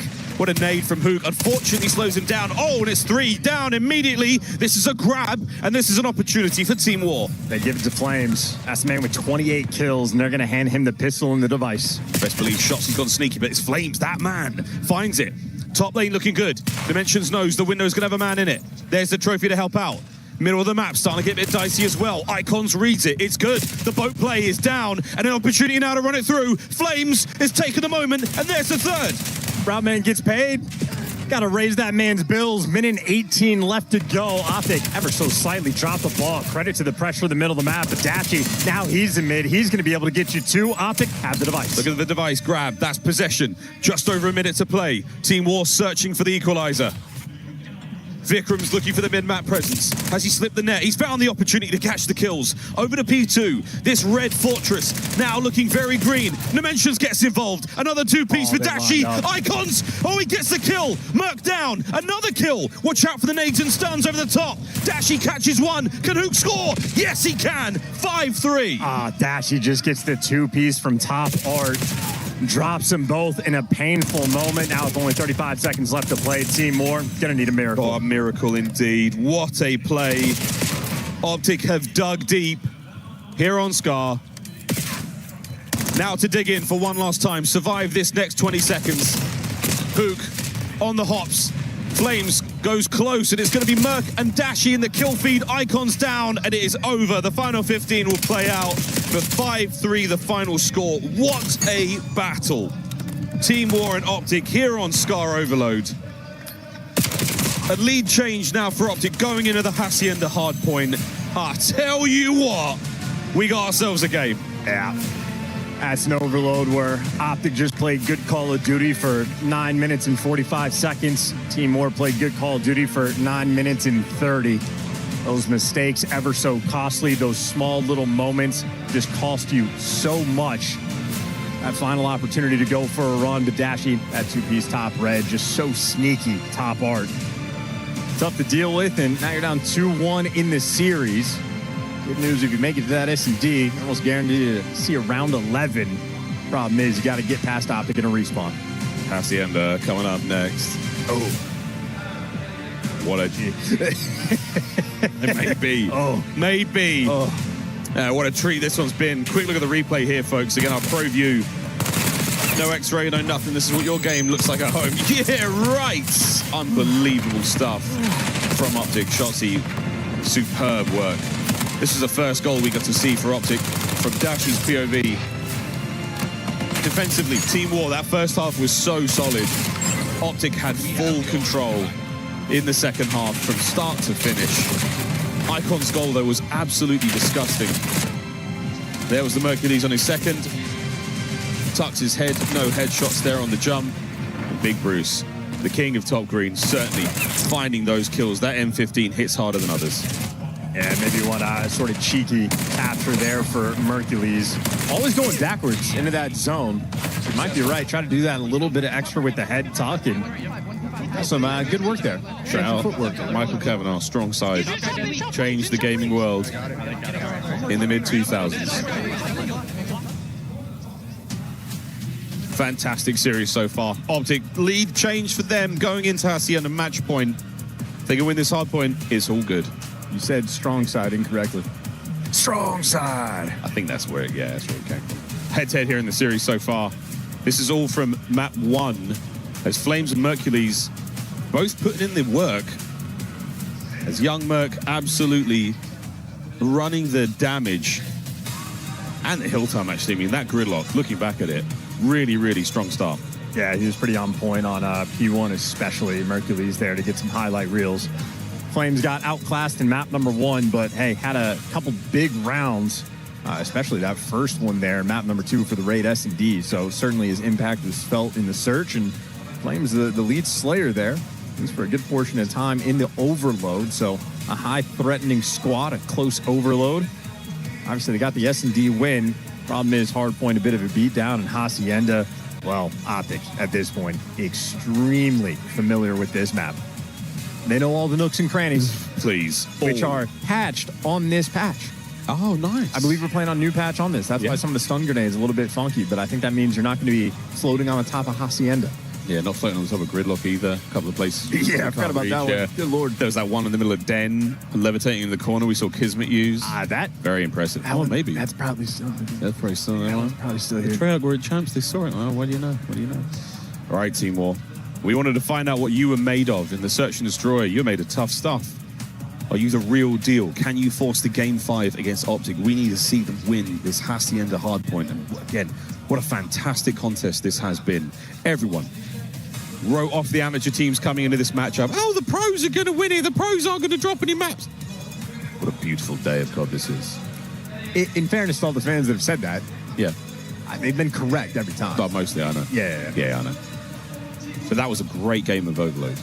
And round 11, fantastic. Oh, but the pro... You know what I'm saying? Hacienda, here we go. It's good gas, Miles. It's good gas. Thanks, man. You're the best, Jones. You are the best. Aw. You've always been the best. Hook's the best too. 64 kills in the series so far. He's dropping a minimum of 25 on this map. Optic have been here before. What a mediocre Bard is that? Minimum. I'm playing it safe. I mean, I'm not a gambler. Play big. I guess it depends on how long the game goes. I hope. If each team, or if the team that loses scores more than 200, I'm going to give Hook 35. But if it's a blowout, then sure, 25. I'll take that. First blood to Icons as the early P1 time goes his way. Hacienda, again, that P1, it is a ferocious spot of the map to fight over. Here's the dance. Merc versus Icons. He's looked the wrong way, and the pistol is out. 3 dead, hardpoint changes hands. Oh, make it number 4. They pick up the long route, and now this spawn facilitation is deadly. You actually had Hook on the minimap is blocking the top side, so they know they're all spawning over towards P3, and not easy to lock down P1 on this map, but Optic got a little bit of a chunk of time there, and they continue to just wipe you off the board. The rotation will be free and clear. No, 3 dead, last man identified. And I mean, this is an interesting look here for Optic as this sort of lead starts to build here at P1, going over to P2 as well. Just how well they play the map, how well they force Team War to spawn in the disadvantageous positions. And just standing tall. I mean, Dashy 4-1 start, plays the timing perfectly, keeps the pressure active, doesn't sort of get a little bit antsy about these rotations coming through. And that is the best. That's not Call of Duty per se, but crazy angle. This is a lovely 2-piece from Flames. That's your hard point now, Team War. You will absolutely take it. Unreal. Hook trying to take it out through the front, sent back to spawn. Shotzzy on a flank of his own. He's been spotted out by Icons. That's friendly stun. Nearly cost him his life. I'd have been furious. Furious. Hook and Dashy get theirs. Flames now at a time. Spree still good. There's the teamwork, and the guns are absolutely at the ready and hot. And Team War looking to change the lead. They are battling. What a comeback here in the P2. A little bit of luck, but they're getting down the night, taking the lead here after this squad. And even on the rotation, a little bit of time to work with. Getting cut down along the way. But yeah, there you go. 2 players from Optic actually going to spawn now on that old time. So mismanaged there in that moment for Optic. Now they got to play keep away. Yeah, that's another dirty corner there by the little vault. Vikram to pick up trade immediately. Out by fences, no one to get there just yet. And Optic playing it very sensibly. They've got the numbers now, but again, they don't have the positioning. This top plat, where Dimensions was coming from, that is going to sting just a touch. Optic in time. An opportunity for a lead change, but Flames. Good shots out of Shotzzy. Mid-map now, that is where Team War are coming from. Yeah, Optic just a little bit better in the gunfight. Took especially so. The 2 PCs is able to get up top. So difficult to kill, and well, now freedom rings here for Shotzzy. He was going on the bench, but where he falters, Hook is now the last man standing, and he gets cut down. Dimensions, good for 3 on the break. A lovely looking stat line there, that 9 and 7, 3 in a row. Now down. Vikram's picking up a couple. Rotation over to the rock hard point. What a bastion for so many teams this position on the map has been for years now. Shotzzy in, Mercules and Dashy along the flanks, and they are through. Dimensions surely can't kill them all. Starts with 1. As the wind-up punch now from Team War is on. There's the contest. Oh, and the cleanup is good. That could be the break. Not a good day there out of Hook. Not an easy hill to break. They're going to get it done. Teamwork on point. Trophies down low, and they invested 2 trophies for this hill. They want to soak up the final 40. They're desperately trying to get it done. Hook gets himself involved. Back and forth. Oh, Shotsy down as well. Lovely work out of Team War to survive. Icon's doing what he can, has to heal up, absolutely has the support. This is going to be another lead change. Team War now in control. All 4 players there on the hard point. We're not playing control, boys, but we have definitely got all bases covered. Lovely work here. Dimensions yet again with the damage. Flames on the trades. All good so far for War. You're going to invest double trophies for a hill. Better be damn sure you get most of that time. And they mostly deliver. Decent enough spot for the team. And after your first set of rotations, Team War have a good fight. A 10-point lead is measly, but hey, we'll see if they can get it done. Yeah, it's not bad whatsoever. Again, a close contest so far, but as is tradition statistically, especially in Black Ops 7, the second set of hard points is where things start to go awry. Optic, early lead on that time, but they have not been able to get it back as of yet. Team War are back in. Here we go, boys and girls. Got to be very careful. The mentions, though, on the pinch. Longer he stays alive, the better. Able to heal up, and there's the movement, breaking the ankles of Mercules, and good enough to get you in the time. Not quite blocking the spawns, though, towards P2. Optic going to have all 4 players that direction, but 20 seconds left on P1. This is a huge chunk that War could get. Oh, what a 3. You'll take that. You're still trying to maintain that presence in the middle of the map. The P1's looking great. P2, Optic starting to populate the rear of the map. Great shots from Flames. Catches himself another. Dimensions on the charge as well. It all comes down to Dashi. The off angle, looking good so far. Good for 2. The third man, no. As Vikram's there for it. Icons joins the fight, and what a hold. Got to kill the man in the back. Oh! And you can't get it done. Well, finally, he gets overwhelmed. But Hook buys you enough time that Optic now getting in through the front. We are banging heads here. Through the side door. Dimensions finds another. The flank is on. Oh, and a team kill. Good golly, Miss Molly, not now. Shotsy and Hook break in. Last man in the back spawn. Yeah, Hook with a nice play and a small mishap there that turns into a big chunk of time. Going to end up going towards Optic. That could have been the moment for War to really take control of the game. Instead, continues to be a fight. Yeah, team kill certainly hurts you there. We'll see how much longer we can milk this P2 for Optic. They've done a great bit of work and they've held it all together. This might be the last chance here to just peel them off a bit. Don't let the next 10 go their way. Rotation is all good as well. So Team War, a lovely spot to be in, looking for those kills. A nice 2 from Shotsy. New hard point open, and then it will be War in position. Both little players spawn out, though. So this is deja vu, but now that tables have turned, Icons is actually going to be inside the time. So instead of playing the keep away, they're going to try to actually soak this up, but that does not last very long. Optic, everybody's here. Well, the 2 for Dimensions. Can he make it 3? Nearly. Good God, the chaos. He's just jumped over a player's head. There's players spawning behind him and everything. Pandemonium. So Mercules finds himself right through that storm. Icons. Checks good. Superb shots. And another man in time. Optic looking to battle back for the lead. They're going to take it. 130, 131, and bang, they are there, but only by the thinnest of margins. 2 kills and a feed in both directions. This is scrap time you want to get. Flames creeping up on it. You can test. Any little bit is good here, but as he falls, that'll be final 11 seconds for Optic. They will have a 20-point lead going into the new time. Of course, though, you have to set up here at first. I don't see any trophies, though. I don't see any trophies, and there are no streaks to play with as of yet. It's been such a battle. Mercules going to be the closest to it. The last rock hard point was all Team War. Watertight defense. No trophies to be found as of yet. There's the nade play. Challenges here, not working out. But Dimensions for 2. Delightful work. Here comes Shotsy and Merc on the contest, and they've broken through.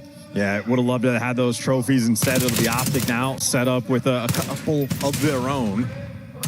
Sun's getting dodged and connecting there from Hercules. Hook on the pinch is just slowing these guys down. The Semtex would have killed them all, but where he misses there, the bullets connect. Clean up, 3 down. Reads a fantastic hit from Optic. And they're still holding, starting to march away with this one. Hacienda. Will it be the final map in the series? Nades over the top, not a trophy to be seen. Hook all alone for now, as the cleanup is there. Back over to P1 we go. And the scrap time goes to Team War. Yeah, just bread and butter for Optic. Make a couple mistakes, don't have the trophy in the right spot at the right time, and Optic will fully capitalize. Hook continues to make high impact plays, 27 and 18, and the kills he's getting, some of the most important. On the soak. So far, so good. Not a lot shown here from Team War. In the last 15 seconds, finally Icons brave and bold enough to take the hit. Wow, what a kill! His NPC. Shotzzy finding a couple of tagged up players, but not enough to stop the hard point from being wide open. Positional advantage, neither team so far. We're still holding onto a white hard point. Yeah, Shotzzy, of course, was pulling out the sniper in S&D because he's been using the NPC for long enough. What's the difference? Team War on time. Cleaning up so far. This is a tight 15 they want. And looking towards the top right-hand side of that minimap yet again. That's going to be P2 and Optic. A rotation with less than 10 seconds to spare. They've found all the kills. It's going to be Dimensions versus Mercules. Through the side door. Through the side door, and he gets it. Huge pickup. That's the guy you needed to get. Now you get the back spawns, and this is the most secure P2 we have had all game. Yeah, trying to will that one into existence, and now we're all good. Through the fences, Shotzzy's got the left lane covered. Gonna catch one player out. It might be a one and done. Yeah, can't account for the next man. That's going to be Hook's job. Deals with it. Through the hard point, though, Team War have managed to break the front, and it's all good so far. Now, trophies in play, muscle up, and War are in. And if you're Team War, you might be able to spawn trap him in this moment. You get these first set of kills. It could have been devastating. Instead, Shotzzy gets that first blood, and now the minimap is about to turn to hell. Optic rip right through him. Might be looking at rotation. Might be chalking it. You don't want to give too much of this time. It's going to get you very close to the win for Optic. For War, this is it. The last-ditch attempt. Prevent any and all shenanigans. Try to survive. It's going to be a 45-second lead maybe going into the new time. And they're going to chalk it up. They're actually giving away all that scrap time just to play for the rotation. And now if you're rotating, basically nowhere to hide. One player towards 10, two players in the hallways. But Optic, so much time to rotate. Oh, Merc calls it in here. We're trying to win the game right here and now for Optic. They do not have the streak now for the rock hard point. This has got to be a win. Here we go. Shotzzy the man on time. Trophies all in position. Dashy trying to hold these players back, stem the flow of reinforcements at the time. Shotzzy good for one. Here come the next two. As Team War battling for it in the final 10 seconds of the series. Shotzzy still good. Nobody getting close. Contest is on. And Team War, through a team kill, might have bought a few seconds. Shoulder to shoulder on the inside of fences. Dimensions and Icons find the kill, and we're alive. Do you believe in miracles, Miles? I bloody do, brother. Miracles, and made there by Mercules for a second. We are still holding for Team War, but the rotation is done. The rotation is on, and for a measly few seconds, Hook and Shotzzy over to the top side of the map. Yeah, they showed the pressure. Yeah, they showed the pressure just to keep those blue arrows nearby. Mercules set up at new. It's not over yet. Here comes the slide. There's the big burst. Seconds are done, but it's not over yet. Okay. A little bit of a lifeline. They're getting the trades. A 1v1 gunfight in the time, but Hook takes it away. Every important gunfight. Seems like he delivers. Not over yet. Mercules, gotta go big. It's a route from Shotzzy. From the water, right back to the grave. Another man holds. Vikrams and Icons get their kills. Hook prevents the push. From bad to worse, man. It's not only this till Team War have to survive two next. Give him 10 Hail Marys and an Our Father. Optic are soaring towards this new time. Dashy good for two. Shotzzy, he's not waiting for nothing. He is challenging. And for a 1v1 for the bread, he's letting his teammate get the kill, and they deliver. Heads up gameplay from Shotzzy. Optic, too much to handle. They made their bed a comfortable one at that. As Karma wipes the sweat from his brow, not an easy watch. But Optic, don't let the comeback happen. What a gauntlet on Hacienda. And Team War showing more than enough fire in their bellies here at EWC so far. They got their drop of blood. I'll take away round 11, a small victory and an overall loss, but it's only the first series of the tournament. That is a team you were looking at to potentially get out of group play. On the flip side, of course, Optic starting their tournament off right. Yeah, and that's a very, very good start. I mean, a win's a win for Team War as well. Just signs of real fight. Lots of learnings from that kind of matchup. It doesn't get much more difficult than that, so you'll take what you can get, a learning experience for sure. Oh, what a fun one that was. I would love to hear from Ian and Shotzzy on stage. Yeah, and that's exactly what we're going to do, Miles. I mean, Miles was just saying on the cast, I'm standing by with Shotzzy, of course, of Optic, the defending champions of last year. Was there any trolling going on there? Not trolling. I mean, you know, It's pretty late, so, the boys are, brain fog, all that good stuff. So glad to close it out, though. Yeah, absolutely. Was there any frustration coming out of that one, or you're just happy to get the dub? No frustrations. I mean, they played good, and, looking forward for tomorrow. You said in an interview after Champs that it was going to be, you just had to reset really quickly and not worry too much about that loss because you knew that EWC was right around the corner. How hard has that mental reset been coming to Paris? Definitely hard, obviously. Coming second once again, especially in Champs, is frustrating, but, you just got to look forward. Did you expect to have some we've got some fans down here, by the way. Did you expect to have some nice support here in Paris? Of course. Green Wall is, worldwide, so love you guys, man. So obviously, you know what it takes to win that trophy, and some of the drama that comes along with it is, of course, crushing keys. You remember doing that last year. If you had to pick one key, I think this might be quite obvious that you could crush here at the tournament. Whose would it be? I mean, obviously, I'd probably say FaZe. They took our ring, so I'd say FaZe. All right, well, it's good to have you here again, Shotzi. Congratulations on getting off to a winning start here. We've got one more series to go. You'll see more of this, man, as the tournament rolls on. Thank you, Ian Chambers. Congratulations to Shotzi. And as we take a look at some of the highlights, we did get to a second hard point. We aren't going to a second search. Allie, what did you see in the series? I kind of just saw in that number 3 overload, just the dominance from Cyber Optics Gaming when it comes to the kills. Unfortunately, half of the side of Team War weren't able to get their guns hot, and unfortunately in a game mode like Overload, it's extremely punishing when map control is kind of everything, and then you head into this hacienda after a loss like that, and you keep it close, but the problem is, in some of these high-tense situations, you get plays like this out of Shotzi. You get him swimming in the water. These are high-level championship plays that we expect out of a pro team, man. I gotta say, this satiated my thirst for a good match today. For sure. Looking at this, they got outslayed by 13 on this map, and it was within striking distance. Right. And some big chokes. Allie, think about the P2s that we watched. 3 of them in a row. They have the advantage. The team nade from Vikram, or the second one where Dashy just rips 2 people. Yeah, rookie mistakes. Yeah. So I guess if you're a War fan, or if you're rooting for the general underdog here in this tournament, you just gotta hope that they learn from the mistakes here on Wednesday. I said that right. It is Wednesday. There's a lot of tournament left. Whole lot of tournament, a whole lot of things to improve before you move forward to the next chapter. For Optic, though, feel like you're just getting some rest. You're getting your bodies underneath you. You're just getting your jet lag out of the system. Get it up and running before we get to the playoff bracket. You do have a real challenger potentially, though, as it would be 100 Thieves moving on if they win their next matchup.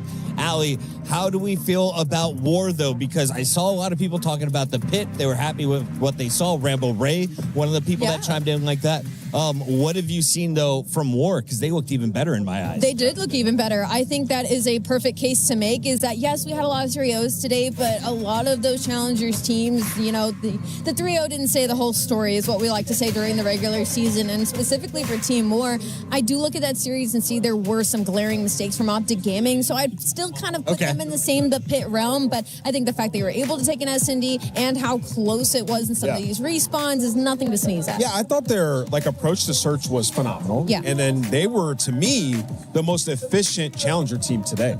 Getting outslayed by 1,000,000 on their overload and really having the advantage majority of the game. And then in that last map, they could have won that despite being outslayed 13. So, yeah, they played some really good Call of Duty. We got a very special guest joining us. While he does, let's roll some beautiful bean footage or highlights. It's not beans, it's Optic Gaming's team instead. Look at Shotzi frying people. Twice. He's just having fun today. Was it thrice? Come on in here. Not here yet. We got a special guy coming up here. We gotta scoot these chairs in a little bit, give him a little bit of a Let's make some room for an MVP. Welcome into the EWC watch party, Bruce. Congratulations on the dub. I like the haircut. You get that done at home or out here? That was definitely a Texas play. I don't know if anybody impressed. You know what I'm saying? Yeah, I'd be worried. That's crazy. Yeah, I made some mistakes. The fades my here. first The fades week. good? No, I think it looks fine. I've seen some decent cuts. There's a barbershop actually right next to the hotel. Yeah. You know how it is. When We'll get you Friday rolls sorted. around, I might need to get a fresh cut. I don't know. Just the reload. The reload, exactly. See, he knows. So today was day 1. It's group stages. Everyone's kind of getting the kinks out. What was the goal for you and the team, as you took the stage for the first time? Yeah, the first match is usually, I don't want to say the trickiest, but could definitely catch you off guard since the team's been preparing for you. Both teams were preparing for each other, but for a week plus, so it's just a matter of us just making sure we don't underestimate them. But not overestimating them either. Oh, So we you can sound hear good you now. Thanks, guys. There we go. Yeah, get it up close like you're streaming. I want to ask you, like, you're obviously one of the best snipers we've ever seen. At Major 4, we saw Shotzi snipe a little bit. Why did you guys decide to put him on the snipe today? Okay. What went into that? I always tell my teammates if they ever wanted to snipe, because they're all very capable of it, except for maybe Mason. But Mason is just, we'll let him rock. He's insane with everything else. But the sniper, we might have to give How do you know that? Wait, how do you know that? Well, I've seen it in scrims. Because he'll always be like, let me snipe this round, and then some cool games will happen. But I always tell them, if you guys ever, I'm saying you guys, because they have good instincts for the game, and maybe they see something that I don't, and so they're like, oh, maybe I can get the snipe this round, maybe I can get a pick, but I can't lie, none of them hit a shot yet. That's very selfless of you, I'll be honest. But yeah, he whipped it out round 1 and then immediately just charged bottom bedroom with a pistol. Yeah. So. I mean, I feel like it got way harder to snipe too in this meta recently. I mean, that's why you haven't seen that many snipes, because people are just so good against it now. They know how to shoulder peek, they know how to use their util, they know how to double peek, and you have 0 attachments with the thing, so it doesn't help either, you know what I'm saying? Fair enough, yeah. Brandon, so we're nearing almost 10 p.m. here in our local time. Yeah. Tell me, you've been around for a minute. We've gone to international events a few times now.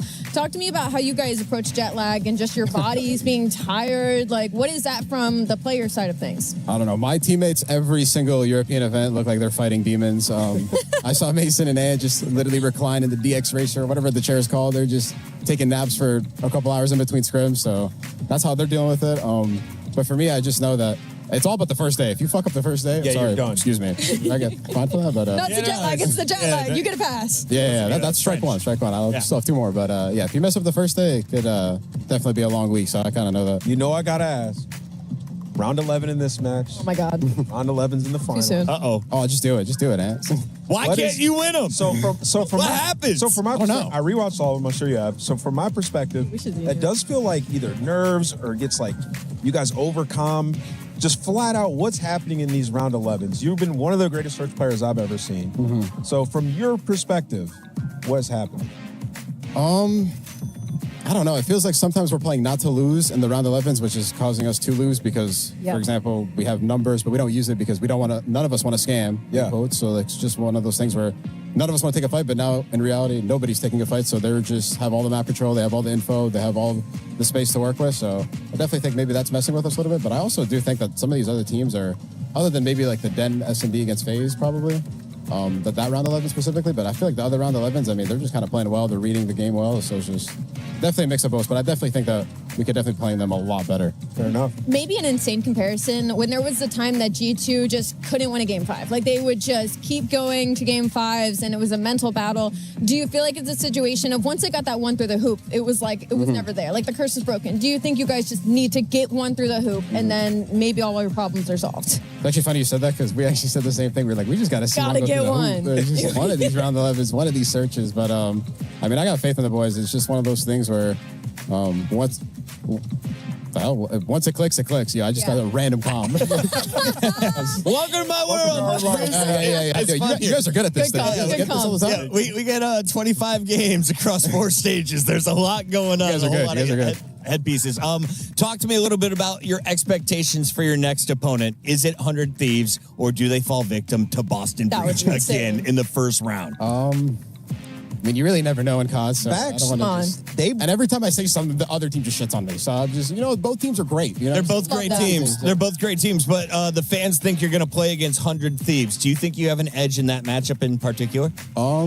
I mean, they've been playing us. I think they're winning the head-to-head matchup, especially with Neum this year. So, but I think recently we kind of got the one up on them, especially the one final that we did win. Thank God. But I don't know. The last time these two rosters played each other, it was game 5. Like That's gave insane. a run for their money. That was right before Boston might be the EWC Reapers. Boston got way better as well. So they have. Ooh, insider info. They've been scrimming them a lot. Well, just comparing them to like how they were the first year, especially. Oh yeah. Yeah. And then, what is your final take here on all the people saying that you guys got the easy group? I feel like I've heard this every event, and I haven't won a single tournament other than the Major Fours. So, we'll find out. Yeah, keep chirping. He's going to win this one. Bruce, best of luck, man. Appreciate you guys, man. Thank you. Thank you very much, Bruce, for joining us. We will be back with more Call of Duty. There's a 6th match loading up on the main stage. Here's Groups Continue, Day 1, live from Paris. It's EWC 2026.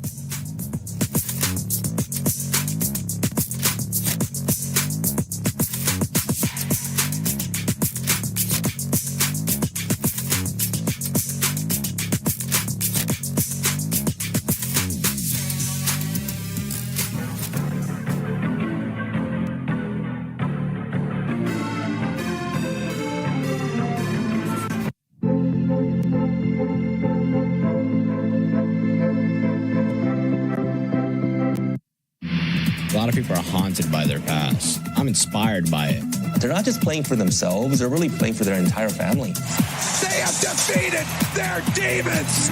They have crushed the curse. He thinks he can come in here and play my game. He knows nothing but go! Tyler, one, you're done. This is my ladder. You can't climb it. It's better than being hard suck at Masters. You're going too far now. Your eyes buggy. Your elbows ashy. Is that airline? That's an L airline. Somebody better hold me back. Okay, yeah. Do something then.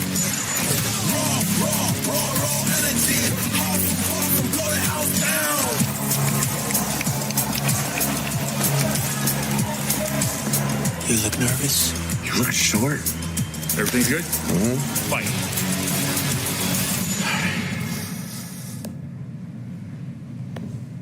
Okay.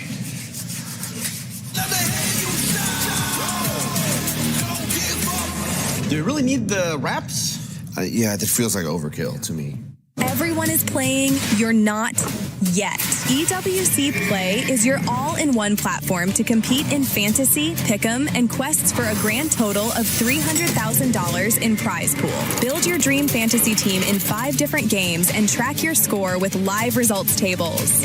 Predict the winner of every game, every group stage, and every tournament. Complete daily and weekly challenges to earn boosters that help you climb the global leaderboard. Got what it takes? Join EWC Play now.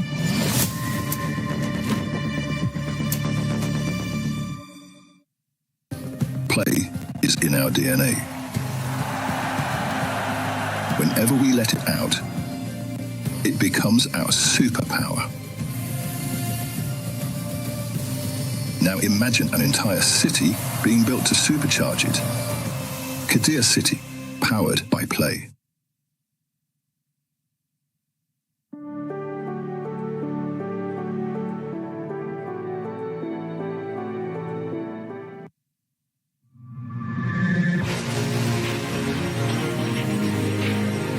I mean, I'm super confident in our team that we're going to win the whole tournament. So, like, I'm not worried at all about making the club championship. Yeah, I think they can do it. I mean, I think the Thieves this whole year for COD has been a solid team. So I feel like they'll be able to pull out a top 8.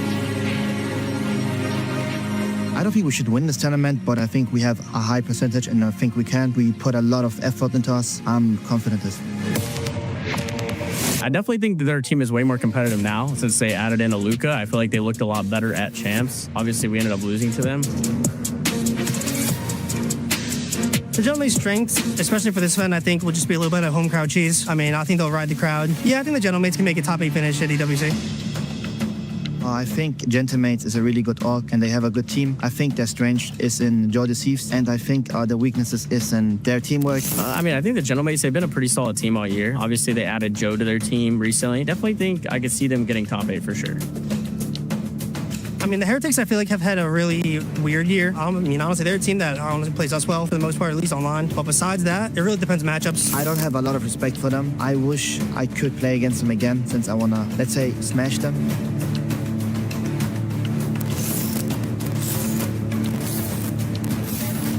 So first up, obviously, I'd have to put FaZe first. I think we're light years ahead at the moment. Next up, I'll probably go Thieves. I feel like they're going to just have a little bit of hunger this event. After that, I'll probably go Gentlemates. Next up, I'll go Falcons. And then last place, I'll just go Heretics. Pelicans, FaZe, Thieves, Gentlemates, and Heretics. I mean, obviously, I have Thieves, like my own team. I have us winning. Second, I would put FaZe. Third, I'd put probably Gentlemates. And then I'd put Falcons.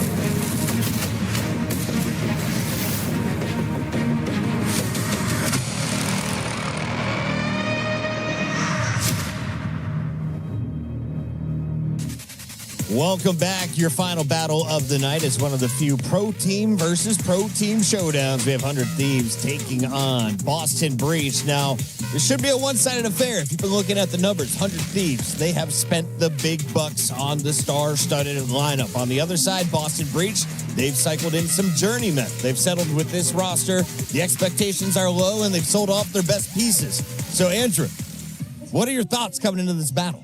Unfortunately, I don't think I'm going to be able to serve up much of a different story than what you just basically painted, which is one-sided. And in the numbers, it is 4-0 in terms of Thieves v Breach. And if you were looking for a way to talk Breach into the series, you'd maybe point to S&D as their best mode. And none of the numbers are pretty there either. LAT are 6-0 in terms of map count against Breach and S&D. So I think this is going to be a tough one for the Breach. I will say, yes, these two rosters have only played each other once.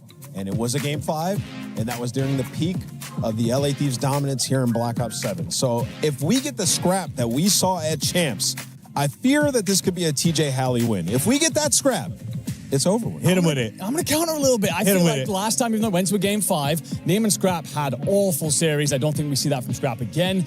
And you also had a Purge and Spot pop-off, and I don't know if I'm seeing that If yet. we Scrap has bad tournaments, but when he does, it's on this graphic. Well, hold on. Keep it going, Ant. Keep it going, but we got to talk about Thieves. I'm just saying, Scrap is normally a 99 overall. For sure. With the Scrap that I saw at Champs, I don't know what that was. I'm expecting him to bounce back. Like, I'm picking Thieves in this series, but it's not out of the realm of possibility for this to be a very competitive series. It is late at night. They played each other. It was close. And if you're Thieves, your confidence has to be at a low. They underperformed at the start of the season. 5th-6 was not good enough. They kicked off Kenny. They bring in a new blood in Neem. He's the rookie. They finish top 4. Then you go to Atlanta. Neem wins his first trophy. Yeah. You go into Paris. You finish 2nd place in a gauntlet of a grand final. Then you go to finals. Majors, the grand finals for your world championship of Call of Duty Black Ops 7. How do you bomb out and have your best player drop a 0.6? Yeah, for all the conversations around PCs and all that kind of jazz, it's just underwhelming, right, from this man. He's obviously a player that we looked at a lot. It's 2 years back-to-back now where it's been a bombing out performance at Champs. I got the opportunity to interview him earlier on in the week. Of course, he's coming in incredibly confident, as you would expect, no less. But I imagine there will be a couple of questions coming into this series just to make sure he does come out guns hot and show everyone again that he is that player that he says he is. Yeah, go ahead. I was just going to say, like, the issue is, like, the hard points weren't even that close. I mean, they're like 1-6 in their last 7. Obviously, the Champs hard points weren't great.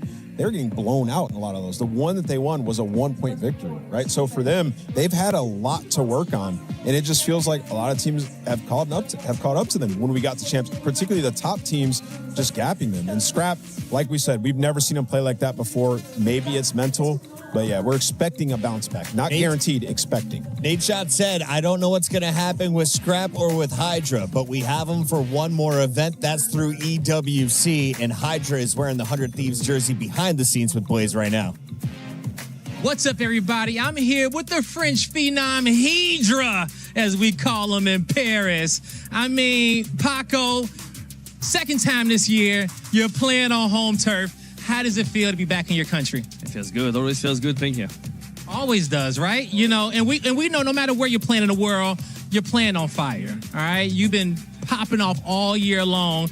But last event, you guys didn't get the result in which you wanted. You know, after winning, it's been kind of a decline. But how are you guys going to get back on the up and start frying again on that stage as a team? I mean, hopefully we are not having the same as Champs. I think we're just going to be playing way better. We had an off weekend.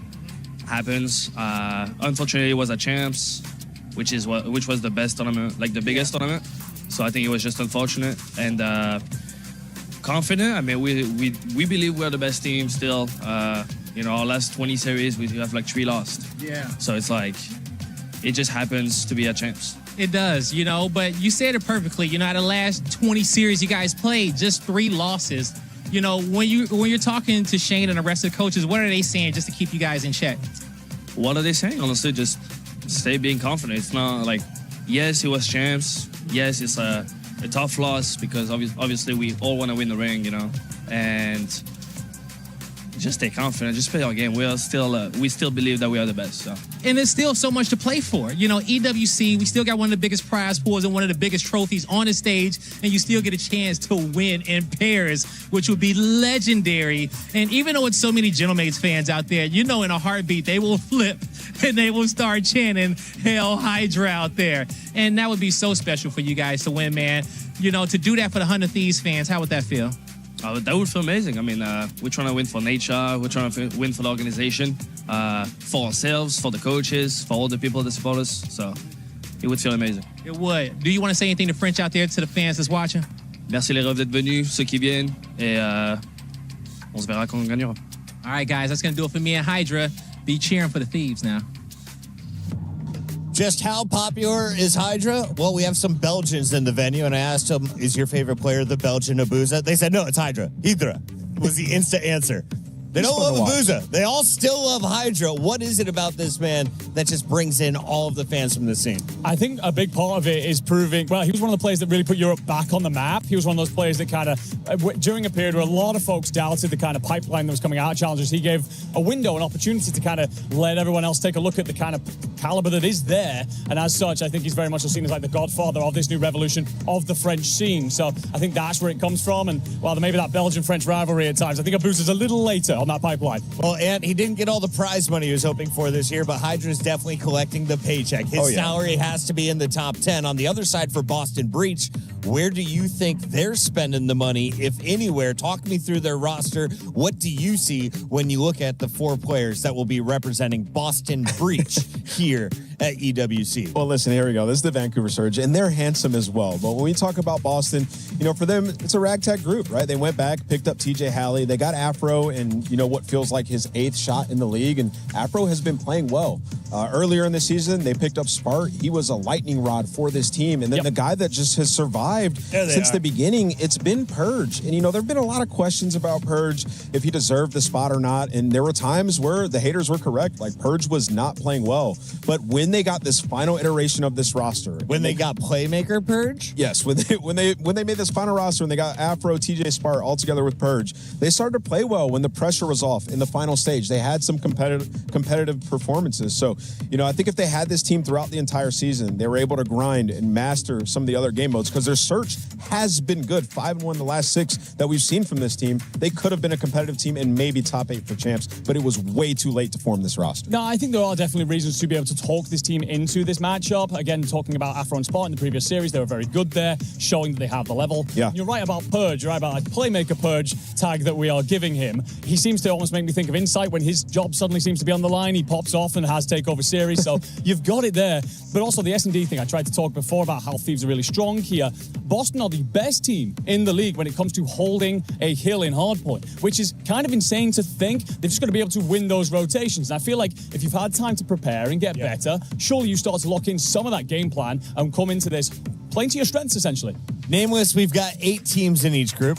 4 teams will move on. 2 through the winners, 2 through the losers. Yes. Is Boston Breach on your list for Group B? I believe they would play the drop down from the other side. So if we have the graphic and I can look, I can give you an accurate prediction.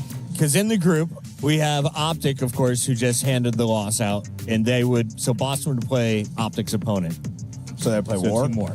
Yeah, well, so Boston Breach. But Chris, I'm pretty sure after that. No, I'm pretty sure it flip flops. So I think they would play the.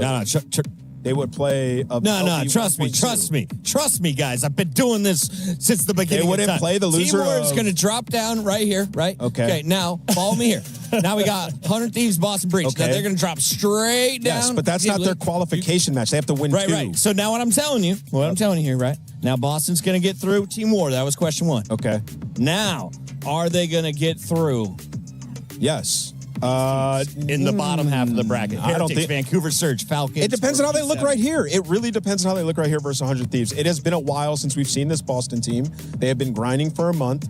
We can't make an accurate prediction until we see them versus Thieves right now. Maps and modes can help us make our first accurate prediction of the day for these two teams. Let's take a look at all 5 of them. It starts with a hard point and ends on a search if we get there. We haven't been to a game Going 5. back to Sake map 1. We're getting there now. Sake Den. Frequency is the game 4. And Sure. is there a chance we see it tonight? Listen, all I know is TJ is the best in this lobby on frequency. Listen, Sake Hardpoint. This is the map that started this whole scrap demise. So they're going right back to it, trying to get the monkey off their back. We'll see if it was a good plan. It was a bad PC. Yeah. Yeah, sure. Yeah, well, we're going to continue to lean on that, let him have his moment on it. But no, I don't think this set point of maps suits Boston at all. I think this is Thieves. I think if you do somehow see a game 5 and we get that distance, the gridlock, Thieves are very comfortable here. Where can Big Daddy Teach get loose? Frequency. You're talking about a map that he was playing. He can't get to frequency if he doesn't do it on maps 1, 2, or 3. Well, like I said, the Sake is the map that started where Scrap Okay, so got we need Scrap absolutely to start destroyed. slow. And hard then point. the search and destroy Sake. I mean, I think teams, what we saw when they're playing against Thieves, kind of figured out how they want to play it. You know, Hydra funnels you, or Abizi goes through barrels, funnels you up top through the elevator, and then Hydra's waiting for you, right? So if teams have figured out a way to defend that, we'll see if Boston have learned from the VOD. The endless timer continues to climb, but I'm still going to tell you that 92% of the fans selected 100 Thieves to win this matchup. 8% are riding with Boston Breach. It's too strong. I expected this to be the closest series of the day coming into it. I'm still going to stand by that. I think it'll be close inside the maps, but I'm still expecting this to go to Thieves, to be honest. You've got that Sake. Yes, we had the whole scrap demise, but you're 9-1 there. You're still a solid team on that, and we're going to... I still am in this camp of Scrap comes back, bounces big, and lets everybody know who he is. Yeah, I mean, I think Chris deserves a Game 5, Round 11 for this to be a banger. I think that's what we're going to get. And I do think Scrap plays better. I do think he plays better, but I feel like Boston are slept on a little bit. So I think we get a competitive game. You told me we were going to get a Game 5 earlier. Did you mean it then? I mean, yeah, C9 have been competitive in a lot of their series, and I was thinking Gwyn would raise their floor a bit. They just choked map 1. So do you truly believe we're getting a second Game 5? Well, which would be our first. Yeah, we're going to get a Game 5. Thieves are going to win. Thieves are going to win in Game 5. It's going to be a dominant Game 5, but we're getting a Game 5. Chat, let us know if you agree with Ant's take. I have another 3-0 in my book. I think they are going to bail comp ops out. We're going to have a perfect day outside of the optic. Little bluster against Team Moore. It's all been 3-0s. We'll be back with more Call of Duty from EWC Day 1.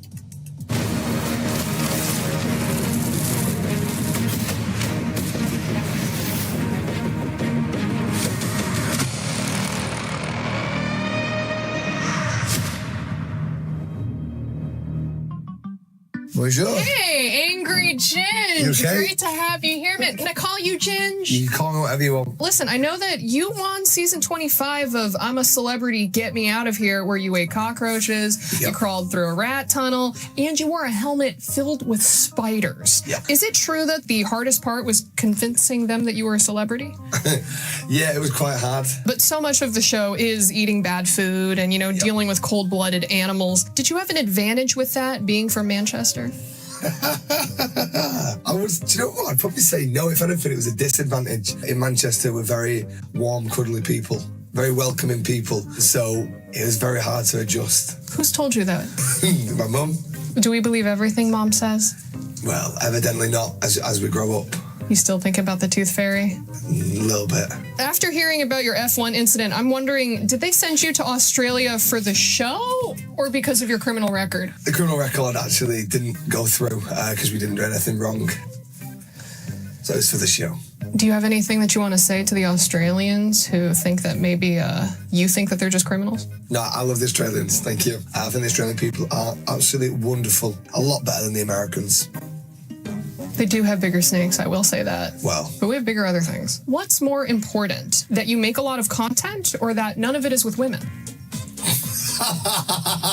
Oh, it's a close one, It's a close one. It is. Both boys actually get women involved quite a bit. So you need to do a bit more of your research. Shout out Shauna Games. I know that you actually have a very sweet relationship with your co-star, Lisa Riley. Yeah. Is it true that she's the only person over 40 who knows who you are?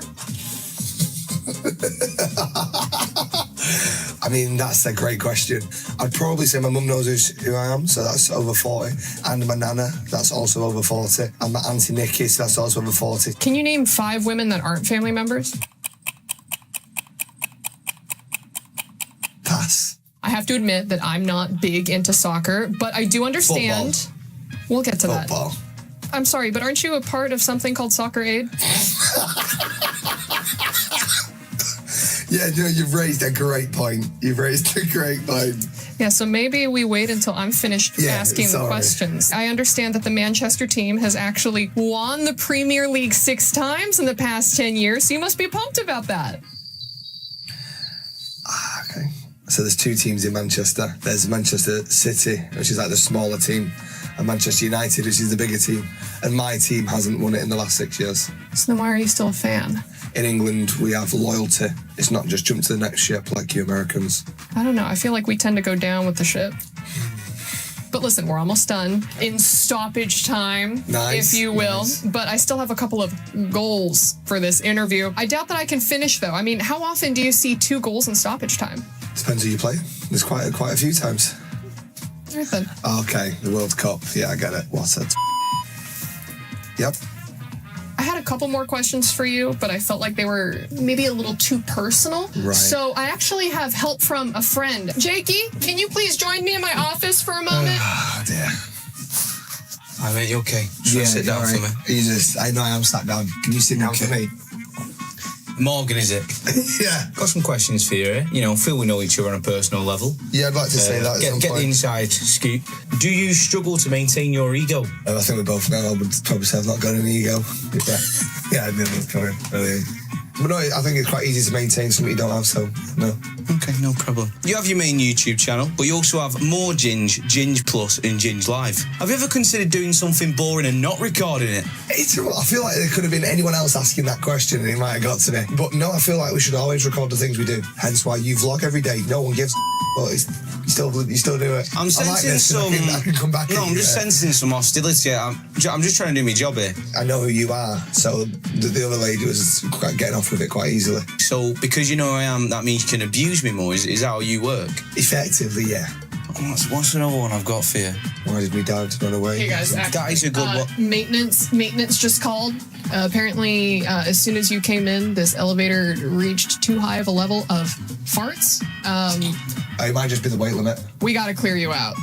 Yeah. We got to clear you out. Yeah, it will be. It says 2,000 kg. You're going to have to get out. Put a bit of timber. I've not put that much on. Wow. Yeah, so Jakey, we're going to have from you. The incredible bulk. And Ginger, you can just stay in there for as long as you need, but have fun. Thank you.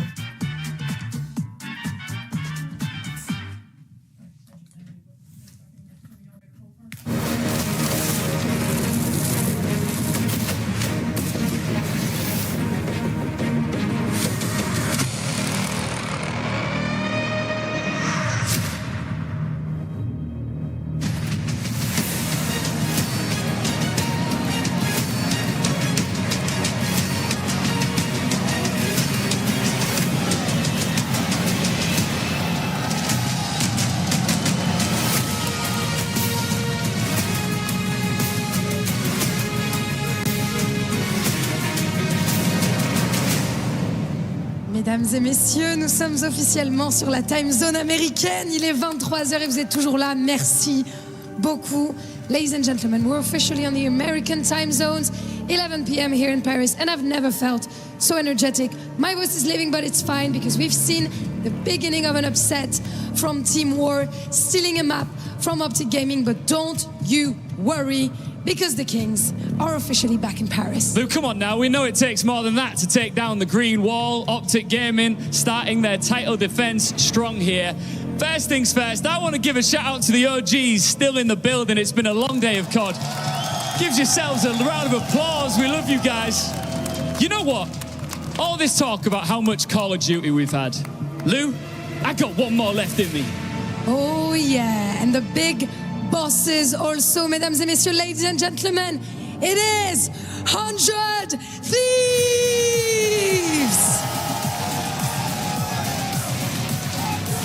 One of the big bosses, Abazai, Hydra, 2 names that have won at the highest level the game has ever offered. Alongside their teammates, they come in a roster that is hungrier than ever. Ils ont été déçus au Champs, mais les 100 voleurs reviennent, la tête haute, pour aller chercher la gloire. And their opponents, Boston Breach. Nobody's handing Boston Breach a place in the conversation. That's something they'll have to take for themselves. They've had every prediction, every ranking, and every reason they shouldn't win here. But the countdown is over, and now they get to write their own story as they step into the STC arena in Paris.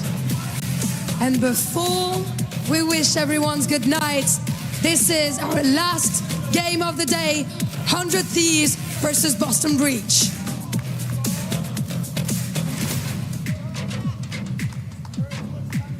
Welcome back, everybody. It's COD After Dark. Oh, here my in goodness. Paris. Yeah, boy. We're about to get wild out here. I know American time zone. You guys are like, what do you mean? I just ordered DoorDash. I'm ready to go. I've got my chicken tendies and everything ready to go. We're feeling feisty right now. I'll tell you what. And I think a lot of it is because these two squads have a little bit of history. Yeah. I'm not talking about this year because Boston haven't held a candle to Thieves, but you talk about last year at Champs.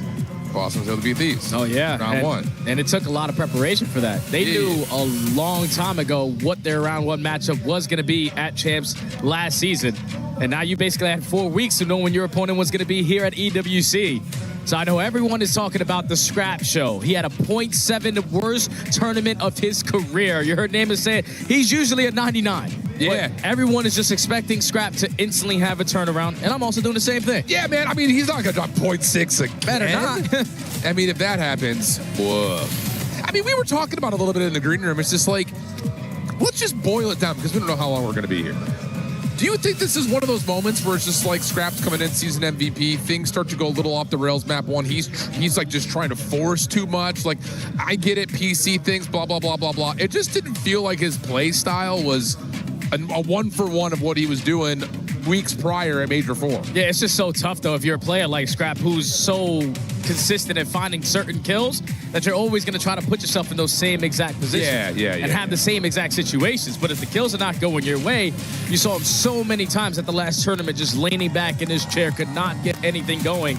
And even in the one socket that they were able to win, it was 250 to 249. This used to be their bread and butter map. Yep. So hopefully, in the last couple of weeks, they get back to that Final Four. Let's not even just say it. There's 250 to 249. They should have lost that map. Oh, yeah. And that would have been after they lost the map badly versus Falcons in the first round. So, yeah, like Ant was talking about at the desk, this is like the salty run back. This is like, okay, now we get to have a chance to establish some dominance here. Let's just talk about the head-to-head matchup, though, because we've been spitting a lot about Thieves. Let's talk a little bit about Boston. 0-4 against LA on the season so far. They haven't won a search and destroy yet, which I think is the biggest issue going up against this Thieves team that we're still trying to evaluate what kind of strength they're playing at this weekend. Oh, yeah, without a doubt, man. Not winning a search and destroy versus potentially the top search and destroy team in the game is never going to lead to success. So hopefully, since we haven't seen Boston for almost 2 months now, maybe a little bit less, but we haven't seen these guys on the main stage. All they've been doing on the back end is just putting in non-stop work. Understanding if we do the same exact thing that we did towards the ending of last year,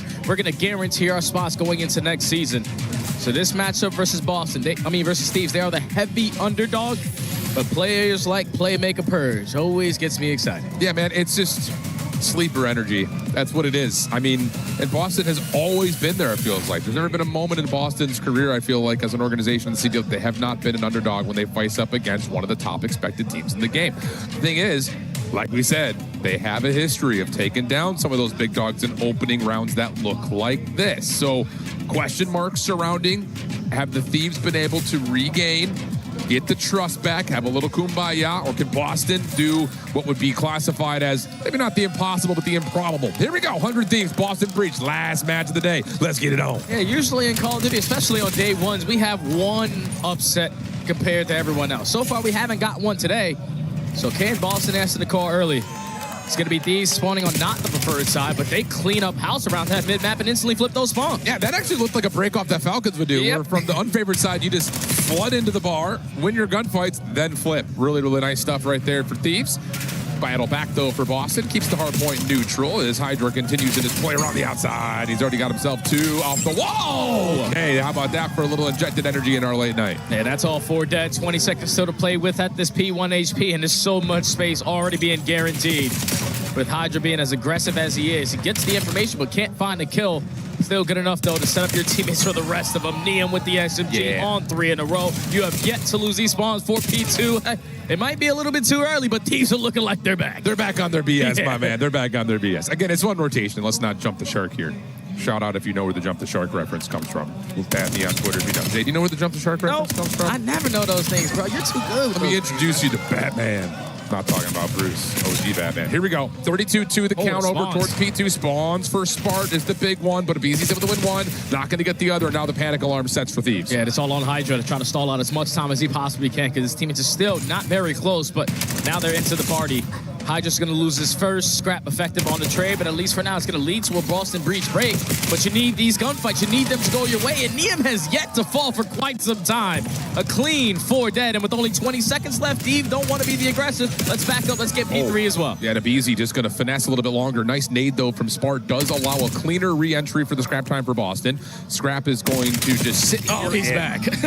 Yeah, that'll tell you one thing or another right there. Boston stretching through the top side of the map as they look for the break for P3. But while we have the setup for 100 Thieves, let's take an early check-in with 100 Thieves.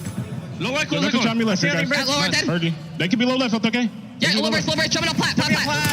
Yo, Bree, one left. Low left, propane. I hear mine. Get one. Window, one shot. I've already left. P1 and then elevator. One's elevator going low left. Under bridge right now. Nice. Missing one. Get out right. Bridge. Where'd he go? Hard play. Me, T, dead. Yo, go right, don't fall. I'm coming to you right. What's mid? Smart, out of the play. Fight again, dead. There's two, one more. One shot, absolute. One shot. Absolute lobby, boys. Go. Keep it the fuck up. What do you know? Nice, go. To the left. Afro on P5. Front you. He's MP5. Try me P5, Afro. Try me close. We half health. P5. I'm one shot. P5 on me still. He did tell you right. P5 boys left. Dead. Nice, good shit. Man, the front side, man. I don't see nothing close to me. Yo, front. Nothing PT. Nothing back up. Jago.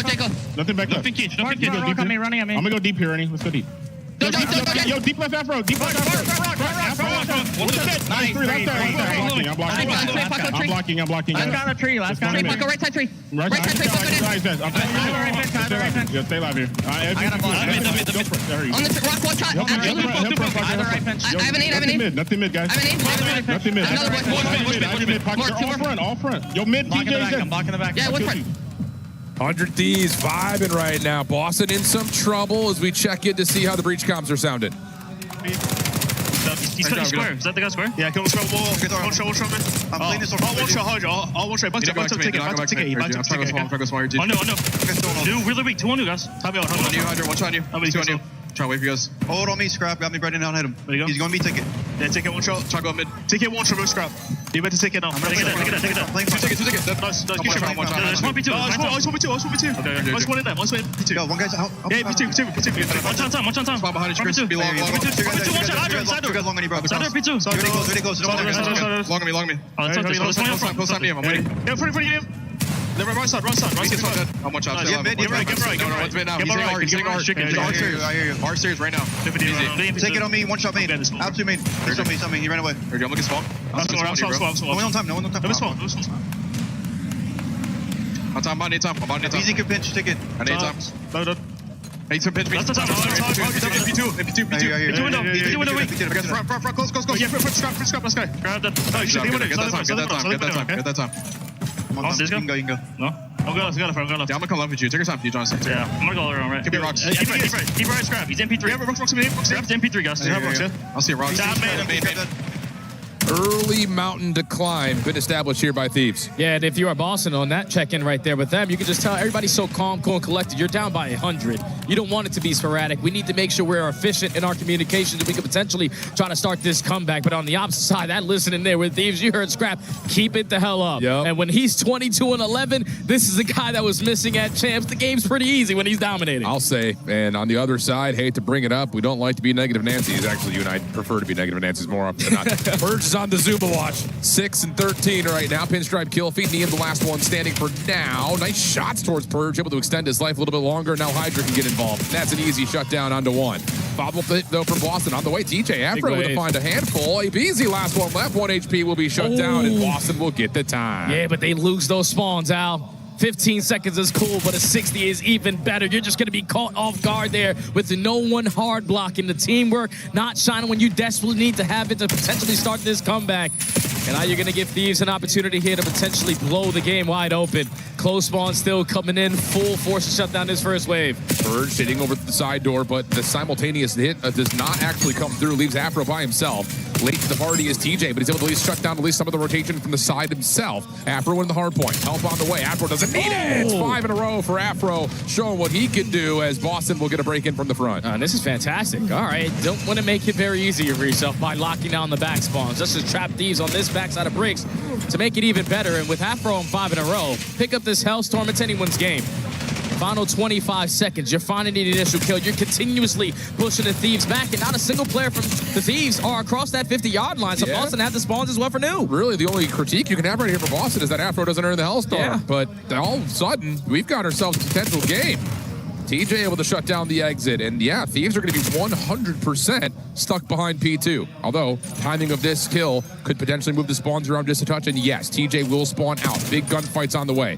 Like you like to say, Jay, doesn't matter how you start, but how you finish. A Purge is a critical player here for Boston. He falls on the opening first blow. Now that's unfortunate because spawns are going to be up in the air. Who's going to be able to win these gunfights? It looks like Boston walk away with the majority of them, but you don't find the trade onto Neum and Hydra. They are causing problems, and they cause so many problems that Neum finding triple kill on the feed. Spawns his teammates right there to the steps. They flip the spawns, and now they're going to be able to breach to an important mark. Now, all of a sudden, we're on Purge watch. He does get to 8 and 18, but regardless, it has been too much, too soon, too quick from 100 Thieves running it up.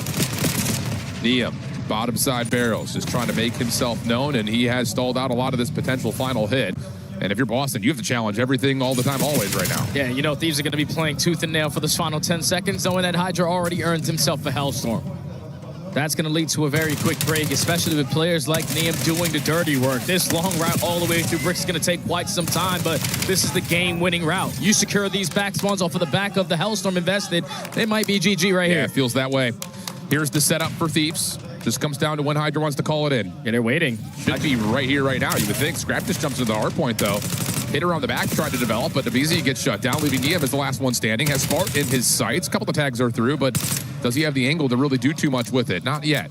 EWC able to spawn close. Scrap pelting over the top of the hard point. Big double from Scrap. And now it's just down to finding the last kill onto Afro. He's up front. Scrap able to shut him down 27 and 20 for Scrap as they get to the 220 mark. Two Thieves. Look at the spawns all the way for Breach. So far away. You're going to basically forfeit another 10 to 15 seconds here at this hard point. And you really can't afford to do that at this point of the game. Trying to contest is going to be TJ. He's able to find one, but quickly going to fall to the hands of Neum. And Boston are investing a lot just to get 10 seconds. But at least you do have a couple players off the roto. Yeah, you got Purge there. He's got to win a gunfight, but he is averaging 1 kill per hard point right now that we've seen, which is less than ideal, as you would imagine. Possible winning moment here for Thieves. Afro has something to say about it. He's had a good game, considering the circumstances. 24 and 26 as he gets felled by Hydra. Scrap over the top, and he is shooting, my guy. I don't know what's happening up on the main stage right now, but Neum is going to take a little bit of what a Scrap has. Last 5 seconds on the way. EWC shuts down the side door. One more chance for Boston to do something with nothing, and it's not going to happen. Thieves are back, man. That was clean. That's what you want to see. Win a majority of your rotations. Boston gave themselves an opportunity, especially in that second half. You're going to clean 4 dead to close out the final 10 seconds of the P1. But all it takes is someone to hard block off of the P2. That was your window to potentially climb yourself back into the game. But with no one doing the fundamental aspect correctly, Thieves are going to take full advantage of it. Looking fantastic once again here on Sake. Now puts them at 10 and 1 on the season. But just good to see their ARs, and especially Scrap. Yeah, boss. Leading the team when they talk about the communication and also the slaying, the MVP's back. Yeah, it's, you know, if there's ever been a player, has there ever been a player more, I would say, bounce-backable than Scrap? I mean, like, I'm thinking of the times where, like, Toronto, in Vegas, they get absolutely smashed. And he starts catching a lot of flack on Twitter. He's like, I made you retire. Like, he's just all about the trash talk. And he usually will follow it up. Like, we said this a lot with, like, last year, like, Hacienda Hardpoint, he had a couple of real bad eggs, and we were like, dude, what's up with Scrap? And then the next time he would spawn in, he dominates. Like, he doesn't have 2 bad series, I feel like, in a row, it feels like. Yeah, it's difficult, especially when you're a player of his caliber. One of the top 8 yards that we've had in the game, not only for this season, but ever since he has walked into the building. And I think what makes him so good is the fact that he walks around with that confidence. You always want to be that player. Yeah, you don't care who's against you on the opposite side of the stage. You don't care who your teammates are if it comes down to it. If it's me in the play versus them, I'm always choosing me. And that's the mindset that Scrap has. A great one to have. That's why he's one of the top players in the game. Yeah. It's pretty good scuba right there, my guy. Tip that. Here we go, player spotlight. Speaking of, let me bring this up. I don't know, but that's tough. That's tough. I mean, the thing about it, and we just said this, so I'm just going to say it again. Like, I just don't anticipate him dropping those numbers again. And I know I'm sitting here saying, like, it's not often that Scrap has 2 bad series back-to-back, but then you can point to, obviously, he did at CDL Champs. Yeah. But, like, I don't know. I think he's probably one of the most unshakable people that we've seen play at this level. He just doesn't ever lose confidence, even when he drops points. Yeah, and the good thing is about Scrap is the fact that he took that time off after Champs. You know there was going to be a lot of talks about you. You can't perform at the biggest event of the year every single time. You're probably never going to get a ring, but just taking a step away from the world of Call of Duty gave him the refresh that he needed. Probably go hang out with the fam, hang out with the girlfriend, and just lock yourself back in. Yeah. You know the reason why you got here is just because of the confidence and also your team play with your squad. It wasn't the way that you wanted to go down at Champs. Like Hydra said in the interview with Blaze, just a bad weekend. But you got the chance to right the wrongs here. Absolutely. I'm just going to steal a phrase I heard recently. You put yourself on a pedestal a little bit of like, okay, I know where I'm at if you're Scrap. Yeah. Don't bark at dogs. Doesn't matter what everyone else is saying. Sheep or sheep. He likes to think of himself as a wolf. I was trying to find some sort of a reference that was equivalent to Miles' cats and laundry and bricks. Shout out if you watch Warzone, you know what I'm talking about. Sake Search and Destroy coming up, ladies and gentlemen. Boston have only played this one time, and that was all the way back at Major Four Quals. Yep. But it's going to be a little bit difficult if you are LA, or if you are Thieves, because there's so much VOD on them, and there's barely anything on Boston. So the unexpected, the off guard might catch Thieves off guard. Maybe. It's just, again, Boston hasn't won a Search and Destroy versus Thieves all year long. And I really can't think of any times that they've been close. Afro's already got a hell of an opener. I mean, we're just going to push right through rocks. No one's throwing stuns, no one throwing nades, no one even looking at it. Easy peasy. Same thing to be said, though, on the other side of the map. You've got, well, the colors are backwards here. I was like, wait, I'm confused. Who's who right now? Well, the BT's able to find one. Not able to get out with his life, but you have no idea where the other 2 Thieves players are. Finally going to be able to spot Hydra, but still waiting to get full information before they commit. But Hydra and Liam find one-on-ones, and now it's all up to Playmaker Purge. Okay, and he's already tagged. Oh, he's in some trouble right now. 40 seconds left. He can reset, regen, get a different look at this. Going to go elevator. With an AR in hand, this is not going to feel great. You're going to be playing around the outside of the map. You just don't want, you do not want to go through this side door if you got an AR. I'm just telling you. Or do you? Good shots. Pistol. Oh, that's a fresh body. But hold on a second. One shot up top, but no, can't quite track it down. And Thieves will take the round. Big hit through rocks. Woo. Yeah, and that's a clutch up there from the Thieves. That rock play for Boston 100% should work every single time. You get the first one in the first 15 seconds. You have all of top mid control. But instead of working the objective, we're playing for another wave of kills. This is what Hydra loves to do. And Neum is a fantastic Search and Destroy player as well. So if both of these guys are just scattered on the map and you give them both one-on-one gunfights because they get the jump on you, that's just unacceptable if you're Boston. Yeah, gotta play to your advantages. I love that call. It's the little things, but when you have a massive advantage like that, absolutely agree with you, brother. Absolutely agree. I think it's just one of those things that we've seen, and we talked about this a lot in Challengers, you and I, like, as the map starts to get to lower numbers, even if you're at the advantage with a 3v2, it's just the map feels so large that you just feel like you're always going to get caught by bad timing, so you panic. Hydra not going to panic. You're just going to immediately hop for an easy plant at B. First blood for Neum. Do they anticipate Tej, though? Up top, they don't anticipate him, and there is no initial trade. Follow-up on the BZ is good, and Boston have the numbers. All left up to Neum and Scrap. 30 seconds, still a lot of time to work with if you are Boston. They're just trying to clear out everything, but somehow Niam finds another one-on-one. Thankfully, Afro's there for the trade, but Scrap less than a 1v2. Oh, able to find the first, though. He pops up. Oh, my goodness. You thought. But no, not quite. Afro shuts it down, and I need to calm down. I'm getting pumped here for map 2, round 3. And that's just one of those rounds, exactly what Boston just did with early numbers advantage. Thieves had that advantage there, but throw it away. You get the bomb planted this time around, so it's even better. While Niam locks down that A Street for the first blood. I know Hydra's usually not going to lose these one-on-ones, but this is the most important one-on-one that Abizi realistically doesn't need to force. Allow that time to be your best friend. Allow them to clear every single corner before you commit on a one-on-one. Because then you put Scrap in a tough position, not really recovering in his HP, and Afro, the deciding factor to tie in this game. I'm just going to make a statement here, because we're doing COD After Dark. If Afro's not in the starting roster next year, someone messed up. I'm just going to say it. Okay. I think he's been real solid. He has. Especially for the P7 lineup. Absolutely. Ending that roster, back on Boston. Thank you. Afro's been fantastic. I like when my duo backs me up. Got you, Clint. Speaking of, Afro will take away some space over towards the pit staircase. This is voluntarily given away, though, by 100 Thieves. Looking to play retake largely on the other side of the map, but Afro, first blood. Hydra trying to follow, able to get the trade, but back and forth we go. Hydra will have to back off and see if Niam can do something from the other side of the play, but he's been seen. Push, tag, still wants to take the fight because he kind of has to, and TJ will shut that down, leaving Hydra for the 1v2. Got 25 seconds to work with, a stun and a frag as well. But time is starting to get away from him. The route good enough there for Purse to quickly find that trade, and Boston already making their adjustments on offense. All right, we got the first blood. Yep, we just didn't plant. This time we won't get the first blood, and we get the bomb plant, better post plant. Yeah, good proactivity out of Boston right there. I mean, you work the north side of the map, go figure. Thieves are working the bottom side of the map, so you have a natural advantage off of planting and getting a post plant setup, but this first blood is key. It shuts down that lurker. Gives you a chance to really know where the Thieves are coming from afterwards. And yeah, after the exchange comes down, it's just push out, keep your space, keep your lanes. Clean pistol shots. Tip that. Purge trying to have a redemption after that map number 1. So far trying to lead the thing for his squad. 1 round lead. Thieves going back to the aggressive play, but this time not going to commit on the bomb plant. Just going to force Boston to try to invest all of their attacks before they even think about getting the objective down. Yeah, I mean, you got a fresh trophy system here, so no reason to rush anything. Nice shots. Damn, goodness. Long range. But do you anticipate 2 more Breach members be playing around the backside of this play? Oh, did Niam catch maybe his shoulder out of TJ? BZ eyes up. Damage out on both sides. Niam will fall from the flank.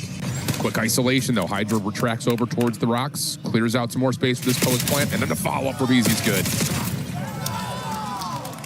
It's a good round there from Thieves. You get the bomb planted once you take that map control, but Niam hitting fantastic shots again. That's the second time so far on this map that he's found that first blood through A Street. If you are Purge, is usually the SMG player for this squad. That's probably not a chow you should fully commit on. You just put your squad in a very difficult spot time and time again. But back and forth we continue to go. Tie game. Yep. I like what I'm seeing out of Niam again. I still can't believe his story, man. He's been solid. He's been unbelievable. He's your rookie of the year. Boston on the attack. 3-1 split. Purge will be the one again playing the island. He's got Easy in front of him this time. The rest of Boston focused on trying to potentially get this bomb down quickly, but Hydra's playing over the top of the bar. Pops up, trying to get some information, and that will stall Boston from playing for the plant. And Hydra, at least for now, just throwing his shoulders, continuously pushing Boston back.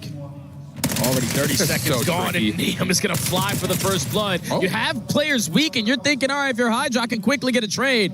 But now man up for Boston. Yeah, that's such a tricky little setup for Thieves. We'll talk about it in a moment as we need to try to find a way to work through this 2v3. Scrap doesn't finish his food. No, not like that. Yeesh. I don't need to speak French, nor even the French commentators are surprised by that outcome. Yeah, that's tough. Scrap was thinking about the next play.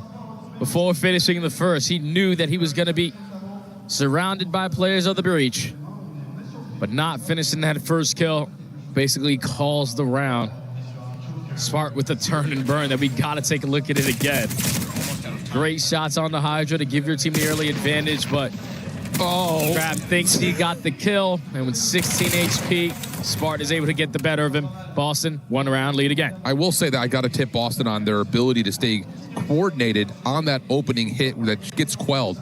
Hydra playing close is your first contact. You're thinking SMG up close. And then Scrap hits you behind the bar with an AR. You're thinking, uh-oh, we're in trouble. And then it's Neum over the top of the backside. It's 3 different looks for Thieves to get first blood. None of them come through. Good stuff for Boston. How about this? Thieves just rush down A Street, get a free plant. They're going to be a bit surrounded, but they do have the warehouse to set up their post plant. Yeah, but he resets the plant. So this is going to allow Boston to take a little bit more space than expected up through the A Street. But you did plant it for warehouse. Hydra, your job is to just value your life as much as you can.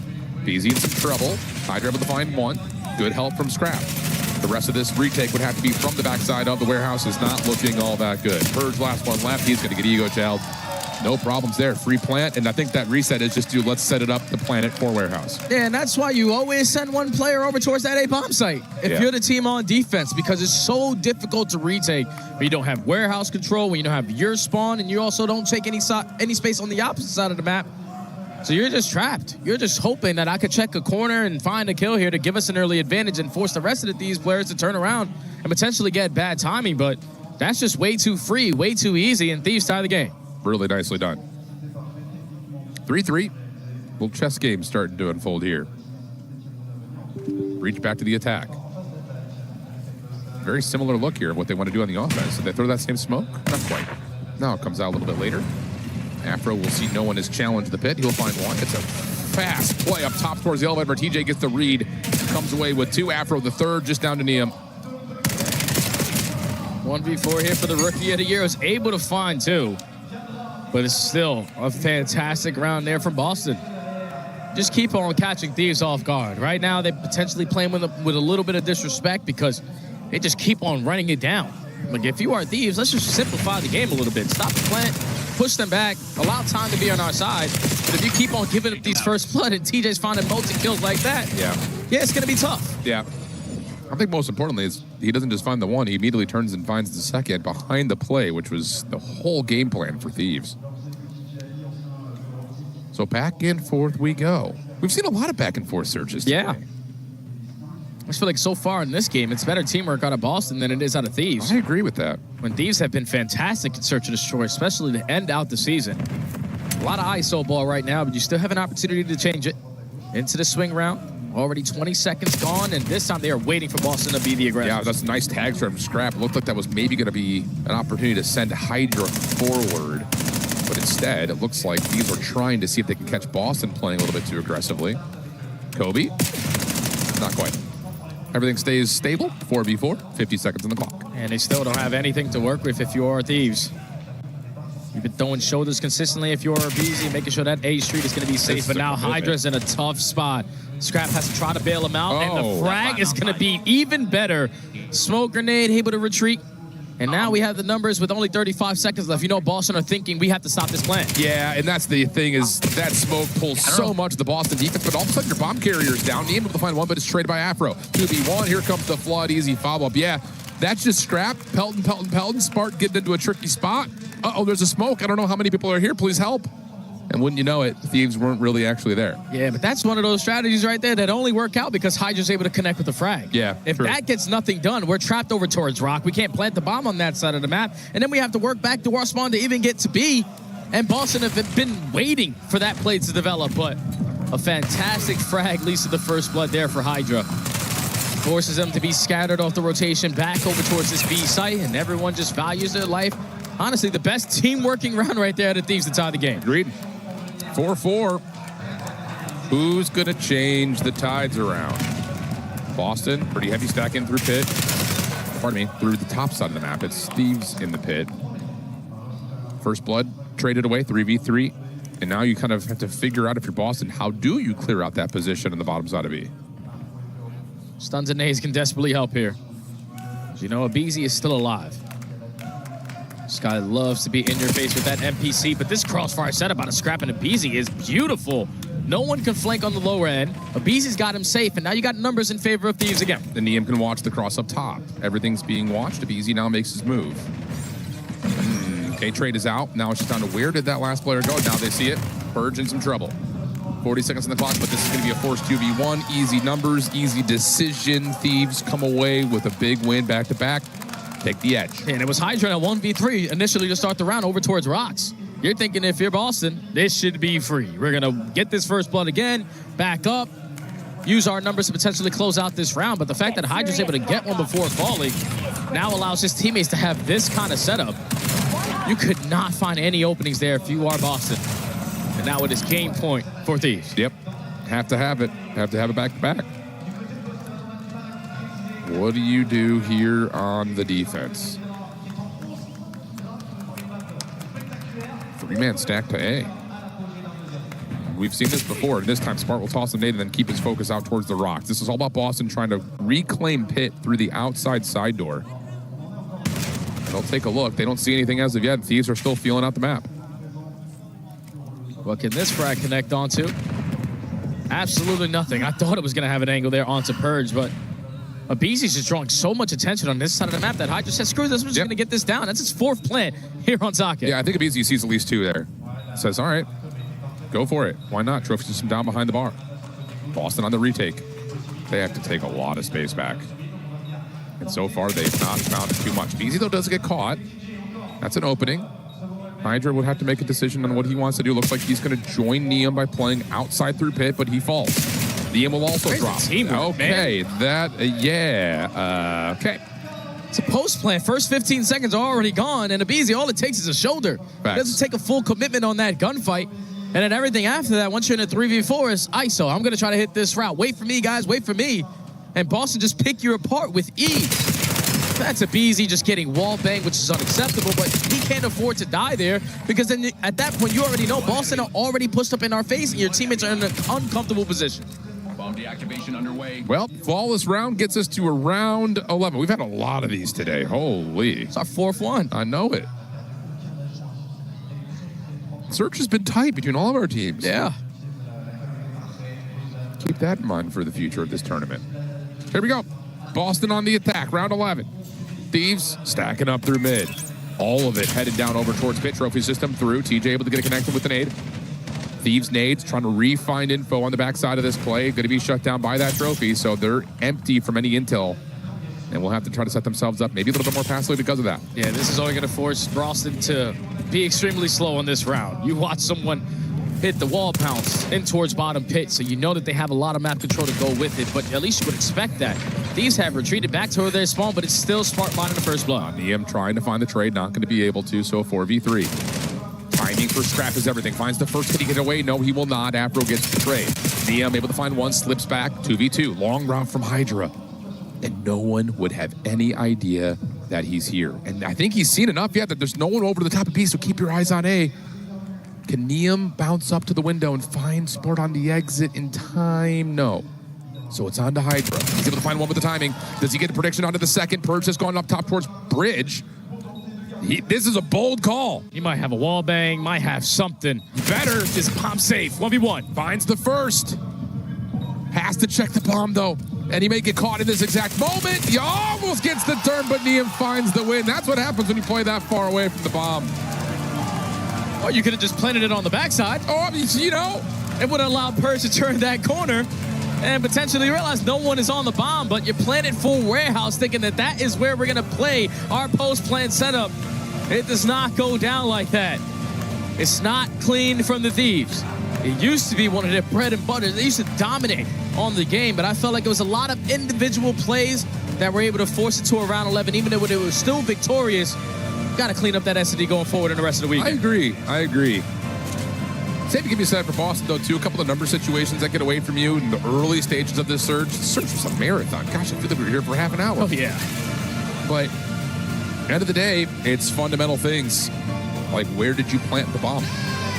So 2-0 right now for 100 Thieves, and our girl Lou is somewhere amongst the tens of fans here that are supporting 100 Thieves. Where are you at, Lou?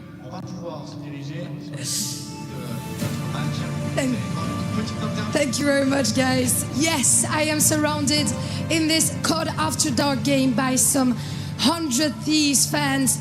Thieves, come on, Thieves!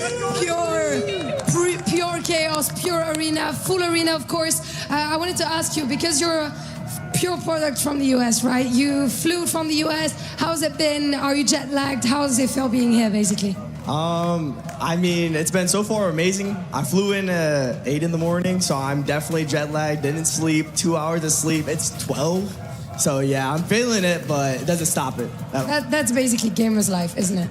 I think you've been pretty much feeling it, and I'm a bit new to COD, as you may know. So can you tell me why this game is the best in the world? Why Call of Duty is the best game in the world? Call of Duty is the best game in the world because you could just ego chow something, get some dope from it. And that's it? Just like my boy Diem did. Niem did that right there. Yeah, exactly, winning the last 1v1 for Niem, of course. And look at this fashion girl. My voice is going, guys. I'm so sorry about it, but can you tell me the secret to look fashion as a gamer? Not only are we the best team, but we're the best dressed as well. Shout out to Nate Shot and all the merch. It was his birthday yesterday as well. Happy birthday to my goat, Nate Shot. Let's go, Nate. Happy birthday, Nate Shot, of course. And last but not least, come back here, bruv. I want to ask you, who's your goat in that team? I mean, it's got to be Hydra, to be honest. Man, are you saying Hydra? He's French. We don't say Hydra, we say Hydra. Hydra. Yeah, exactly. Rolling the R's, just like the French do. Let's get back to our Game 3 right after this. Thank you, Lou, for interview of the day. That was a good one. That was a good one. I didn't actually realize we had some people that flew out from the States out here. I thought we were the only ones. Even though Thieves are the last matchup of the day, they got some dedicated fans, and also a big shout out to Nate Shot. Like Lou said, it was his birthday yesterday, and this is the perfect present that you want. A clean 3-0 on day one. Take some stress out of my guy. He's going to be going gray before me, and that's saying something. Whoa. Okay, Jay, calm the... My bad. Damn. Catching some immediate strays from my duo here. No, man, I mean, this has been an absolute treat. And I was talking to Ant, you know, we're just watching Boston, try to stay at least somewhat warm. It's unbelievable to see how quick and how permanent all of this stuff feels, considering that it was, like, obviously an emergency situation. Yeah, like, swapping it over. Dude, you got to give a lot of love to the EWC for setting up this stage. It looks sick. Oh, yeah. This is the only stage that you guys can see on this broadcast, but every other stage that we have in this entire venue is unbelievable. It's VIP seating. You can play games early. You can play whatever you want. You can buy merch. Esports World Cup, they do it right. They do it right, man. Everything is earned. They've earned that. Easy motto plug. Okay, so, well, Boston down big. We're going to sit here and fill for a while. I'm not even going to talk about this. Okay.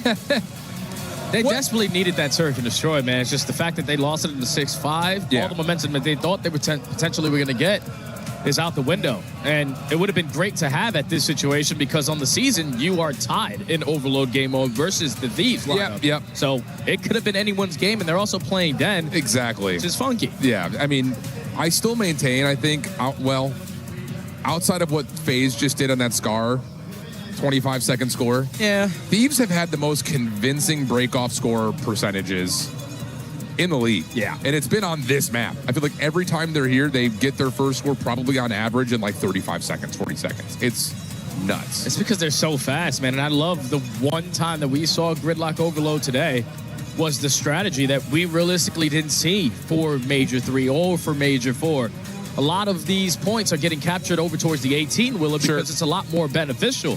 It doesn't allow the team that is spawning on the backside of Broken Bridge to even contest that because the angles are just so difficult off the respawn. So hopefully Boston have been able to put in work here, but these, I know that they are going to be prepared as hell. And if you cannot shut down the AR presence that Scrap is going to bring and also that Niem is going to bring, it might end up in another 3. Very well, man. Very well, man. I mean, have you seen... Okay, this is just throwing conversation points out there. Talk to me. Do you feel like you've seen enough for Thieves to really fully say that they're back, they're good to go, they're going to be a top 3 team at this event? I would say their hardpoint game looked great. I agree. Like, that's the game mode where you can sometimes rely on individuals to pop takeover, but everybody was providing their 25% whenever they needed to. Obviously, players like Scrap are going to lead the column. We talk about slaying. Niem was able to also match his energy. But the S&D, even though they were able to clutch up, S&D wins you chips, man. Yeah. And it's usually off the teamwork aspect. I know this is an early sample size of them on the weekend, but that's something that they're going to have to improve if they want to hoist this trophy. Hoist. Do you... I'm just throwing all these questions to you right now. It's fine, bro. I'm here, bro. Do you have a feeling like the time between champs in EWC that teams maybe didn't scrim search as much because now you don't think so with frequency being added in? You don't think now? No, because everybody basically played frequency back in the day, and it's a very simple map to understand. All right. I just think when you're trying to win a championship, you're prepared on every single search and destroy map. You can play whatever you want in that map 2 or the map 5.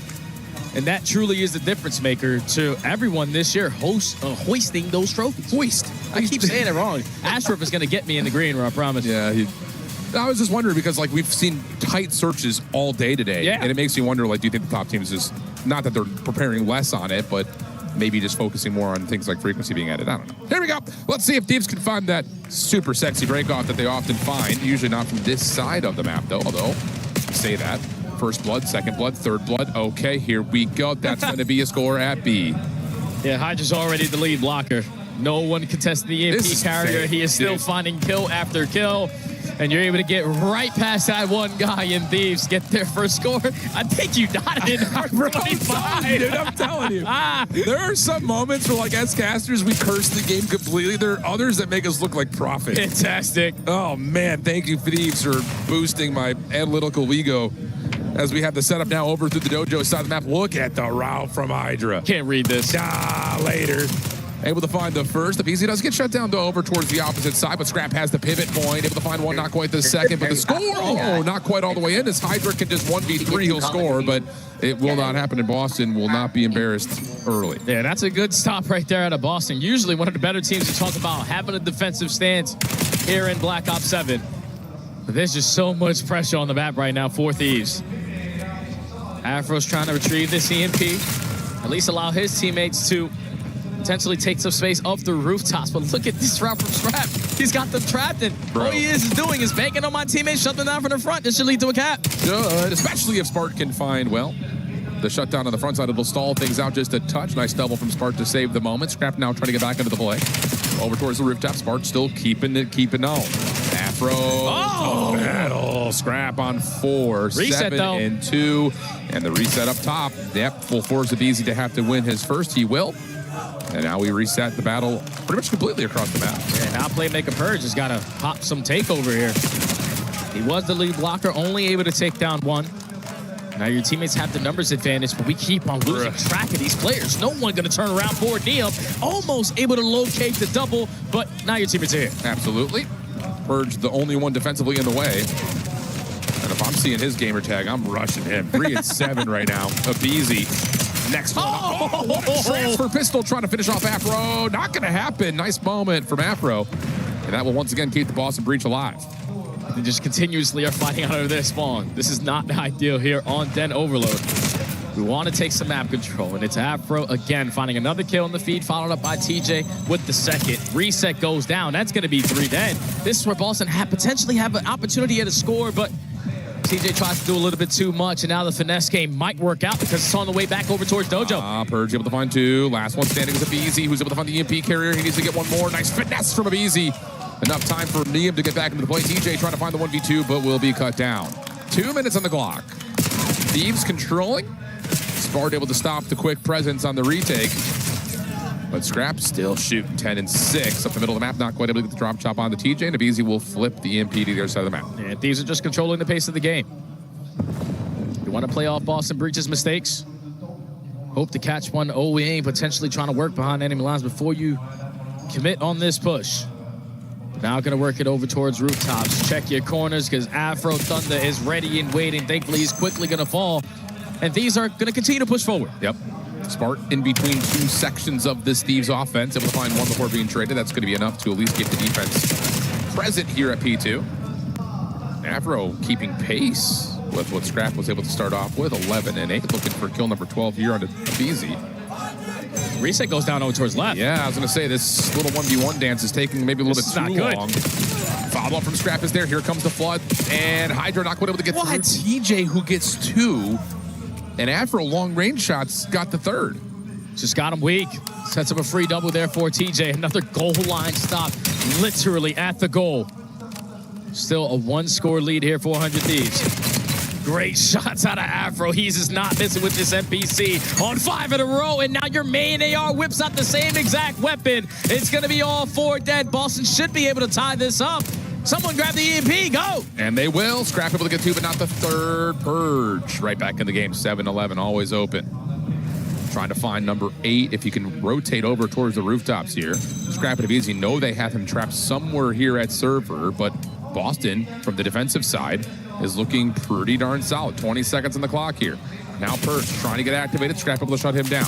Now you're trying to move your way forward here if you're Thieves. If easy, going to be the Vanguard, the tip of the spear. Not quite able to find the first blood as Spark tallies 2, and Scrap will have to take the EMP elsewhere. Yeah, you got to get it out of here. It's very difficult to score on this side of the map over through rooftops, so we have to retract over towards the dojo side, but make sure we clear out our corners because all it's going to take is 1 kill from Mr. Purge, and that's going to be halftime, all tied up. Not bad for Boston, considering that it was at one point nearly 3-0. Yeah. So big lifeline, considering that the 25-second score came through right off the get-go from Thieves. And I will say, not to try to double down on my prophet in this here. Prophecy? My prophecy? Yeah, yep, there it is. Not my prophet in this. That's not a word. They do it almost better on this side of the map than the breakoff. So we'll see if they can do it twice in a row. Yeah, I just missed her. Oh, we through rooftops. Yeah, facts, bro. Everyone work through the middle of the map. Continue to push them back. But if you find your kills, Hydra will be able to guarantee a score. So even though it was a tied half, still a lot of pressure here on Breach to not get 3-0'd here versus the Thieves and give them the momentum that they were desperately looking for to start off for EWC. Break off is everything, and look at Hydra working through roofs. TJ should be aware of that. You would have thought. You would have thought. A pop. Oh, so mercy. That's going to give you 3. EMP now going to be carried. They don't even care about Afro. They will turn around still to find him. Hydra trying to push forward towards B. Scrap knows he's got a low health pool in front of him, but does he get the second? Not quite. And Boston once again will hold defensively. Yeah, but it's a 1v1. All right, Perch is not going to take the risk doing anything crazy. Just going to grab this EMP, get it back over towards Dojo side where your teammates spawn do come in. And EM has to choose wisely when he's going to decide to commit on this pinch because I don't know if Afro was able to spot him, but now he does. EMP is going to turn around. Neem shouldn't get anything, but he at least finds 1, and that's good enough to stop it. Absolutely it is, especially with Spart on an island. Hydra will find that second. Scrap looking to challenge the EMP, who's just dancing, wiggling, waiting for help, because boy, does he need it. Afro will shut down. Scrap, low HP, nade stuns coming through, trying to give himself an opportunity for a 1v2 here. Finds the first, turns around, damage and dealt, oh my, to the second. Pistol, lots of hits coming through on Afro, but Afro will still stand strong. Hydra on 4 in a row, just going to back away. See if he can find some space to work with, but he's stuck here at mid-map, needs some help. Yeah, look at Scrap off the respawn. Instantly guaranteeing potentially a capture at this B point by working the OE. He's able to find 1, turns and burns, not ready for the fight there versus Spark. Careful. Now EMP is in a 1-on-1, and BZ wins it. Stun comes through, may have saved his life. Cooking up a nade. Neem through middle of the map has opened up some space. That puts some pressure on Boston defensively and allows Scrap to continue to run this route over through the rooftops. Did they catch the timing? I think, yeah, Purge was seen. So now Neem will help. Shadow's also seen inside a server here. But the kills elsewhere not turning up for Thieves. So Boston a chance to still hold defensively. Scrap gives you 2, though, and that's all you need. No one is able to track back and follow the EMP carrier. 2-1 to Thieves. I'm just curious, like, if Boston were ever going to react. Same, like, literally. He was all the way over towards Dojo side with about 20 seconds ago. And now he's working it up through roofs. Like, someone get into the play. You turn it into a 2-on-2. And Scrap made the most of it, so a 1-score lead here for the Thieves, but looking like an instant counter here from Boston, all tied up again. Bro, I'm telling you, man, Afro's giving it his best damn try. Him and Spart have been solid in the series, even though it's been Thieves on the scoreboard at the end of the day. 25 and 13, Hydra, Neem, Scrap, all kills, easy follow-up, 3-2. Yeah, I think Purge just got turned on by Hydra there for that score, because if you shut down the EMP carrier, it should lead to Boston, at least still looking at a tie score line, but now a 1-score lead for Thieves again. Just the difference is the kill feed is lit up in red, and I know Boston are green, but that's going to be all 4 dead in favor of them. Purge is the lead blocker, just needs to choose when he needs to chow, but gives him his life, and now someone else has got to fill that gap. It's not going to be easy. No, it's not. Spark trying to get back over towards the cut, not quite able to. Hydra shots too clean. Afro. I don't know if he meant to grab it, but he's going to have an opportunity to possibly score here as long as he can get some participation out of Purge in front of him. finds the opener, but there's just too many Thieves defenders to deal with. TJ, last one behind this play, caught with an 8-out. Follow-up from Spart. Good damage, but can't quite find the kill. Now he finds himself in an impossible situation, and Boston are just running into 1v3s now. Yeah, but look at the route here from Afro. Potentially playing for the rotation over towards Rooftops, but now you know. These are going to be committing over through Dojo. Afro's putting down shots, not able to finish any of his food through the mid-cut. At least gave your teammates some time to potentially get the stop. It's a one-on-one, but Neum is out of here. 2-score lead for Thieves. And that's just another moment if you're Afro. It's like, I tagged all 3 of them. Like, somebody get a kill, please. But maybe a little bit too much distraction from Scrap at mid-map. Boston not quite able to handle it. Now 4-2 the count.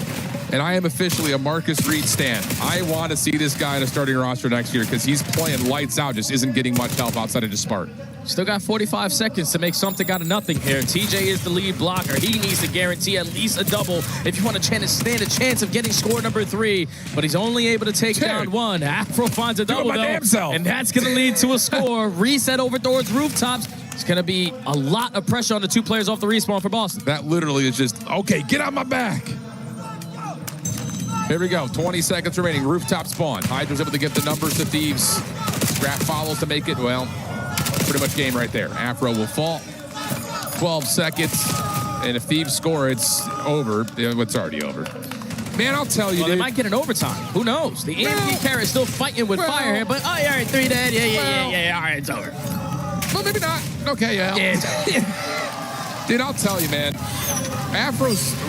He's so much better than his year result-wise is going to show. So much better. He played a good series. Without a doubt, Thieves do good. Thieves just look back on their form, especially in the respawns. The hard point on Sake, it was good to see that one go through the hoop again, especially in dominant fashion. Overload not as clean, but no need to sweat when you have SMGs able to pop multi-kill after multi-kill and maintaining the map control the way that you do. The only thing I'm going to take away from this series is the search and destroy for the Thieves. If you want to try to win this entire thing, you know every single time you win one of these rounds, you're only going to be playing a better squad. Your next match is going to be versus the Green Wall. Yep. When you took them down, it was through the searches and through the teamwork. That needs to be better tomorrow. I agree. I mean, you could say that, though, for all of our top 4 teams. Yeah. I mean, FaZe... I want to say they were the most convincing, but they were down 0-4 to start their search. Had to win 5 in a row. To Optic lost theirs. Optic lost theirs. Mates went round 11, didn't they? Yeah. Yeah, well, they went round 10. So it's just like all of our top 4 seeds had some issues today in the search. So interesting conversation point. Speaking of conversations, Lou, how's your voice doing? Absolutely horrible, as you can imagine. My voice is doing terrible, but I am with Neum, the rookie player of 100 Thieves. Man, it's a pleasure to have you on this stage here in Paris. I know it has been a long day. On a scale 1 to 10, how jet-lagged are you? Probably like a 7. Probably like a 7. Pretty solid. When did you arrive? Like around like 11 a.m. Fair enough, but you're going to recover quickly, I'm sure. And with that victory, you guys are already doing amazing. You were awarded Rookie of the Year a few weeks ago. You're playing your first stage here at the Esports World Cup, so it seems like your life has changed, man, this year. Do you want to tell me about it? It's crazy, honestly. Like this whole season's been a lot. It's been a lot of up and downs, but now we're here. This is the last tournament, so we're just trying to go out with a bang. And leave nice memories, of course, also with the fans who are still here, by the way, guys. It's about midnight here in France, and all the 100 Thieves fans are still here. The other question I wanted to ask you is that you guys have shown the highest highs, winning a major, and the lowest lows at Champs in a bit of a disappointing ending. So how do you guys manage to reset every time? Walk me through this. Honestly, we just had to have a real talk with each other and just make sure we just do everything that worked for us and just keep going hard no matter what. I mean, it's been pretty successful so far with that first win. Last but not least, you winning now means you're facing Optic next. That sounds like a finals already. Any thoughts about this matchup? It's gonna be a good little matchup. I'm excited to play them. It's always a fun one, so yeah. Always a fun one. We're not getting banter here. You're being chill for an American guy. A little bit. A little bit, okay. I won't get more from you, Neon, but thank you so much for joining me. Of course, that's it for us on stage for the day. Thank you so much for following us. We'll see you tomorrow. Bonne nuit, à demain. Somebody get my girl Lou a cup of tea. I need that too. Hey, we got 4 more days, Lou, lock in. I'll tell you, speaking of locking in, all the results today were as expected. Nearly a clean slate, except for Team War. Thank you for a little bit of spice and drama. Although I will say, and this is going to be in defense of Bryce, who was going off on Twitter for all the Challengers boys. The Challengers teams came and fought today, man. Yeah. They really did come out and give our top dogs a run for their money, even though some of them did lose 0-3. The maps were relatively close. Yeah, some Challengers teams, though, disappointed me. Like, I was expecting the General Mates v. Omit to be an absolute classic, a masterclass of a best of 5, and potentially the opening of the door for Ethan and potentially also DK, who were able to put on a show, especially DK. He was shooting with the best of them, but I just feel like they came out a little bit flat, man. And sometimes when you're an amateur team playing against the best in the world, that can happen. That's tough, man. I mean, they came out and dropped the map 1 that they could have won. Without a doubt. That's the biggest part about it. And then, yeah, they come out and kind of, I won't say they lay an egg in the Surge, but they laid an egg in the Overload, tell you that much. But the Pit shot back nicely against FaZe. I'm excited to see what those guys can do versus Carolina. Movistar Koi takes care of business versus that Ravens team pretty convincingly. I will say, like, no one's really talking because it happened 18 hours ago, but I think Koi looked good today. Oh, yeah. They looked fantastic today, and it might have potentially played a part with knowing who their opponent was going to be, but they took care of business with ease. Who do you got tomorrow, Pit or Ravens? I gotta go with Ravens, right? Bro, I'm giving Pit. I'm giving it to the Pit. I got both Challengers teams. Nasty. I got both Challengers teams winning those decider matches. Oh wait, yeah. I think Oma gonna take care of Cloud9, no doubt. Yeah. All right, over on to Group B, where we just finished our first 2 matches, which means, of course, we've got our other 2 still to come. But like we were talking about, how about Optic and Thieves? Whoa. In group play? In group play. In a decider match, of course, the loser of that would fall down to play the loser of Heretic Surge and Falcons Notorious. Don't sleep on Falcons Notorious. I think Falcons, obviously, they really surprised us at Champs, but honeymoon period, is it still extended? Maybe. Are they able to clean some things up and be more dominant, or can Project Notorious possibly surprise? Yeah, they're hoping that their honeymoon stage is going to hit a little bit different now that Beans is gone and Cammy's into the mix. So that one should, without a doubt, be a fun series. But I think my best series that I'm looking forward to tomorrow is actually Heretics versus Surge. I like that call. I've been hearing a lot of good things about Surge, especially in their scrims recently. And I just want to see if the Heretics can look like the team from last EWC, where they could beat anyone. Yep. We've seen that. We've seen that before. So that's what we got on the docket for mañana. 2 more matches of the openers and then a bunch of deciders. We've got 2 streams tomorrow. Yeah, you heard that right. A and B stream. Get your tabs ready. Make sure your PC's optimized. We've got COD all day, baby. It's been COD After Dark here at EWC. We'll catch you guys mañana. Later. Bye-bye.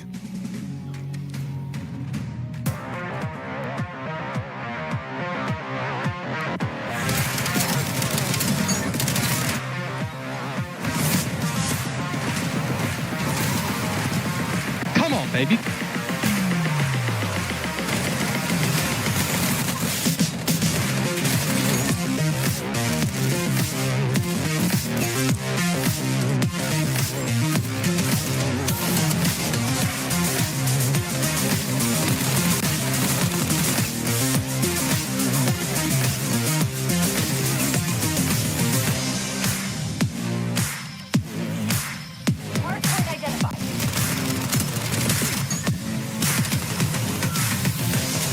What is this guy doing? What are they doing?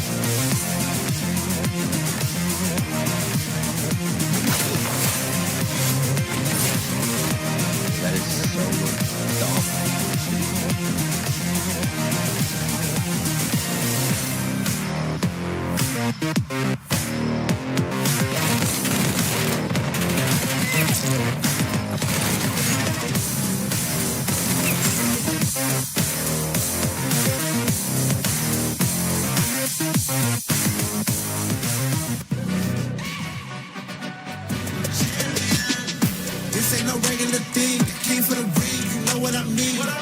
You see my name in the lights. Better keep right, I'm champion.